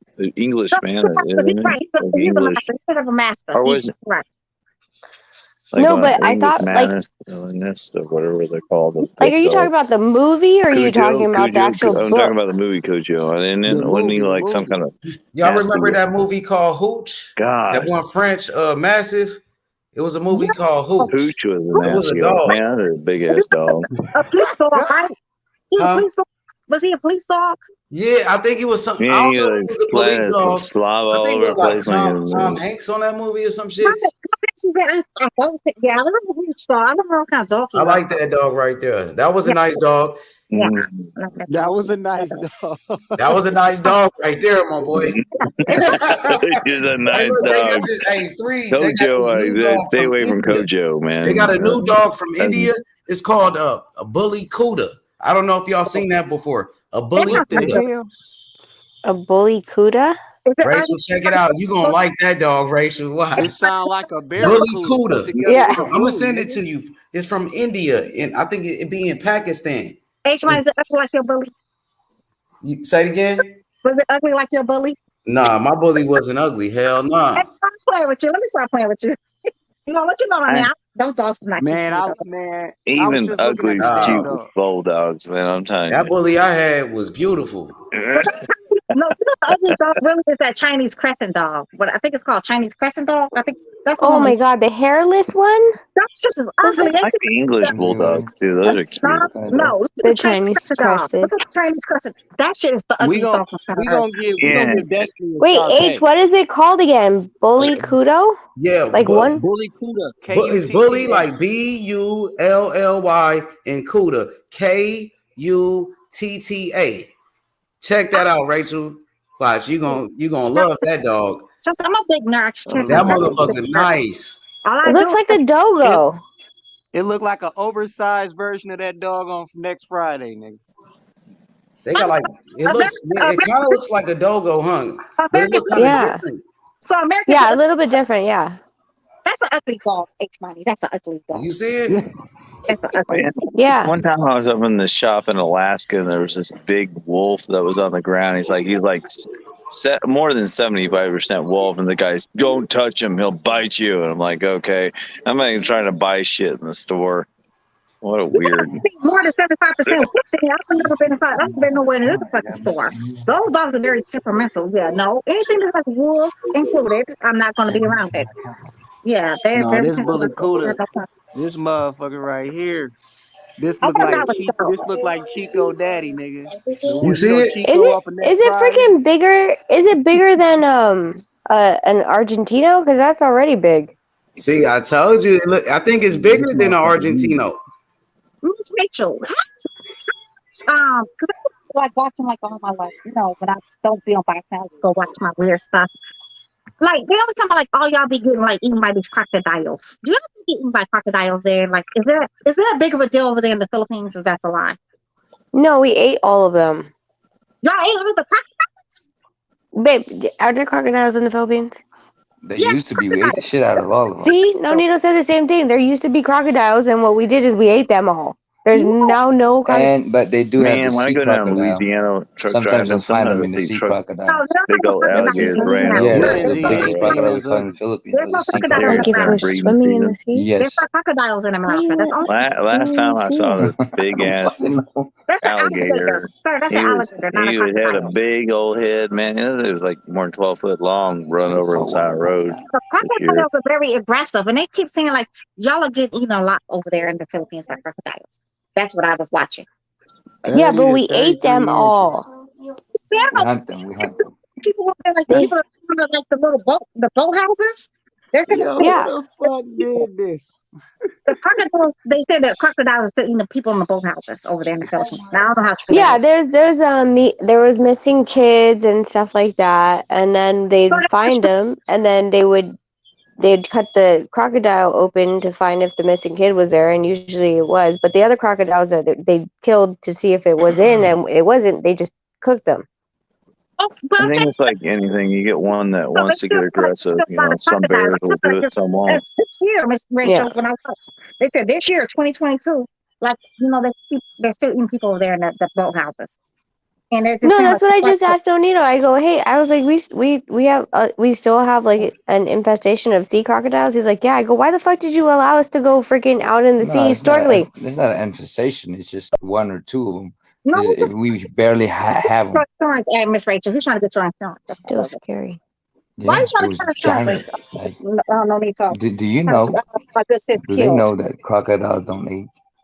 Oh, Nonito said crocodiles don't age. Thank you, Mr. Fact Finder. Yeah, They do you know actually me and age. facts. I'm trying to find Crocodiles eat, just seldom. the Holy Grail. The Holy Grail. Yeah. Will you drink crocodile piss? If it makes me immortal, yeah. Hey, yo, what the fuck? Who's drinking crocodile piss? Not me. Hey, I'm Maybe done with crocodile and he piss just only years heard the ago, end man. that you were gonna drink crocodile piss, and he was like, "Who the fuck is drinking?" Who's drinking that What's wrong? Marquez was drinking his own urine. I mean, like, Hey. Oh my He's lord. an idiot for that. And guess what? He's a weird Always It gives me remember superpower. that mouth. They Hey, will he's a always PP man. Remember that? oh god. The PP Dude, man. there was Creamers are the lame. I couldn't believe he did that. Like that was sick. Like, No, H. I swear to you, I like came across some weird YouTube, and I was like, what is this guy? Like, there's a bunch of people running, and he was like a fan, right? And so sometimes the marathon runners, they just pee in a bag and they pass it off or whatever. So this guy got like some high level athlete freaking urine from the marathon run, and he drank it. Yeah, he's sick. Gross. Chewy. Oh. Okay, so what about the tiger shark attacks? So supposed to be like going on over there in the Philippines. How true is that one? What was it? What? The tiger shark attacks that's going over there in the Philippines. How true is that one? Is that is that a real thing or that's like some bullshit? Why is it I only hear the end of your question? What's in the Philippines? The tiger shark attacks is supposed to be going on over there, and I know it's like a whole bunch of islands. Tiger sharks. Yeah, I know it's a whole bunch of islands. Wasn't over like over 100 some islands over there, right? How many people did 7,000 islands. See, over 7,000, right? Is it So 7,000 islands? it's been like a Am I whole bunch tripping? of like tiger shark attacks over there. How many did he attack? They said something like not one tiger. There's not one tiger attack. It's not just one. It's like a bit. I think I've heard of that over there. Yeah, it's been something like a whole bunch of tiger sharks, attacking people. Like it's been like a couple of fatalities, supposedly. Well, tiger sharks. I mean, it's not impossible. I mean, it's specific, right? So. Yeah, and it's really like vast. Like I said, there's like 7,000 islands. So like some of them are uninhabited, and there's a lot more nature that grows there, and so they hunt. A lot of the big wars. Well, I wouldn't say the big wars, but the big dispute right now is the China Sea, because China's been encroaching on Philippine territory. Are they making any fake islands with like pilots? Yeah, exactly. That kind of bullshit they do, and put a flag in the middle of it. Yeah, so like that island wasn't there. Yeah, so I mean, there's a lot of ecosystem in the Philippines, and just very rich. And I think that's where also, what was the thing that China was digging for in the seas? There was like it was there was no places in Japan that were drilling for oil. Yeah, and they're like encroaching in on their rights. Yeah, but Philippines is not strong enough to even there's like Indonesia. fight They were China. doing it too. I think they were doing it in Japan too. Yeah, Japan out in the ocean. They're deep sea drilling out there illegally and trying to claim islands that's not their islands and shit. So let's get conspiracy theories real quick, right? Because like a lot of these Filipino islands, like you said, they really live off the water, right? Like the fishing stuff. It gives them another 50 miles. Right? They steal an island. It gives them another 50 miles of drilling rights. Do you think China could be bringing in the tiger sharks so they could try to kill off I'm not trying to be. I'm just being sincere though. Like I know it's a conspiracy theory, but asking a real question. No, I think some illegal shit going on.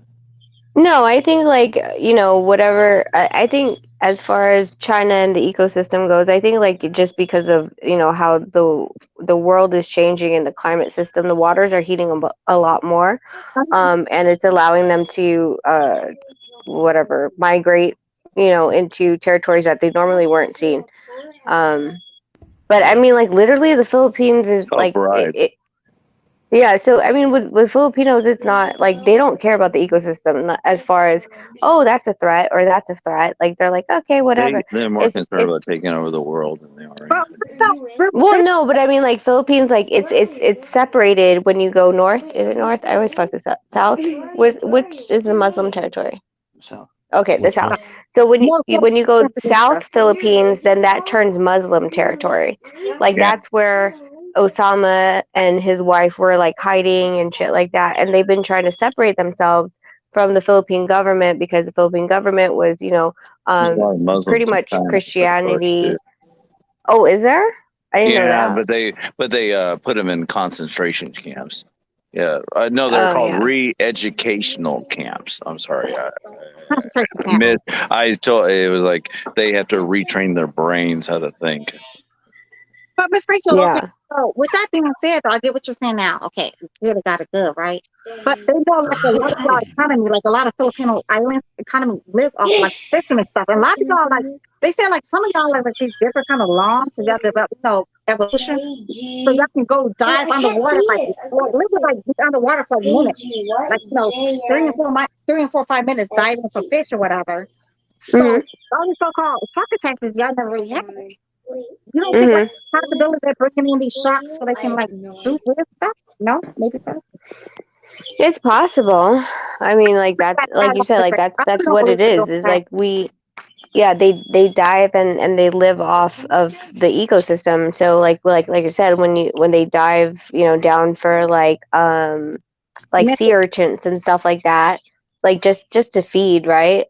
They clams and stuff like that. Like it does put them in a dangerous position with predators out there that weren't there before. Because most of these people, like literally, like they don't move, right? Like they're born on an island, they stay on the island. Their family like tells them like where to dive for, and all these things and conditions. And then as generations go off, and there was not a predator around that before, and now there is.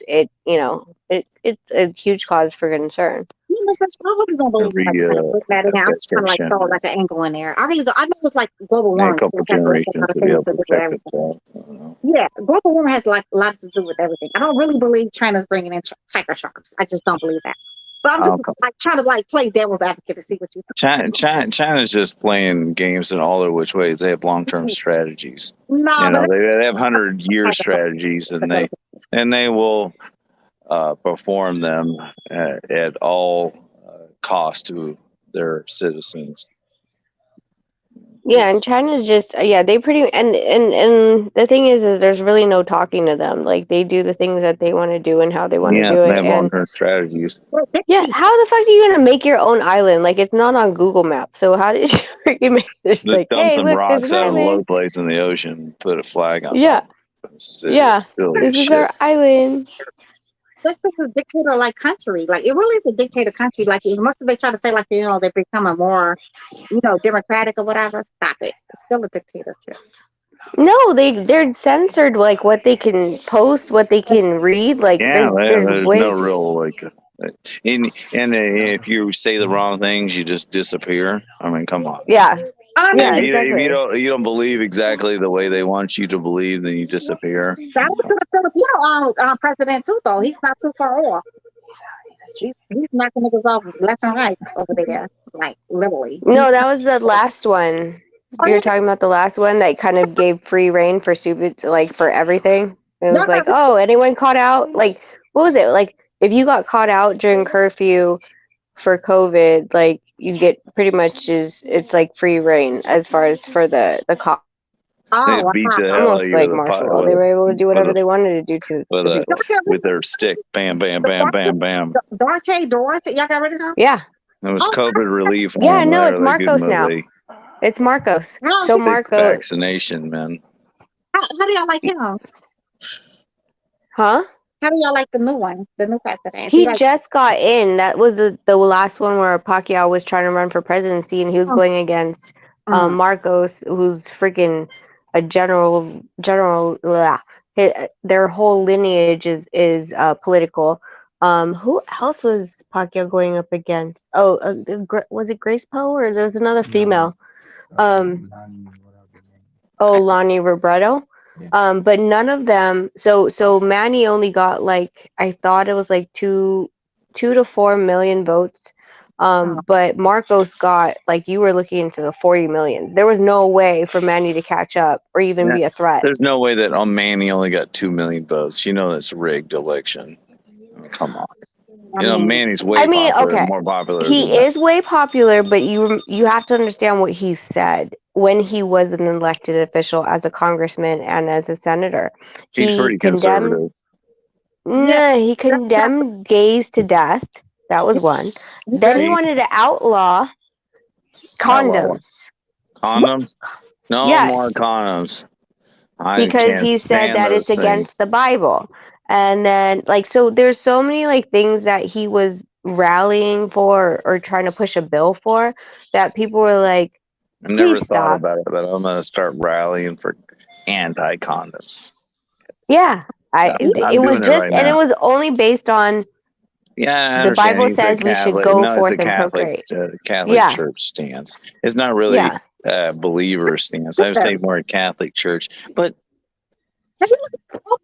I understand. Right now, the Pope is very liberal. The Pope they have in the office right now, the Pope is in office right now. Pope is the most liberal dude I've ever seen in my life, man. That's our one liberal dude that Pope is nowadays. Yeah, that's like the most liberal. Anything goes with that Pope. No, yeah, but he wasn't basing it off of that. He was literally basing it off of scripture. So that's why when he said that, you know, in the Bible it says that gays should be put to death. Well, you just lost a lot of the Filipino population because someone in the Philippines, I don't know if it's because we have a lot of soy, but there's a lot of people who are either gay or transgender, or you know someone that is. So that rubbed a lot of freaking people wrong when he said that. It wasn't just like, you know, my preferences or I believe this. It was the put to death part that kind of I think you got to let people live their lives. If they want to do the things they want to do, then they're gonna have to deal with God or whatever with it. It's not your fucking thing to get involved with their life, what they do. It's not your thing to get involved with other people's lives. If you believe God is like omnipresent, then you think that God can deal with this person in an individual basis. And if you don't want to listen, that's his thing. You know, you don't have any. You shouldn't have to fucking like make some kind of like, oh, you can't wear condoms. I mean, God's gonna deal with everybody personally. Yeah, well, and that's the weird thing is that, like, so in the U.S. we have a separation of church and state. The Philippines, quote unquote, has a separation of church and state, but they don't also like it's like they have it, but they don't really abide by how that goes, and they try to, like, for example, there is no such thing as divorce in the Philippines. What? There's no divorce. No. No divorce. There's no divorce. You have to go through the entire Catholic system Even to get some an guy that's like annulment. a beater kind of guy. Nope. What? You have to try to figure out. They passed that. Did they pass the divorce? That's what I thought. Recently? Yeah. Okay, Nonito said that they might have finally passed to allow for divorces. I'd have to look it up. I mean, But beating that was a big kind of stuff contention. is like Dude, I'd like listen. Here, you want to know the craziest one that, like, because I worked with a senator that was a very huge female empowerment leader in the Philippines, and one of the argument of the laws that we had was from a law that was still on the books that people are still using, where if you rape a woman, if you propose marriage to her, it is not considered like that severe of a crime because it was a crime of passion, and you had an intention of marrying her. Also, I think that shouldn't be put in the law. I mean, that's between the individuals. I mean, and I don't think that you should be like saying like if he does this or he does that, that somehow it gives him a pass. That's bullshit. In America, Yeah, but that's what I'm saying. It's still in the books. What did you say, Destiny? In America, you have the same kind of people like, you know, Mormon sectors, certain like different Christian sectors. They believe in the same thing. Yeah, if you've been raped by, you know, your I don't think rape's good in any yeah, you need to marry aspect. him. Especially if you get pregnant. Yeah, you need to marry your rapist. Yeah, it's not good any way you look at it. It seems bad. Don't matter how young you are, neither. You could be It as almost young feels as like you're you getting are. forced to get married. Doesn't No, it to you? Yeah. It feels y'all like forced marriage. forced to be married. It's not girls. Y'all just 10 years old. Look at this chick in Alabama. So Look it up. it's not you get just got raped. You got sentenced to rape. Yeah, some of those seems worse. Yeah, you're sentenced. You are sentenced because you have to marry your rapist. Yeah, you got to live with them and be married at 10 Just years old. so he don't get in trouble. You know, it Yeah, seems a little weird. yeah, because it's protecting the church or whatever religion you're involved with. Yeah, Yeah, sentenced to a lifetime to be with somebody you don't want to be around. right. Bananas, complete fucking bananas, complete fucking bananas. And they tell you like you was seducing this grown ass man. Yeah, Miss Rachel, at 10 years old, you was very much a seducer, huh? Yeah, you walking around playing with butterflies and shit. That was so sexy. Ooh, that was sexy. You saw what she put with that butterfly? Yeah, that's some shit that you're supposed to get raped for. Right. Because rape is a thing that's supposed to happen. Complete bananas. That's some serious shit. Man. Complete bananas. Traumatic, and it's like, and it stays with you a lifetime. It's not something that just like goes away. It's like That's sexism, though. That's sexism, and you know what? Women buy into sexism, and a lot of men actually act like it don't exist. But that's definitely a form of sexism. But you know, that's just not facts. No, Christian and Christianity is not two different things for real. Big Billy. I don't think Christianity allow. That's just I think that's the reason I so like not really that much into being like group religions, because it's just like, why do I have to control the way I think and whether I believe? You know, I wouldn't think that was okay. You know. No, and I think like one of like Billow's comment was the Bible says you should get involved, so don't condemn people for obeying God's word. But the thing is, Billow, like I will never condemn someone for their personal beliefs and how they live their life, but don't push it on other people who don't believe the same way. When you turn it into a law, then you're literally pushing your belief on me. Yeah, it's you're pushing your opinions on other people. Like God isn't powerful enough to teach you how to change your ways. And that's exactly what it is. It's like, oh, he can't, he doesn't have, he's not powerful enough, he's not great enough to teach human beings how to conduct the fact that you believe in a God. The fact some people don't believe in a God, though, Jay. Some people don't believe in a God. Some people don't believe in religion, period. Some people have nothing to do with religion. So that's the reason why there's supposed to be a difference between church and state. Yes, we govern strictly off of like, you know, principalities. I know it's principles, but principalities and law, right? So your moral beliefs is based off of your religion, because your religion says, hey, being gay is wrong, or you know, polygamy is wrong. To me, I don't mind polygamy. If a bunch of grown ass adults that's mind, cognitive, mind, body, and soul, everything else like that, they all want to like marry each other and have like a big ass clusterfuck. That's not my business.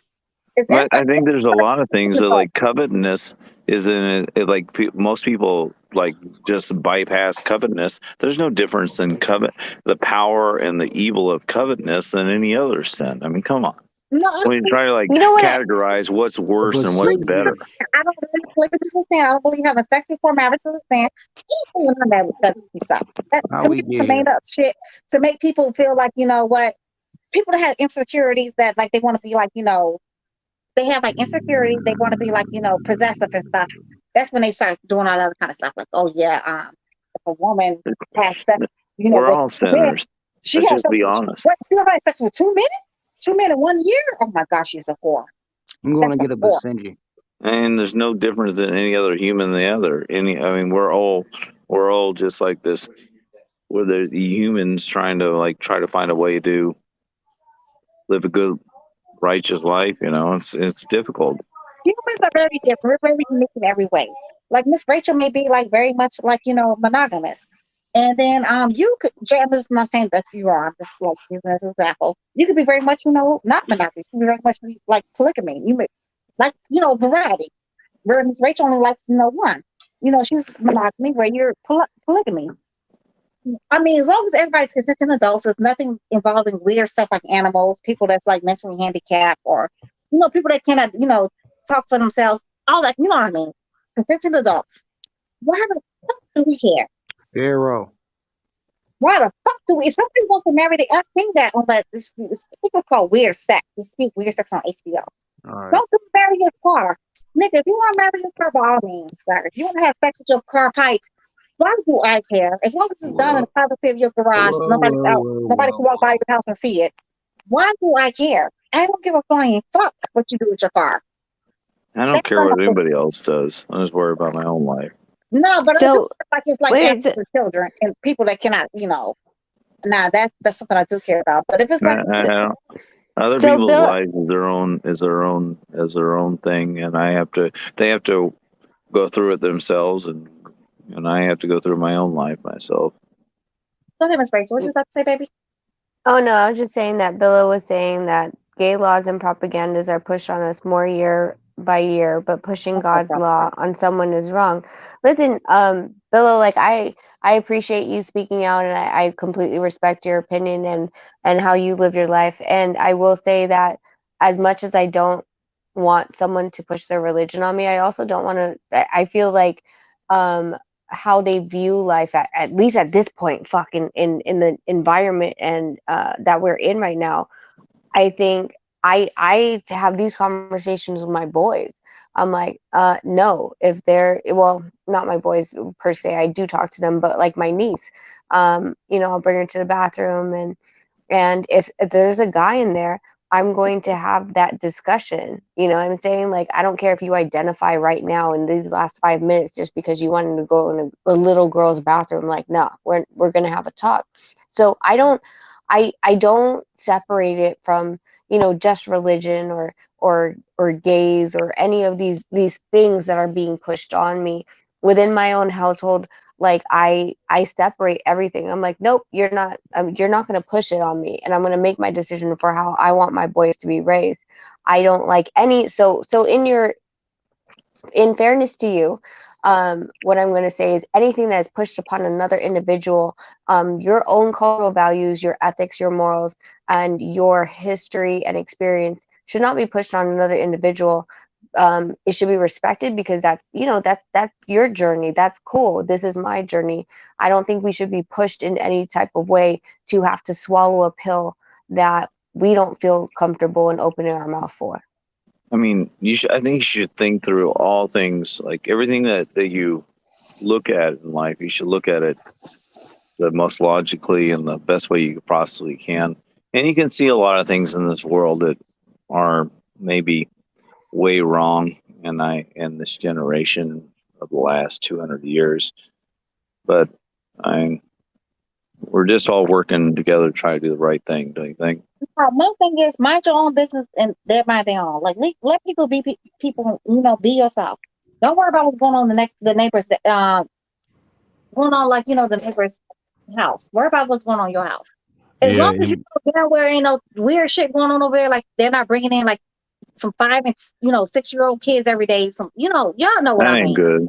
That's stupid. Yeah, now come on, let's be realistic, like don't force that pedophile bullshit. Yeah, that ain't good. Oh my God. You're talking about the one where they're saying that it's born into their genetics or that it's a sickness? There's two. So there's one that they're saying that it's born into their genetics. The second one is they're saying that it's a mental disorder. No, it is a mental disorder though, Miss. According to psychology and whatever, most pedophiles are usually men. And no offense to you, Mr. J Dub, and I want you to take this the wrong way. What? J Dub, I want you to take this the wrong way. What are you saying to me? To the men too, just to the men, but J Dub, he's only like white gentleman on the channel. But according to psychology, most pedophiles are usually white men between the ages of 25 and 40. It's not Destiny Good psychology. thing I'm 48. I'm on the clear. But listen to me, like I don't want you to take it to offense. It's not Destiny own. I'm making up off the top of my head. It's according to psychology. That's what they say. Most pedophiles, they're usually white men. They can come from all kind of educational backgrounds, and they're usually the age between 25 and 40 years old. Now, how true that is, I don't know. I don't know how they came with these numbers. I don't know how they did these statistics. I just my business. I'm just giving you to what they say, right?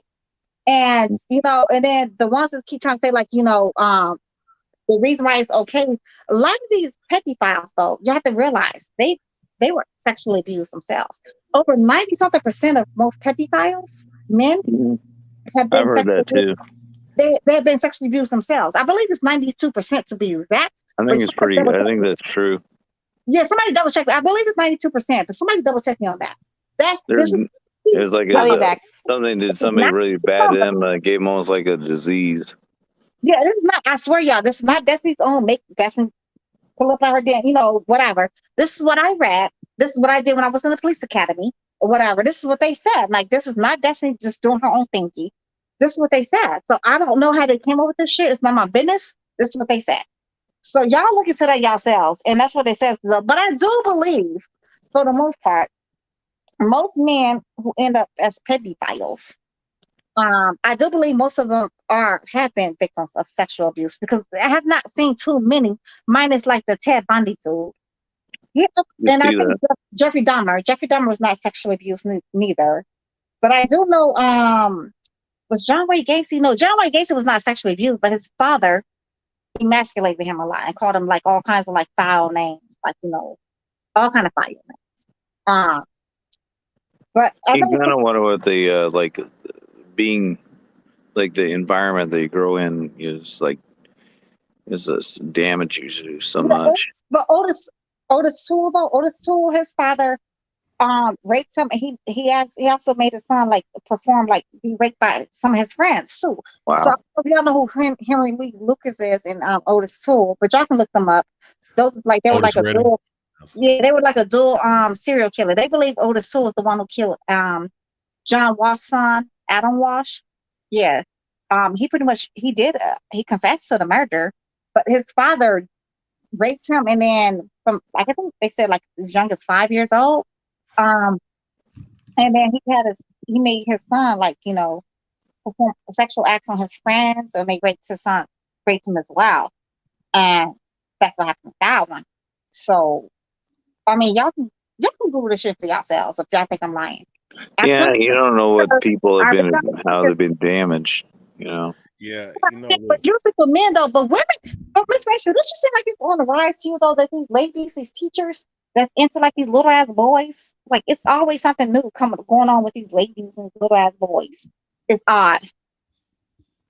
I don't understand how you look at a little ass teenager and you're a grown ass woman, and you look at this little ass boy, and you're like, oh yeah, I think I would like to have a relationship with him. They're pederasts. They're pederasts, just like the men They're that like the little disgusting. girl. It's all They're the disgusting. same shit to me.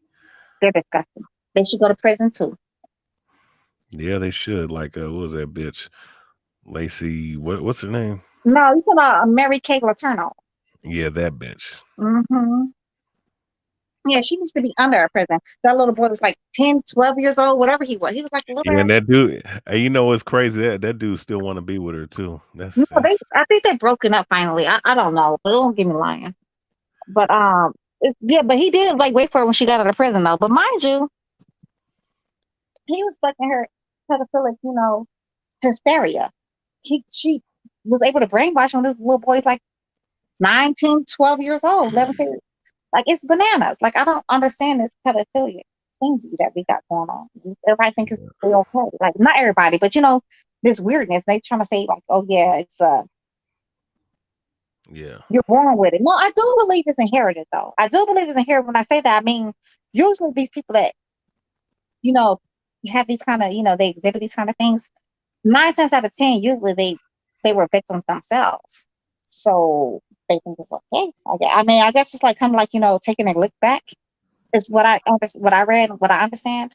It's kind of like, okay, somebody took something from me, so I'm going to pass down the same traits and do it to you because somebody took something from me. I can't do it back to the person, so it's like getting my look back from somebody else. It's like a bully mentality. You know how bullies, how bullying usually goes. Most bullies are bullied. I'm a bully. Yeah, but most bullies are bullied for somebody else, right? And then it's like a cycle. Like it just goes, shit rolls downhill, as they say. Domino effect. Yeah. So, but that's what I read. Y'all can Google for yourselves. Check me. It's all like it's a bunch of different materials out there. I've heard those kind of things before. Is Rachel still on? Got a question. I'm back. I just had to say goodnight to the boys. What's up? Oh, Thanks. hey, real quick. Are you interested in any of these fights this weekend? Any invested interest at all? I'm interested in the Ollie Walsh fight. I'm interested into the Richard Torres Jr. fight. I'm interested into the Loma fight and Anderson Silva fight. Oh, I'm not super that interested this weekend. I don't know. I just want to see the bare knuckle boxer go on like he's like gonna get beat up and he get knocked. If Ollie Walsh knocks out this bare knuckle boxer, man, it's gonna really get him some steam on the hype train. So Rachel, what you think about Jake Paul in his fight with Anderson Silva? I think Anderson Silva. Remember how Anderson Silva said that he got knocked out twice in sparring? Yes. I think he was practicing his acting skills. What? You got to make it look realistic. Shit. That's funny. I agree. No, I agree. Ain't he almost 50, Miss Rachel? Yeah, I think so. Yeah, That's hilarious. You really think you really think he's fake? How many times has he been knocked out already? And like his Anderson Silva? Yeah, I don't know. He's been knocked out three times. The thing that worries me about that fight is the bet. Well, the bet no, he seems broke funny. his leg. The bet He broke his seems leg so against- weird. The bet? There's bets on these fights? There's a bet. Yeah, there is a If bet he on that fight, loses, if Anderson loses, he has to start like an MMA fighter association with Jake Paul, and if Jake Paul wins, or I don't remember which way it was, that they have to do a kickboxing match. Dude, I would love to. Like I said, I would love to see Jake Paul in an MMA match. Like, stop No, taking you these say you MMA don't want to do an fighters. MMA. Yeah, she says. I know, if because you Anderson asked him Silva says it's too to be difficult. You don't want to do it submitted no way more. too goddamn quickly. But I think it would be funny. I'm No, sorry. he- I want he- to be entertained. I want to see him get his leg kicked off personally. Well, he can't if he's in a boxing match. I mean, I understand Michaela Mayer did it at the weigh-ins, but that's not technically legal. So I want to see him in an MMA fight. Like, these guys, like, I don't care how old Anderson Silva is, but in an MMA and on the ground, like, he will wrap you and you will have problems. A lot of Yeah, problems. I think Anderson will definitely triangle choke this guy. Exactly. Yeah, That's why I'm like, let's bring it back to MMA. I think it would be fun. Like, because all he keeps talking about, is how MMA fighters are underpaid. Okay, do it in an MMA ring and show that you can actually draw the numbers. So when you present the MMA association or union that you're talking about, then you can say that it can generate money, but UFC's hiding it if that's his reason for doing all this mess.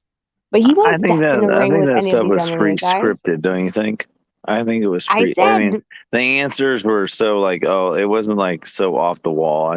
You act like you just heard it. I don't think he just heard it. I think they already know what they were talking about. Miss Rachel, you know what? You and I you was like on my side one time. What do you think about the Bob Aaron saying that the Lomachenko may not be ready for the Devin Haney? What do you think about that one? Because I know how you feel about Devin. Like, you kind of feel like Devin, like I feel about that.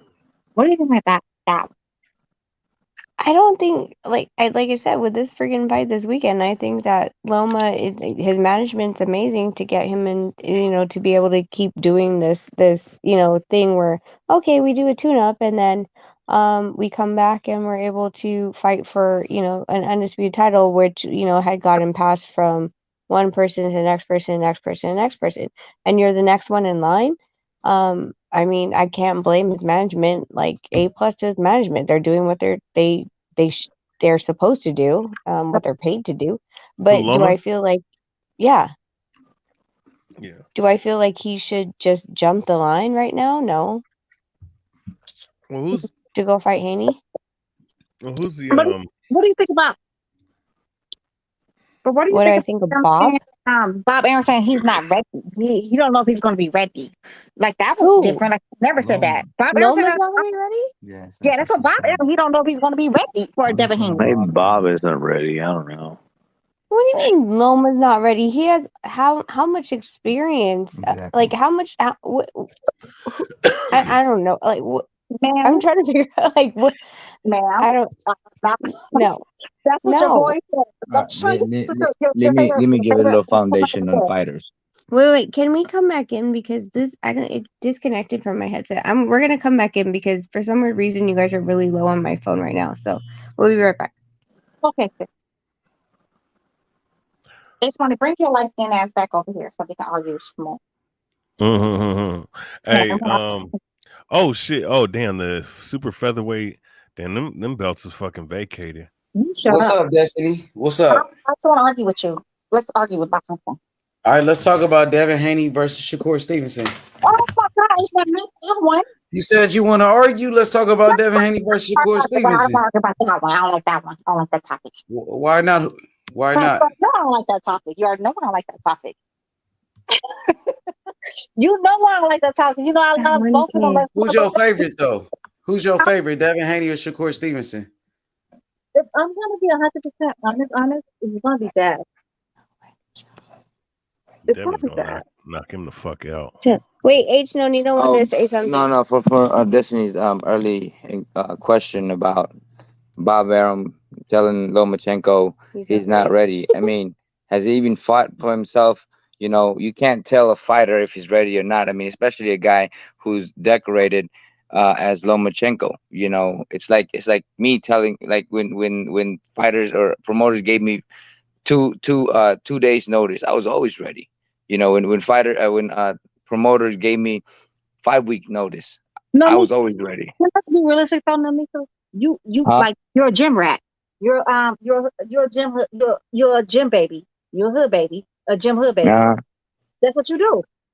Well, it wasn't like that for a long. I mean, you gotta understand these Ukrainian. If you think I'm a fucking gym rat, they're doing that shit like they're in the fucking military, especially with his dad behind his back. So but I mean, like, wait. So what do you mean by okay? Let me clarify. Like not ready. Like he's not ready for a fight. Ready for So you're saying not ready for the level of Haney? Well, that's what I'm trying to understand. yeah. What are you saying by he's not ready? That's what he was saying. Like he don't know. He has to see if for him to put them before he put Lomachenko in the ring with Devin Haney.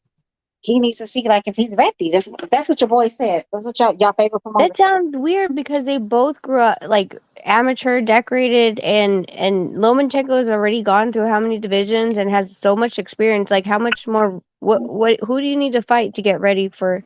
Who will get you ready for that at this point in your career?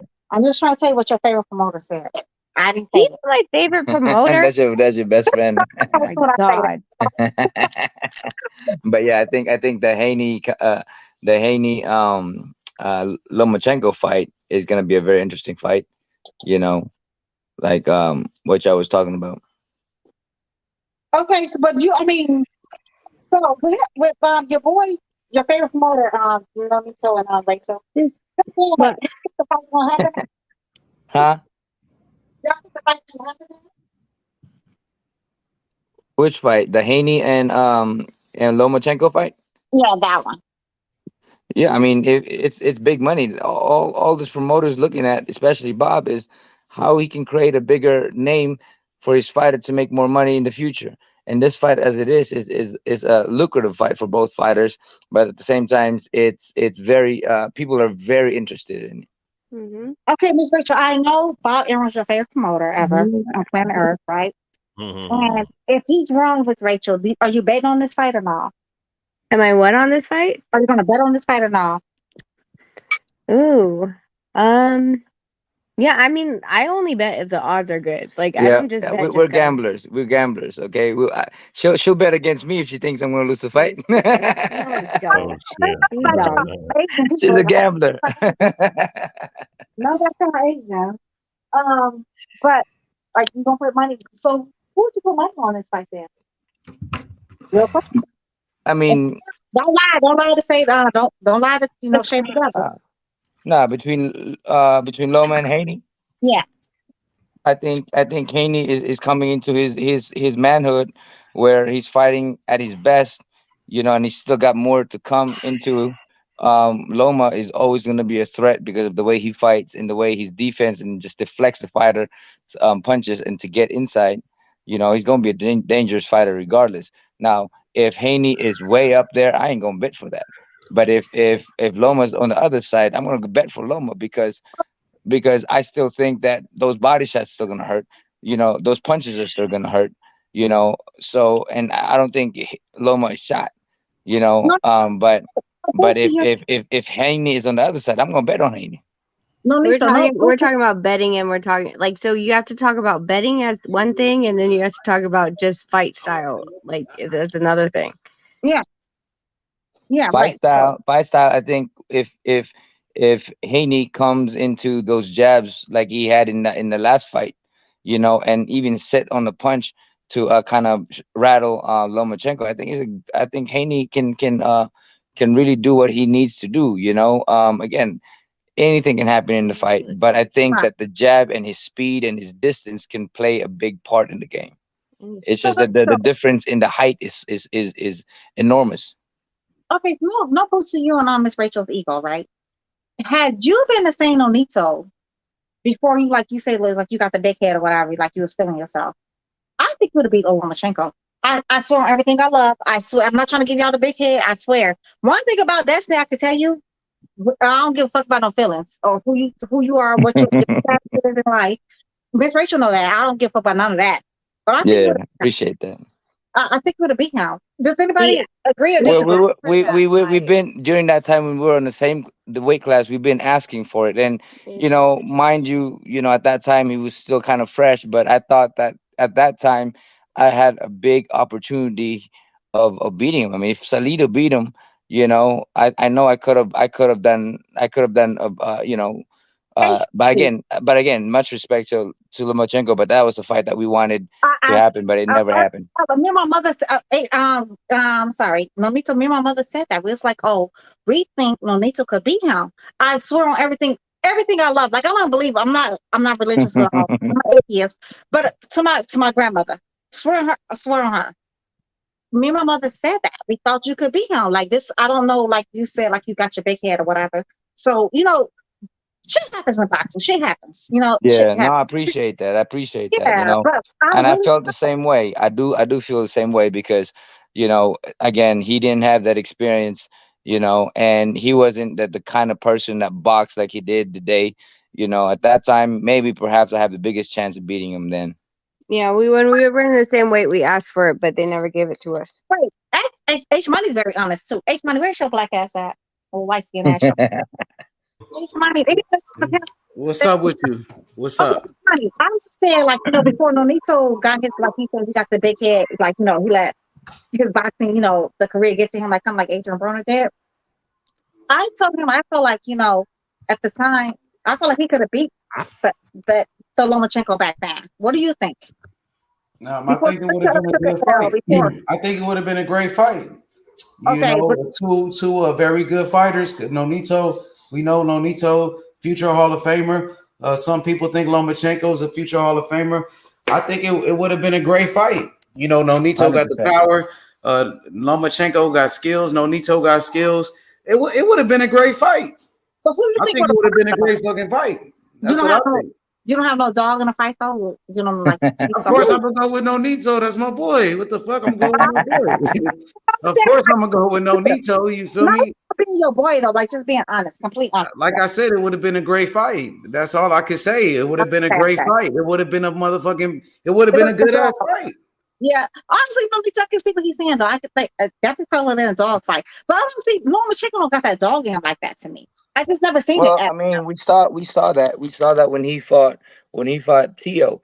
Like he looked like he was scared. I mean, Shakur noticed it. I noticed it. Until in the later rounds where he had to go for broke, where he just needed to do something, and he did.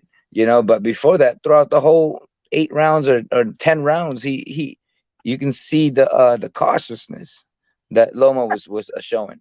No disrespect to you. I don't want you to take this as a disrespectful question. It's a complete real question because like a lot of times I argue like a lot of boxing, pundits or whatever you want to say, we call ourselves, whatever you want to call ourselves, right? So once a fighter has been so-called knocked out or whatever, what does that do to y'all when it comes down to the next fight? It's really hard. what I'm saying is really hard for a lot of fighters to bounce back. 100%, 100%. There's a lot to do with a lot of the fighters and their mentality. With me, it's like I move on to the next. I have my health and I'm good.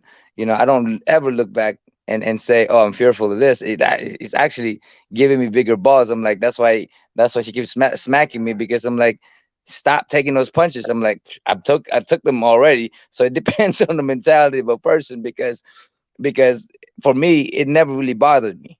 And this is why I lose and I come back real strong. I lose again, I come back real strong. But you get other fighters out there who lose and they drown in themselves. He's kind of weird when it comes to that, because like literally other fighters, like we've seen it, like especially ones that have never lost in all their career. Of course, in the amateurs, I'm pretty sure, but like when they've been so high up and then they lose, they're like, what do I do? Where Nonito was on his fucking high in 2012. He did 4 fights that year, got fighter of the year, all this stuff, and he's after Nishioka, right? Like he was like, I'm done. yeah, I think I'm gonna tie it. Just gonna hang him up. And everyone was like, what the fuck? Because he was so bored with it. Like he was like, why? There's no challenge right now. And so, huh? He was feeling himself like, you know what? When you feel like you reach like a pinnacle, like, you know what? It's not a challenge. Yeah. That's exactly what it was then. Yeah, you kind of like felt like, you know what? Bitch, checkmate. And I'm gonna stay right here. We're not gonna stay right here, but I don't think nobody's gonna go beyond me, and I ain't got to do too much more to actually like elevate myself, because I've already reached my, the pinnacle. Or everybody says it's supposed to be the pinnacle, but not realizing there's always somebody else that's still trying to reach the same pinnacle that you're trying to reach. Well, the pinnacle for me, and it's different for everybody. My pinnacle was to be fighter of the year, and I knew I was already gonna be a fighter of the year because of what I've done. Got it. After you got that, you was like, you know what? Fuck this shit, nigga. I already. Yeah, and that's pretty much what it was. Because before I met her, I didn't really like the game. I hated the game, and after I beat Darchinyan, I told my dad I was gonna tell my dad I was done with the game. And then she came in the picture and asked me why I boxed. And then that's something that me and her rode together in to the top. And then when I realized I love the game, and then realized that I'm on top of my game, that was it. Because all the question that I wanted to ask was answered by my actions and throughout that time. So for me, there wasn't really any more purpose. And when a man loses his purpose, he loses a lot of himself. It's so funny that you say that though. So according to things philosophy that I read, they said what you take away a man's purpose, religion, and family, take away a man. And well, you take away a man's soul. You take away a man's soul when he has no drive, because he has no purpose. He has no way of growing, because there is nothing that makes him grow. Like for me, outside of the ring or inside of the ring, when I wanted to quit, or when I called it done, was after realizing what I wanted to do for boxing.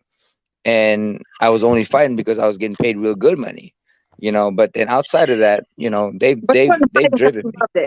You wasn't fighting because you love the sport no more. At that point, you was not fighting because you love the sport. You was fighting just it because was for the money. Yeah, it was for money. You see a lot of the guys who fight for the money and they get hurt because they're not focused. They don't give a fuck about they don't give a fuck about the sport. They just care about the money, the coin. Exactly.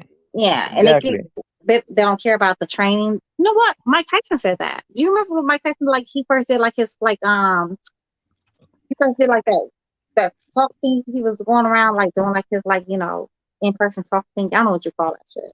I want to say stand-up comedy because he was very comedic. Oh, yeah, the stand-up comedy, the tour he did. Yeah, definitely. He's going around telling his story, I guess you could say. He said that. He was he didn't care about the sport. Once little buddy passed away, his whatever the little buddy name was, his main trainer passed away. He kind of in the sport. He said he was kind of going through the motions, and he let anybody talk him to anything. They would tell him oh yeah, this is what you need to do. That's what he said. He didn't care. He didn't have the same love for the sport. And I think everybody got their own drives. That's the thing. Everybody got their own drives. Me too. Like yourself, like you explained to, like you and your wife explained to us earlier. Maybe a couple of weeks ago, about your mind frame, your mental state. You're going through mental abuse with your father, and all the emotional abuse. And they always telling you like you're less than, like, oh, your brother's the best thing since sliced bread, but you're okay. Yeah, well, because this is why when you ask me about whether somebody get knocked out and all that stuff, they affect them. But see, as I was always built to have a stronger grit, to have stronger heart, to always push beyond. When I get dropped, I'm gonna stand up. That was my personality. And for a lot of people, when they get dropped hard, they don't want to get up because they don't know how. For me, I was brought that way. I was brought that way where people always told me and buried me with their words and actions. And this is why I was always strong enough to get up and try again, is because I grew up that way. And a lot of fighters, a lot of people don't know how to get up. Well, that last fight you had against little buddy, what's the little buddy name is? The Japanese dude. I'm not trying to be in no way. Monster. Yeah, the monster. Yeah, I don't think you should have took that fight. And I know your wife said she told you not to take that second fight. Oh no, we had a great game plan, and I thought that with that game plan, I thought it would be. That's why I was so confident, because our game plan was good. But the only thing is, I didn't play the game plan. I didn't stick to the game plan. Yeah, YB saw how good I was in the gym. Sparring with world champions and former world champions. It's just I got caught up with the thing. With brawling. I wanted to make. I wanted to go out there. And that's the thing about me is something that I've done for a long time. Is I love that fight.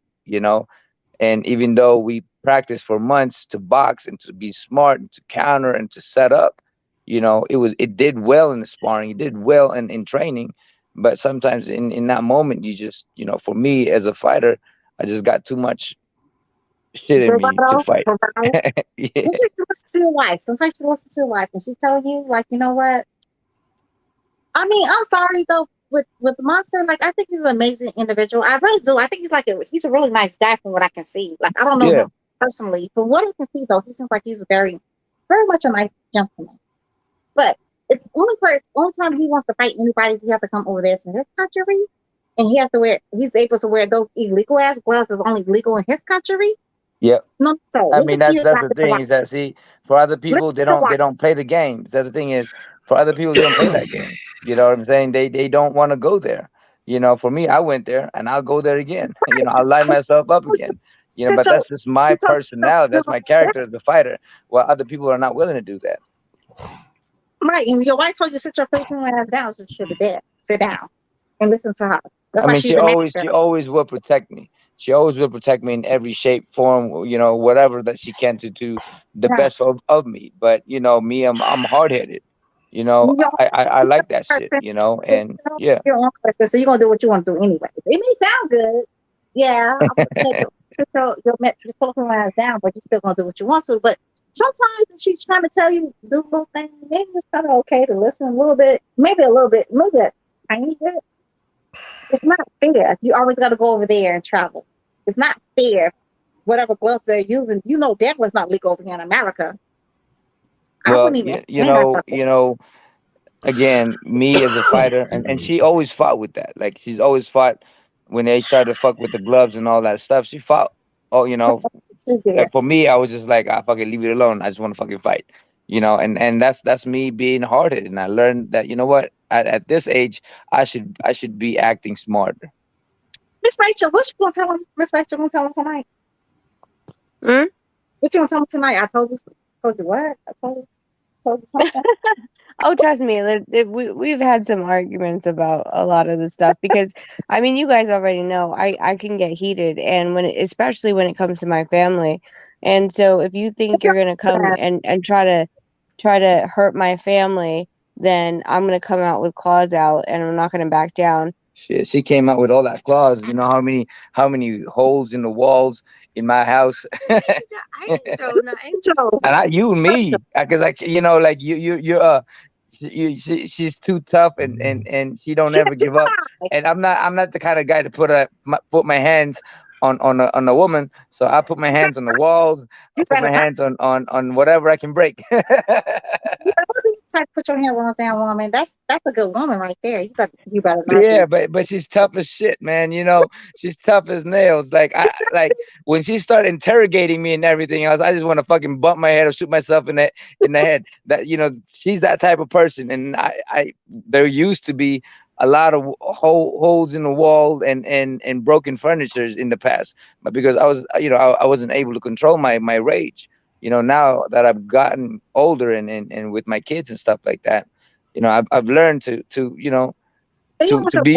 a real man, to be a real man, to understand the woman's what's underlying behind the emotion. No, like Destiny, I think one of the favorite fights, I say that so lightly, was when we're still dating. We weren't even married yet. We were probably engaged, right? Which one? The one that you threw your stupid flip phone at me. Yes, we were just What decade? Yeah. It was in 2007. It was a Motorola flip, and she pissed the fuck out of me. I'm like, yeah, I pissed him off, and then I walked out, because we were staying at we had a condo that we owned over in Oakland. I broke my phone in her head. We lived on the second floor. So I left the condo, went down the stairs. As I was going downstairs, I just heard a wind whoosh next to my ear, and a freaking phone like shattered at the wall in front of me. I looked at him, I'm like, you stupid ass. And then anyway, so we make up, right? So here's the funny part. We make up, and he's like, so I don't have a phone. I'm like, yeah, you do. I was like, remember the flip phone, the screen's on the top. Yeah. And I was like, no, hold on. And I got a corded headset, and I put it in, and I dialed, and I pressed send, and it still worked. I go, look, it still works. And he was like, I don't know anyone's number. I was like, that's not my fucking problem. You're the one who threw the goddamn phone. Everything. Flip phone worked through hell. It worked through flip phones. You know what? I would like a flip phone again, honestly. They should bring flip phones back, to be honest. That flip phone was not gonna survive being thrown from the second story to the bottom of the first floor staircase. Let me be great, Miss Rachel. I would like a flip phone, Miss Lady. I think these like technology shit. I'm not like all that. I'm not into all that. I miss flip. No, Nito actually had the Motorola Razr flip, like, and it brought back so much memory. Like, it was like, oh my god. Good.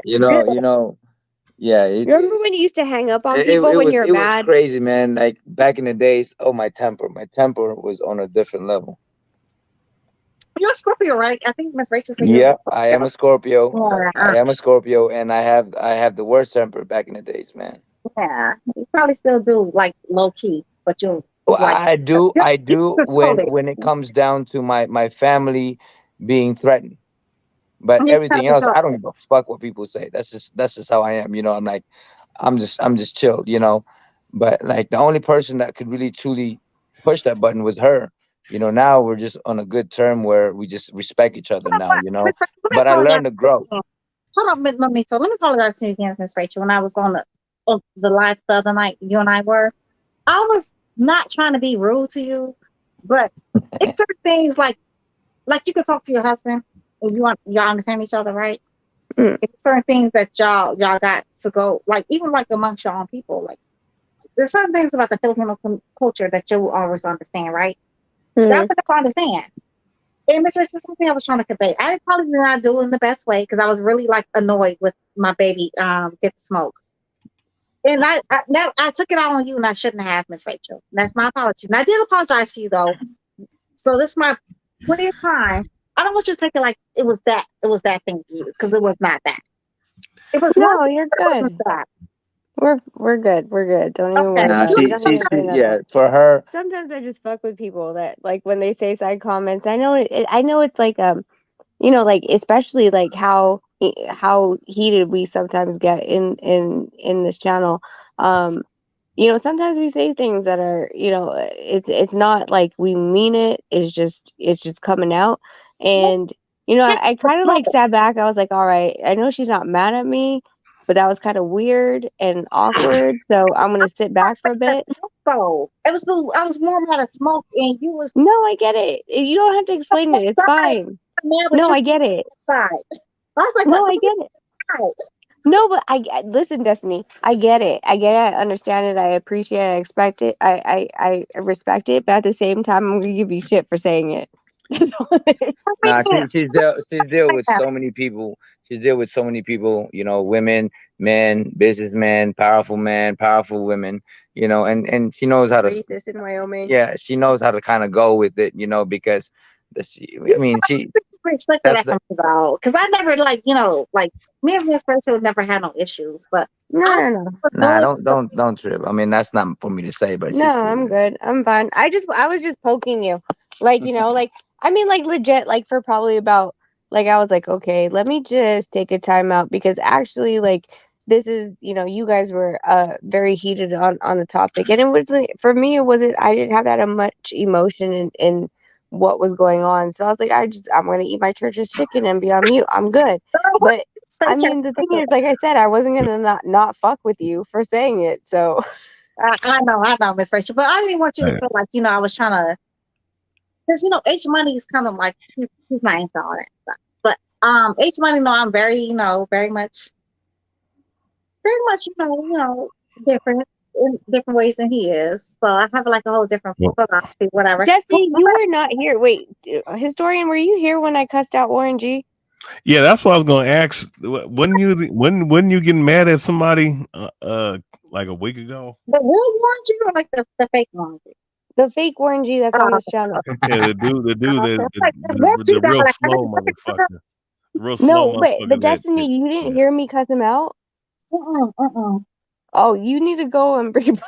Yeah, what was that? Yeah, that's my question. What was that shit about? What the hell was going on there? So okay, so I honestly don't remember if you were on the panel that night. It was fucking late. Like, I mean, not as late as the 4 or 5 a.m. ones that we've done, but it was one of those long ass days. And we were talking about the contracts, we were talking about the net, we were talking about, all these situations and shit like that.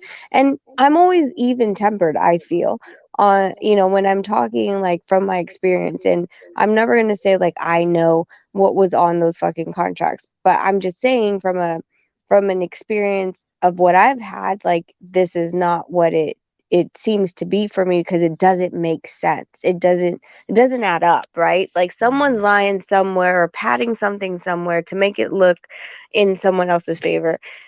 So Warren G was talking about the contracts, and then we were talking about net. And I was like, no. I was like, he goes, a lot of fighters fight on net. And I was like, really? I was like, okay, I was like, and he kept saying it. And I was like, listen, I was like, I've never been offered net. I was like, I would also never take it.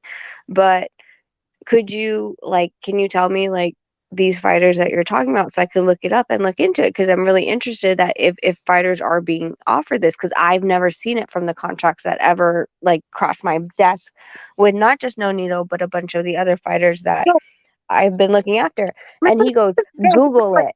And I'm like, I'm sorry, you want me to Google it? And he's like, yeah, Google it. And it's just about like net pay or like what is it saying, like nets? They're fighting on net. Yeah, when Crawford was saying that that PBC was offering him no guarantee and only proceeds from the net, so profit from the net, and he wanted to see the books and then approve expensive. Miss Rachel, I mean, nobody came out and disputed that though. Honestly, nobody's, and actually, like the little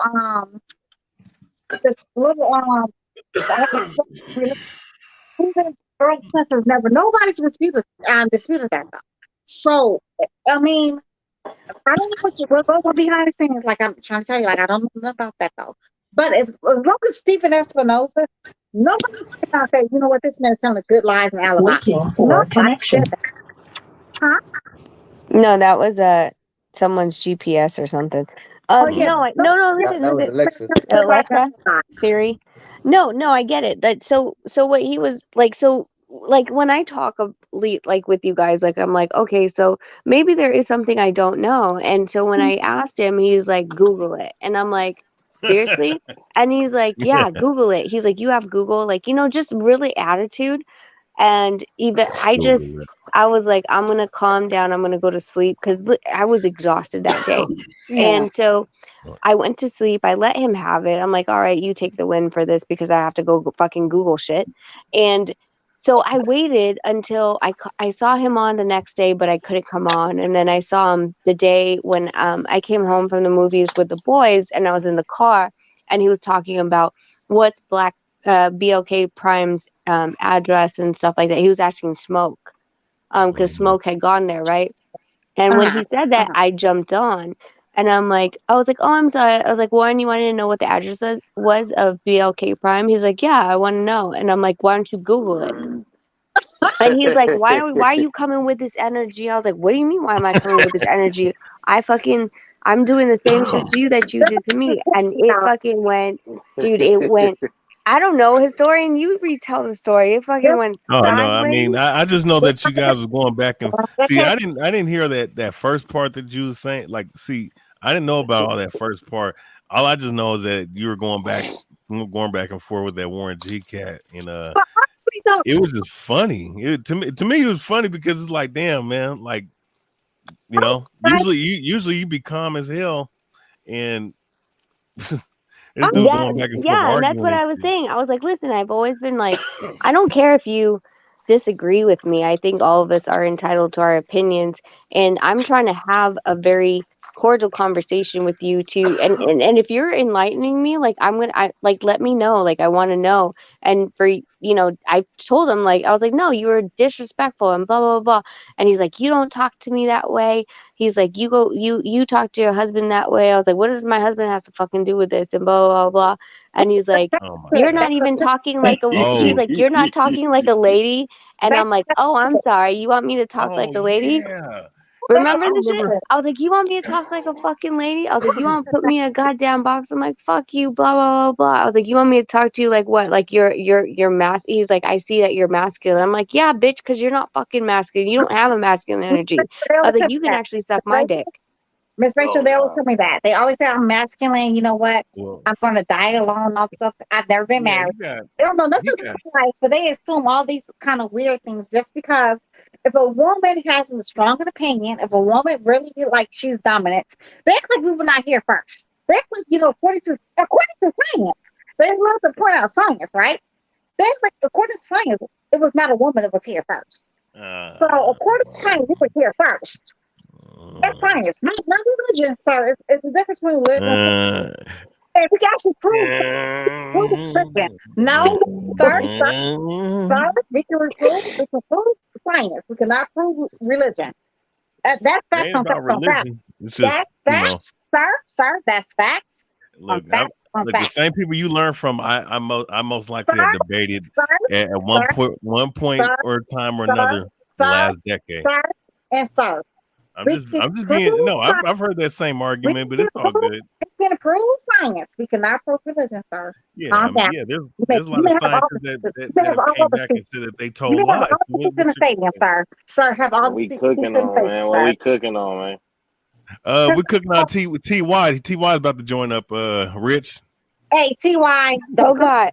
We're not fighting again, right? Are we? No, we're not. Oh my God, I know you were so over. You left me early. Well, hey man, every time you two come on, man, that shit is entertaining as fuck. Hey, Miss Rachel, I you know what? I try to stay on here like as long as I could.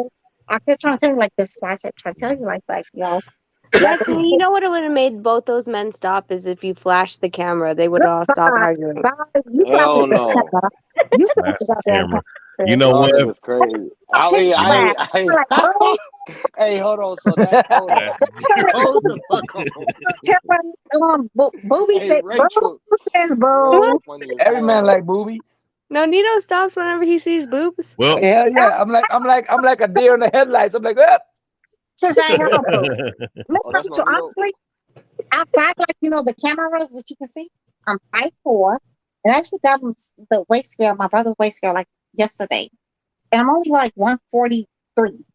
So yeah, boo to me. Let it be like boo, bitch. Bye. Moving on. Hey. What don't they call that? Hey, no, Nito, you're on, right? Yeah. Yes, sir. He's right next to me. Okay, cool. Hey, We're quick just question. drinking, having a great time. Wait, Oh, yeah, historian. Before you ask him a question, do you know that I was half yelling in the car and in the way to the house, and he's like, "Yeah, don't want to fuck with her today." Like she's fucking chewing out orangey, saying that. Yeah. Oh man. I prayed for his soul because I know how he feels like. I'm like, damn, I remember man. me, you yelling at me like that. I'm like, yo, I don't even fuck with that shit, man. Man, that hey nah, well, you know what? Hey, that I ain't gonna lie, that it was kind of funny listening to that just because, you know, hey, Warren G was mad, but I couldn't even really understand what he was saying, you know, because he went into some victimhood shit not too long after that. And I was like, I'm not going to compare that shit though. Historian. But You're an enigma to me. You're very much an enigma to me. Like you know what? You say some odd, like you're oddity. Like sorry. I say what? I say what? You're the oddity. Like what the fuck you mean by victimhood? Well, Oh no, because what he was doing, right? Because I was like blah blah blah about like, I was like no, I was like yeah for sure blah blah. I'm like you don't know what the fuck you're talking about. I was like you come here all disrespectful. I'm always So he was like, I was like and he's like all right, I'll let you talk and then I'll talk and he'll interrupt me and I'm like what the fuck, dude? I'm like sit in the fucking corner. I was like you told me I could talk and he's like yes ma'am. I'll go pick some cotton. Like all of a sudden like. Something I never even freaking alluded to. I was like, listen, I'm not going there. I was like, I never like degraded you to that. Never mind. It's Rachel. I give it okay. Mine. Okay. Never That's mind. where he was. Yeah. Never mind. Yeah. Okay. Well, Give it. Hey, so no, Nito, just a quick question. So back in the HBO days, right? Wait. Was it easy? So wait, hold on. Miss Rachel, you talking? What? Hmm? What do you think you got? He said that. I didn't fucking say it. He did. Ask H. As historian, he'll tell you what he said. Shit. I'm with me. Funny, yeah. Warren G said some funny shit, and you know, I really I got up in there at probably the last maybe 10 minutes of that shit. Wait, hold up. Yeah. I mean, look, my thing. Okay, just from my perspective, right? Regardless of what y'all was arguing about, me personally, I'm not gonna sit up here and argue with a woman on here, you know, about frivolous shit that ain't got nothing to do with boxing. We can have a discussion or even a heated debate, but I wish my mother was here. You know, I swear, I wish my mother was on here. that dude. Oh, that dude, man, that dude's look, man. You know, Miss not Rachel. about to do, but that guy, man, that's whatever. I can bad too. So I can pick my cotton. Hey, but real quick, let me ask this question to Nonito. My question is, like, you know, the HBO days. That's the majority of the fights that I've seen you on. Right. Back in the day, was it easy to like for the fights to be made? Right. Was it easier back then than compared to like, let's say later on when HBO went under, and let's say today, right? In today's time. He fought on Showtime too. He fought on Showtime when he knocked out Vic Darcinian. I think Was that on Showtime? So ask him about Showtime. Was it hard to make fights on Showtime? Because he just knocked out an undefeated fighter on Showtime. Wait, that was on Showtime? Yeah, I mean the fight So before the Darcinian fight was on Showtime, and there was a lot of Showtime fight I fought in, but there was a lot of HBO fight I fought in too. Okay. Well, okay. Well, you know what? You still fighting on Showtime till this day. You just had a fight. Yes, sir. On Showtime. I mean, again, that's why we have such a great relationship with Steven is because you know, we've been fighting with them for a long time, and I know everybody in the panel, you know, and you know, there's just that big respect that I put out there because of what I've done in the sport. What it's why I'm trying to ask you though. What about Al Heyman?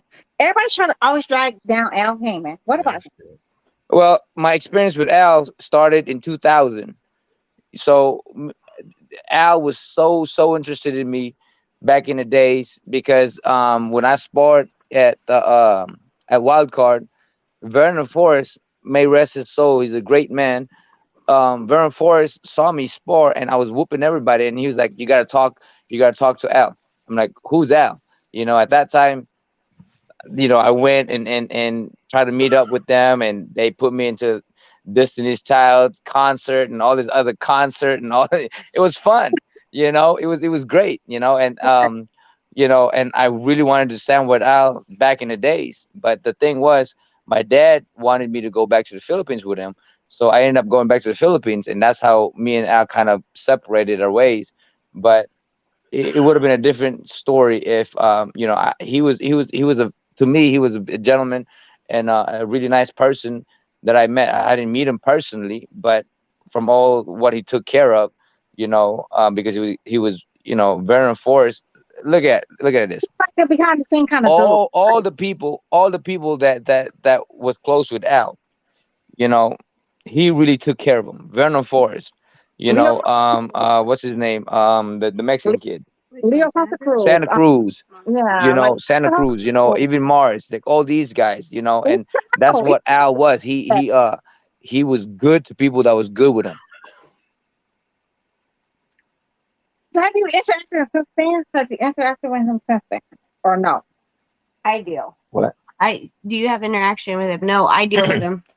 I mean, in the past, I kind of did in the past a little bit, but right now, Rach is the one that kind of deals with a lot of the stuff because she knows all the lingo, and she's a pro when it comes down to dealing with people. With me, it's like it's out of my league. It's out of my zone. What it is. Yeah, and with her, she loves that shit, so she enjoys it. For me, I'm like, I don't really want to deal with it. Just give me some fight and let's go. What do you think about Al Haymon? Like, be honest, completely honest. Yeah, no. Again, from my experience with Al, I think he's a great guy. I don't know him personally, but what I do know is that the people that was really close to him, they were really loyal to him. And he was really loyal to them. They still are. So, Miss Rachel, what is your interaction with him as far as Miss Rachel, you know what? Not to compromise you and your husband's business. Don't never do that one. Nobody's nothing's worth that one. But what is your interaction with him been like? Is it like good, terrible, or in between? Like, no, I mean we've one of the things that really showed me Al's character is when we were fighting with the Casemiro fight, and I know that's more recent than how long we've been working with him, but I think for me that was the biggest thing, right? I called him up and said, I was like, hey dude, I'm like, we're not fucking with this Vada shit, like we're done. And he asked if we could take the night, 24 hours to think about it, and I said all right. And me and Nonito went out and had dinner, and we still came back to the same conclusion the next morning. And I sat here and I'm like, oh, are we gonna get in big ass fucking trouble for this? And he's like, no. He's like, listen, like, you guys did everything that you were supposed to do. They're messing around, and he was tired of the games as well. So for me, like, especially when the contracts are signed and the venue's already booked and all this other stuff, and you're still understanding where we're coming from, and you're not going to like put a noose around our neck.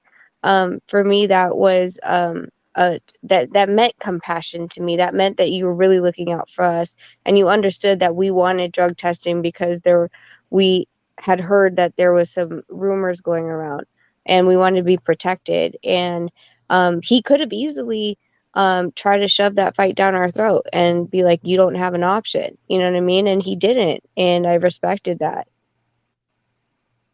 You know what, Miss Rachel? That's mad dope that you said that. Like, somebody that's not like, a person that's from the black community that's saying that. Somebody that's like, a different nationality, shall I say, that's saying that. Like, that's mad dope. Like, you're not sugarcoating it. Like, I don't feel like you're being like fake or whatever. So you can like, boxing or whatever. I think y'all made a couple of coins in the boxing business. Y'all saying yourself. Maybe not. Maybe so. I don't know. I don't know about your financial business. But I just feel like y'all a little bit financial responsible. I feel like, y'all okay. And I feel like it's sincere. What do y'all think? I don't know. About But I'm which saying part? I'm not talking about like y'all. I'm just talking to everybody else. Like that's what I feel Oh, about y'all. I don't feel like y'all playing in people's faces. Like I don't know what y'all can get out of that. What y'all get out of that? A fight with who at this point? Do you know what I mean? Does that make sense? Like what could y'all get out of this at this? what would we get out of like Like pretending that like Al's a good pretend guy? Al Heyman's like a good dude or whatever. Actually, we have nothing, and that's what like I was on a couple like podcasts in the last couple days, and people are like, oh well, you're protecting Al. I'm like, you understand we're actually not under Al. We're under Richard. We have a promotional contract with Richard, not Al. Right, And yeah. Al chooses to put on the fights for us. He chooses that he wants to work with us, and we choose to work with him as far at through Probellum to do these things. And so when you actually have the choice, because we have Richard in front of us before Al, I think that speaks volumes, because Probellum could go anywhere and work with anyone. And when we're here, we choose to work with Al. And we're not under contract. We don't have to, like I heard this weird thing. They're like, oh, do they make you say thank you? I'm like, what are you talking about? They're like, we heard that you have to say thank you to Al Heyman. I was like, in a contract? And they're like, yeah. I was like, no. I was like, that's not in our contract. I was like, but we say it, right? Because you helped us get these fights done. You know what I'm saying? The Wally fight, the Gabayo fight. Like, so I'm going to give respect where respect is due. And I'm going to say who helped this fight come into fruition. So, Do but you understand? Like if people black dude, like God the damn. common like black dude. Mind you, there's never like nothing about that about Bob Arum. So the only black dude that's supposed to be like in boxing, he's making everybody say thank you. Like, let's be like, come on, like how stupid does that sound? Like, no, it's completely sounds really stupid. But again, like these casuals with their narratives, like I feel like they just want to paint Al the bad guy, because they can't touch him. Like and what I mean by that is, like, he doesn't tweet. He doesn't he has a selective source where he'll say things to certain reporters, but not all of them. And he gets that kind of bad reputation because of that. When you don't have access to someone, they other people feel slighted. They're like, what are you hiding? Why are you acting like this so we can't access you? And in all honesty, like, we live in such like this, we're on fucking YouTube, and we live in such a social media thing that if you don't have an online presence, we automatically think you're weird. right? That's facts on facts on facts. You know what? You're not really like you're not nobody. Wait, you have like how many followers you have on like on what social media account you only have like on? Like yes, pretty much we do. We do. It's like wow, like it's kind of odd. It is kind of very odd. And it's so Yeah. weird, though that they like they. I've never heard that. Like people like make people say like thank you. I've never heard You that one. never heard that? I got asked that. I got asked that. No, I got you. No, I just believe you. It's not like I've heard like a whole bunch of other weird things about this man. Like they really hate this man for no reason. Like literally, they hate him. They hate him, and they hate him. They try to make it seem like the reason why anything in boxing does not work. It has nothing to. It has nothing. It can have nothing to do with Al Heyman. Period. It has something like maybe the zone is goddamn Timbuktu, whatever. Because Al Heyman said something. What y'all talking about, y'all? It's like anything that goes wrong in boxing is Al Heyman's fault. This make him walk outside, literally walk outside and pick up his newspaper. Yeah, Al Heyman's the reason why we have global warming. Somebody told get the smoke. Al Heyman's the reason why black on black crime is like exists. What? Shut up. No, he didn't. Get the smoke. Stop making up shit. Now you're making up shit. Get the smoke. Get the smoke. I think he said it was Rick Glacier, y'all. I believe he said it was Rick Glacier. No, my words on that. I believe he said it was Rick Glacier. Y'all asked him. He told Get the Smoke. I think it's the reason why black on black crime exists, because crime on any group of people or nationalities. What the fuck is we talking about? Sir, Al Heyman. Al Heyman, exactly. Yeah, I'm just saying, like what Get the Smoke said. And Oh that's man. the funniest thing I've ever heard in my life. I thought that was the funniest shit ever in history. Okay, I got questions for the ladies. This man's been around since, I guess, how many centuries? I Because got a Yeah, question pretty for the much. ladies on the What? panel. What's up? All right. How many rounds do y'all got Jermaine Ortiz winning tomorrow? I don't think about that.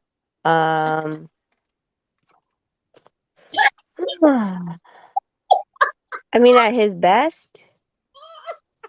Like, do you give him a chance to win? And if you don't, like, how good do you got him Jermaine looking? Ortiz. Go to bed, Miss Rachel. Go to bed, because your ass is so rude. I've never really seen him fight. No, Nino's never really seen him fight, but But if he can get Loma out of range with the jab, then he has a good chance. Because he You know what? seems pretty. Miss Rachel, go to bed, Miss Rachel. Please and thank you. Please go to bed. She is so rude. Dude, he seems a little athletic. You know what I'm saying? If nothing else, he seems jittery and athletic. Sir, You know what I'm saying? nobody's looking forward to the fight besides you. Nobody. I mean, it's coming on. So I mean, I'm not. that's fine. That's fine. It's been a lot of fights that came on that nobody's looked forward to neither. So what fight is you looking forward to, Destiny Black? Not that one. Which How about one that? though? Which one though? I think David Morrell. I feel like the little buddy, like against All right, but that's next weekend. That's next weekend. Ashley Sylvie against little buddy. That's tomorrow. So that's Yeah, tomorrow. I said that one. I don't know anything else besides whatever you're talking about there. That fight sounds like a bunch of bullshit. Okay. Well, what about you said Ashton Sylvie versus the one dude that Ryan got up out of there a couple of years ago. Yeah, that little, is he Dominican, Cuban? What is he? One of the people. You know, I like what y'all think about that, because Jake Paul got a couple dudes finna be fighting on that card. He got the one lady, Shadeja Green. I had never heard of her, but when I watch her box, she cold as hell. And she talking about she want Franchon, and she want the whatever Hammer. I think her name is Christina Hammer, or whatever her name is at 168. And then she said she want Clarissa too. Have y'all gotten a chance to see her? No, I haven't been able to see her, but I'll look her up. Her name is Shadeja Green. Okay, I'll look her up. And she wants Clarissa Shields? Nah, she's at 68 right now, and she said that she wants Franchon Cruz, so she's the 68 undisputed champ, Franchon Cruz. Yeah. She said after that, she wants Clarissa. And honestly, if she beat Franchon, I think Franchon Cruz will be a good test for her, you know what I'm saying? Because if she can beat Franchon Cruz, you know, why not go ahead and fight a Savannah Marshall or Clarissa Shields? To be honest, But I don't do women boxing. Period. I know Miss Rachel, you do. I don't. That's not my thing. It's not my forte. So I don't. Yeah, I ain't gonna lie, Destiny Black, I thought you was about women's empowerment and all that shit. What you talking about? But some things I just don't want to like see women indulging in. Like that's not one of the things. I'm more like a mental thingy. I'm more like, you know, as far as women goes, I like the mental aspect of that. Like to see somebody beat somebody mentally, to me, that's way more impressive than somebody physically. Beating any idiots to get in the ring and beat somebody else physically. But mental? So the women boxers are idiots? That's not what I'm saying. That's not what I'm saying. No, I'm fucking with you, Destiny. I'm fucking Yeah, with you. I know. And I was saying, but you understand what I'm saying, though. Like, you know what I mean? Like, it's more like the mental warfare to me. Okay, but I have a question, Destiny. Wait, I have a question, Destiny. Have you ever punched someone in the face? Of course, ma'am. Doesn't it feel good though? No, doesn't it it feel good? No, what do you mean it doesn't feel good? No, I mean, honestly, Miss Rachel, I probably won more fights than I lost. I never liked none of them. I never liked that energy. Like I really don't like. Oh my god! Oh my god! It feels so good. I like to sit See, here. you see, ladies and gentlemen, what I gotta deal with. What? Yeah, that's it. What? I'm just saying. I am just gonna leave it right there. I have not gotten in a Me, street fight I for a mean, couple years now. Okay, I a couple of years, but I gotta deal with your shit all the She be time. sucking on you for no reason, huh? They get like mean, that, man. They get Man, I'm like like, that. whoa, what the fuck, man? What the hell? y'all, Gemini, nine, she a Gemini, y'all. That's Gemini. Little cuckoo, cuckoo. Yeah. No, we're the sweetest thing until you piss us off. We're like, okay, we're like Sour Patch Kids. You remember the commercials of Sour Patch Kids? That's Yeah, me. we are too. Yeah, that's Mhm. me. We're sweet but sour. Yeah, we did upstairs. We did. And poor Nonito, I can pray for your soul, bro. Pray for it. Pray for No, it. Nito, I got a question for you, player. Yes, sir. They talking about Inoue moving up and fighting Stephen Fulton. What you got in that? Man, it's a different story. So with me, I like to box. I like to fight. So it's always a 50-50. It's either I landed on him or he landed on me. But you get a guy who box. Honestly, to me, really, Fulton, if he fights and boxes, or he gets in and stay in there, those body shots are killer. To me personally, because I've sparred the man, not Fulton, but Rais Alim, I think that's a fight that's going to be a really difficult fight for the monster. You think that Fulton fight is a difficult fight for him? Well, depends because Fulton, you can catch Fulton. If he uses his jab and box, 100%. It'll be very difficult for anybody to think, especially if they understand that the monster only goes a straight line. Unless it's backing up to throw a hook, he uses a lateral movement. But if Fulton comes down right down the middle as well and goes to his left or box, I mean, it's always going to be harder for anybody, especially he's the bigger guy. It's always going to be harder for anybody who goes up and who is a shorter guy, to take what the champion already has. But I mean, I'm not gonna discredit the monster. He's a monster for a reason. Yeah, but no, Nito, let's be honest. Like the first time somebody asked you this question, I remember that you was on here, and I was on here too. Somebody asked you that question. You said in America it would be kind of different too, because he can't do the same things that he does. He's over there. The difference between being in America, right? And I think anybody who goes into America, and he goes into America, is in a different territory. No one is loving him. He doesn't understand the language. All of that stuff plays a whole lot when it comes down to energy. It plays a whole lot when it comes down to the mindset. And I think personally, he won't fight as tough or as strong because he is in a moment that he's fighting himself most of the time mentally. Like how I was when I was in Japan. I mean, they were very polite, but it wasn't home. That's what I'm saying. Don't need no disrespect though. Like that's the first thing you said to us. Like the first time you talked about this. Somebody I mean, I think Kubo is really going to do really good. I mean, Fulton is really going to do what he's good at, and he's always going to be a tough guy, and they're not going to be willing to exchange, when he can box. Hey, how does jet lag affect? Oh, dude, it took me like 3 weeks to get used to that shit. It was, it was weird as fuck. It was just weird. Like it's weird. Wait, and not just a jet lag. Let me just tell you guys what you have to go through to get to Japan.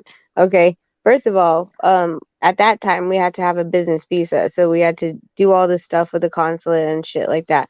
And then on top of that, you have to like download this thing called My SOS, and then you had to upload like your vaccination records. And they're like, okay, well, you have to be fully vaxxed and have a booster.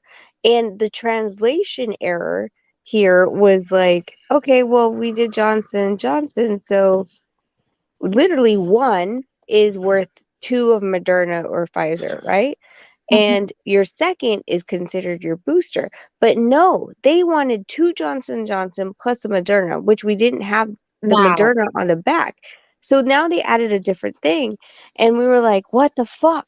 And they're like, well, you're going to be quarantined for, I think, like 3 days or whatever. No, 14 And days. It's what my son is over there in Japan right now. 14 days. 14 if days. he doesn't have the booster, oh, well, fuck. Yeah, 14 well, days.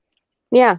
So then you go through this whole 4-hour process at the airport that you go through all these different lines and show the app, and you have to scan the app, and then you have to scan this and scan that, then you have to spit into a tube, and then they make you wait there until they get your test results back before you get released, and then you have to put on your GPS, and then they literally through this app call you and ping your location to make sure that you are in your quarantined hotel when you are talking to them on the freaking app.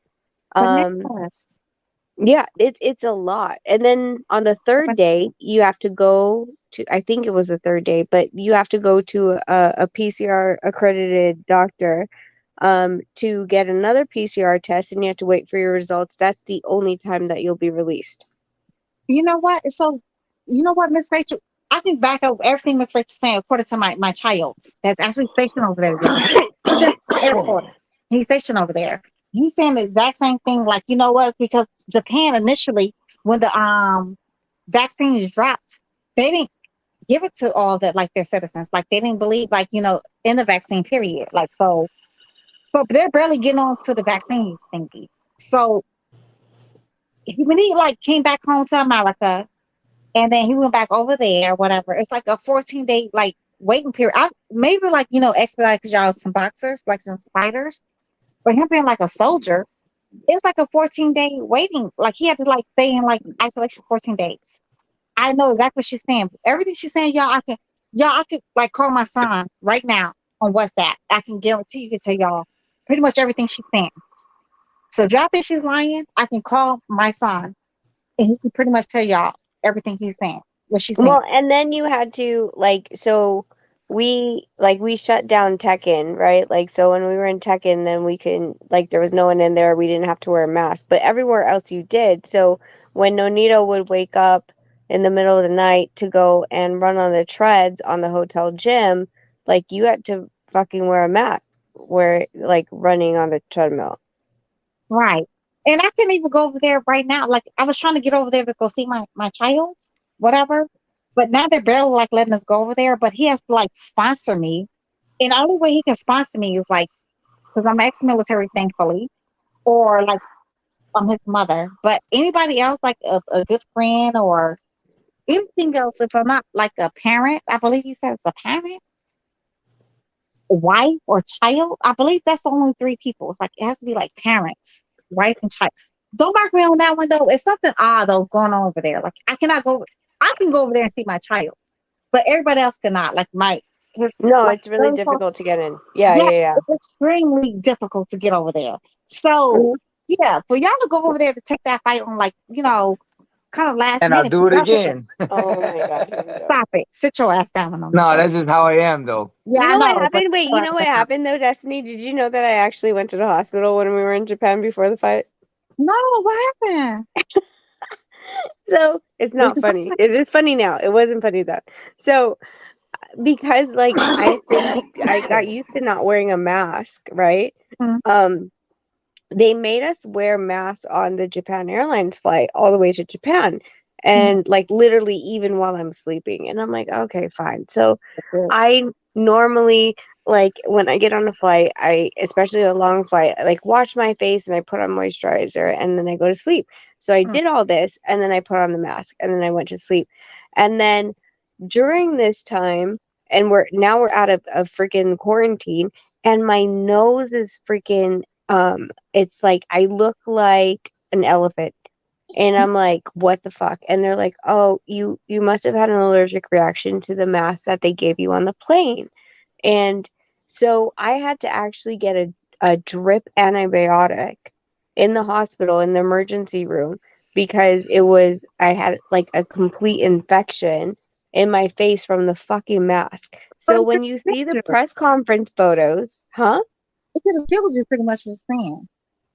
Yeah. And so when we did the press conference photos, you'll see that Nonito doesn't have a mask on and I still have my mask on.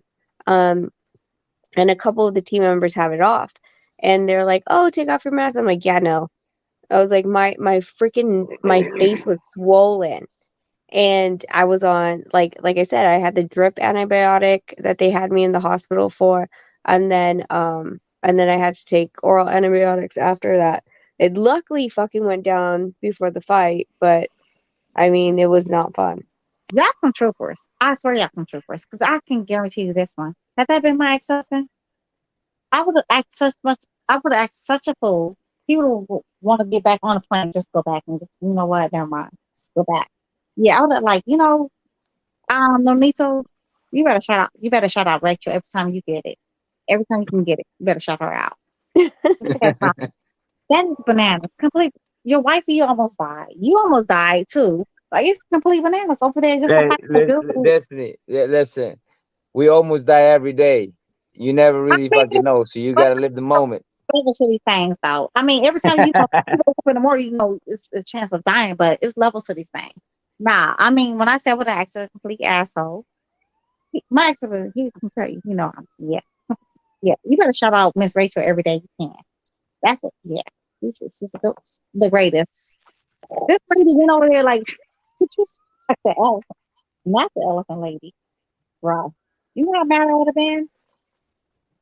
No, and the thing is, I like my nose. So to see to see my nose that way, oh my god! Like when it went down, like the whole team was like, "Okay, seriously, we didn't want to tell you, but it looked really bad." I was like, "Fuck you, people!" You're like, "Oh, it looks like it's getting better." It wasn't getting better. Like I literally was like, you guys, I think I should go to the hospital. And they're like, I think it's getting better. And I'm like, no, I legit think this infection is fucking spreading.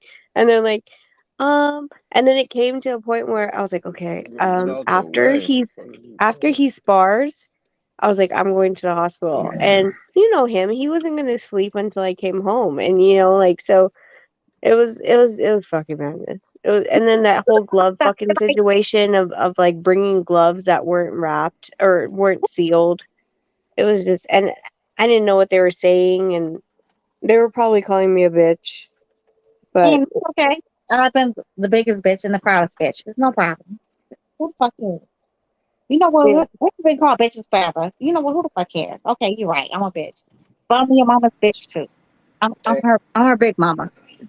Hey, shout out to YB. Hey, DB. Hey, DB, I want to ask you a question. Is it still duck season? What's he talking to? Is it still duck season, man? What's he talking to? He's talking to you. DB.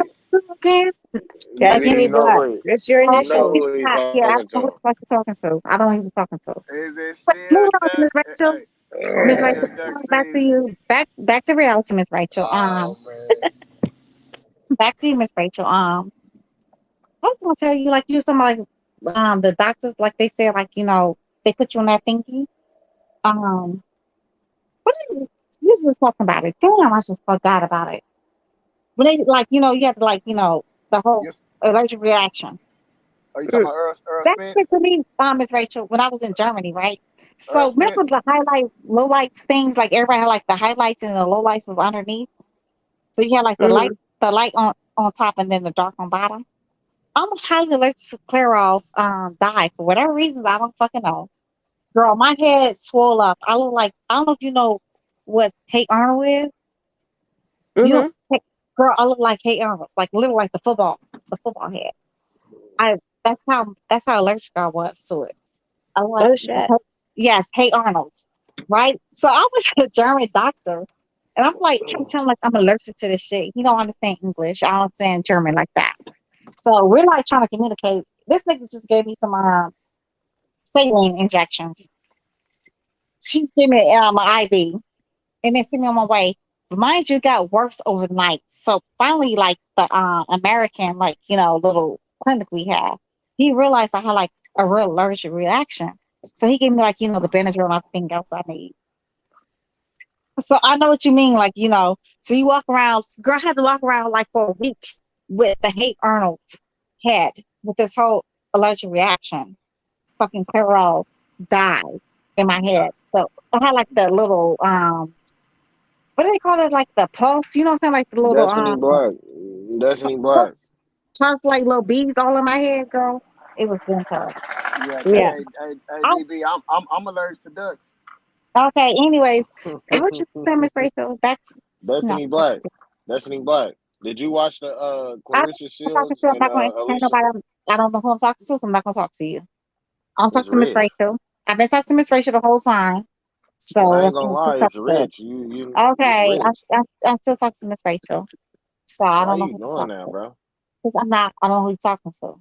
No, I don't know. But I already told you who it is. It's rich. I mean, I heard your name. I can't It's see Kai. you. It's Kai. You know who If I Kai can't is. see you, I don't know who the fuck I'm talking to. Miss Rachel, Come back on, to Destiny. you, Miss Rachel. Back to It's you. Kai. Miss Rachel, do your puppies All right. I got a question for Miss corso? Rachel then. Shit. Miss Rachel, them And cane corsos, Nonito. they have puppies, Miss Rachel? Them cane corsos? Now. Is Rachel and Eight, Nonito still on here? $10,000 Like, from what are we puppies, talking about? Miss Rachel? I'm Miss here. Miss Rachel. Yeah. Did y'all watch the what's the name? I want to ask. Okay, back to Miss Rachel. Oh man, When those puppies when your dogs have them puppies again, them cane corsos. DB, share the mic, It's DB. about that $8, Share the $9, mic, $10,000, DB. Miss Yeah, Rachel. Destiny Black. Shut the mic. Yeah. No, Share when the they have mic, puppies, I'll give DB. it. Yes. Can I have one? Which is I want the all black one though. The one like the Black Panther. That's the one I want. We have blues, so we can't. I mean, Why unless the they're blue having an one black? affair with a black one, I don't know how we're gonna do Destiny. that. Hey, Destiny, hold up. They want to say something too, though. Hold Yeah, up. it's her, Yeah, but they yeah. can't But hold up. It's cool. It's cool. Go They ahead, Rich. talk to me though. Wait. The homies want to talk too, though. Okay, that's fine. It's fine. Yeah, let my niggas talk, Destiny. though. You're right, sir. Destiny, why you doing that? Talk to her. Stop talking to me. Oh, okay. Hey, Rachel. I was gonna ask, what do you feel about the state of boxing right now? With these certain fights ain't happening. Well, or Mike, especially like the Ron Garcia and the Errol Spence situation. What do you feel about the state of boxing right now?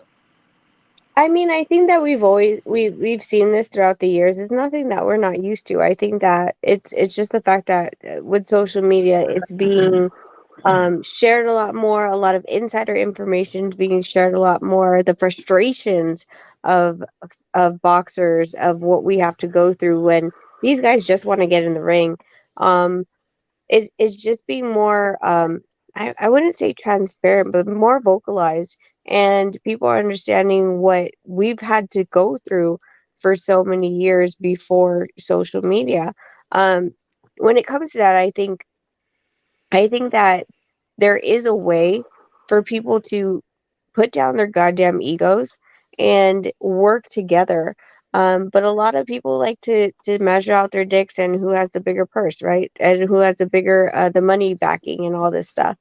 I don't like it. But this is the game, right? Like this is literally I have Showtime or I have ESPN or I have DAZN, and the other fighter that isn't on that same platform as you, it presents a complete problem within our sport because people just want to see fights. Like when you see professional the NBA or you see NFL, like you know where you're going to watch all of it. And there is no ifs, ands, or buts. In boxing, we don't know. You have to buy like how many different apps and things like that for you to figure out, which one are you really going to invest in so then that you could even watch these fights. And then, then comes the freaking, okay, well, I have the zone, I'm paying for $19.99, but then I also have to pay for a pay-per-view on top of the $20 a month that I'm already spending. Should we blame the promotion or the boxers? I would say it has to do with a lot of things, because the promotion, yes, 100%, because they're the one that's making the fight. But and everything really is because of the fact that it's all about the money. I mean, come on, they got the Jake Paul, they got the YouTubers, they got all these guys that's not boxing, but they're putting them in the front is because they make more money than all the other fighters. And I think it's the situation, the environment, and the era that we are in social media and all of that stuff that brings forth, back in the days, it was about real fighters, and whoever was good they supported. Now it's about how many fans and how many people they can buy for the pay-per-views or whatever. That part right there. And Miss Rachel, you can work for office, Miss Rachel. Your political ass, Miss Rachel. You can work for goddamn office. Her ass is so political. No, correct. It's too much fucking paperwork. I'm good. I'll stay on YouTube. I think it's business when it comes to the Ryan Garcia and the Tank fight, but I think it was the boxer when it comes to the Spence and Crawford. So I mean that's just my opinion. That's my opinion. Right. We better know. Moving on. So, anyways, Nonito, this weekend, like a lot of fights going. What you got? And how they moving? Me, I'm gonna take my wife to a really nice dinner, a really nice time and date, because I haven't seen her since I came to Puerto Rico for the WBO convention. So I'm gonna take her, and that's all I'm gonna do, and I'm focused on. I ain't even gonna look at and think about the fight. I'm a text YB and say, hey, what's going on? Nonito, did you get some Acapulco though when you was in Puerto Rico? If you got some Acapulco, I hate you forever. Ever. Nah, Puerto Rico was amazing. Did you eat some Acapulco while you was there though? Some why be know what the fuck Acapulco is? That's just amazing. Nah, what we had on the hotel was Ruth Chris, and they had this crazy steak with truffles and all this shit. Okay, so this is a weird thing. Okay, we don't understand this. Okay, when Nonito, like when the very first time he fought in Puerto Rico, Nonito always needs steak, and so we booked a reservation at Ruth Chris with the team and stuff for after the weigh-in, and it was fucking amazing, like amazing. And then so we're like, okay, I think this is gonna be a thing. So when he fought in Vegas, we went to Ruth Chris, wasn't the same. When we went to LA, wasn't the same. When we went to New York, wasn't the same. And then he went back to Puerto Rico, and he was like, dude, it was different, man. Like the steak was really fucking good. Like it's seasoning. It's all about the seasoning and the. No, it was tender. It was fucking tender. It was phenomenal. It's seasoning preparation, sir. It's a seasoning preparation. Like same for like you get the Brazilian like steakhouses. It's a whole different. It's different. It's completely different ball game. Hey, Rich, well, what fights you want to see tomorrow, Rich? My boy. I mean, I do want to see all the fight too, and she loves the fight, so we're probably gonna see all of them. Hey, my boy, Rich, where you at, Rich? What's up? What's up with those fights, though? What you mean? Oh, you talking about the ones that's coming up? Yeah. You was talking about them fights. You was talking about Lomachenko and shit. You wanted to talk about those fights? I mean, it's a couple fights tomorrow. I'm looking forward to that JoJo Zepeda fight. I'm looking forward to that. What's up with Jake Paul though? You remember last time you bet against Jake Paul? What you gonna do? You think he gonna win? This is what happened, bro. That nigga said, let me set the record straight first. I was never high on Tyron Willie. That nigga Ty was crying, and he was like, since you on that race shit, I'm a bet on. Stop bringing Ty up because he's gonna chump on, and then we're gonna. Hold on. He good. Let him go. No. Because look, he keeps saying that he beat me in the bet, and he did. He was like, since you on that race shit, I got Jake Paul and you got Tyron Willie, and I was just like, all right, whatever. But I never cared to be like, nigga, I'm black, so I got Tyron Willie. You white, so you got Jake Paul. I never said that. That was that nigga, but it was what it is. But listen, But listen. I swear, if DB was in the choir, bro, I would hate to be in a choir with her because she gonna oversing everybody. Yeah, DB, she She gonna loud as oversend shit. everybody, bro.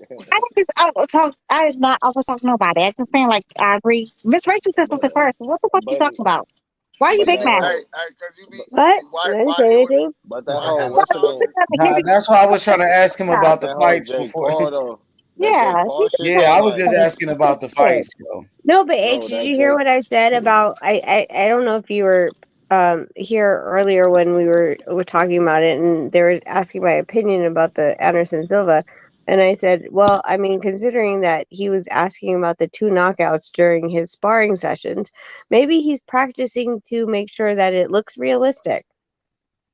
Yeah, I heard you, but Jake Paul, he been knocking people out. He knocked out Tyron Woodley. He knocked out Nate Robinson. But all Anderson right, Silva, know how to box. yeah, and I that nigga. don't think no chick big enough to be on the highlight reel, bro. Cause he knocking their ass out. So No, yeah, when he did the Tyron Woodley one, like the freaking memes that came up of like Simba like on top of him, like, Dad, wake up. It's like I was like, this is fucked up. This is so bad. You guys can't be doing this. I'm Yo, not gonna Rich, lie, bro. That what you nigga gonna do Anderson with that? Silva, Who you got? You got Jake? hell no, that nigga Anderson fine. Silva can really box, bro. Like Hey, and he can, he should. Anderson Silva is gonna be an actor during that whole ordeal. I'ma know though. I'ma know instantly if he playing. If he playing, I'ma know because I just watched him box and that nigga know how to box. So if he in there playing around, if it look like he trying to, you feel me, Watch, he's gonna do that. he done sell been knocked himself, out then before. no, He I done know been he knocked been out knocked before. out, So bro. But Jake Paul don't fight good enough to knock him Yeah, out, bro. Jake That Paul nigga, not a real fighter for real. Like he's, you know what I mean? Anderson Silva know how to box, and he could box for 8 rounds. Jake Paul could get tired. He could get like, exhausted. You never know. Well, so H, I don't know who who the is? other guy was, but he was saying that, Anderson, like, he boxes and stuff like that, and he got knocked out before. Yeah, he got knocked out before, but I mean, literally, Jake Paul's, like, chin hasn't really been tested either. So it's not like just because you got hit at the right place at the right time, um, properly placed does not mean that that's always going to be suspect. There's always going to be that one perfect punch, and I don't feel like Jake has that, like hey, that accuracy.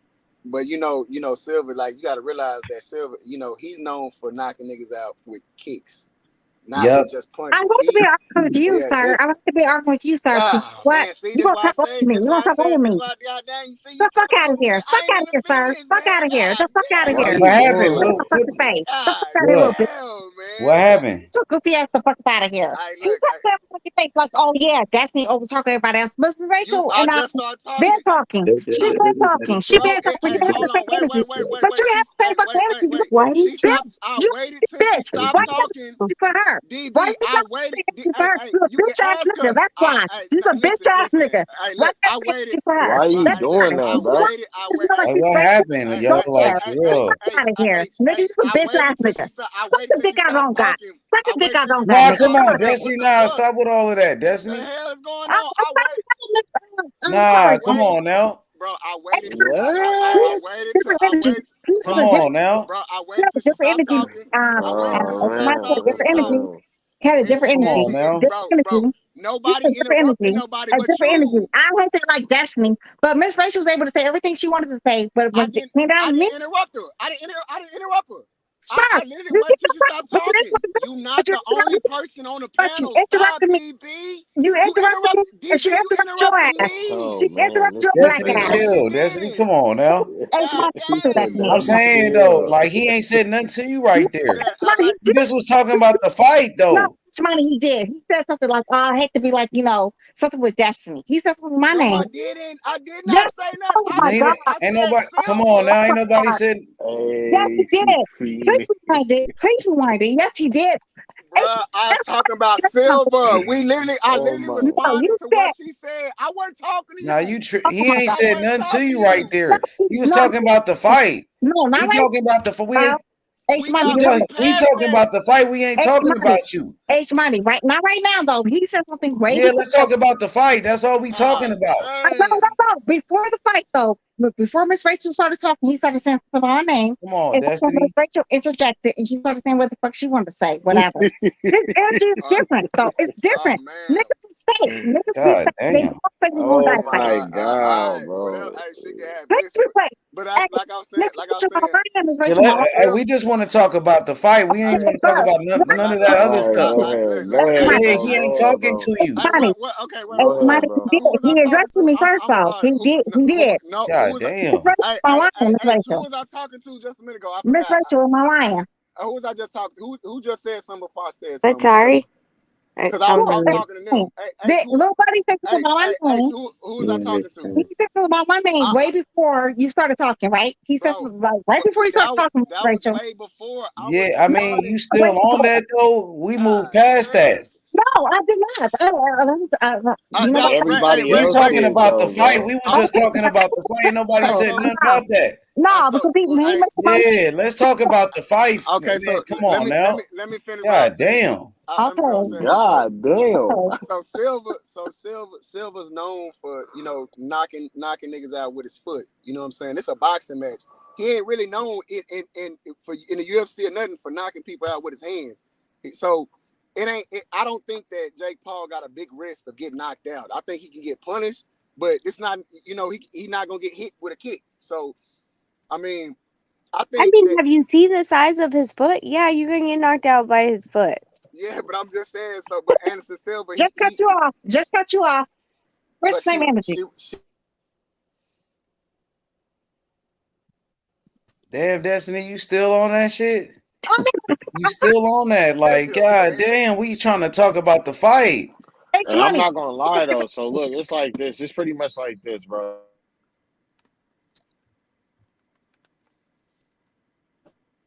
Is it me? I can't hear you, bro. Nah, that ain't Okay, I thought it was by me. far, bro. Jake Paul has never fought anybody as good as Anderson Silva is at boxing, nor has he ever fought anybody as good as Anderson Silva has beaten up in boxing, bro. Within the last year. I'm not gonna lie, this nigga's fought a former world champ within the last year, bro. Julio Cesar Chavez Jr., although we don't think he's too much of shit in terms of the elite of boxing, but he's way better than Tyron Woodley, Ben Askren, Nate Robinson, and them niggas, bro. He's actually a world championship boxer. Another thing is that this nigga Jake Paul has been fighting 2-minute rounds like the women be fighting, bro. This nigga Anderson Silva has been fighting 3-minute rounds, bro. It's not even a fucking difference. But we can't criticize. We don't criticize. We can't criticize that because Deontay Wilder is a knockout artist. He ain't the most skilled boxer, and when it comes to that sleeper, it is what it is, bro. It don't matter who's in front of you. Anybody can get it. Anybody can go to sleep. Anybody can take some NyQuil.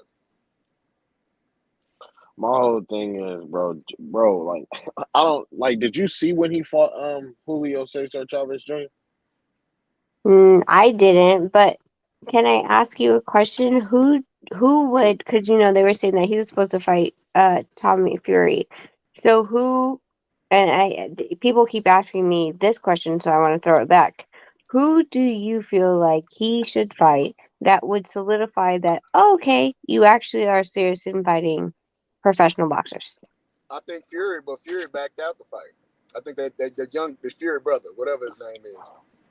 No, but Fury, you're talking about he couldn't. He got sanctioned to not come back here because of the kidnapping stuff. He needs to fight. He needs to start fighting 3-minute rounds, bro. He's fighting 2-minute rounds, but he is fighting 8 rounds though. But it's 2 minutes, bro. Like, are you a woman boxer, finna be at the championship level, or are you a prospect in men's boxing? What are you? But can I ask you a question? Is it entertaining or not, though? I'm not gonna lie. This fight, bro. If Anderson Silva don't straight up serve him, then it's fake. I'm not gonna lie. I never believe in nothing that Jake has ever done. Nah, If you just got you got to believe in Jake Paul after that. If he beat him, you gonna be a believer. You gonna give him his credit this time, Rich? It depends. No conspiracies, Rich. Ain't nothing fixed. No, it's a fight, my nigga. Nah. Yeah. Gotta give him his credit, bro. That Ben Askren shit look goofy as hell, nigga. What about Nate Robinson? What about Nate Robinson? That Nate Robinson shit. Nate Robinson, that He might got have been knocked out. He got knocked that out, nigga. that might have been real. Yeah, that might have been real, bro. That Ben Askren Right. shit, fuck no, bro. Like Hey, that that, shit that was shit fake. tomorrow is gonna be real too. It's gonna be real. No, but Anderson Silva's gonna serve, bro. I'm not gonna lie. When he fought Julio Cesar Chavez Jr., bro, that nigga outboxed the shit out of him, bro. Had his father in there distraught, bro. His father was hella disappointed, bro. Anderson Silva was so comfortable in the ring fighting his former world champion, bro. He's not Yeah, elite, but bro. he But like this nigga 50 was now most. though. He almost Look, 50. No, he is not. Cesar Chavez Jr. No, I'm talking about Silva. He almost 50. Bro, but he fought Chavez Jr. like last year. It doesn't matter. What are you talking about? Jake Paul gonna knock him out. That's what I'm talking about. Right after that, Jake Paul gonna knock him out, my nigga. That's what I'm talking about. He knocked out the super weak nigga right after that in like one round, bro. You know, they said he got knocked out 2 times in sparring, like leading up to this fight. I still don't care. He said he got knocked out 2 times, bro. Jake Paul is not. Jake Paul, like he's a good fighter in terms of niggas that have never boxed before, bro. But that nigga Anderson Silva should beat the shit out that nigga. Hey, bro, but you got a lot of fighters saying that he the real deal. You got a lot of professional fighters saying he the real deal, bro. So I mean, I don't know. Mm-hmm. Exactly. Nothing about Jake Paul looked like the real deal to me when he was fighting Tyron Woodley, bro. He looked like he would beat up anybody who don't really box, bro. Like who's never boxed before. Like you like Blueface versus Jake Paul, like that. I like to see that, bro. Like that'd be like Jake Paul, like you said, he kind of entertaining, bro. But exactly. So you like him a little bit. So you do kind of like him. No, he but entertain you. I'm asking, does he entertain you? Hey, but let me say, I'm not buying the fight. I'm asking you, Rich. Are you entertained by Jake Paul? What'd you say? I'm not buying it. I'm just asking, does he entertain you, bro? That's all I'm asking. No, but look. You said he's entertaining. You just said he was entertaining. If he fight Blueface, if he fight Blueface, I'll buy that. But look, I ain't gonna lie. What I do like about Jake Paul is that nigga, what's the name? What you talking about? What are you talking about, bro? Like, if you high on that nigga Jake Paul, then you high on him. I'm just not high on him in terms of Rich. I love you to death, Rich, but why Blueface Rich? Why Blueface Rich? Please tell me why. Because I didn't seen Blueface work out, and it looks like the nigga beat anybody up who's never boxed. No, he be like Krishan. He walks around with a permanent black eye because of her crazy ass. Bro, first of all, bro, what would he look like if he was just walking around beating a bitch up, bro? Like, you sound silly, bro. You know what? I agree with you, but you know what? No. Okay, all right. Everybody knows that if that nigga wanted to, he can beat her ass. But what type of man would he be if he had just be beating her ass? But what kind of man walks around with a permanent black eye, though? Honestly, I don't expect no man to take that kind of It abuse. is what it is, Destiny. But that's not even what we talking about, bro. You think that's like cool? I said, I got Blueface and Jake Paul, right? That's crazy. They is niggas that's who crazy like as fuck. they just started boxing, right? Hey, Miss Rachel and Norito. Miss Rachel Norito. I ain't gonna lie. What's wrong with you, bro? Hold on, Miss Rachel Norito. Y'all think it's okay for a woman to just punch a nigga in his face all day, every day? So he Did can I walk say around that was okay, bro? No, she needs to punch her ass back, though. Honestly, Did I say I allow that shit? Like, what we talking about, bro? No, I'm saying though, that kind of lady. I keep telling my little brother the same thing. I wish she would punch her ass back one good time. But I ain't gonna lie, like that just be the traits of like. Hell nah, Destiny. You don't tell no man to hit a woman. Nah, fuck that. Smarty, nah. We don't condone that. Talking men and shit nah, like don't that. hit no. I ain't never gonna hit no woman no matter what. Bro. She really. I'm just saying, like, nah, Destiny. But you saying he should hit a woman? No, because you have to see what she do to him. Like she really be punching this man. She really was following him around. Yeah, but I ain't gonna tell him to hit a woman though. In public, like she wouldn't be calling them. Yeah, let's get back to boxing though. Back to boxing, but hey, bro, I would say this. You know, you got to realize that this is the beginning of his career. You know, in most people's career, except for like Morrell, it ain't too many people that start off their career having 7-8 fights and they fighting somebody's. Morrell is the exception. I'll just say that. Every other fights, bro, they fighting nobody's. At least he's fighting some. It's a celebrity match. So like it's people that you know You know what I'm saying? His fight. So he making money early in his career instead of, you know what I'm saying, him having to taking a slow route. He's actually skipping skipping a lot of shit doing what he doing. Facts are facts. I agree with that. So I'm not hating on, bro. First of all, I like what Jake Paul do in terms of showcasing talent to the world type shit. Like I say, he got Shadeja Green finna be on the card, and I think she finna be big in women's boxing starting off tomorrow type shit on this Jake Paul. You feel me? For real, Rich. Like, She good though, Rich. Bro, she nice as hell, bro. Like, she box like a nigga. Like, you feel me? She be on her dyke shit. She nice as hell. I ain't gonna lie. She'll give good work to both of them, Clarissa and what's her name? Nah, she can't fuck with Clarissa. I ain't gonna lie. She Hell nice, bro. nah. She box like a nigga, bro. Ain't you think like Carissa's a better boxer than like the likes of Baumgartner? Yeah, of course. Baumgartner, I don't know. Like they both got that. You feel me? Like that Midwest, that slick Black American shit. Like that's Yeah, but Shields is way better though. She a 2-time gold medalist, like three-time. Nah, she's more accomplished. She more Yeah, accomplished. she better skills too. It's Monday. I don't agree. I don't agree. I'm gonna tell you why. Yeah, she do got better skills though. Bro, I ain't gonna lie. Baumgartner can really box. But she can't box better than Shields.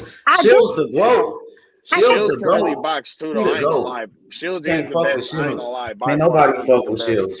Shields I is the think best. Baumgartner actually can. I think she can actually Nah, box. she can't fuck with Shields. Can I tell you why though, H1? I feel like Clarissa Shields like has a better defense. Shields though. is way bigger than her.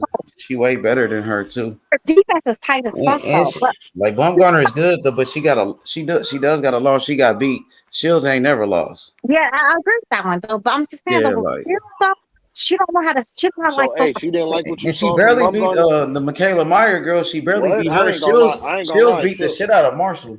I'm not gonna lie. You thought she barely beat her? I thought she beat Michaela Meyer 7-3. Michaela Meyer, a good fighter too, though. But It was she close. obviously, It was a split decision. I didn't think that. No, I know that they scored it that, but they also 7-3. scored Josh Taylor 7-3. beating Category. But yeah, I Yeah, had but Baumgartner that was a beating close her fight too. with Mayer, though. It was close. Oh, Like Mayer did I had her, don't know. you know. Yeah, it was a close fight, bro. It was. I didn't see it as close. I ain't gonna lie. It was close, bro. I mean, it was close by like Shields as fight many wasn't as close at all. Like Shields, 3 All I'm division gonna world say is champion. I had I had Alicia Shields winning. So. winning. But what, Miss Rachel? Well, no, I had Alicia before even the fight started, and I kept saying, I'm like, dude, this girl moves different. I was like, Yeah, it's not like how Michaela's used to. I don't even know, honestly, if you were gonna prepare for Alicia, you literally, for me, you would have had to gotten a guy, a dude, to move with you in the ring the way that Alicia did. And that's what I liked about Alicia. She doesn't fight like, and I said this before, I asked Onino, I'm like, why is it that the girls fight different? The fundamentals of boxing are the fundamentals of boxing.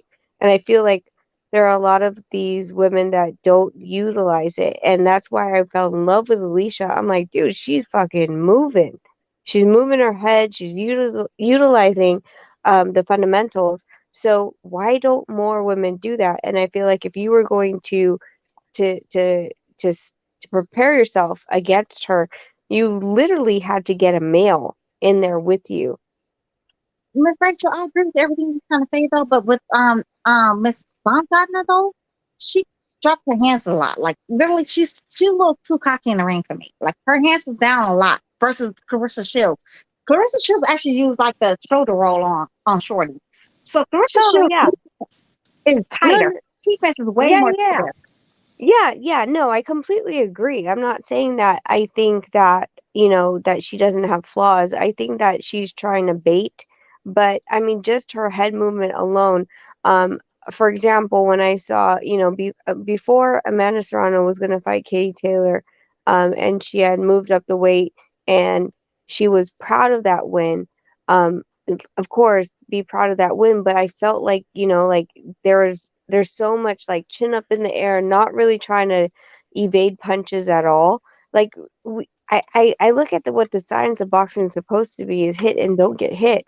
And I feel like a lot of these women have forgotten or were not really cemented into what the foundations of boxing science was supposed to be. I feel like Alicia brought that out more than most of the women do. And of course Clarissa Shields does, and she doesn't just go wing it out, and she has a tighter defense.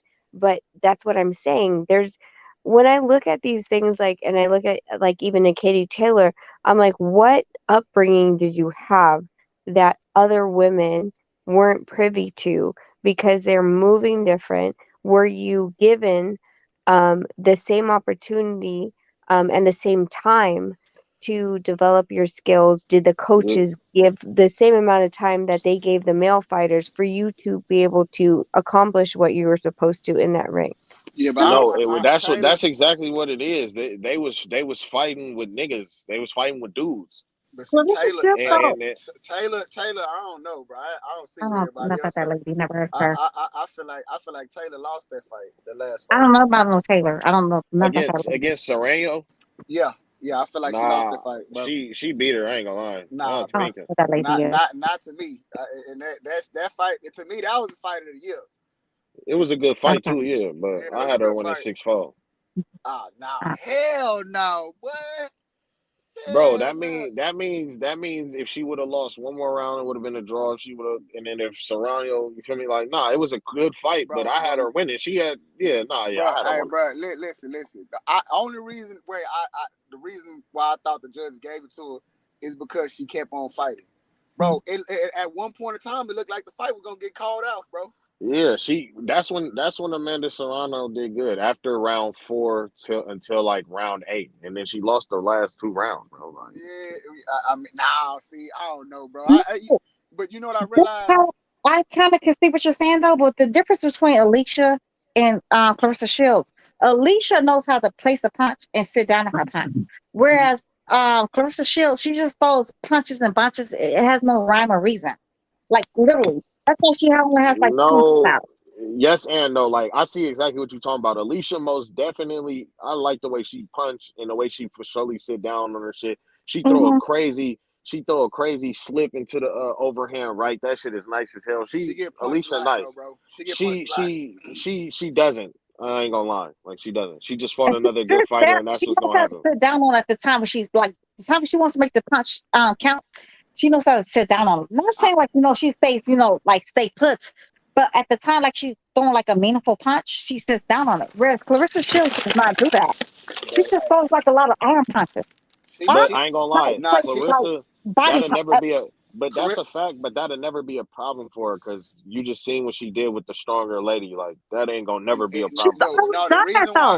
She's always done that. Clarissa Shields always do. That's why she only has 2 knockouts, sir. Yeah, no, but that doesn't matter. She just fought the strongest woman with 10 knockouts, and she still beat her up 7-3. That's not what I'm saying, though, baby. That's not what I'm saying, baby. I'm saying though, like Clarissa Shields she could be that chick. She could even be like beyond better than that chick. She has like great defense. She knows how to do a shoulder roll better than most men. Besides Mayweather. Her defense is mad tight though. When it comes down to her throwing punches though, sir, it just cannot be all arm punches. You cannot have that. Doesn't make sense. The thing about who you got beating her? Listen, the thing about Clarissa Shields is she throw punches in bunches, and that's what makes her. Yeah, that's what makes her effective because like even in the last fight, like the first like 5 rounds, she was throwing so many punches in bunches. Like, it don't matter if she was missing or not, it was effective. It's not. It's not effective though. It's not. No, I'm talking about scoring wise, scoring the fight. Imagine she could fight somebody different. Imagine she's fighting like somebody like a Layla Ali. Just imagine that one, right? She's not fighting a Savannah Marshall. Imagine she's fighting somebody like Layla Ali. All those punching and bunches ain't gonna mean a goddamn thingy. If she's fighting somebody like with real skill, like I'm saying though, Savannah Marshall, like she has that irky jerky kind of weird thingy going on, kind of like Sugar saying Mosley. I mean, that's not style is very. No, Savannah Marshall is very skilled and she's long and she's tall. I had it way closer than what they scored. I ain't gonna lie. Okay, we been up. I argue my brother. I had that fight way closer. Okay, we got it. What did you score? You said something about Baumgardner, Shorty too. Wait, can I say something on the comments? Like there was someone that was like is trying to point out ball out mixed tape, what fire, whatever. What? Anyway, this guy in the comments is Oh, trying to say that Bumgarner was running because she was gassed, and that if she had good defense, why she got hit clean on the chin. Listen, the thing is what I saw that I always saw in Mayer was that she starts to lean in on her punches. She sits on her front foot, and she's right there. And if you were trying to bait her to come into that range and to miss, like that's the way that you do it, is you literally have to take a risk to have her reach in to punch. So I don't know if you don't understand that game plan, but literally what you want, especially a taller fighter, to do is sit on their front foot, lean in a little bit too much over that front foot, and have their chin out. And that was what Alicia was trying to do, was catch her on that on that unevenness of her weight distribution. Yeah, You see, want but to catch them. Yeah, yeah, so it wasn't that she was running. She was the shorter fighter. What do you think that you need someone to do to even out that playing field? You need someone to reach in. but that fight could have went like I can't say that it was effective because that fight could have went oh either my way. God. You know what I'm saying? I don't Like, see how y'all be. I don't see what y'all. How are y'all judging these fights? hey, bro, I'm watching the fight, bro.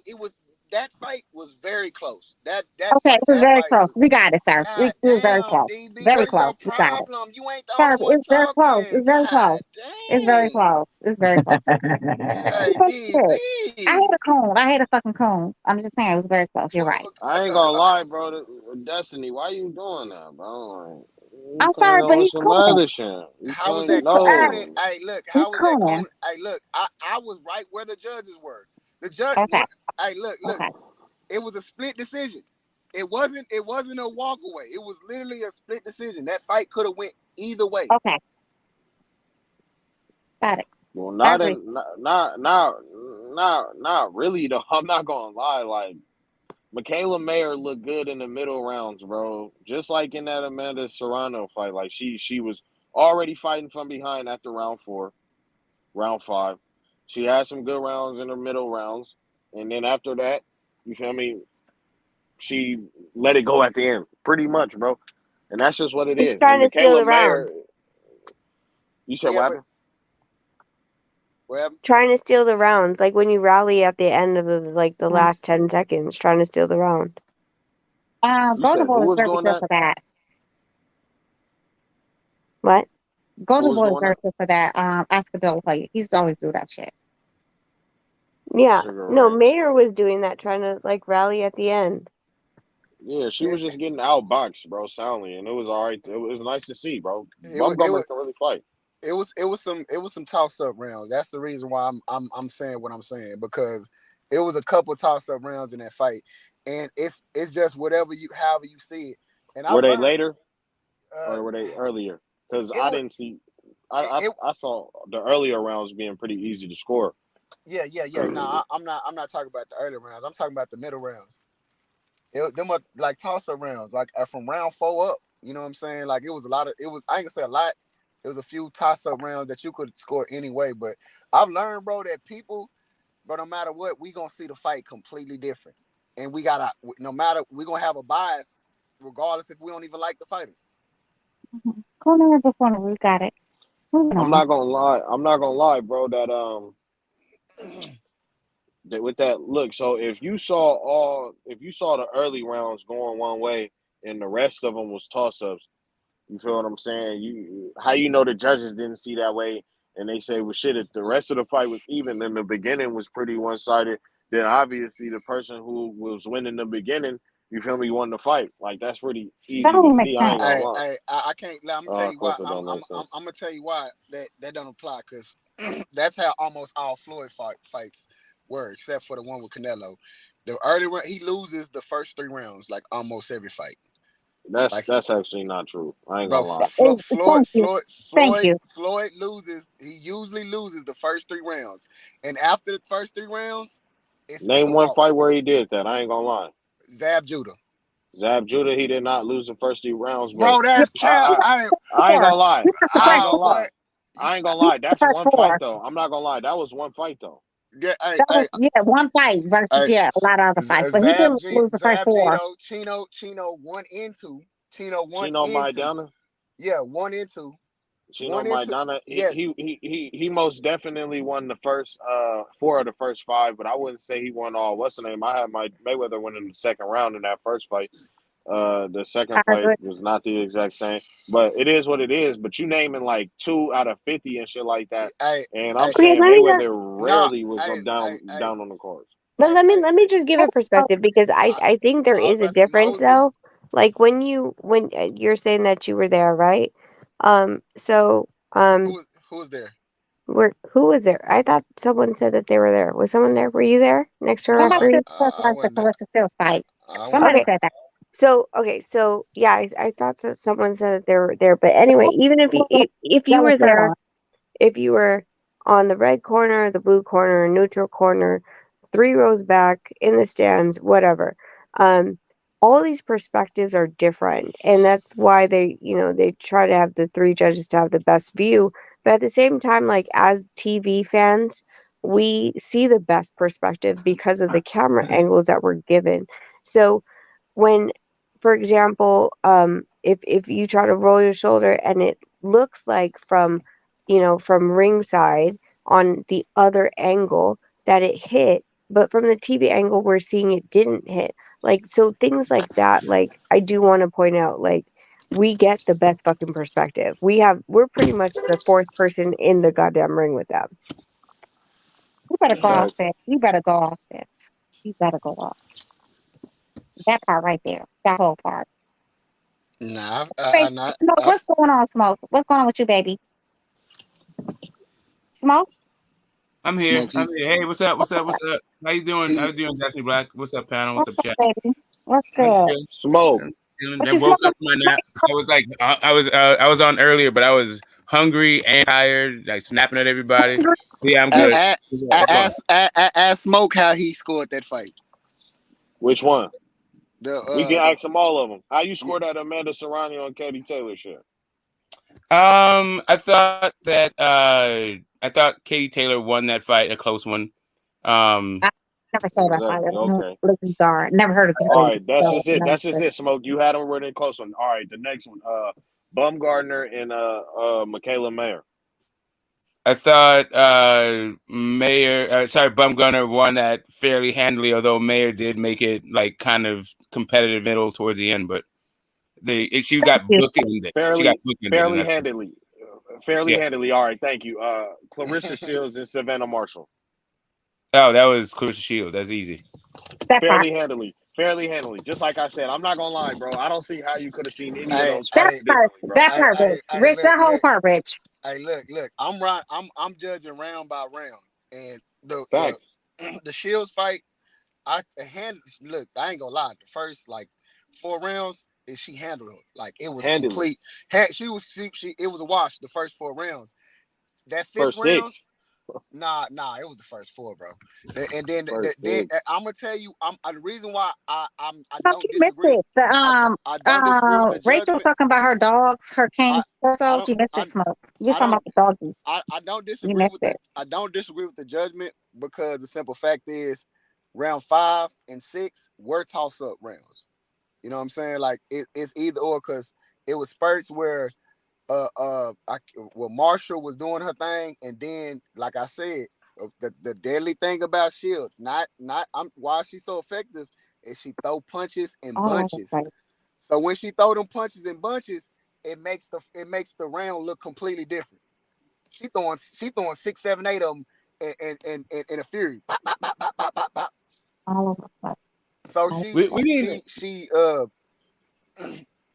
We went from Alicia Baumgartner to Clarissa Shields. I don't even know what we're talking about no more. We need 3 But we're minute talking round. about the women's We need 3 boxing minute period. round. The way you just described that, and I don't remember the woman's name, but when Sugar Hill was over there, you guys were like, turning up, and you had the female champion, the 8-time female champion.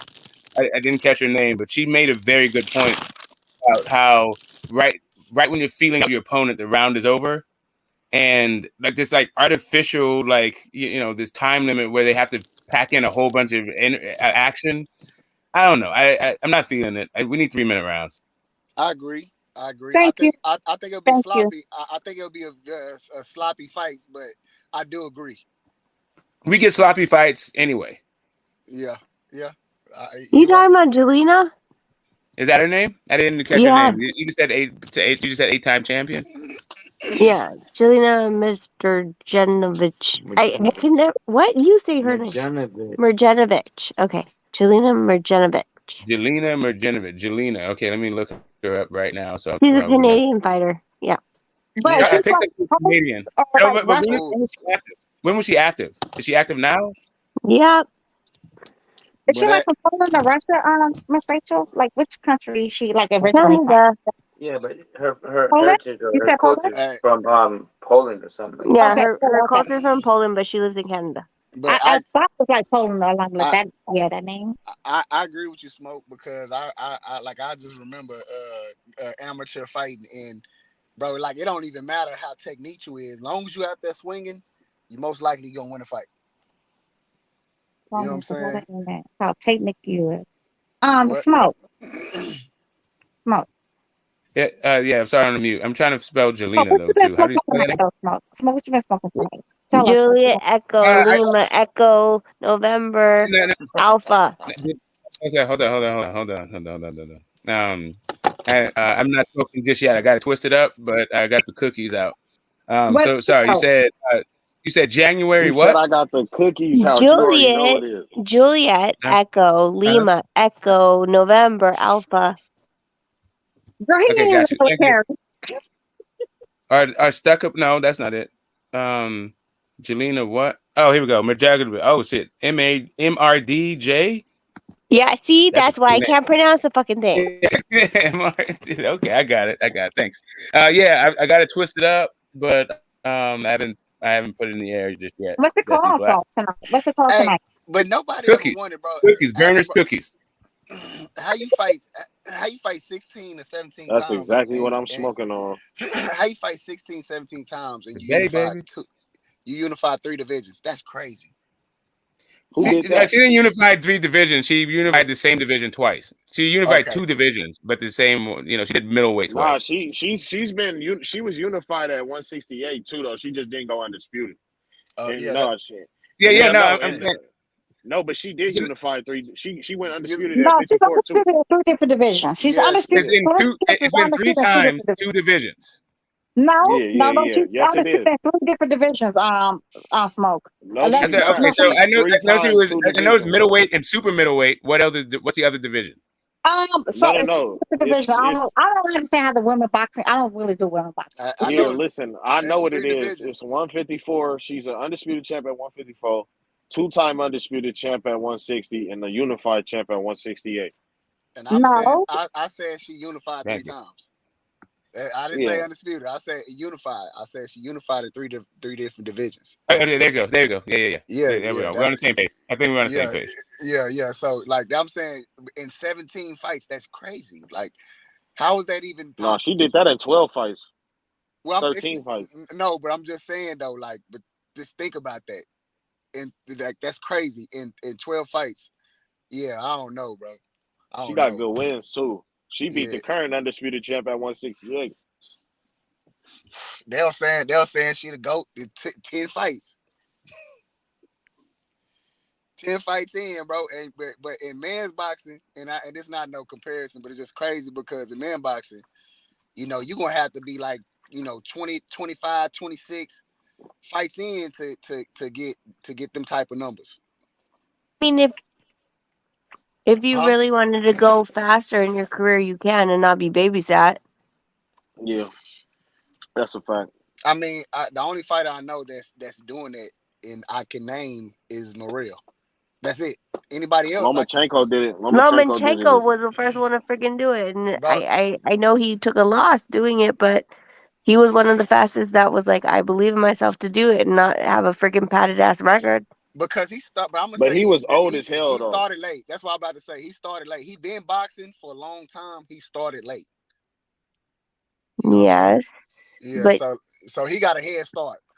He got a head start. What do you mean he got a head start in the pros? Nah, like he just already had fought like way more than just about anybody in the history of boxing anyway. Yeah, he been or recent history for sure.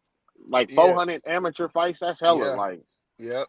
He was been supposed to win them. He was been supposed to win pro. Yeah, But it is what it is. Nobody's saying it. But no, yeah, Lomachenko's the first one to do it. I ain't gonna lie. And Morrell is the second. And I think the next nigga that's gonna be fast tracked, I think it's gonna be Keyshawn Davis. And Keyshawn Davis, because he already fighting. But can we agree that there's so many boxers right now that love to pad their records to make sure that they're fighting someone that's 3-20? 3-20 starting off. That's just what everybody's always done. I ain't gonna lie. Miss Rachel, according to I mean, Loma. I mean, granted, Loma has a lot of experience, but he fought Salido in his second fight. Yeah, he did that. Yeah, no, he he did the not. first one That's to not do true. it. That's not true. No. That's not true. What Loma did was he has like those other fights that you can do, like I think it's like 3 or 4 rounds, but you can count them. You don't have to count them as professional fights. Yeah, like I think like 5 or 6 of those fights, right?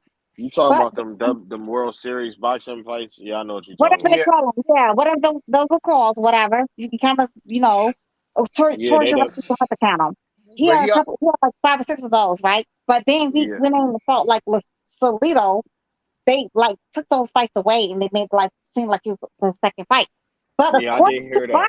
according to Box Record, whatever, Clarissa Shields she became 3 division world champion way faster than any fighter in the world, including male or female. Yeah, but she Oh only got yeah, by 17. She far. only got 17 fights. Male or female, she made 3 division world champion faster than anybody else in the world. You're welcome. But I say this. With Loma already had a name before he went pro. That's why I said. So did Clarissa. So what are you talking about? But And Loma didn't have no name in America. Why are you comparing Name them in like that, America, bro? sir. I'm not. I wasn't comparing them. Shit, I'm just Not talking you. about. I'm You talking to tried it, but you Destiny did ass. try it, Why are bro. you You tried comparing it. them You like tried it, but that, you bro? failed. I wasn't comparing. I was You just did. talking. You did. No, we were just talking about people that had done it Anyway. fast. What are you talking Okay, about? Coon. Okay, Coon. Oh man. But like I was saying, Lomar had a name before he went pro. So like that's why I said he had a head start. He started late. You know what I'm No, saying? but I think the thing is what we were saying is that, you're saying that she became a world champion or undisputed or whatever in how many fights, and it's crazy, and Yeah, you that's don't hear crazy. that in men's. Yeah. But could you? No, I'm not gonna lie. It's no, because women's boxing is way less competitive. First of all, they got way less fighters in every division, and it's way less competitive. No, Only the top because no, boxers what in I'm the saying is division are because really like. Loma was able to do it, and it's because he wasn't afraid of that challenge. Nah, yeah, but no, yeah, I don't think it's possible for a young fighter to come out. See, first of all, Yeah. no young fighter has ever done what he's doing. Only Morrell. But fighters that I think that Morrell. they kind of put themselves in that position because they know that he was getting older, but they know that he got a little bit of experience before that and a little professional-ish type of fight that he's been doing, But I think that they were trying to make him into something, and they know that he could do it, or at least they believe that he could do it. He did it. Yeah, and that's why I said that he already had a name before he went pro. Yeah. He started late, but that gave him a head start because he already had a name. He was already I experienced. didn't even know my camera. You know what I'm saying? A lot of these fighters, they have to build a name, and that's why I say it's different. Morrell, I bring up Morrell because Morrell is unicorn to me because 7 fights, 7 fights, already a champion. That's crazy. But that's what I'm saying. Like, you And he either want to young. pad yeah, but I honestly think that this is like, do you want to protect your fighter, which is most what managers want to do, right? The whole point is having the longevity in the game and having that record look pretty when the opportunity itself presents. Could they do what Morrell did? Yes. I'm gonna give you an example. A easy example why it's hard. Errol Spence was calling out. 4 fights in, was calling out everybody, all of them. He was calling out Keith Thurman in 2016. He was calling out when Keith Thurman was champion. He been before he had any belts. He was calling out these dudes, and he was up in the rise. Everybody knew that he was the future, and nobody would give him that chance. Nobody would give Errol Spence that chance. No, I understand about giving chances, but I think like when you start fighting guys that are actually that have some type of grit and experience instead of fighting someone who has a 3-30. That gives you more of a credibility to be standing in a position than, you know, like than really trying to prove your worth. Like, you come out of the gates and you're like, you know what, that guy has, 6-0. I want him. I don't want the guy that's 3-30. I want the 5-0 guy, because I want to prove my worth. And I think that grit and that risk of saying, yeah, you know what, fuck it, I'm gonna bet on myself. Everyone's gonna say I'm stupid because they want me to have a padded 12-0, but I want my record, when people go back and look at it, to know that I fought quality opponents instead of a padded opponent. You go They to have that. You go to Go ahead. boxing scene, and you look at Errol Spence early records. He wasn't fighting them wash-ups like that. He was fighting them guys, and he was calling out the big guys, and they would not give him. He had the mandatory himself to where he at. Rich, what you smoking on, Rich? So Rich, what are you smoking on, Rich, over there? What are you smoking on, sir? Hey, what you about to say, smoking bro? on Rich, what are you blue smoking on? cookie. Huh? This that blue cookie. This shit, the What's a best blue way. This cookie, Rich? What's a blue blue cookie, cookie. Rich? This shit is the vanilla ice cream of So what that mean? good What What you that dope. what what that you mean, about to Rich? say? Rich, Hey, what that Rich, mean, Rich? What that mean, Rich? what What you does about to a say, blue Rich? cookie mean? So when you say like a blue You about to cookie, respond. mean You you about to can't go respond to me, wrong. bro. You about to so respond to okay, me, bro. what's in it? So what's in it? What make it a blue cookie? Hey, man, Like what do y'all do to come make on, it a let's blue talk about cookie? boxing. What you about to say, Rich? Anyways, what Yeah, to make I it? ain't gonna lie. What I ain't does gonna it? lie. What Wait. does it do? Destiny. You making me Huh? forget my I'm point listening. though.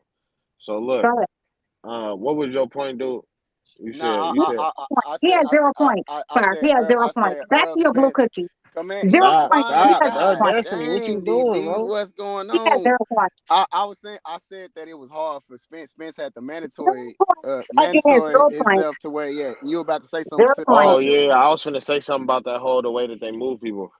I think don't you gotta get Rich, like back to don't you your gotta don't blue cookie. So what is it about the blue cookie? What does make it a blue cookie? don't But This nigga has 0 don't points. He been hey, talking for the last 30 no. minutes. he I think a responding to He me, board. man. been Let him talking for the last talk. 30 minutes. No, he was talking to me initially. You interrupted No, me, he sir. was No, responding to sir. He was talking me. to me, sir. Sir. Hey, bro, You was just talking to Miss Rachel. Sir, you was speak your talking to Miss point, bro. I'm Rachel. listening.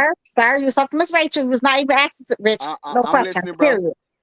You're welcome, sir. I'm listening, Get the bro. hell out of here. Anyways, Rich, what's a blue cookie? Explain to me what's a blue cookie. It's the holy grail of that burner cookie that Smoke was talking about.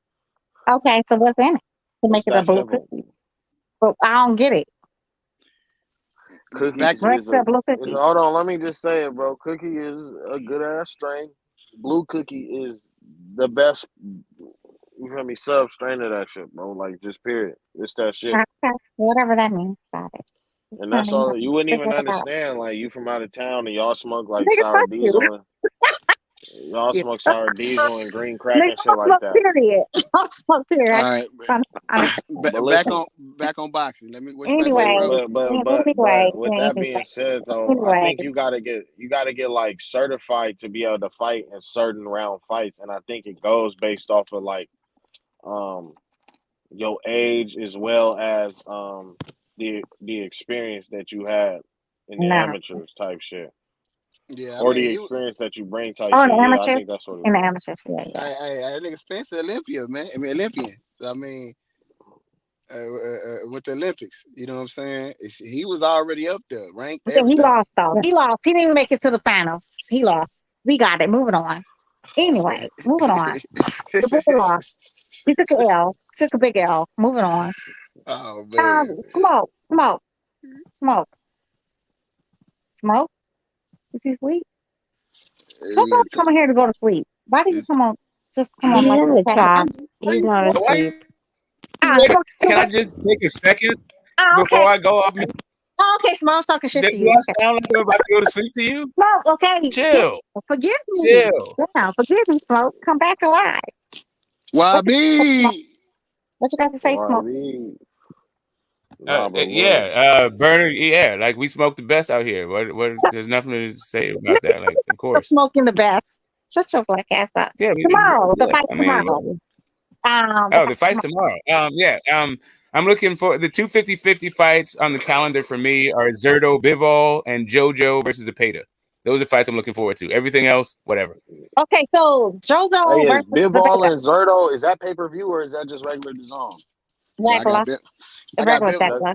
Oh yeah, that's a great one. I got Bivol. I ain't gonna lie. Yeah, I got Bivol. No lie, I ain't gonna. I But can't that's be a front. good fight though. That's a great fight. But yeah, Fuck. and I'm hella looking forward to that fight tomorrow. JoJo and Zepeda. That's a great Yeah, one. JoJo and Zepeda. Smoke. Who you got and why? No, I'm it's a 50-50 for me. I'm leaning towards JoJo just because I feel like, you know, he has the experience. He's been in there with all kinds of guys. I've been watching this dude for, you know, forever. Like, you know, it's been 4 or 5 years. Whereas Zepeda's a little bit newer to me. He's a big dude. He can eat crack. It's a good fight. Okay, so He's a natural lightweight. It's really he's just a natural lightweight, and I think I can see Zepeda moving up, whereas I can't really see JoJo Diaz moving up. You don't think JoJo's big enough to move up to, like, you know, maybe 140? No? I can see 140. I think 140 be like his max. But I can see him move up to 140. I gotta go watch the weigh-in too. I ain't gonna lie. He already came up to one. He already came up from 126, and I don't see how he's gonna get a belt at 130 and 135. I don't even see him being a lightweight champion. So I was gonna move up to 140 and do that. Okay, He can get a belt as long as he ain't gotta fight Shakur Stevenson or Tank Davis or Loma, maybe like or Lomachenko. or He can Devin, get a belt.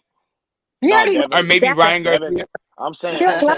Look, see, because look, here's the thing. That nigga JoJo is actually doing all the dirty work at Golden Boy. I ain't gonna lie. That nigga taking all the fights, and that Williams and Pater fight would have been a good what's the name for him. So for Ryan Garcia, and JoJo got this fight. If JoJo win this fight, he for surely can. I can for surely see him winning a belt at 135 when Devin dropped him. But who next for Shakur? He moving up. I don't know who he finna fight, honestly. Lomachenko. I mean, that's even person. If Loma and Devin fight, Shakur is fighting around the same time. He got to fight somebody else. So who that's he what I'm fighting about to say. That's what I was thinking.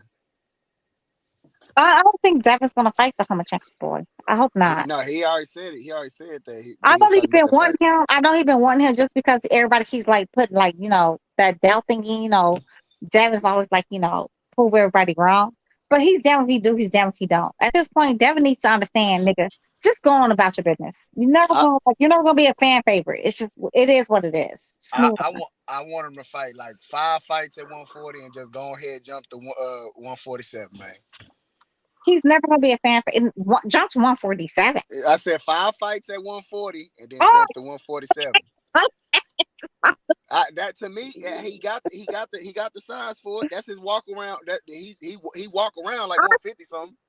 I mean, just to jump to 147 after 5 fights. I don't know about that one, but you know what?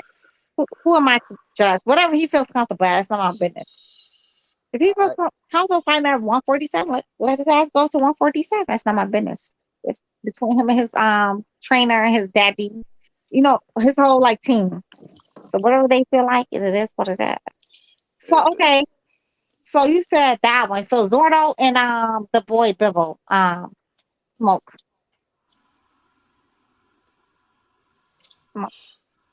Bivol different, bro. That boy skilled, man. I can't even lie. Yeah, that's what I was saying. Those are 250-50 fights. I can't really call them.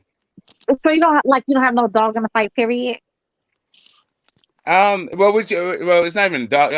Rooting for a guy. I'm probably rooting for. I'm probably rooting for Zerto a little bit, but I like Bivol too. No, I like them both. Both those guys are cool. I like Zerto's personality. I like Zerto's personality, but I like the work that Bivol put in. So what about personality you like above? I mean, Bivol, does he even like really talk that much? He's not really like, he's just a little bit dry. He's a little bit dry. I'm not really a huge fan of his style, but he's good at what he does, and I can't hate on the work that he put in. So it's kind of like he's made me a fan over a long body of work. Whereas Zerto is sort of new to it, but I really like his energy and I like his personality and all that stuff. Like he really won me over, like him as his character kind of stuff. I like both of them, and the contrasting styles and all that stuff. One would think that Bivol should have the edge because he's way more polished, but Zerto is he's big as shit. Can take a punch and throws a ton of shots. So Yeah, I'm looking forward. I think it's going to be an entertaining fight. I think it's going to be the most entertaining fight that Zerto's ever. That Bivol ever had. Do you think it's gonna be more entertaining than versus him and the Simmons boy? Yeah, that wasn't really that entertaining for me. It was very much one-sided, huh? It wasn't so much one-sided. It was just that like Canelo didn't have enough success for me to be like, no. I thought. See, here's the thing. I thought Canelo was winning rounds, but I don't think he was like really beating Bivol in the rounds he was winning. I think that he was just like one-sided. Just say it was one-sided. But I don't think it was. I don't think it was one-sided. I'm telling you why I'm saying this. Yeah, Like Canelo had his moments in that fight. I mean, yeah, but 2 rounds. Yeah, he was really good for 2 well, rounds. I thought he got. So I gave him 3 rounds. Was it? I think I gave him 3, but I could see how I could give him 4.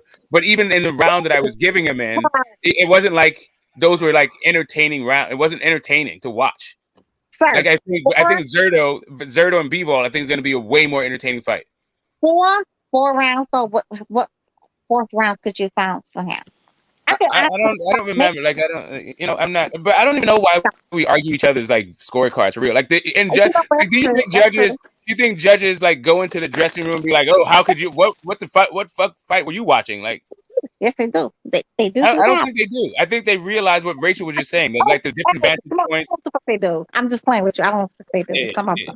I was saying the same thing. I was saying the same thing earlier, bro. Like I've came to realize that we all see different things, bro. And like sometimes we got a personal bias. It's just an unintentional bias when we're watching a fight. It's like that. But nobody's talking about 4 rounds, though. Smoke know that too.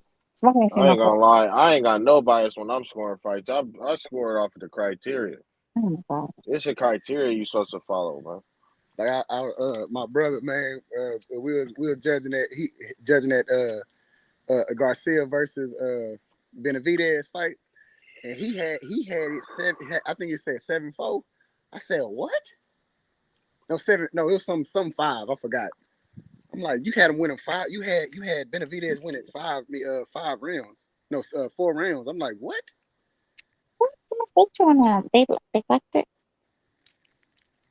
Bye, Miss Rachel, y'all. Yeah, man. Smoke, you know, random lady off Smoke. Nah, yeah, I had Danny serving the shit out of David, man. Yeah, bro. It was a walk, bro. Yeah, I think kind of yeah. How did I run Rachel off? I didn't even say anything. I'm just glad. Smoke, you know I'm fucking with you. Yeah, you know like, I'm fucking I with you. can't tell. Listen, I'm talking about Smoke know who I'm talking to. I want to make sure, you know. And also, what happened to Rachel? Like, I'm not trying to run Rachel off. You don't ran Rachel off, Smoke. You know it's all your fault. It's always all your fault. She was gonna give me a damn cane Corso. Now that you done came on here, I'm not gonna get a cane Corso because of you, Smoke. Fuck you. I was gonna get a whole puppy. Now I can't get one because of you, Smoke. So I blame you, Smoke. So you gotta buy me a cane Corso, Smoke. You better buy. Hey, Smoke, who you think the reason why it's starting to become a star with the Ryan and Tank? Oh God. You hear me, Smoke? Smoke. Yeah, I can hear you, man. I've been talking about how that fight's not gonna happen forever. I mean, what do you need for me to say outside of Oscar De La Hoya has no inventory out there, and he's not gonna risk his cash cow in the middle of his contract?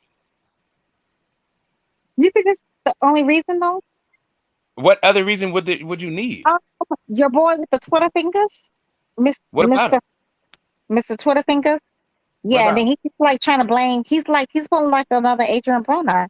Everything is like somebody else's fault, but his. You know, yeah, he's doing like a whole bunch of weird stuff. So he's a weirdo. It's not just like the Oscar De La Hoya man. It's also the little widow too. Cats is mad weird. I ain't gonna lie, man. My nigga Ryan Garcia, he a beast. I agree. Yeah, Ryan a beast. He pulling up 135 pounders to 140 and shit. Right. Hey, you heard you heard what Haney said. And Haney got experience with the boy. So Haney was like, yeah, man, I got Ryan in that fight. And so here's the thing. Regardless of how you feel about Tank, I don't think that you think Ryan Garcia beats Tank Davis, regardless of his Twitter fingers or not Twitter fingers. You know full well that Tank will knock Ryan Garcia the entire fuck out. So thank you. Look, I'll say this. I'll say this. Yes, there is a highly chance that can happen. But if it's a distance fight, matter of fact, they can knock each other out. I didn't even know why I say that shit, bro. They can knock each other out, man. Both of them got that knockout ability. I'll say that Tank he's very skilled with his counter punches. That's why he's very skilled at knocking people out. Well, whatever you say, I agree with 100% what you said. No matter how we feel about little Tink and his Twitter fingers, it is what it is. And I think Ryan Garcia and his daddy know it too. They been knew it. And no matter what Devin Haney says, Devin Haney know what it is too, though. He's supposed to say that shit. I believe in Haney, man. I believe what he said, man. He fought the dude, man. Sound good. Sound good. He fought him multiple times, man. Sound really good. Sounds excellent. But we been new. They gonna say all kind of stuff. You know what? When Terence Crawford gave his top 5 whatever pound for pound list, he had like somebody random out there above the little Flounder. How would you fight above Flounder, but Flounder, that's the fight you really want? That don't make sense. One of these things is not like the other. But okay, so DB, I didn't get to hear. You know what I'm saying? I guess I don't think I was listening whenever you're talking about it. What do you feel about that Terence Crawford and situation? You know what? I've been on Buzz, so I'm gonna stay on Buzz side. Like, I'm not gonna switch up. I'm not a switch hitter. I'm not a transgender. Yeah, I'm not a transgender. I don't switch up. No, you ain't got to switch. I was just asking. Yeah, I'm gonna stay right there. I'm gonna stand firm with Bud. Like, it is what it is. We already knew, according to Mayweather, even according to the leaked audio from Flounder's own mouth, the fight's not happening until next year, anyways. And what is the problem with this man having a fight this year? I don't understand what's the problem. Why everybody's so in their emotions? Is it because he's making 8 figures? I don't understand why niggas are so emotional. Y'all have nothing to do with these negotiations. Nobody has nothing to do with these grown ass men negotiations. Flounder ain't mad, so why the fuck are y'all mad? Flounder seems like he's very okay. I'm gonna say this. I'm not talking about you specifically. I'm just saying I'm speaking in general, not you specifically. Yeah, I don't understand why niggas are so emotional about another grown ass man's pockets. That's what this grown ass man wants to do. Is what the fuck he can do. Whatever's gonna happen is gonna happen. If it's not gonna happen, it's not gonna happen. Moving on. I'm gonna be honest. I don't care about him fighting somebody else. It's who he's fighting. I mean, I've said this on the Who is supposed to fight? Who is supposed to fight though? He cannot fight nobody on PBC side. You already know he cannot fight nobody on PBC side. On the zone side, let's be real. On the zone side, the one fighter they do have, like that's like a welterweight. He's already like tested positive for steroids or whatever else he got going on. And you already know you already know Bud is already suing Top Rank. And who's even on Top Rank side for the welterweight at this point? Wait. Ortiz tested positive? For he's not with Zone, is he? He's with Golden Boy. He's they second cash cow. Ortiz is with okay. Well, I don't know. But you know what? Bud and them offered him little buddy a fight, and you know what him and his little team said? They're not ready. That they definitely came out with that. They came out with that one. Especially when Ortiz tried to call out little Bud name. So Bud's gonna do what Bud do. They gonna pull up. Yo, his little team said they're not ready. Safety, they said they have to wait 5 or 4 years to fight Boots Ennis. So Ortiz and his little goofy ass crew, they don't want to fight nobody with a pulse, is what they're saying. So let Ortiz and his goofy ass crew do what they do. They gonna do. Again, Bud has no choice to fight, especially at the last minute notice. 6 weeks? Who else is gonna fight in 6 weeks? Let's be realistic. And he's making 10 million. He's making 10 million to fight somebody nobody's really checking on. So, you know what? It could really be a tough fight. We don't even know how, Everybody's always they always they doubt the unexpected, and it's always the unexpected that actually show us more. But you don't believe that. So, You know you don't believe that. no, I do believe that. No, I do believe that. It's always the unexpected ones that always show us more. It's always been that way. It's never been like different. It's usually the unexpected that always show us more. They show us like, you know what? It's because everybody doubts them. I'm gonna show you. So they have to go in there like to prove like 20 times more. Y'all doubting me. Y'all saying like I'm like a bomb. This, and that. Okay, So but it is what it is. I don't give. He's making 8 figures. Something your little flounder has never seen. Flounder's never seen 8 figures in his life. Flounder probably don't know what 8 figures look like. That nigga can't even spell 8 figures. This is how real niggas, bad niggas walk, to 8 figures. Y'all niggas can't even spell 8 figures. Looking ass nigga. Get the fuck out of here. Allegedly, he got like 15 on the fight, but I ain't gonna argue that. But listen, 15 on what fight? but listen, And where? Listen. And where? No, allegedly. No. You I said can't. something. I can't remember which fight it was, but listen. Yeah, we been though. He's never had that though. You look at his net. Yeah, you look at his net gross. He I got a ain't never question. had that. I got a question for you. So if he doesn't fight Spence, who he's gonna fight? He retired. Honestly, Bud ain't got to do it. What are y'all missing?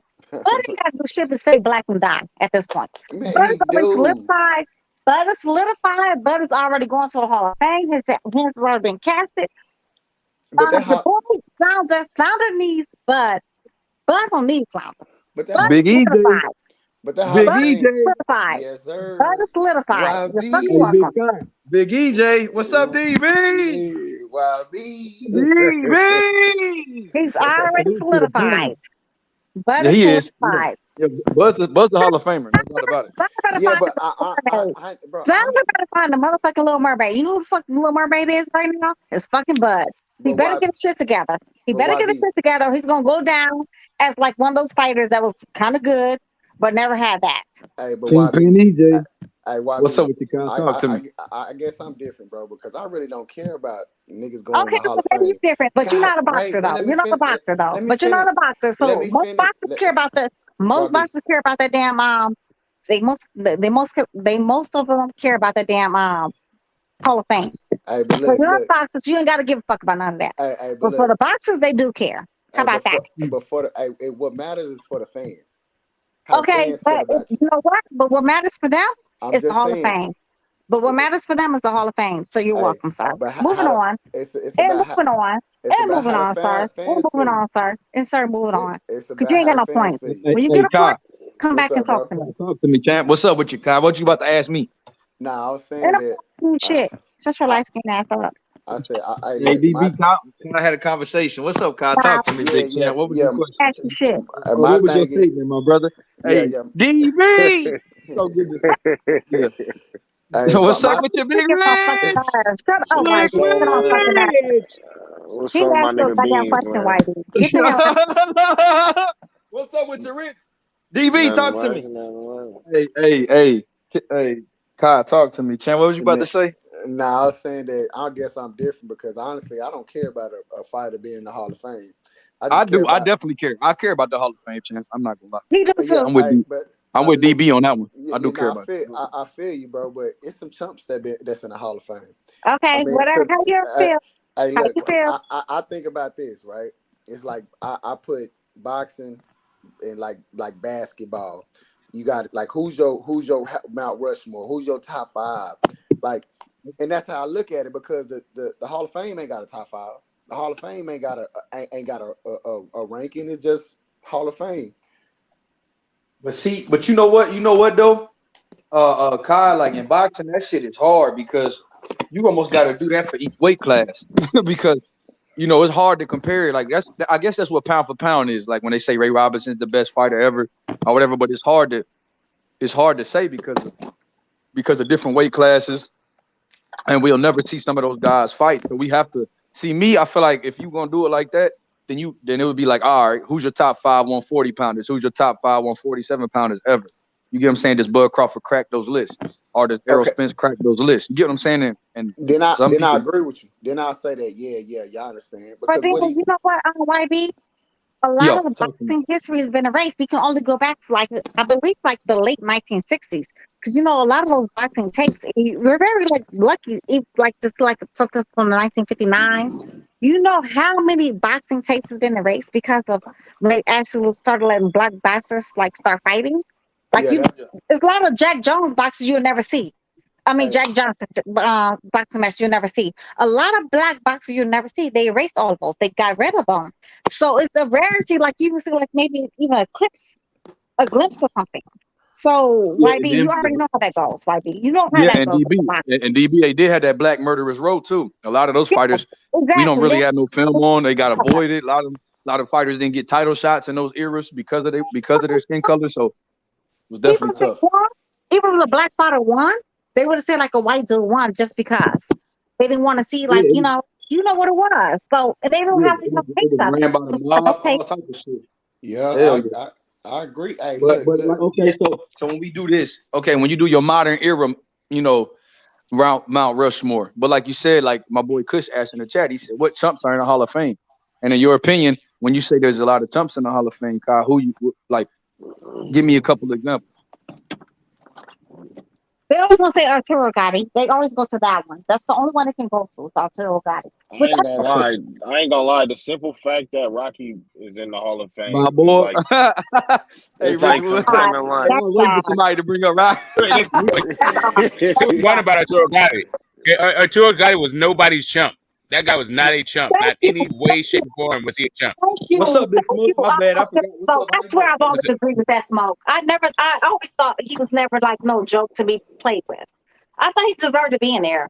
Arturo Gotti put in work. Whether you like the way he fought, I mean, he was a dog. He was a dog for sure. Yeah, I mean, he's got like he's got fights. He's got multiple fights of the year. Comeback fights. He's an exciting bout. I will say that his induction is a little bit weird, but it was like it was coming off of him being killed. That was back when you had to wait 5 years to get in anyway, and he just died. Like I don't know, like it's a weird thing. But being a chump, like that's kind of a stretch. Even if you don't think you should be in there. And you know what, Smoke? Even like you said, he had entertaining fights with Ivan Robinson too. Just coming up, he had great that fights. Ivan Robinson fight was a fucking. I mean, yeah, he lost it, but shit, it was fucking raw. That fight was nice. Even the Matt Brady fight was good. Like the dude was just in good fucking fights. Period. Even the fucking Mayweather fight, it was one sided, but that shit was exciting as fuck. If they had Arturo Gotti is such a tough fighter, so that was such a good thing for Mayweather to beat him. So if he was such a trash ass fighter, then him Mayweather beat him should like never been like a good thing. Like that's like okay. I can respect a top 100. If they had a top 100, I can respect that.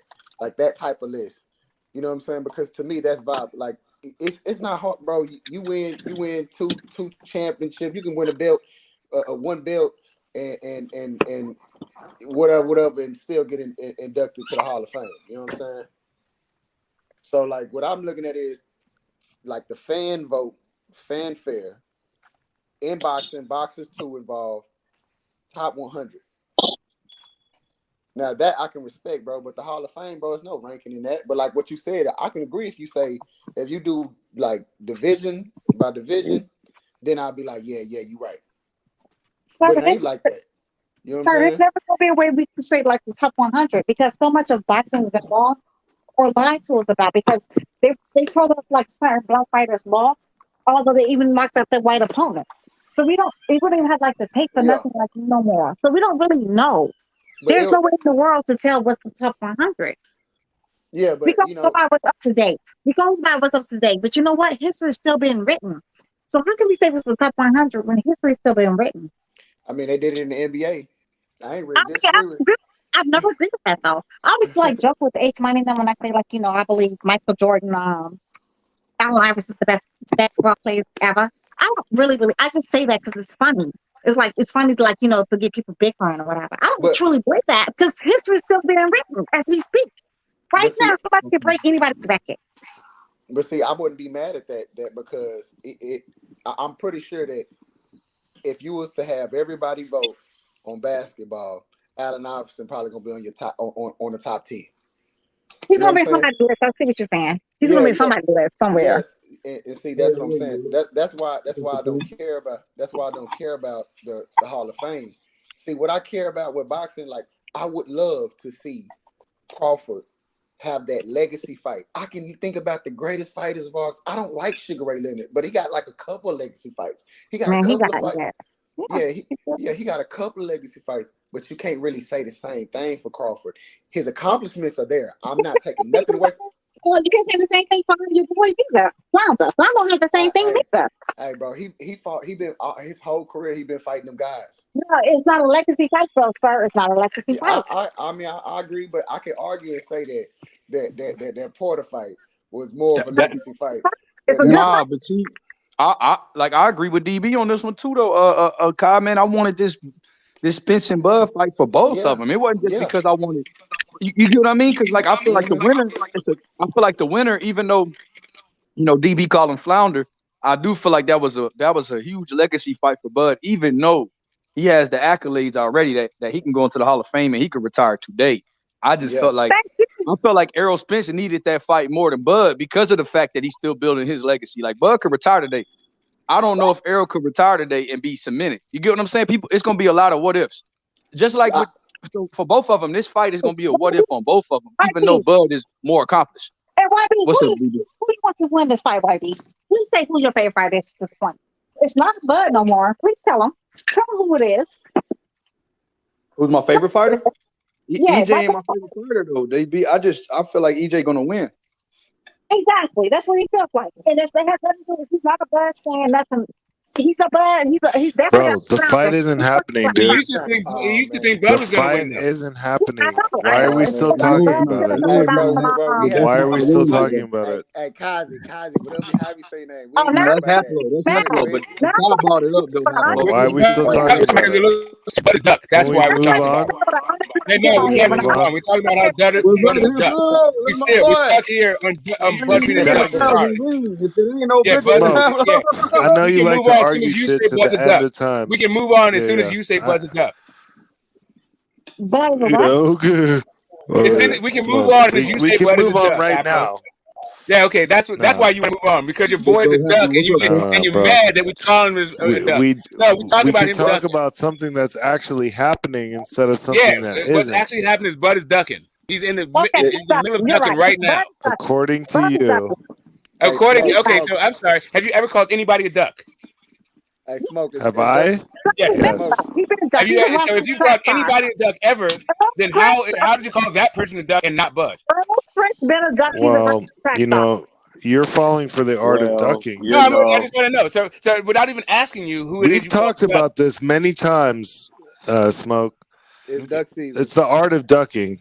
Okay, you make it look like the other guy. Yeah, okay, I get you. That's a pretty good one. That's a good one. I got you. I already know where you're going with it. Cool. Art of ducking. We've been to Errol Spence was a sprinter. We've been to he's a sprinter. That's why his name Errol is Spence ducked many times. Maybe Bud is ducking now, but Spence has ducked plenty. All right. Or Bud has been ducking this entire time and blaming Spence like he's doing right now. No. We already heard Spence say that he was going to take the easy route. We already heard that. He's never ducked out though. of his Bud own never mouth. ducked shit. Bud ain't never ducked shit but a motherfucking a bullet. And he actually took that shit to the head. So you motherfucking moving on. Moving the So fuck yeah, on. Bud ducked the hell out of Errol. And I know, and maybe that's a bullet. Maybe that's the second bullet he done. He's trying. Like, that first bullet Man. Are you guys really on this shit still? He's not trying to go to the hospital. Come on. The fight isn't happening. Hey, It's just not happening.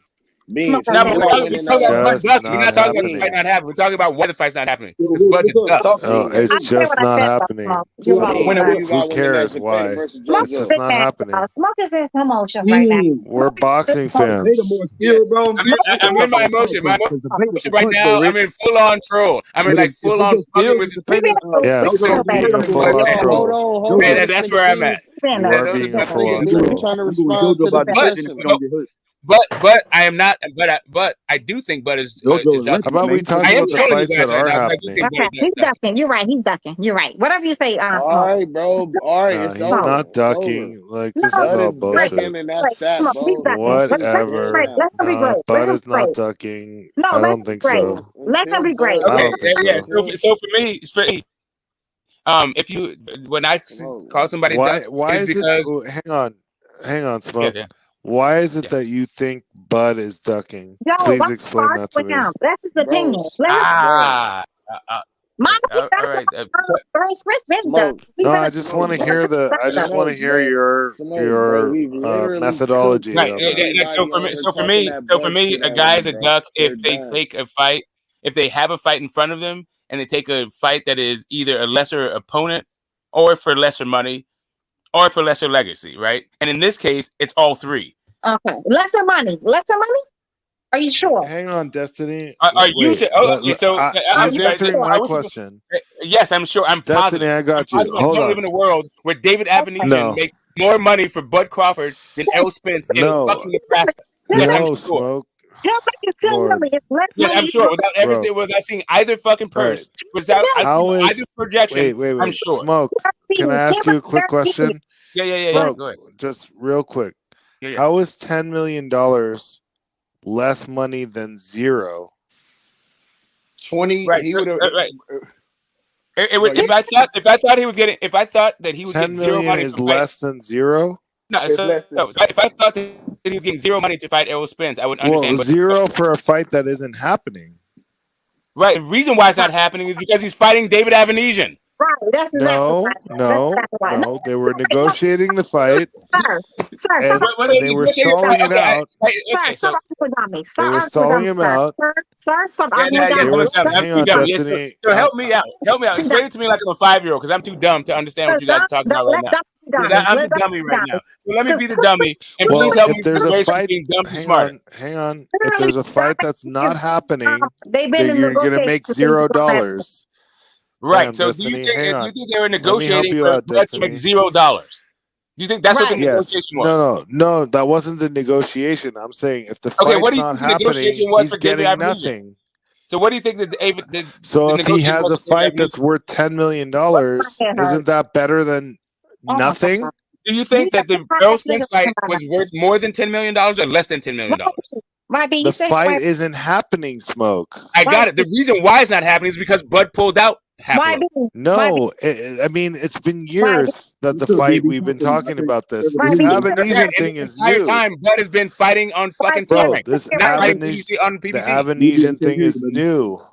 It's You know a what new isn't new thing. though? Bud re-signing with It's Top like Rank when none in of the their last fucking belts were over week there. or so. That wasn't new.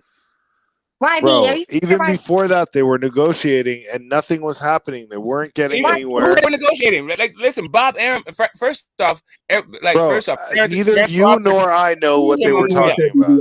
All right, All we know is the fight didn't happen. But we That's also what we know. We also know that Bud sued Bob on the way out the door for not making the fight happen. There was no negotiation for the fight happening. This I negotiated that you said was happening before he left. We also know never happened. that Bob had to pay him $1 million for every fight. Yeah, when it because he didn't never happen. tried to make the fight. DB, what's up? Bro, if you don't think he tried to make that fight rather than pay him $1 million every time that the fight didn't happen, $1 million or try to make the fight. He didn't try to make a fight. He didn't try to do any of that shit. He didn't try to pay him $1 million, and he also didn't try to make the fight. No, he had a deal with Arum where he got $1 million extra every time it didn't happen. He had to sue for it. Arum was not trying to pay him. Smoke. It's all Crawford's fault. Everything that happened is Crawford's fault. The fight's not happening because of Crawford. We got it. Get it, got it good. YB, do you think the boy Lomachenko is ever going to fight like the likes of maybe Shakur Stevenson? We already know like he's never going to fight Devin Haney. What about Shakur Stevenson, YB? YB, you deal with those niggas every day. Is it ever going to happen? Shakur been want to beat Lomachenko. He been want to beat him for him. I think Loma versus Devin is gonna happen. No, I don't think so. YB. Bob Arum said it is. Bro. Hey, Haplo, did you hear what Bob Arum said that Loma might not be ready? I said, what the fuck does he mean by that? Yeah, he didn't know what he meant by that. I said, what the fuck? I don't believe shit Bob Arum ever says. That guy is a fucking dirtbag. Hey, he be trying to coddle and protect his white fighters. He's a good promoter, but he's a dirtbag. He be trying to protect his white I think fighters. Shakur Loma could happen though, DB. I don't know why. But was Pacquiao white? I mean, I don't know. That's kind of a protection for. He has a that's kind of a he has a complexion for protection. generalization. He doesn't necessarily protect his white fighters. I think he protects who he thinks is, you know. I think he protects who he thinks is a moneymaker. Protection, sir. Yes, protection. Anyways, YB, I was talking to YB anyway. Wait, let me say something real quick. So Pacquiao has the complexion for the protection. So why do you think Shakur is going to happen? Why do you think Shakur and Loma would happen? I was about to say something real quick. I was going to say that Josh Taylor, sir. I was talking to YB initially. I want to respond real cut quick. off. No, YB was cut off. I think it's going to happen because I think it's going to happen, DB, because it's going to be a cash out. It's not going to happen next, though. If Devin does move up and he drops the belts, I think Loma's going to win a vacant. Shakur's going to win a vacant. And I think by that time it'll be a big money fight because Shakur's stardom is growing and they have history. So I think they'll try to, put the. But against who though? Who's gonna win a vacant against who? Like who's Shakur gonna beat up to get his vacant the belt? That's a good question. That's a good question because once Devin drops them, all of them gonna be vacant. That's gonna be crazy. That's gonna be crazy. The way top ranked positions their fighters in the WBO in different sanctioning bodies, I think Shakur gonna get a title his first fight if Devin does move up. Can I ask you a real question? I know you're not going to answer it. But Shakur Stevenson, with him, his manager, don't you think like it's going to be a little bit different with him? Make sure his fight is secure. I'm just saying. Yeah, for sure. Hell yeah. Okay. Yeah. No, it's true. Destiny. Like that's why a lot of these fighters sign with them. They're not about to get whipped with a pen. They ain't about to get put in no prison, you know what I'm saying, by contract, because it's not going you're not going to screw over, Jay Prince's fighters. Yes, and him and Bob Arum got a mutual respect, Yeah, some people don't. Yes, and he understands. Some people don't play no games. He understands that the gangster. You gotta respect the nigga game. Yeah. I think he definitely respect him. But look, my thing is, you look at Josh Taylor, bro. Josh Taylor does not deserve the situations he's got, bro. He's not a cash cow. That's why I tell you, Top Rank be protecting they. Bro, he deserves it because he was undisputed. Period. Listen. Think about it, right? How many other fighters are getting have got the opportunities like Josh Taylor has? What opportunity are you talking about? Never mind. You got it, bro. What opportunity is Josh Taylor getting that other fighters aren't? Josh Taylor is Josh Taylor's top ranked best fighter. Really? I'm asking you that. Is he? I don't think so. Okay. One of them. Okay, so listen. How about Tyson Fury? Okay, but listen to me. So he's one of the best fighters. Sir, why? Name other than what Haney I would say he was one of their best fighters. Right now, he's looking like shit. How many fighters in Top Rank has got the opportunities that Josh Taylor has? What opportunities? Fighting Ramirez? Bro, I'm not talking about now. I'm talking about his career. Yeah, I mean, that's who he got the opportunity against. Ramirez. He joined that tournament, though. He joined that same tournament that Regis joined. And that's why they all got a chance to fight each other. They joined the tournament. Yeah, I mean, Just like what are you trying to say? That he got extra privilege or something? The same tournament that Usyk joined. Yeah. I don't see that with Josh Taylor. Honestly, I don't. The only thing I would say is that bro, is that he got a gift against Catterall. That's what I would say. Against Jack Catterall, but what you say? To me, Josh Taylor came out of nowhere. He wasn't even expected to win that tournament. You're right, though. Actually, YB, yeah, nobody's like looking at the little Scottish boy to win anything. No. Remember he fought Barancek, and a lot of people was thinking Barancek was gonna whoop him. Then they thought Regis was gonna fuck him up. Then a lot of people were still picking Jose Ramirez. I thought Jose Ramirez was gonna win that. I picked him. That's what I'm saying. A lot of people were picking Jose Haplo, and so for me, I actually Jose laid an egg in that one. He almost pulled it off, but he got dropped again. Jose, Taylor is excellent at making adjustments, and the adjustments that he makes winning him the fight. That's like what got him undisputed. He was looking amazing up until that Catterall fight, and then he looked like a fucking ass clown. Now, Kai, if you talking about a gift, he definitely he definitely got a gift against Catterall, because I know we was talking about people judging fights differently. That was a draw at best. I don't know how many times. Catterall beat him. Yeah, it wasn't no draw at best. Yeah, it wasn't a draw. I said a draw at best. I had Catterall winning. I had That's how him and the Regis Prograis fight. I feel like Regis Prograis won that fight. Straight up, I don't really see Josh Taylor getting any kind of like extra special treatment except for that Catterall fight. That's the one time I saw it. I'm sorry, what you saying? Like I feel like Regis and Josh Taylor. I want that Regis and Josh Taylor rematch, DB. It's never gonna happen, though. It's never gonna happen. You already know that. He's supposed to be moving up, so I don't know. Regis told me. Regis said he'll go up to 47 for Josh. He was like, "That's the only fight I'll go up for." So Josh Taylor was supposed to move up to 147 like 6 years ago. This nigga still at 140. So I don't understand what's going on here. I think goddamn, DB. He was there 6 years ago. It's fucked up. Yeah, I think he waiting on the situation for. I think he waiting. Hey, YB, I think he waiting on the situation for Terence Crawford and Spence to, you know what I'm saying? Because look, both of them, Spence and Crawford was supposed to move up after this fight, and the belts were gonna be vacant. Hey, so, babe. What? Hey, don't you think, babe? So his best friend will move up right now. While you're making a lot of assumptions, dude. No, both of them said. Wait. Both of these old ass niggas versus like these young ass cats that's about to come up. What's the little buddy name is? Jerome Boost Ennis. I would rather fight these old ass niggas than these young ass cats. Yeah, both of them.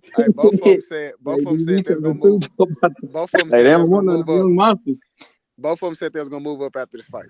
Yeah, and both of them said the fight was happening. And yeah, but I'm much rather move up right now. But the old I don't know why you're believing that bullshit. I much rather fight the old niggas. Yeah, exactly. Both of them said the fight's happening next, and then one guy fucking went out and fought somebody else. Yeah, we're right. That part right there. Anyway, one guy stalled out the negotiation, and the other guy. Hey, DB ain't having no Crawford slander, man. My girl DB never changed. She gonna stay with that. Ain't no Crawford slander. I think DB, every time I get on the panel, that's why you warn me, huh?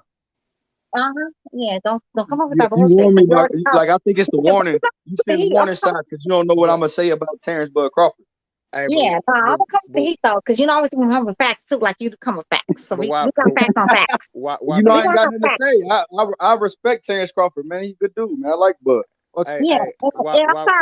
YB is a big Terence Crawford fan. You know how hard it is for me to swallow that my favorite fighter is a duck?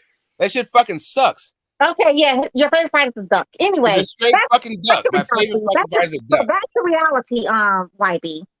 Wait, Errol Spence is your favorite fighter? Yeah, it never has been. Never has been, and is not today. Right, yeah, exactly. Oh, well, why did you just say that then? Because Terence Crawford is my favorite fighter. Still is. Okay. Has been. Errol Spence existed. He's not a duck, bro. YB, back to reality. I'm not going to listen to like fuckery. Anyways, YB, back to reality. What's the reality? Huh? I said, what's the reality? The reality is, what's going on though? Like between, why would Josh Taylor try to like wait until like all the young damn lions move up? Like, they keep coming. We got like the little 18-year-old boy like Ashton Sylvie, like you said, you told me his first name. Like we got all these young bulls. Nigga, move your so why you got the old ass lions up there so we can defeat them niggas. I would never wait. If I was to fight, I would never wait for these young ass bulls to move up. I want to see him fight Russell. No, I'm just saying, like, I was with these young bulls, yo, I would definitely move up. Like, if you gotta fight these old ass niggas, I must rather take my chance with these old ass niggas. I want to see him fight Russell.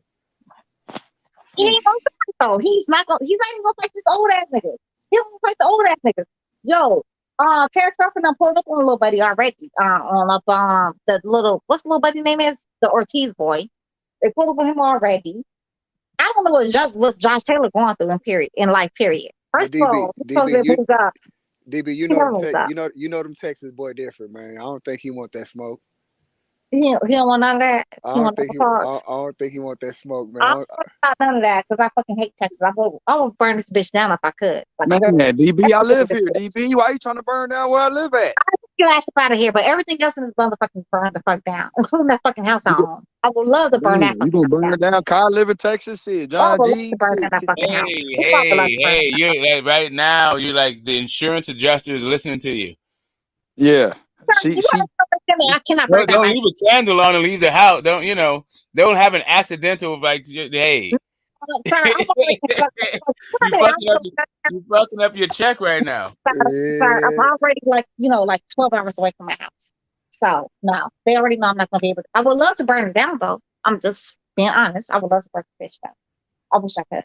Yeah, man, but I could get away with it. If I could burn that shit down and get away with it, I would. Just be honest. I hate that house. I hate Texas. If I could burn down the whole state of Texas, I would.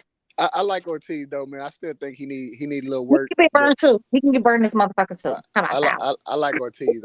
I just think he need a little bit more work on his technique, and I think he'll be that dude, bro.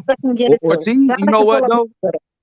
You know what? Ortiz got about 11 less fights than Boots. So I do think that he's still coming up. You know what I mean? I know they're about the same age, but Boots is a little bit more matured in the game, and he's had 30 fights. You get what I'm saying? So he got more fights than EJ. Shit, he active. He's super active. He's active as shit. Yeah, even in amateur, bro, that dude is very active, bro. You can tell he love the sport. Okay, so I get what you're saying though. Even though he's more active, but who is he fought though? As far as being more active, you know what I'm saying? Like for the first, let's say the first 18 to 25.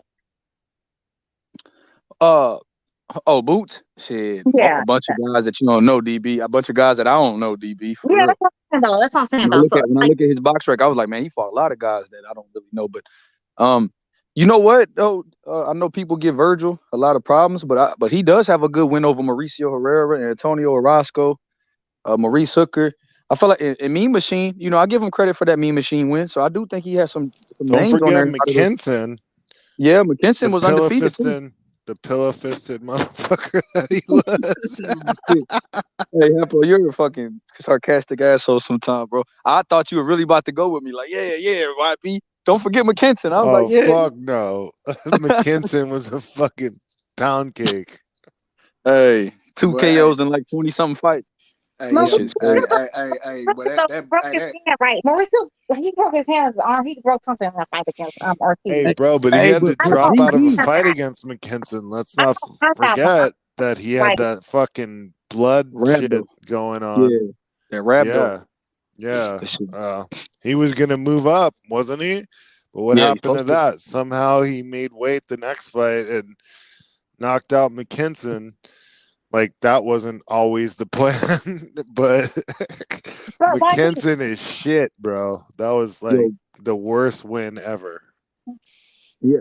Hold on, I got the hiccup. Oh my God. DB, what you say? Got the hiccups. Hold on. Can't hear you. Okay.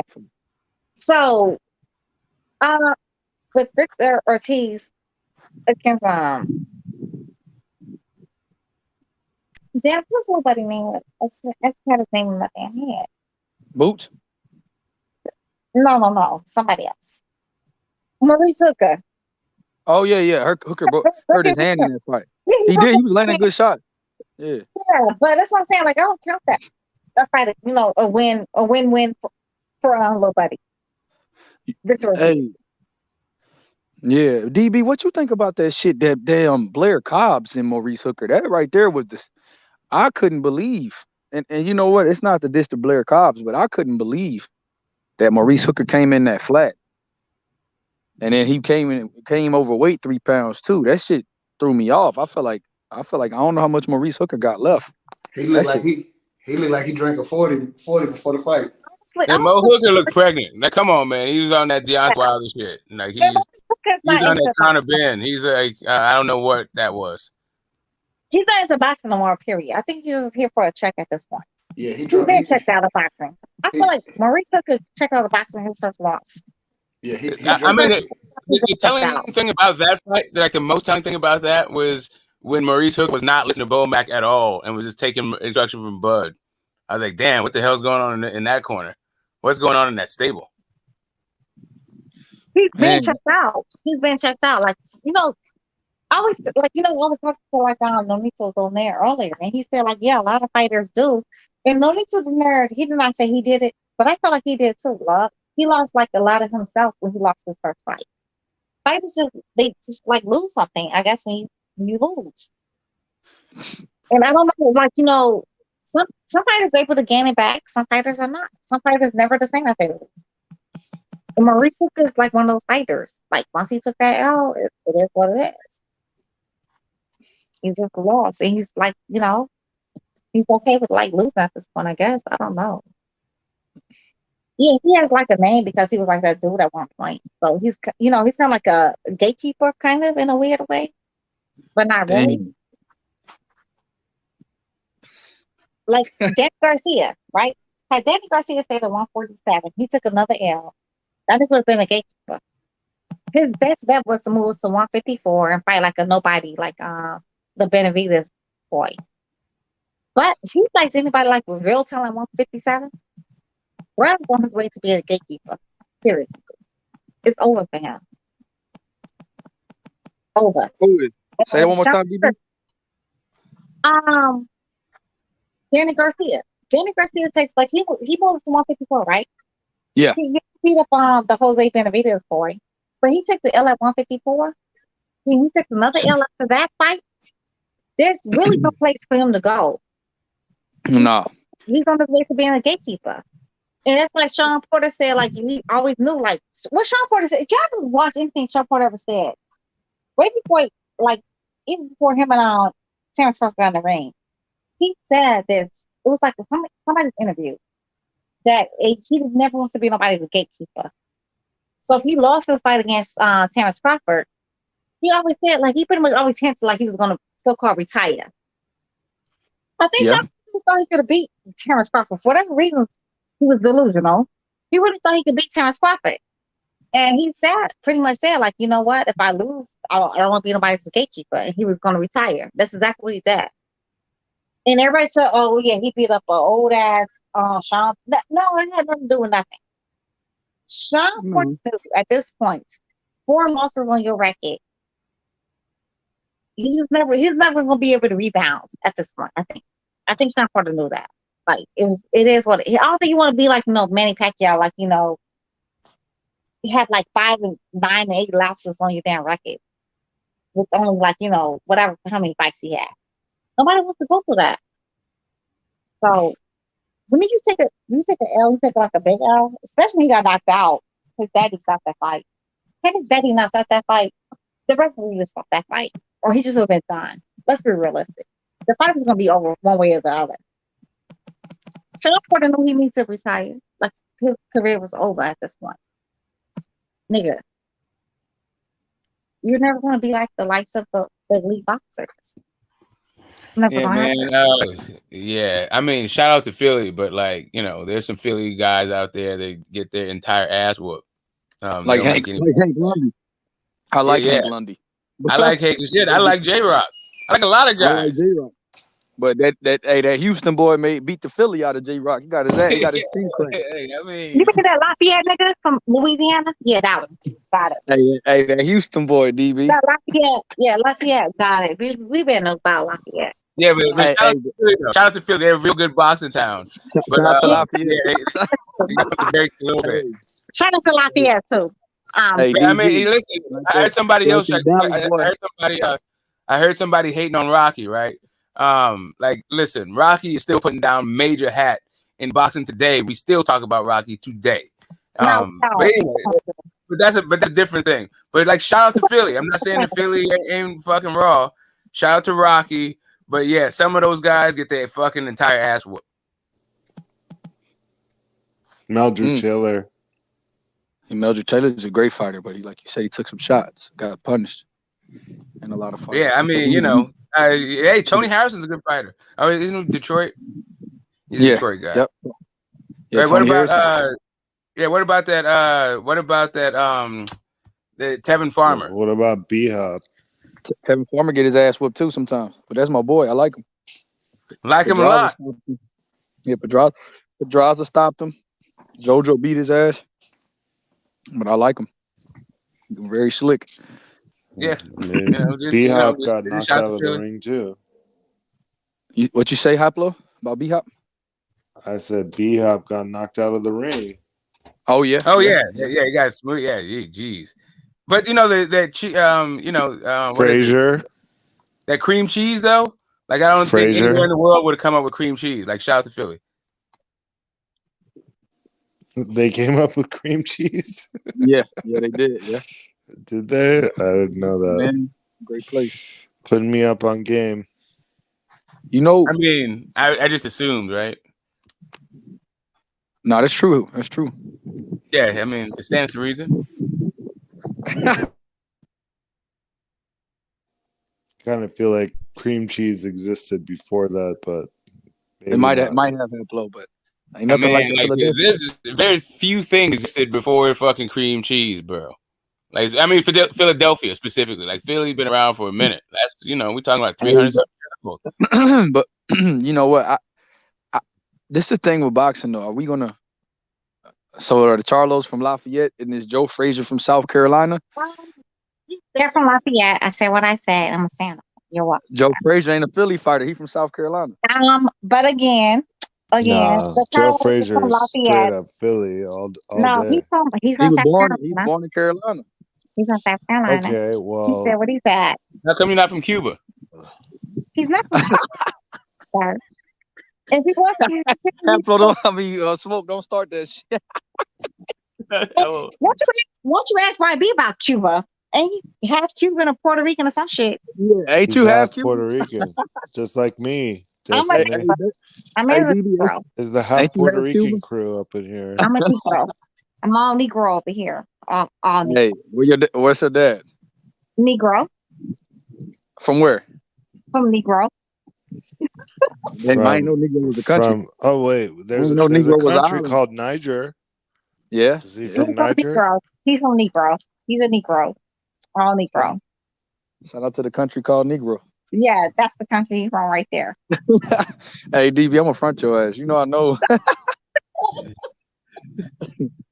he's a black Cuban, but okay, he's still a nigga. He's still a nigga though. Hey, Smoke said that shit too. He said, Smoke be trying to get under your skin. Man, like all this checking birth certificates, like we Donald Trump in here and it's fucking Obama all over the place. Like, stop the shit. Hey, DB checking birth certificates. She said, "We Lafayette. We been new." Hey, so you said so Flounder from